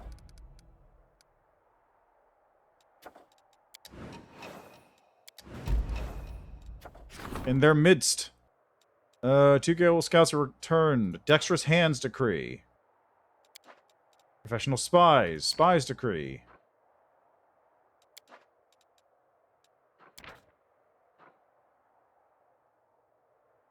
Whatever.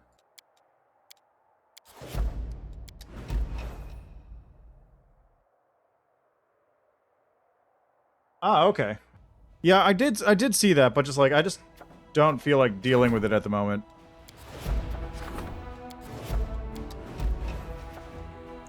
Just because, like, it's extra stuff, and I don't use any of them.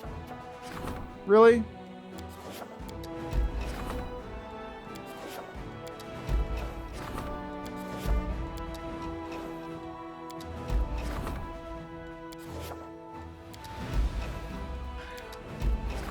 Right now, I'm just trying to get to 4717. I got months to go before I'm done then.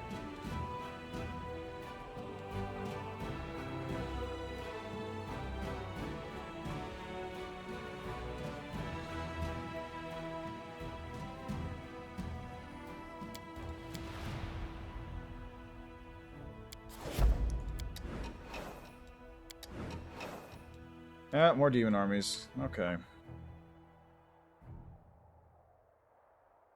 Gonna have to do it manually each time. I'm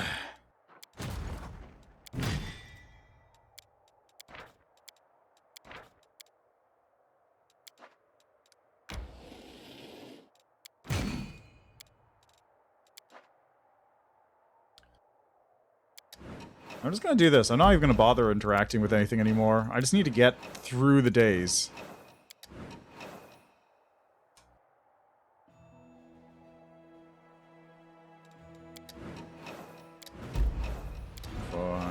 Five.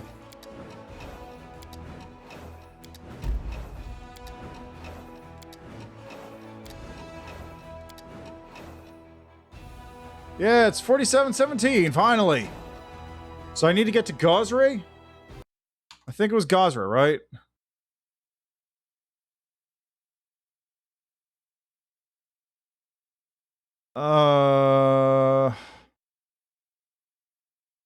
Gosrin, yeah, Gosrin.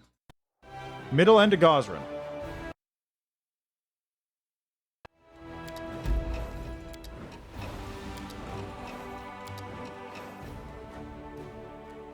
No demon armies.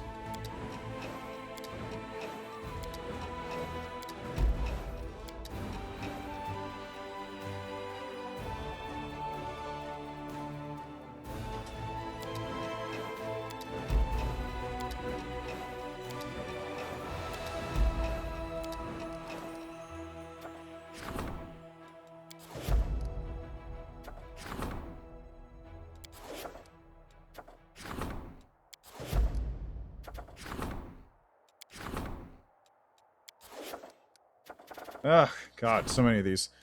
Okay, look for medicine, poison or medicine, poison to the world wound, well rested.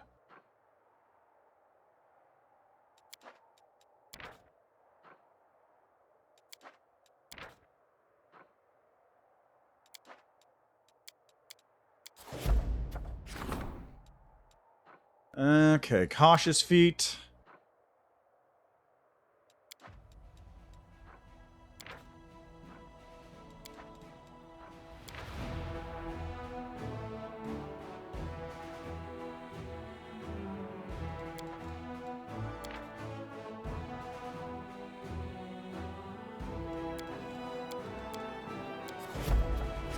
Our own product. Equipment for the fighters. Producing ammunition, equipment for the sharpshooters. Equipment for the casters. Whatever. Some are more equal.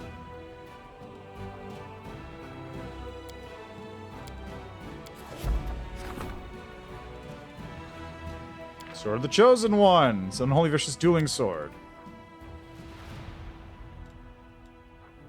Treasures from the lake. Let's get this.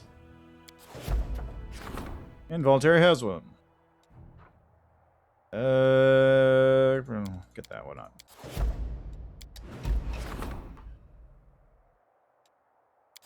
I'm not sure what I got from the dump.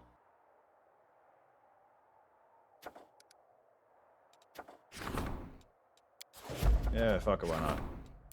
Fuck it, why not? Got another research to do.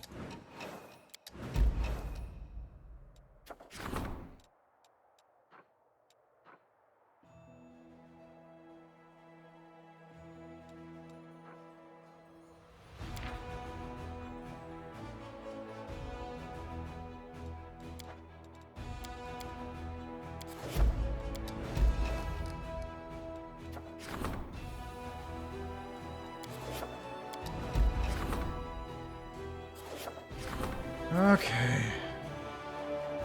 Thrilling, I know, but I'm bored of this too. I want to just get over it. I want to get it over with.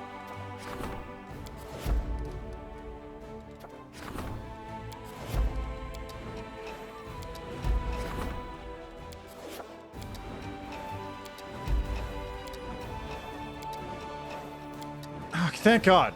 Okay, we're finally in Calestril.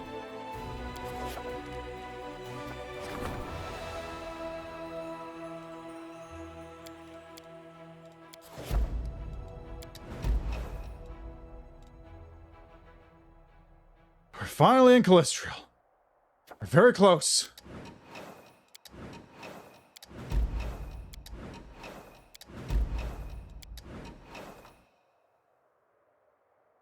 I just wish these armies would stop showing up.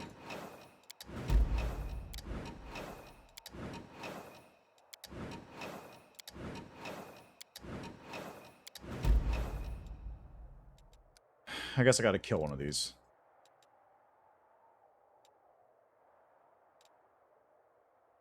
No, I don't. What am I talking about?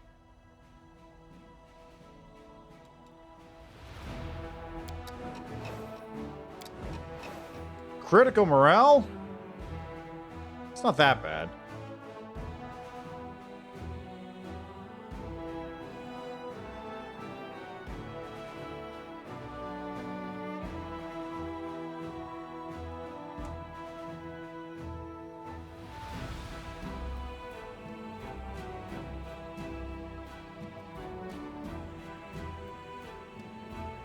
Oh God, I could have just changed the date.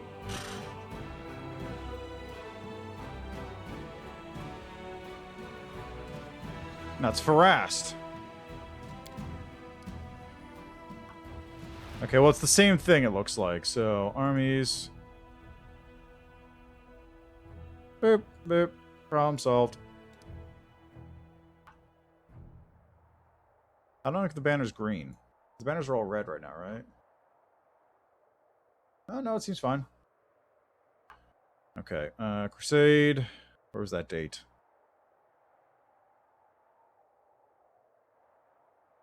There we are. We're finally in Gosrin. Christ.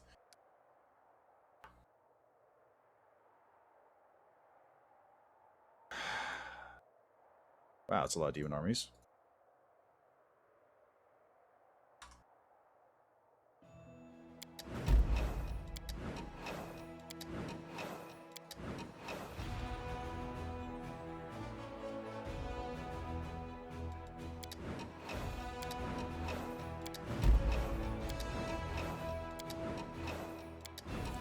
Mm, 12.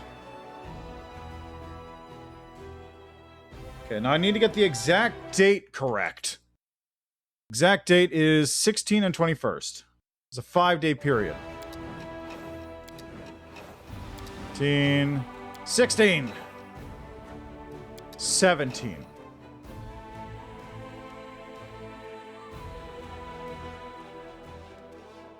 Okay, morale's not great, so let's just do that before I go.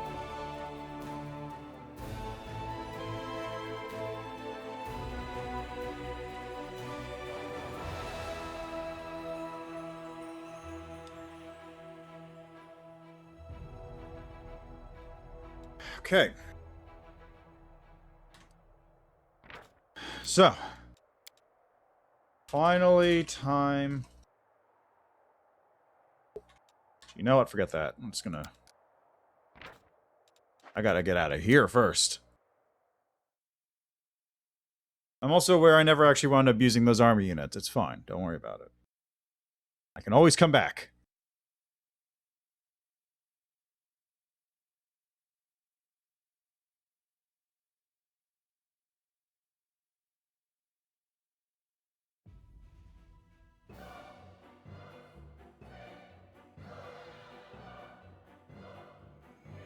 I might install the effortless campaign mod after this.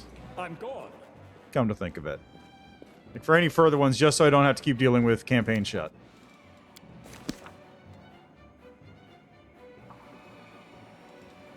I don't really want you. Because, like, everyone else is fine, but I don't really want you to ascend to godhood at the end of this. Anyone but you. Literally anyone but you.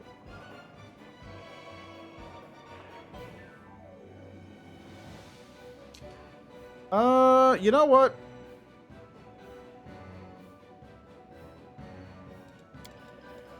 Let's bring my boy. The lad.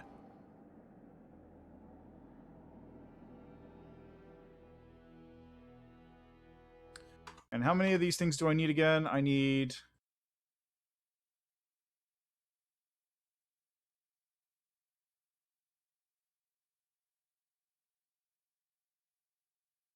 Okay, 6 crystals. That works. Good, good, good.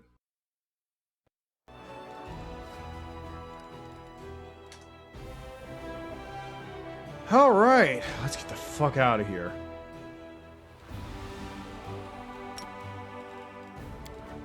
I have a teleport here for a reason. Alright. Finally, time to finish this fight. And ascend.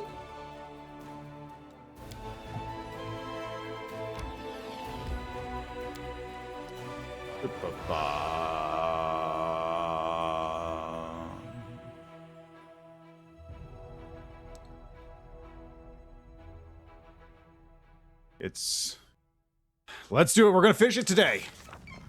After breaking the blockade of the demon armies and defeating Discari, the Crusade forces close in on the Threshold Fortress.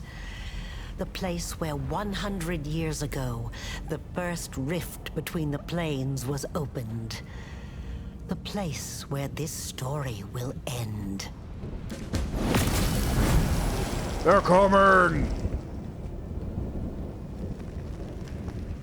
Alright, Sela, get on your horse. Hey, Reggie, where's Bismuth? And I'll do it. Not here. Cool.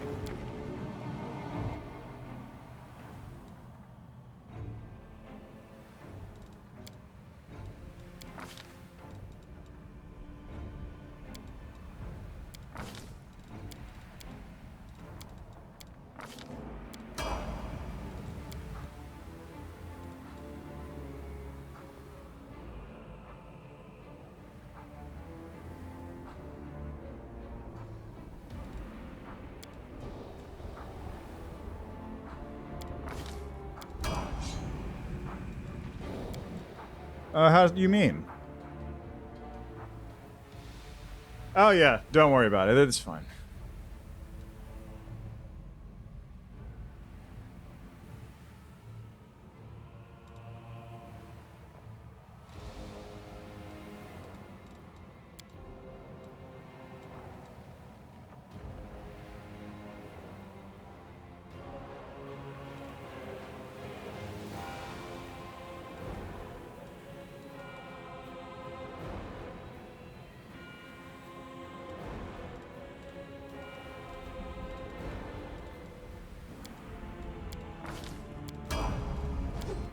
This. You got greater enduring spells, abundant casting, improved abundant casting, greater abundant casting. All those spells. We have Wendwog.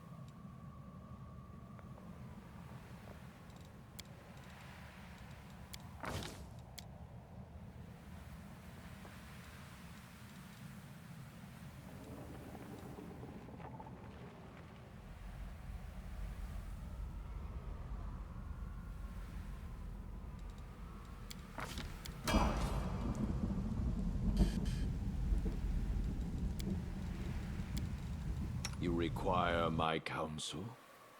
Wise. Yeah, well, I think the big takeaway there is just like the demons are pretty stupid. And they always think like, oh man, he's crazy strong. What are you gonna do? Oh, I don't care. It's whatever. I'm the biggest demon ever. Like that's basically their thought process for everything. They don't have many thought processes between them.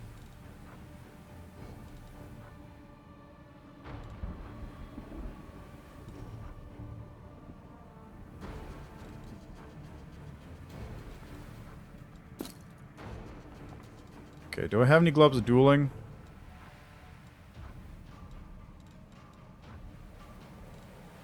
Doesn't look like it. Seem to be missing those.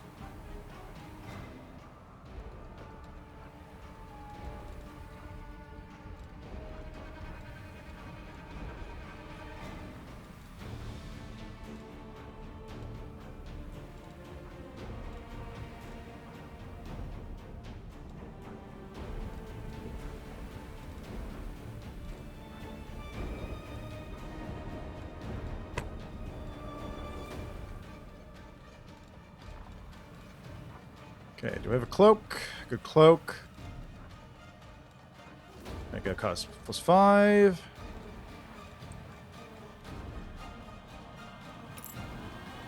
Where's this aura coming from? Yeah, whatever.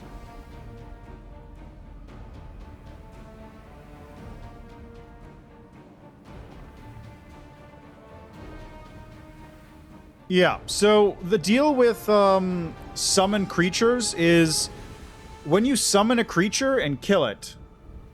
Yeah, when you summon a creature and kill it, it goes back to its home plane like nothing ever happened. The deal with the World Wound is they're not being summoned, they're like physically stepping through the portal. Because when you summon something, its essence is still back home. In this case, they've moved their essence to the Prime Material Plane. They have full access for all their powers, but they can be permanently killed if you kill them here. That's basically the deal with that.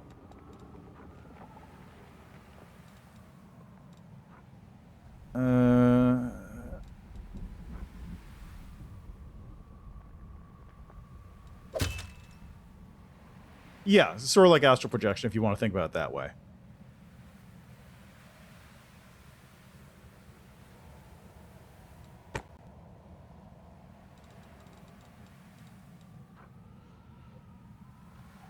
Fast healing 2.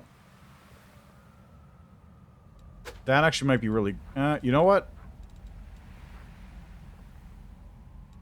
I'll give this to you. Why not? Sela, you're going to actually take this. Because, that's really good. That's actually incredible. Just doesn't work against a Rush Gull. Which, you know, whatever.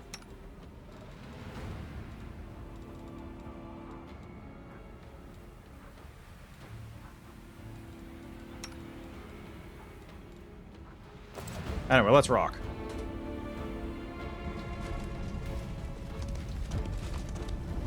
Hey, look, it's some demons. But who's come to fight them? The Hell Knights!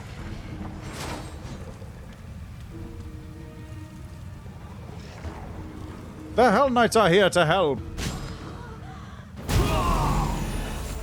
Well, that was quick. Alright, thanks, guys. You helped a little bit, I guess.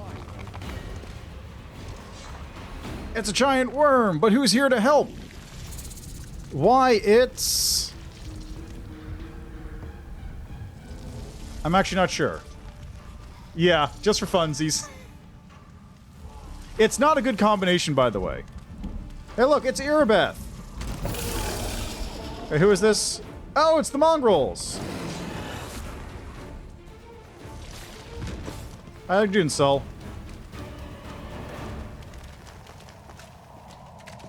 But yeah, just for funsies, I was like, should I make Sela a Hell Knight just for fun? Yeah, why not? And, it's not worth it, basically. I was thinking like, hey, maybe Smite Chaos and Smite Evil stack, but no, they don't. They basically give the same bonuses, but just slightly different. Hey, look, it's the Winter Sun people.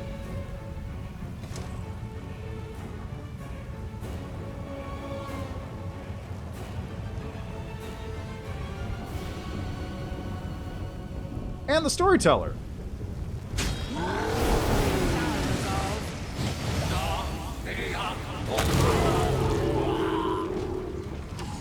No match for me. Kill is for you. You got the storyteller. You got. Oh no! Wait, this is the Order of the Flame. That was it. I'm off. That's what it was. Right. This is where Arsino comes in. All by their lonesome. And I think that's Char? They didn't bring a lot of backup.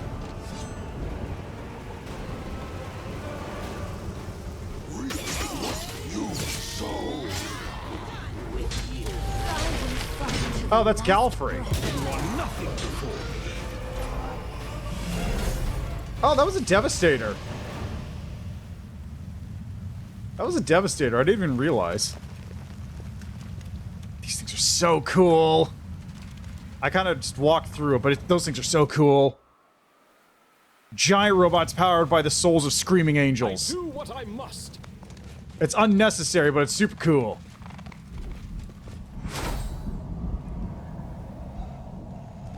Near love, I am Socothbenoth, the Silken Sin Demon Lord of Perversion. For those of you... What'd he say? Hold on, he said something before he got cut off. Yes, Galfrezu, Taker of Armies. God, that is so good. Hold on a second. God, I just killed everybody, but I can't see what he said. And for those of you who don't surrender the system, I will show you how I acquired my second title. Demon Lord of Perversion.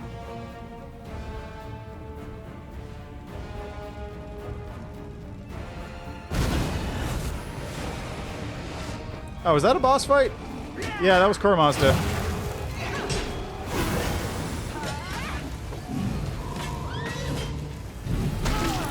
Wow, taking a minute. Wow, he is taking a minute. Why are you guys all missing? Are you guys just rolling badly? He's got 61 AC. Oh, that's why.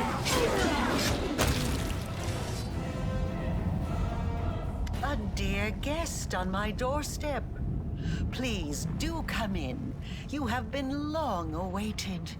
What's up with you, Areelu? You seem crazier than last time. Nothing at all. Have the courage to meet me in the flesh. There will be no more games, trust me. The path to your souls and the world wound's healing demands my death. I am never wrong. It's time to act. Excellent. Hey, look, it's the banner. Not a bad spot to end this war. Formidable, menacing. It has a certain style about it. Seeing as our contract is coming to an end, Commander, let me just say that you are the most impressive client I've ever had the pleasure to work with. Huh. Well, of course not. Now you're talking. I'm gone. I can't believe Socothbenoth showed up. What's up? This is cheating, bringing a demon lord to fight with demons. Poor things. Even I feel a little ashamed. How you doing, storyteller?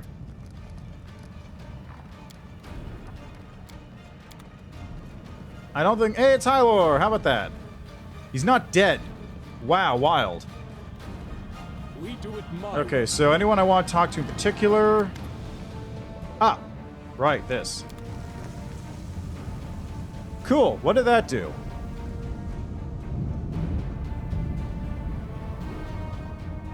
I believe it's pretty much the same thing. The current date is the right date. It's hard to see, but it is currently the right date. So we're going to find out. I'm pretty sure that it's just like you have to be here at the right time, though. More accurately, I imagine it's probably you have to end the game on the right date.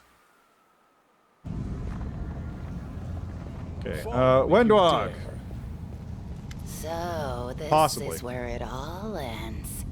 When I first crossed paths with you in Neathholm, I never thought I'd end up in the very heart of the world wound.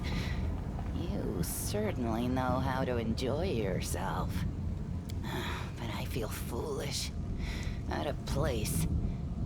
Everyone seems to be feeling the weight of this moment, eagerly preparing to deal the final rebuff to the demon invasion and save Galarian. But for me, it's just one more battle I'm gonna fight because you chose me to be by your side. It's incredible. I'm in this wretched place, risking my neck because some uplander wants me to. Windowag, you're an idiot.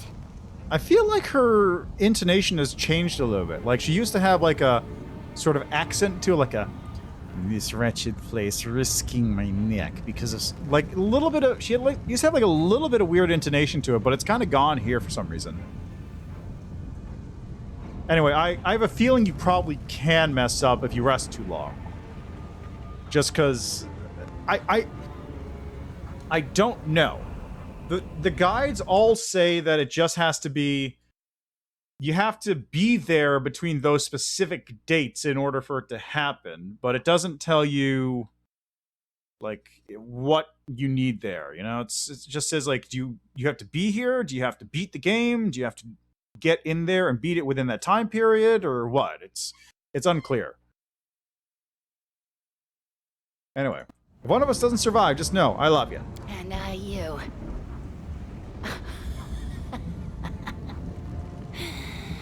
I know I'm certainly going to survive this fight. How about you try your best to survive as well, hmm? Because I swear, if you die, I won't be weeping over your grave.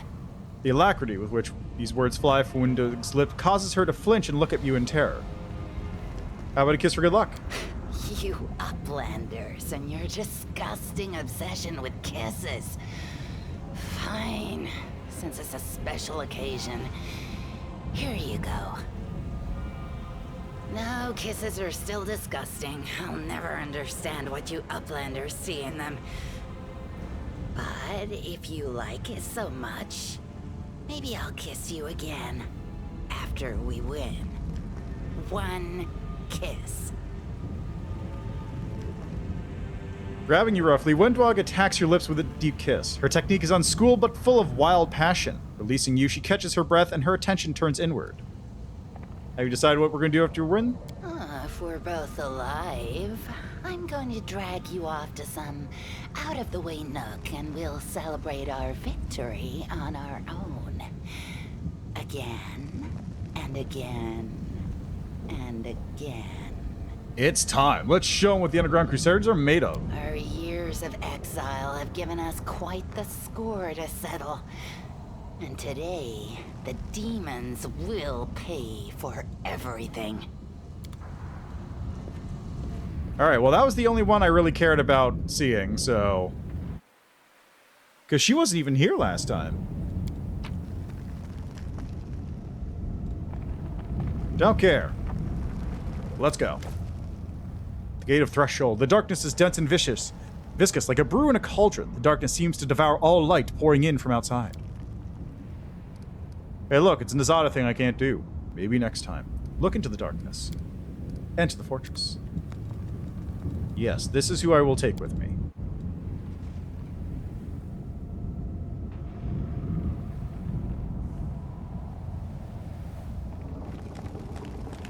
Yeah! Yeah, do it, yeah!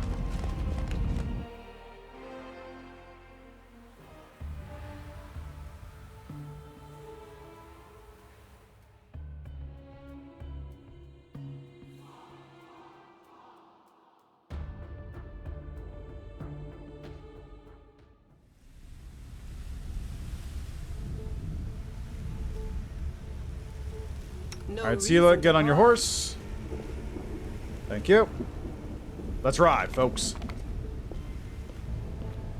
Oh, hey! Snoticula.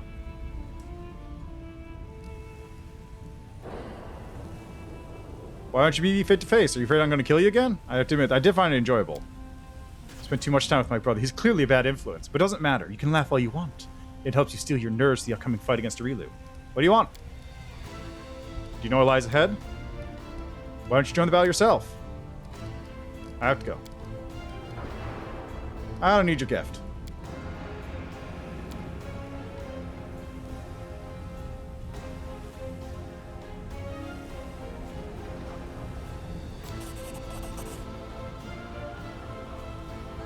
Naticula falls silent, but you hear a pure, clear voice, the sound of Iomade. Her words resound in your ears like a roll of thunder. You've made the right choice. Your soul has the strength and fortitude to cast aside the Lady in Shadow's lies. There's hope for you yet. I wish you good fortune, Commander. Crusader, go forth and do what must be done. I get Darkness Caress, which is an item. Headband of Perfection +8. That's pretty good. For Ember?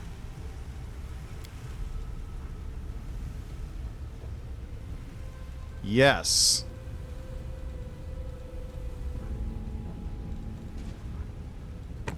That is fantastic for Ember, in fact. What's up, guys? We've been protecting mortal kind from you across demons. Where the warriors of the Wardstone has been set free. Well, don't worry about it, guys. I think I took care of the problem.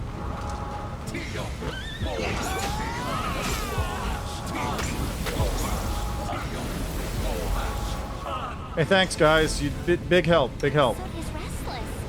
I wonder why. Appreciate it. Thank you. Thank you all very much. Thank you.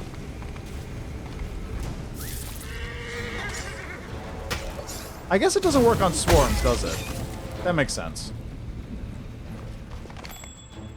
That's a trap. Oh, right. Before I do anything else, Ember, please cast this. And this.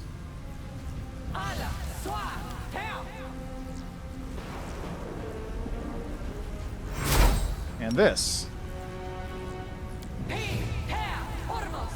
There we go. So now I don't have to deal with any illusions anymore. Ha! A trivial task. Hey, look. Hey, remove these. Wait, who said that? Who said that? Zorgs? Oh, shit. Hi, Zorgs. How are you doing? That's right. He was there as he was there as an enemy last time, wasn't he? Hi, Zorgs. Welcome to the party. What are you doing here?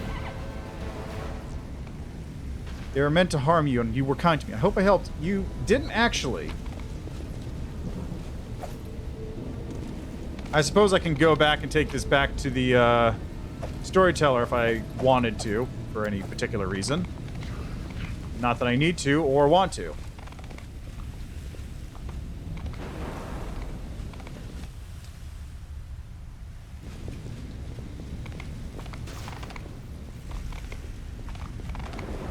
There's something here. There sure is. How you guys doing? Hey, look. Ember, could you take care of this real quick? It's kind of in a bad spot.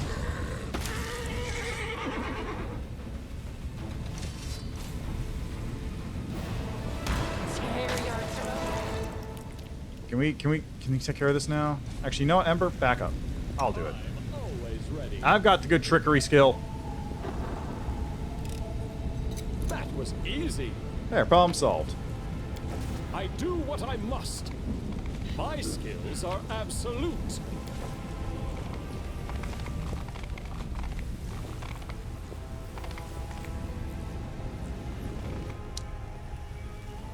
So one thing I actually could do...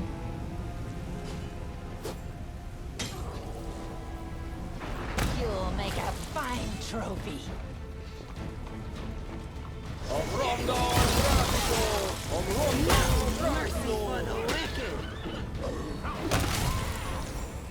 There we go. I'm gone.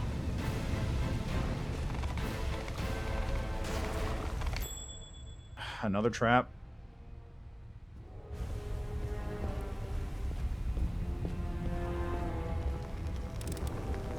A trivial task. This is larger than I remember it being. Shouldn't I be getting up to the Aeon pretty soon? Or the Inevitable, whatever it was? I think it was an Inevitable, right? Yeah, there he is. Who are you? Why do you want me to kill you? How'd you get here? Threshold. Areelu. World Wound. No more questions.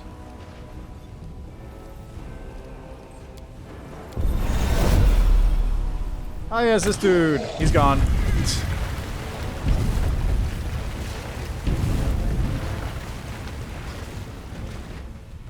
That was weird.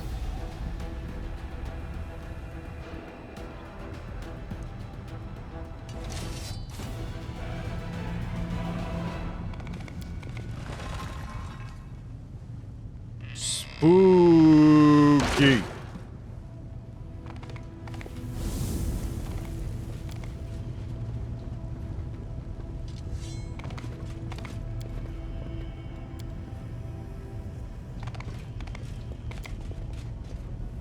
Got items all around the place with I Promise, Resurrection Scrolls. I don't understand what the point of, like, these little things is. Maybe it's just to show that, like, this weird place that's haunted and full of ghost magic or something. I don't know, it's weird. Anyway, I don't have to do anything really until I deal with the... Follow if you dare. Did I give Seal the mask? I think I did, right? Yeah, she's got the mask. Perfect. I don't think I have to do anything until I hit the Echo of Discari. Hello, Areelu. It's over, Areelu. There's nowhere left to run. Wouldn't want to miss this. Areelu cringes slightly, but ignores your mockery. This place is my demi-plane. I some believe that's brought Sarkorian to ruin out of revenge. But really, it's my lab. Nothing justifies the killing of a child.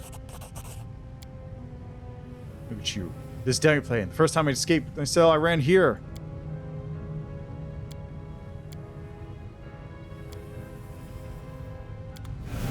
Bring back my son by tethering those remnants of his soul. Yay! Battle formation.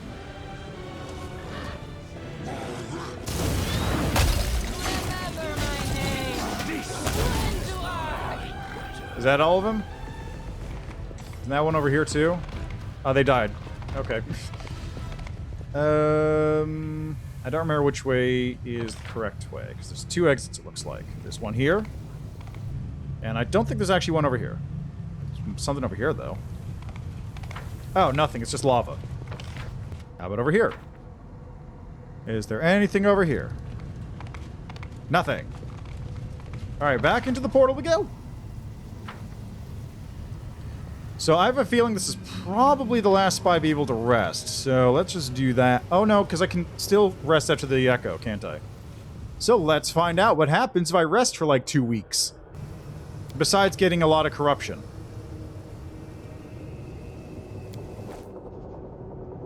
Like a lot of corruption. Very heavily amount of corruption.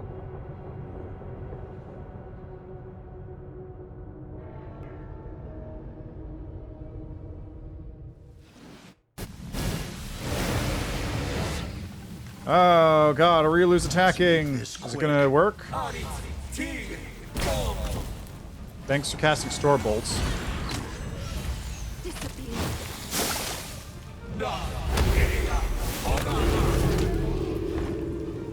Did it.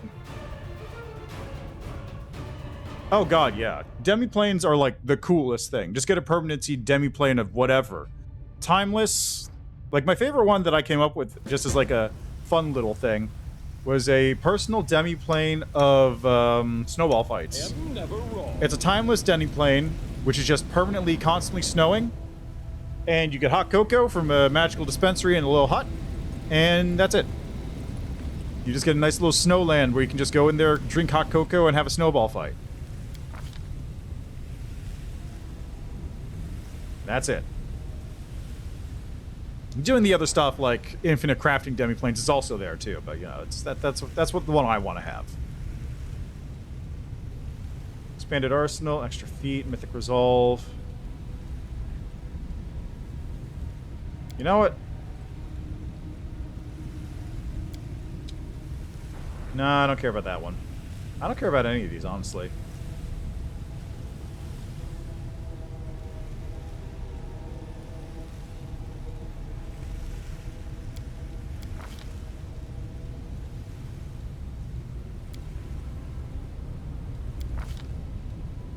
Okay, do I go world, athletics, or perception?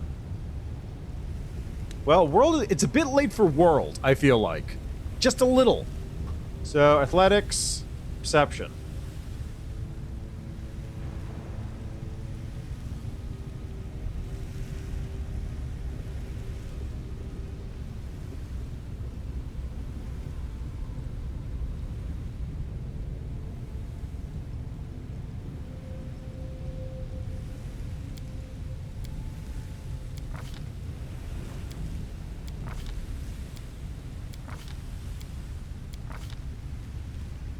Word of Chaos.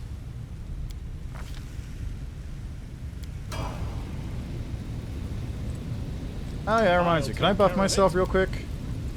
Because I actually can't cast 7 level spells, right?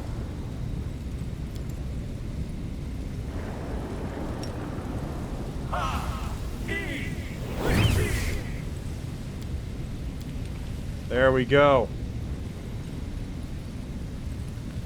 For 3 rounds. Target ally gets a special d20 die that always crits. I do what I must.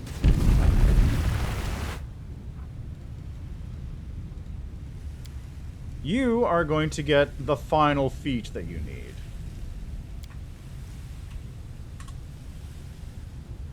Wait, what? Oh no, he does have it. Okay, never mind. Problem solved. I don't need it. I still might pick up another one. Here, power attack. Are you even using power attack right now? I can't tell. Now you are.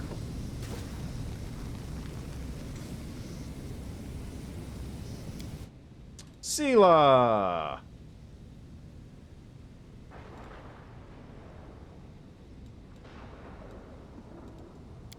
Whatever, why not? Fragile! Whatever. Why not? Ember!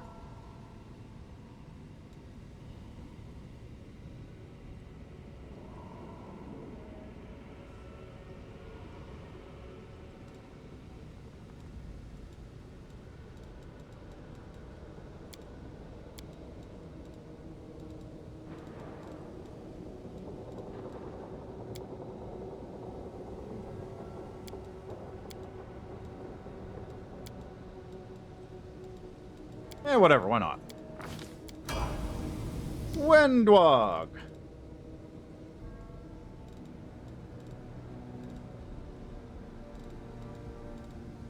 Whatever, why not? What? What is it? What is disconnected? Look. Okay? Look. I'm gone. You know that's gonna happen. I'm just doing it for funsies. And also because I might be able to have Trevor go for the crits, which would be incredible. There's a chance she might not die. I'm just saying. The mortal who ventured reckless. I was hunting the hat.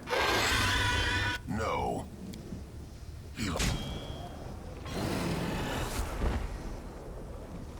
Something happened? I wasn't paying attention. Did I miss something?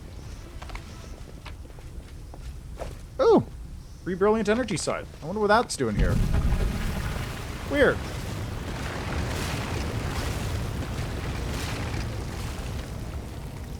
Whatever. It's probably not important. Whatever was happening there, not worth keep thinking about.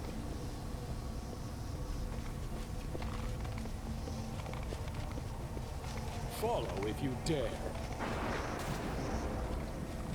God, that ability is like the best one. Like, it's not the strongest ability, because enemies will make their saves, but by God, is it the funniest. Hey, look! There's that weird fog wall.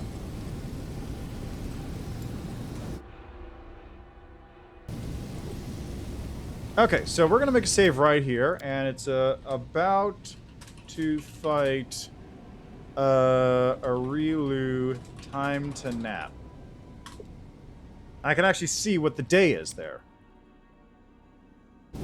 So, we are going to do this the normal way first. But afterwards, we're going to reload and we're going to take a nap for a week and see what happens. Because I need to know, like, what the actual thing is. Hey, look! I wonder what that's about. If I want to find out, maybe I should play the Inevitable Excess DLC that was released for free. Actually, was it released for free? I think it's a part of a season pass, right? I don't know. I got it for free because I kickstarted the game.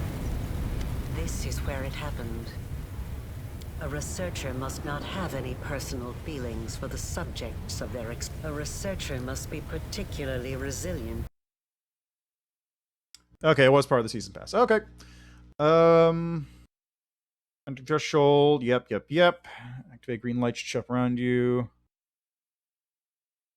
At threshold, when the game makes you step camp to a small desert-like shrine, I did activate Northern Lights. Go through the dungeon. Exhaust all the dialogue, then fight her. Exhaust all the dialogue relating to changing her mind about the experiment. Answer either number 1, 2, or 3. Exhaust all dialogue in order.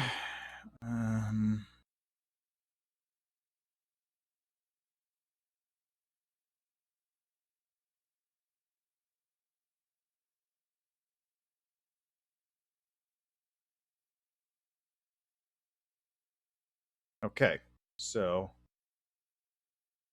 You're so adept at magic. Of course, I've been preparing for our meet. Yes. I wanted to. You have seen a goddess. You have been face to face with demon lords.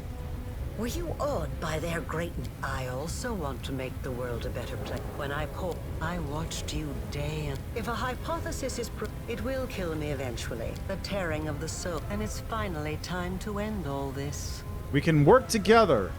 Asking me to stop. Death is not the end. I've spent 100 years trying to prove it, and I will not stop now. I promise. Okay, that was easy.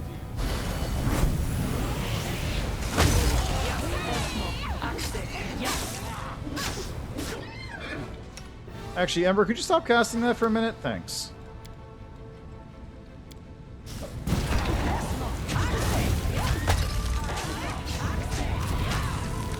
I can't believe she didn't die. I never thought that I would be responsible for the creation of my most powerful enemy. See you, Suture. Show yourself. I've been waiting for you to get distracted, so I can stab you in the back. Cover your plan. They're designed to kill you. Something goes wrong. How very perceptive. But you didn't think I would make it easy, did you? I won't let you win. You need me alive. You want to use me to close the wound, but I can destroy myself before you have a chance. Areelu, this is crazy and also dumb. You're right.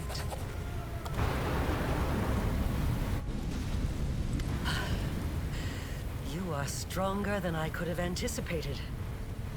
As your creator, I should be proud. To be defeated by the one I have imbued with power. Is there any higher praise? Did I miss something here?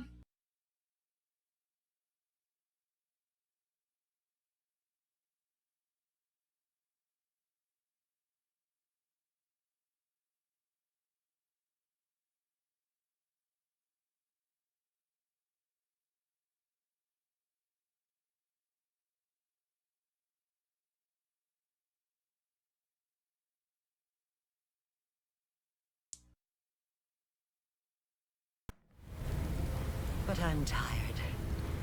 Then what are you going to do? Sacrifice your own life to see? Okay. This is the normal Trickster ending, clearly. Did I just jump in? I sure did. Ah, there I am. I'm being shika'd.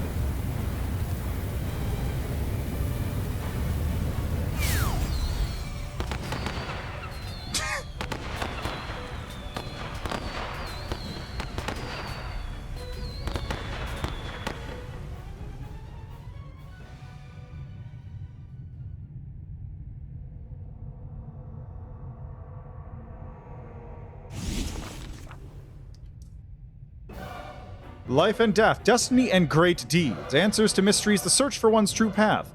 The mind can comprehend all of these, and then such concepts can be written down as a sequence of formulas, a series of lines, a chain of thought. Still, a moment always comes when it's time to wrap up, to reach a conclusion, to put a period at the end of the last sentence. Or should it be an ellipsis instead? An empty space where the description of the end result should be. After all, a century of crusades changed nothing. The gaping world wound remained on the face of Galarian. The world wound remained open, just like the wound that was slowly killing the commander. He managed to escape his impending death by becoming a part of the enigmatic entity known as Sheikah the Many. But at what cost? Did the commander's original personality persist, or did it dissolve in Sheikah's numerous identities? What was once called the world wound turned into the Crossroad of Worlds, open to every outsider at once.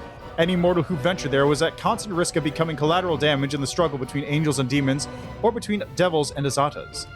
And only the Fae of the First World felt at home there. What kind of ending is that? No, it went completely differently. Fine, let the part about Sheikah is merely my own conjecture. Let me rephrase. The world wound remained open, just like the wound that was slowly killing the commander. However, he managed to escape his impending death by sharing his fate with the entity known as Sheikah the Many. What was once called the world wound turned into the Crossroads of Worlds, a vibrant, inconceivable place bustling with outsiders. Instead of crusaders, the place was a hub that drew scientists, treasure hunters, merchants, and other collectors of curios from all over Galarian. I hope this narrative is more to your liking, and please do not interrupt. Allow me to finish writing up my report on this experiment. The council convened one last time to celebrate the glorious victory over Nocticula and the transformation of the world wound into the Crossroads of Worlds. Throughout the feast, the council members couldn't shake the nagging feeling that they had forgotten to invite someone to the party, but they were so preoccupied with toasting their own wisdom that they never remembered who it could be. The energetic King Thaberdine reigned over the merry city of Dresden for many years. He was hailed as the finest monarch in the history of Galarian, as he never interfered in the affairs of the city, but simply hosted one festival after another. And the people say that he brought good luck to any who raised a glass to His Majesty's health. The Church of Cade and Kalian revered him as a saint. As the leader of the Crusaders, the commander won their loyalty and obedience. Even in the Crusade's darkest hours, the commander found ways to restore the army supply lines. His military acumen was beyond question. Under his leadership, the divided, poorly trained Crusader forces were reforged into an invincible army. Due to the success of the commander's diplomatic strategy, by the end of the war, Mendev's true political center was Dresden, not Nerosian. After gaining the support of foreign rulers and finding allies in the capital, Dresden became the shining example of the new Mendev, one that was nurtured by the commander's ideas. The significance and accomplishments of the Crusade were so great that even a century after the end of the war, Dresden retained its prominence on the map of Avestan. The commander's diplomatic, military, and administrative talent turned the fortress into a key political player. Queen Galfrey returned to Nerosian with the intent to rule Mendev as before, but as it turned out, Mendevian society was hungry for change. The war-ravaged nation desired new leadership, but the queen could not countenance yielding her authority to anyone else. She believed her duty to her homeland had not yet been fulfilled. Upon his return to Canabris, Halrun ranted and raged against those who had been governing the city in his absence. Yeah, pretty much. Halrun ranted and raged against those who had been governing the city in his absence. But contrary to all expectations, Halrun's inquisitors were far less vicious than in days past. It seems the time he had spent fighting in the Fifth Crusade had tempered him somewhat. Canabris, having risen from ruin, continued to stand guard at the border of the world of mortals. It seems that ill-fated city was never meant to enjoy a life of peace. The ward stones for the chain that once guarded the borders of the Mendev were carefully disassembled, one by one. The angels that had been trapped inside returned to heaven, to heal their wounded spirits and prepare for new battles against evil. After suffering defeat at the commander's hands, Nocticula disappeared into the shadows and laid low. Intuition told her the world had changed, which meant it was time for her to change as well. If a mortal could rise and claim the power of a demon lord, could a demonic ruler ascend to become a deity? Demon Lord of Baphomet, still around. Dascari, still around. Tyrabades were adamant about retiring from military service, leaving it all behind and escaping together. But urgent Eagle Watch business forced them to stay for a week, then for a month, then for many years. Even as Anevia cursed their lot, however, her eyes would shine with pride, for she was always the first to admit that Irbith was not the kind of person who would just up and retire. Shortly after the War for the World Wound, Avestan was struck by a series of frightening events. A magical storm woven from the four elements obliterated an entire city in Varisha. Then a horrible pestilence came to the lands of the Linham Kings. And after that, Irison reported an outbreak of madness in their lands. The lunatics were all repeating the same ominous warning, word for word. The slaves have forgotten the hand of their master, but Alderposh, Runelord of Wrath, has returned to remind them how firm his grip is. The Hand of the Inheritor, who had gone into voluntary exile, spent much time among mortals, trying to gain a better understanding of their fickle nature. Somewhere on the roads of Galarian, the Angel's trail went cold. Rumor has it that he intentionally went into hiding to avoid both old friends and surviving enemies, and that he now lives somewhere in the guise of a callow mortal youth, eager to absorb other people's wisdom. For a time, the whereabouts of Nura Denduar were completely unknown, but then the River Kingdom saw the publication of her shocking book, To the Abyss and Back, The Crusade Through the Eyes of a Former Cultist. The book was banned in several countries, and a bounty was placed on Nura's head, but the elusive writer always escaped the clutches of the Inquisitors. Having rediscovered his own story, the storyteller renounced his fragile body to ascend to Pharasma's palace and become her usher. From that day onward, he took great care of the stories of all the souls that arrived at the court of the Lady of Graves. There, in the halls of the Lady of Graves, the storyteller met the one who had been waiting for him, Kaini, Thief of Secrets, Aresh Kagal's prisoner, old friend, and well-meaning traitor. And never was there a reunion more treasured. Finian, a Pathfinder who also happened to be a talking weapon, continued his travels in the hands of many warriors, seasoned and otherwise. Throughout the following centuries, he was lost in battle on a number of occasions, only to be found again in some fantastical treasure room on the other side of Galarian. Once again, Sela heard the call of the open road. Even a valiant paladin can be prone to self-doubt, and after everything that had happened to her, Sela wanted to sort out her conflicting thoughts and emotions on her own. Once the war had ended, Camellia grew bored and irritable. Shortly afterward, on a moonless night, she vanished. About a month later, an assassin by the name of Maria arrived in Varisha. She had a few things in common with the missing woman, apart from a fondness for cutting the hearts out of her victims. Horgus Gorm never saw his daughter again. After the end of the Fifth Crusade, he sold his estate and left for Cheliax, where he successfully married, thus continuing the Gorm line. Good for him! Wendwag became the Queen of the Mongrels, and in so doing assumed her rightful place among her people. She gave her rugged brethren a place to settle, a patch of the untamed wastes taken back from the demons. In time, those parts were named the Salt Lands, in remembrance of the sweat and blood paid by the young nation at the dawn of its existence. Thanks to their firm and determined ruler, the Mongol race survived their first perilous years of trials and hardship to forge a great future for themselves. Wendwag took the commander's death coldly and calmly. Only the keenest observers could tell that from that day on, Wendwag valued her own life even less than before, charging bravely into any battle as if begging death to send an arrow that would strike her right in the heart. Within a scant few years, her pleas were answered. Oh man. Ember joined the Redeemed Brotherhood. She never recognized herself as their leader or gave any orders, but her very presence inspired the former miscreants to perform great deeds. Over time, the Brotherhood grew into a major religious movement. Its preachers took a vow of poverty and walked the roads of Galarian, helping the needy, convincing villains to change their ways, and entreating both good and evil deities alike to be more merciful to mortal kind.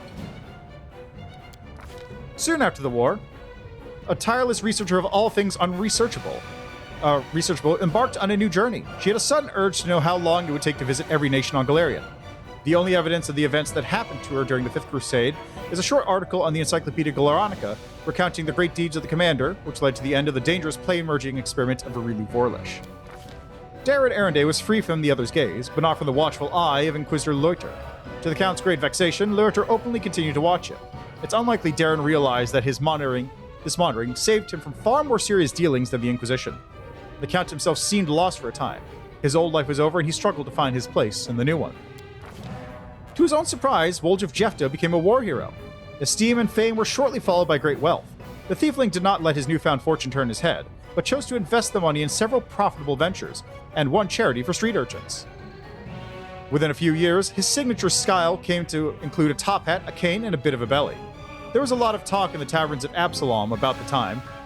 Soon after the end of the war, when Woljif appeared in the city in the company of Count Darren Arendelle. It remains unclear whether Darren treated the Thiefling as a wayward younger brother or a court jester, but he took pleasure in showing him the world. Aww. I think most of this is probably the same, because this all tracks with other stuff I've done. The only real Trickster ending is probably right at the very beginning. After the victory, Social returned home together with his brother. Now a famed Crusader hero, he humbly officiated at a temple of Shellen, painted, grew sweet-smelling fruits, and made the best wine in the region. His kindly smile faded only when people asked him to recount his experiences in the war. He would not deny them, but he would speak without embellishment, so that not a single listener would feel tempted to pick up a sword and leave in search of the hero's glory. During the war, Socio met an engineer by the name of Aaron Kier. That meeting turned into friendship, which turned into love, and then it was time for the wedding. Later, the cleric would say that only the memory of his beloved had allowed him to cope with the terrors of the Abyss and keep his sanity. Oh, interesting! So if you turn down Social straight up right at the beginning, he meets Aaron instead. Cool!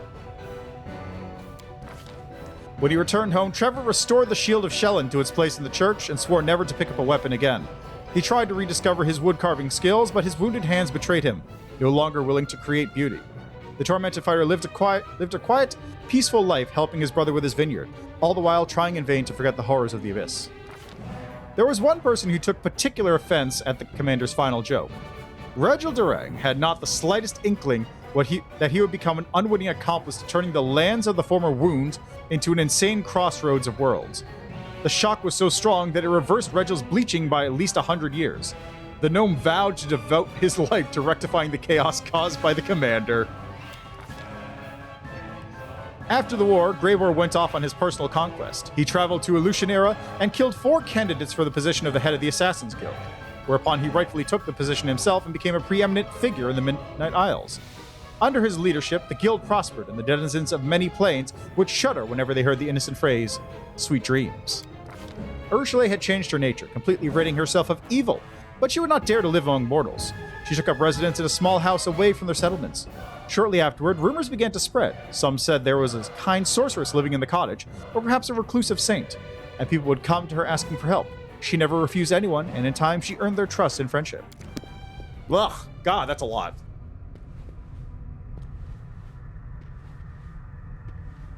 And what of me, the writer of these words?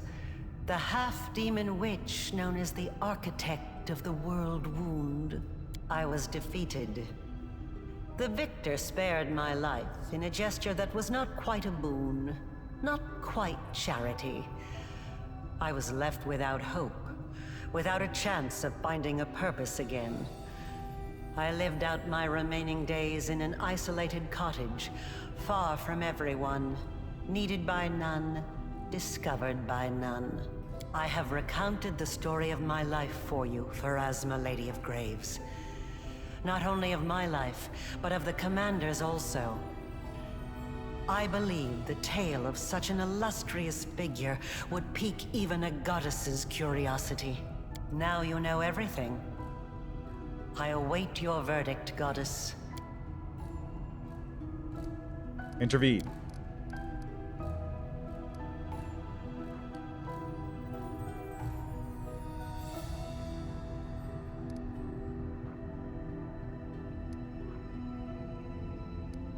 Let's see.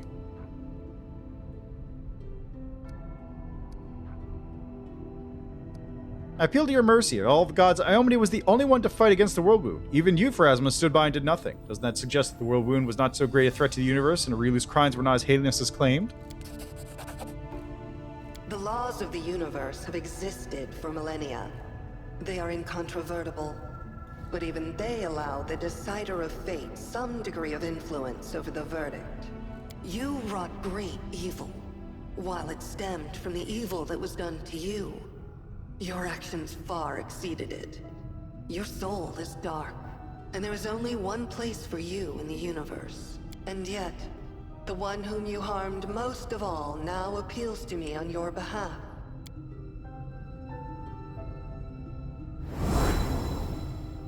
I shall send you to the Maelstrom, the plane on the edge of the world. A place to which the gods' gazes do not stray. There you will find yourself. Or you will perish in the whirlwind of chaos that is your soul. So be it. Now you, the mortal who has risen so high as to stand boldly in the presence of the goddess of fate. You have done the impossible. and you will be remembered as long as this universe exists. You have earned your peace. Hooray! Alright, now to reload, because I did it wrong or something.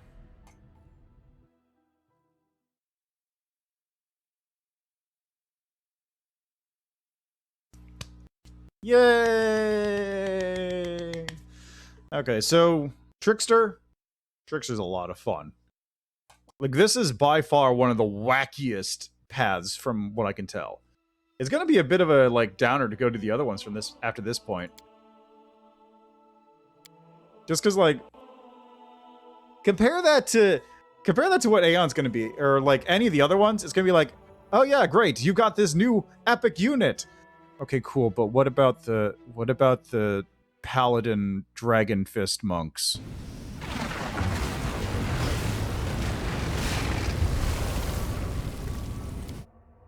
What about those? Yeah, Aeon will make up for it. Like, the stuff that goes on in Aeon is wild. This is where a researcher. You're so adept. Yes, I want. You have seen a goddess. You have. How strange. You are a kindred spirit. When I watched you if a hypothesis, it will kill me if the tearing of, and it's finally time to asking death. Okay, did she save? She did save. Actually, you know what? I'm gonna just do this.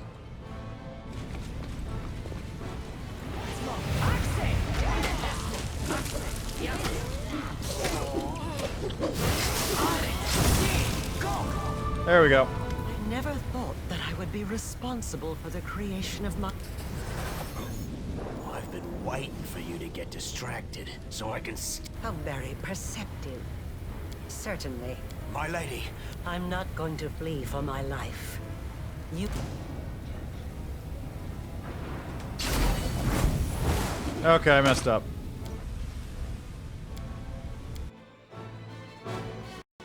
Okay, I guess... Okay, so...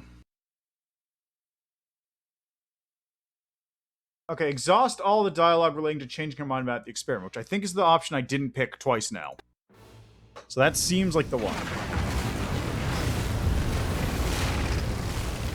Man, that weird barrier's there. What's that about? What's up with that thing? This is where a researcher... You're so adept. Yes, I wanted... You have... How strange. When I watched... If a hypothesis... It will kill the terror, and it's finally time... Asking death it... Actually, what did she roll? 42 modifier. Jesus. So she couldn't have failed that anyway.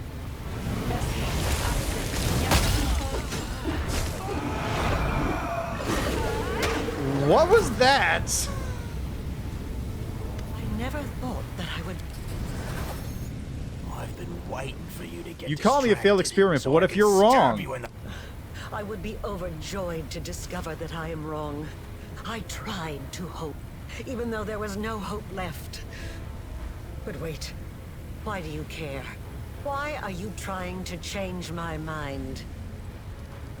I want to know. I want to follow the truth no matter where it leads. That thirst for truth and knowledge, that is so familiar. But what makes you think I will listen to your arguments? I have gone too far to turn back. I must walk the path I have chosen. Oh, I see. So you need to have seen her look at Suitor. Says you. Yeah, I know you're not as fixated on your goals you like others to believe, or for that matter, as you'd like to believe. I know that you care for Suitor. Your ridiculous minion means something to you. You were concerned about him. Mumbles it, says you, mumbles the Suitor, glancing over at his mistress hesitant. You think I'm wrong about you? Why? We are not talking about numbers, equations, and magical reactions. This is about the soul. About whether or not you have what I lost. Oh, that's why you have to use the summoning circle! Remember when you sent the Suitor to give me the crossbow? I knew nothing of your plans, yet I already felt instinctively that the weapon was meant to be mine. Yes, I remember. I wanted to check, to see for certain if it would awaken your instincts. I was so full of hope that day. You came to me disguised as Yaniel and asked me difficult questions. But I know that I answered them correctly, the way you'd hoped. Yes, I was disguised as Yaniel. This was our first conversation, face to face. I was desperate. I needed to know who you were, to understand what you were.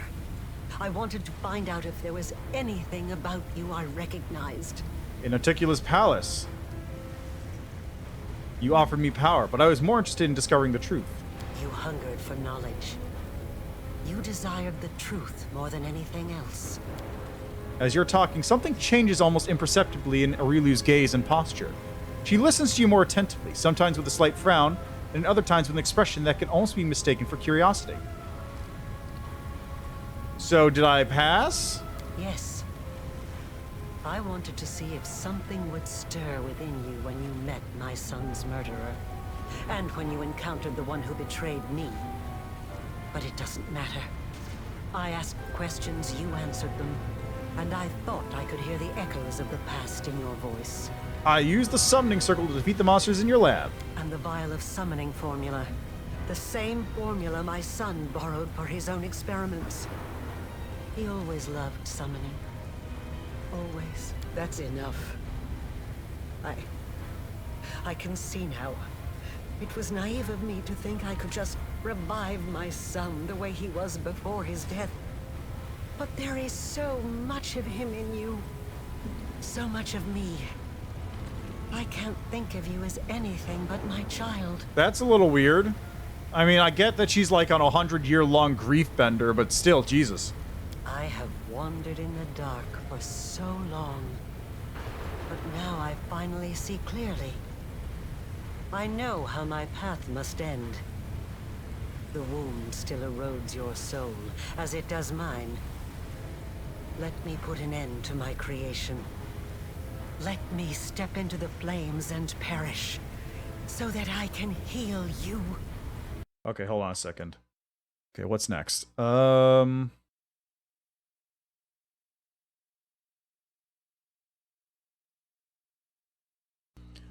Exhaust all dialogue.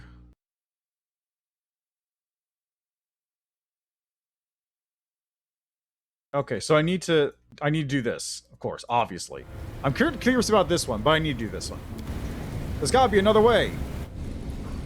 All these years, I've been playing a game with mortals and forces beyond mortal comprehension. But now I am a pawn in your game. I do not know your next move. I can't even imagine what plan you have in mind. So explain it to me. One step at a time. Alright, I've deciphered your notes in the Lexicon of Paradox, and know that this mythic power is supposed to protect both of us from death. But the power has its limits. Do you think we've already reached them? I see I was right to leave the Lexicon in a place where you could find it. Yes, that is correct. We've reached the limits of our power. I did so long ago, and you've realized your full potential only recently. Mythic power cannot be made any stronger. At least, I have not been able to do so successfully. That means we are now living on borrowed time, counting down the days until we die from the wound's influence. We received our mythic power from Nihindran crystals, but the crystals mined in the depths of the Midnight Isles are not the only ones that exist. The freshly shed blood of a demon lord wounded by a Midnight Bolt also guts crystal. Have you tried extracting mythic power from the crystals created that way? No, I have not. I haven't had the chance. It was in Canobris that I had my first chance to test the improved version of the Midnight Bolts against the demon lord Discari. The crystal dagger you found in Canobris was the first Nihindrian crystal that was procured in such a fashion. I gather that you know more about them than I do. I studied the notes and papers I found hidden in the secret part of your laboratory. You believe that the world wound works both ways. Is the same impact on the adjacent areas of the Abyss as it does on the lands of Galarian. Yes, I am sure that is the case. I have evidence from my experiments. The wound affects the material plane, poisoning it with the corruption of the Abyss. But it also affects the Abyss, bringing in a small amount of order and harmony from the material plane. The only reason it is not as apparent in the Abyss is the presence of the Demon Lords. They hold near infinite power over their realms, and their existence staves off the wound's influence. Interesting. Sword of Valor changed when it came into contact with me, and I believe that's a sign. Same relic changed under Iomede's influence when she was on the path to godhood. It's as if the sword foresee her ascension. Yes, indeed. The Sword of Valor was Iomede's banner before she passed the test of the Starstone and ascended to heaven. I've never studied the Sword of Valor. Perhaps I should have. It is a truly fascinating artifact, and the way it interacts with you is incredible. Could it have picked up the early signs of your nascent divinity? I do not know. Now, let's put it all together. It's fair to assume that mythic power has a limit, but there's a way to push the boundaries of what's possible. And we have a way to do that, through the power of a Nahindran crystal. But it can't just be any Nahindran crystal. It must be a crystal created from the blood of a recently slain demon lord. And that demon lord's realm needs to be in contact with the world wound. It's unpredictable and dangerous, but all bold plans carry risk. What you propose might work. Whoever absorbs the power of a newly killed demon lord will inherit their realm in the Abyss. If we throw in a connection to the wound, we will end up with something unique. You will have the power of a demigod and an abyssal realm that changes at your whim. Yes, your plan might work. I see no reason we shouldn't at least try. But how? There are only 3 demon lords whose realms are tied to the wound: Baphomet, Discari, and Nocticula. I doubt we'd be able to carry out a cunning murder of the Lady of Cunning and Murder. As for Baphomet and Discari, after the lessons you've taught them, they will never risk another engagement. They'll engage in clever maneuvers. They'll hide, but they won't face you in battle.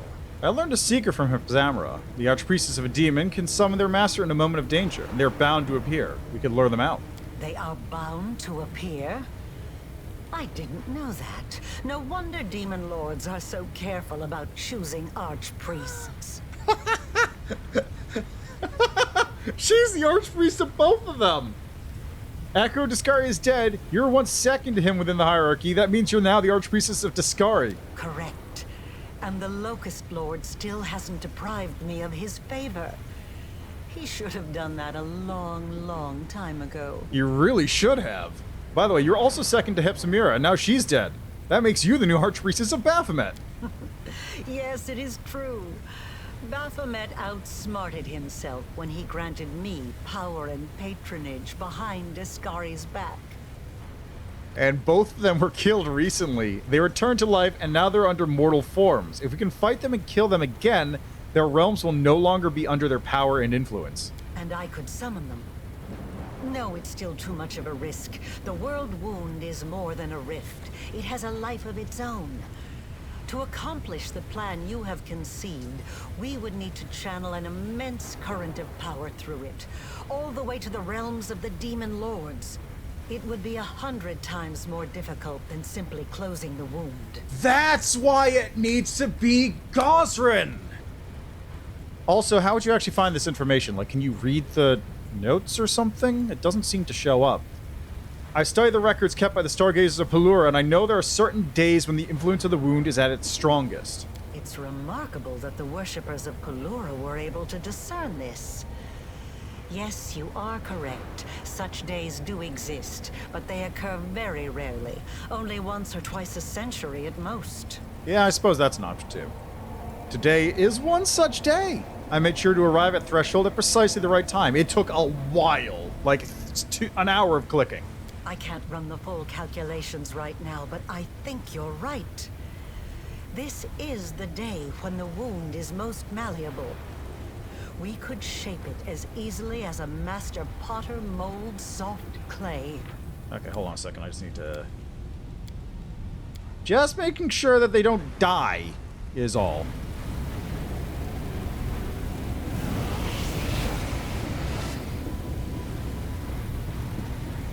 Yeah, I guess so, right? So what are you waiting for? Some Baphomet Daskari. I have one final question for you. Do you have a new Nahindrian crystal in your possession? Without one, this whole plan is doomed. Unless, of course, you happen to have a midnight bolt. If so, we can procure a crystal right now. Okay, that's weird. I think I broke it slightly, and she triggered her combat form and killed herself. I have a midnight bolt right here. Then let us begin. I do love interesting challenges. Areelu slowly rolls up the sleeves of her gown. There's a gleam in her eyes, a slight sparkle of amusement. Daskari, Lord of the Locust Host, Areelu Vorlesh calls to you, as I once called before from within these very walls. I am the first of your servants, and I summon you. Come, Baphomet, Lord of beasts and labyrinths, heed the voice of Areelu the Witch. You accepted me into the ranks of your servants, and I summon you now as the first among them. Come, come, come, come. Areelu repeats the summons again and again. Her words of power echo through the air and pass through threshold, and her call does not go unanswered. How curious. The gnats have decided to set a trap for me. You have spun out your betrayal like an intricate web, but it will take more than that to bring down the hunger of the abyss. First, my daughter failed me, and now my chosen mortal favorite does the same. Areelu, do you not see that this alliance with your mortal creation will give you nothing? You could have served the greatest of masters, yet you chose to be the puppet of your own creation. Enough, Baphomet! You are wasting your time on words when the time for words has long passed. We shall fight those who have challenged us and obliterate them. Daskari has spoken. Both you pose a threat to Galarian, and therefore you must die. You are correct. I am a threat. And once I'm finished with you, my scythe will sweep across your world, starting with the allies you've brought here. Dude. God damn it, Baphomet. Did you really kill yourself?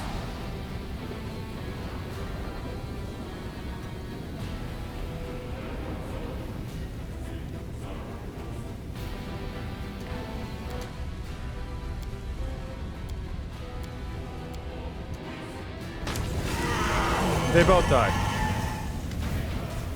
Fatigue befalls even the best. They both died. Okay, hold on a second. I'm gonna just search and pick.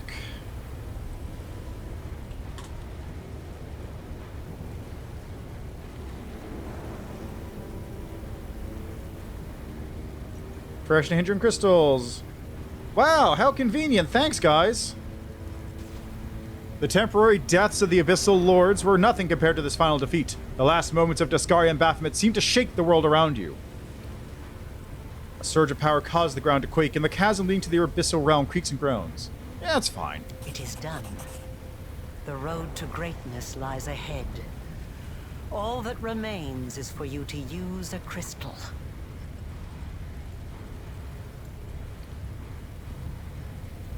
Really doesn't look particularly surprised. She seems focused on the task at hand. By the way, I authorized some studies to be constructed on the crystals. Yeah, she's fine. She'll come back. It's fine. She's a flesh wound. I authorized some crystals to be conducted on the Nahindran crystals. The research showed that newly created Nahindran crystals can interact with one another. If you have 5 of them, you can merge them together into one immensely powerful crystal. What do you think would happen if I used a crystal like that? I can only guess. The regular crystals allowed you to impart some of your power to your followers, those whose souls were closely tied to yours. It is likely that an improved crystal would let you endow your companions with a small amount of the demigod-like power you are about to receive. If I attain this power, what happens to you? The wound will eventually destroy my soul. I will never be truly healed. But I have no regrets. I achieved everything I wanted and more. I managed to get 6 of these. It's pretty sick. I'll share them with my companions, and I give the last one to you, Areelu. Let's venture into eternity. Ascend together? And live without fear of gods or demons, exploring the infinite world. You truly want this. I can't believe it. But I will grant you your wish. With a wave of her hand, Areelu makes a string of Nahindrian crystals levitate before her. Another gesture, and several of them burst into a swirling whirlwind of pure power. Their essences merge into a single vortex that flows toward you, into you, infusing you with power. For just a moment, you feel as though you're something more than what you are. You're no longer a single person. You are the rift between the worlds. You are the order of the material plane and the chaos of the abyss. You are the beginning and the end of a century-long tangle of destinies and great deeds. You are power, but you are more than just power. Ascension!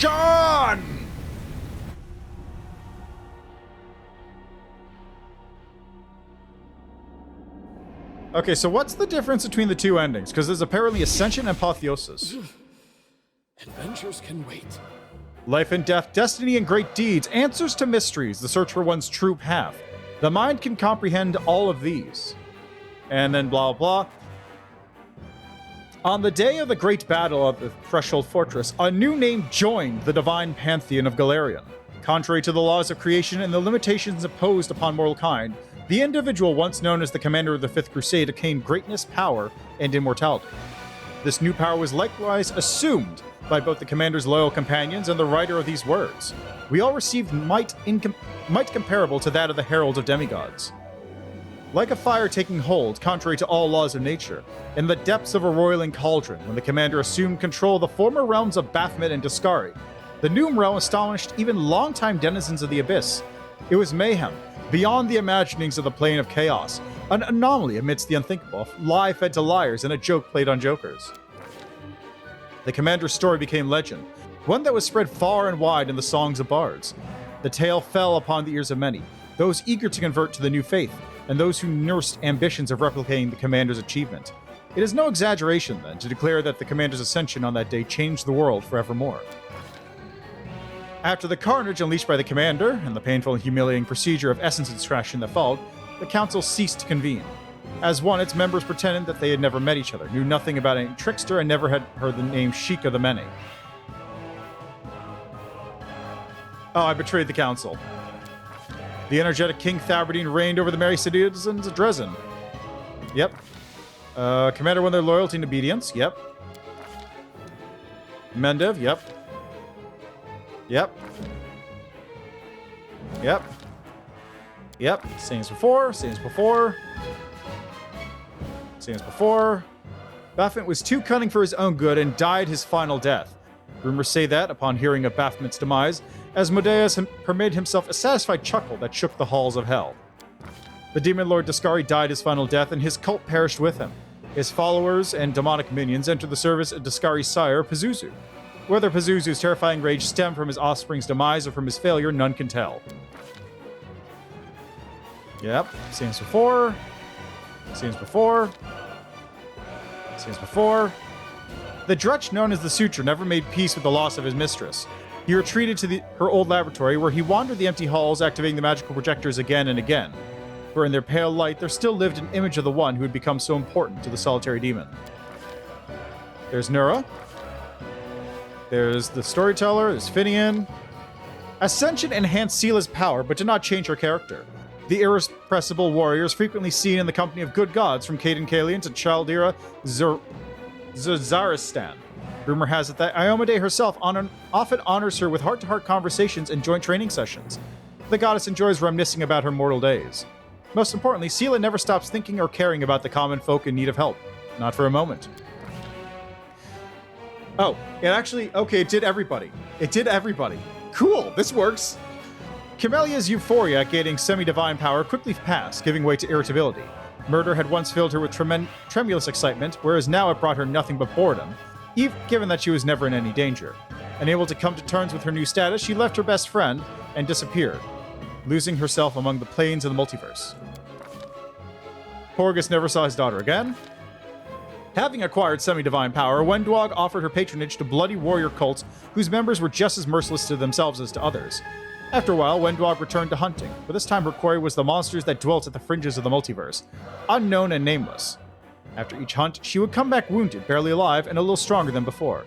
After each battle, Wendwog would hurry to seek out the commander to boast of yet another victory. Naturally, she was still the same devious, cruel savage that could not be trusted. Perhaps it was because of this constant sense of danger that the passion between the commander and Wendwog always remained ardent. Ascension was a true challenge for Ember. For a year, she had rebuked the gods for doing so little to help mortals, but now she finally understood the burden of divinity.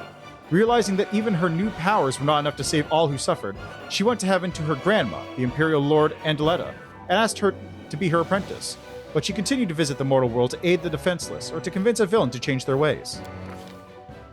Ascension opened up fascinating opportunities for Nenyo.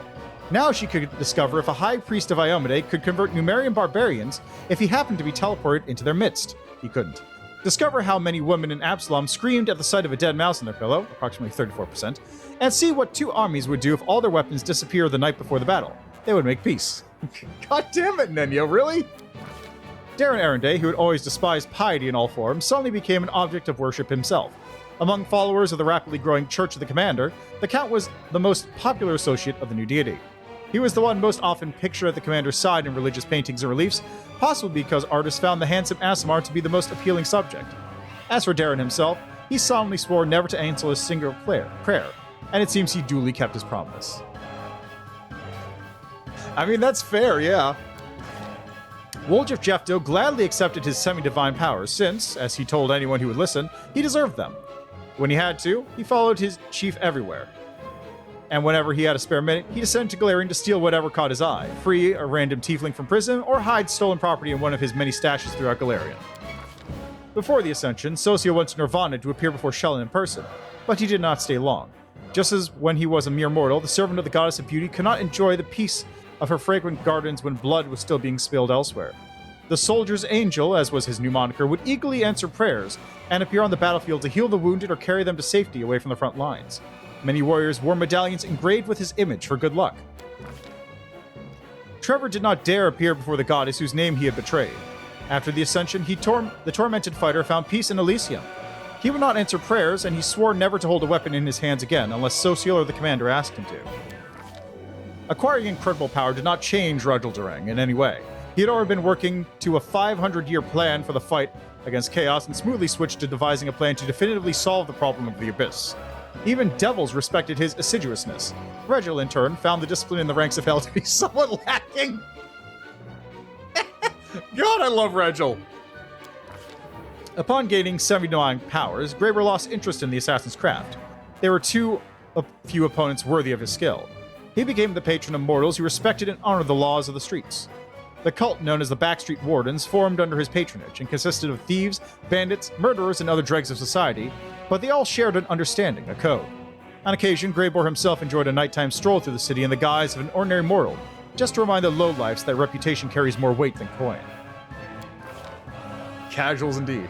For the longest time, the ascended succubus could not bring herself to set foot in Elysium. She felt as though she would defile it with her presence. Arushale mustered the courage to appear before Desna only after the goddess sent her a prophetic dream. No one knows what the former demon discussed with the goddess, but after that meeting, Arushale would often descend to the mortal plane where, as an unseen angel, she would keep watch over mortals, helping those who had gone astray to find redemption. That's wild. That's great. I love that. And what of me, the writer of these words? The half-demon witch known as the architect of the world wound. I gained more than I could have hoped. I achieved my purpose. I vanquished death. Untold might and all eternity lie ahead. How should I spend that eternity? I have not yet decided. But I know, from experience, I know that every moment is priceless if it is spent with the one who matters most to you. I have recounted the story of my life for you, Pharasma, Lady of Grave. I have come here to say that he and I are no longer in your power. This is the last, most significant result of my transformation experiment. He is no longer within my power. this is true. Divinity has given him the right to decide his own fate. But you entered my boneyard to bring me these tidings. And it is within my power to unmake you, destroy you, and erase you from the cosmos. I wonder, did he anticipate such an outcome? Did he purposefully choose you to be his emissary? You don't get to choose our shit, Pharasma. I have relayed my message. Farewell, Lady of Graves. We will not meet again. Their combined power has grown immensely, enough to almost rival my own. So be it. I'm still there, apparently. Cool. The end. Now, I'm very curious what evil version would look like. If you ascend, but evil. Not like as an evil character. But like, if you ascend while doing like the evil paths, like cause Rushale to fall, neg Ember all the time, do whatever else. Yeah. Yeah, basically. Pharasma is Galactus, effectively.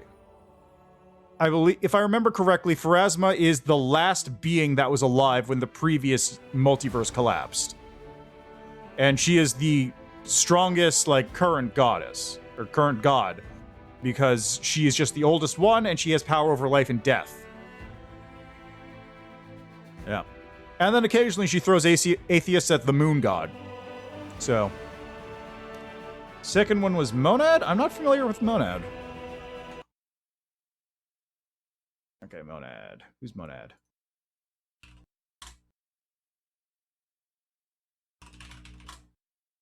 Monad. Demigod represents the transcendental undersoul of all life and the supreme oneness between the aeons and the great beyond. Okay, so it's the god of aeons, basically.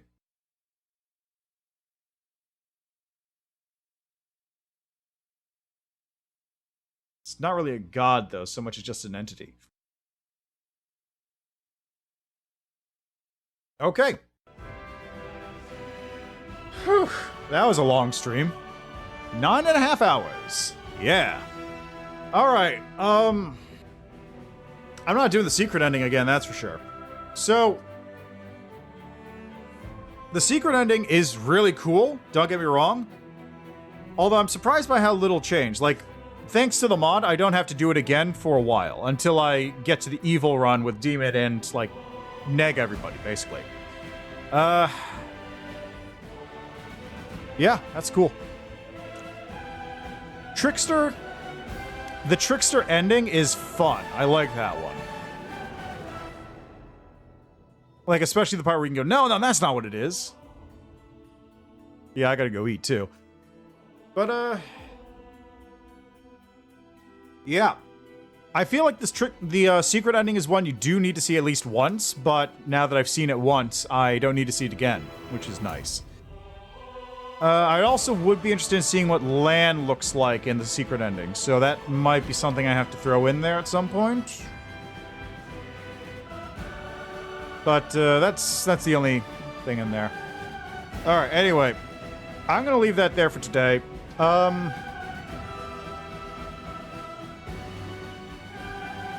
I think I'm gonna take a week off of Pathfinder, so I'll be back with this next week on Sunday. I won't do my normal Wednesday Pathfinder stream because I want to take a week to just not play so I don't get burnt out. Yeah, maybe. Maybe. That would be pretty sick. So, yeah, I'm going to do that. I'm not going to stream on Wednesday this, specifically. I'll probably stream something else. We'll figure it out, but I'm not going to stream Pathfinder. Because I don't want to burn out on it, and I'm feeling a little bit, because I'm... How many hours into this game am I now? I'm at 288 hours on this version of the game. That's not including the 250 I have in the beta version. So I've put a lot of time into this game, and I don't want to burn out on it where possible. So I may take like a small break. Anyway, Trickster as a whole... Trickster is a lot of fun. I think Trickster is probably going to be more fun for somebody like me who knows a lot of details about the intricacies of the Pathfinder rules compared to somebody who's just playing through this game for the first time. This is definitely also a path that you don't play first. Like, this is a second time through path. You don't play Trickster on your first go. Definitely not. But yeah, still great, still fantastic. Also, a little bit more existential horror than I was expecting. You did on your first? I mean, it's not like it's bad to do on your first, but it's kind of like Lich. Yeah, I mean, that's fair. But it kind of feels like Lich, right? Lich is a path that like, it's fine if you do it as your first one, but it definitely benefits the most from having played through the game once. So you go, okay, I see all these things for Lich. I met Staunton. I know what his deal is, but now I get to see him as an undead in my party, and the interactions with Monago, and then you get to also do all the stuff with Galfrey, and all that sort of stuff. You want Legend? Okay. But that's how it feels. That's how it feels to me. Just Trickster is a good second path. Yeah. Still, a lot of fun, and some of that stuff is hilarious and ridiculous. I might consider Trickster as like an actual one of the better tiers, just in terms of the powers you get and like the stuff that happens in it. It's a lot of fun. Anyway, I'm gonna leave that there though. As always, thanks for joining me on this trip. That was a long trip, but it's done now. And then we get to start with Aeon next time. Yeah. Oh, God. I'm probably going to do a lot more skipping, and I'm probably going to see about getting effortless crusade management stuff installed, just so I don't have to deal with that, because Jesus Christ, that's a lot. All right, but yeah, thanks for stopping by. Enjoy the rest of your day, night, evening, afternoon, whatever.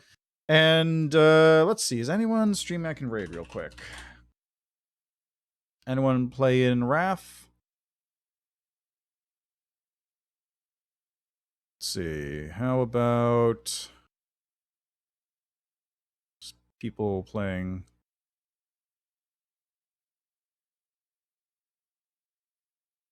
Let's see. Someone here is currently in Chapter 3 as a demon. That's a BRB screen. Here, I'll send you over to D. Gauss, who is, it looks like, doing the Assault on the Midnight Fane. But it's hard to tell because there's an ad playing right now.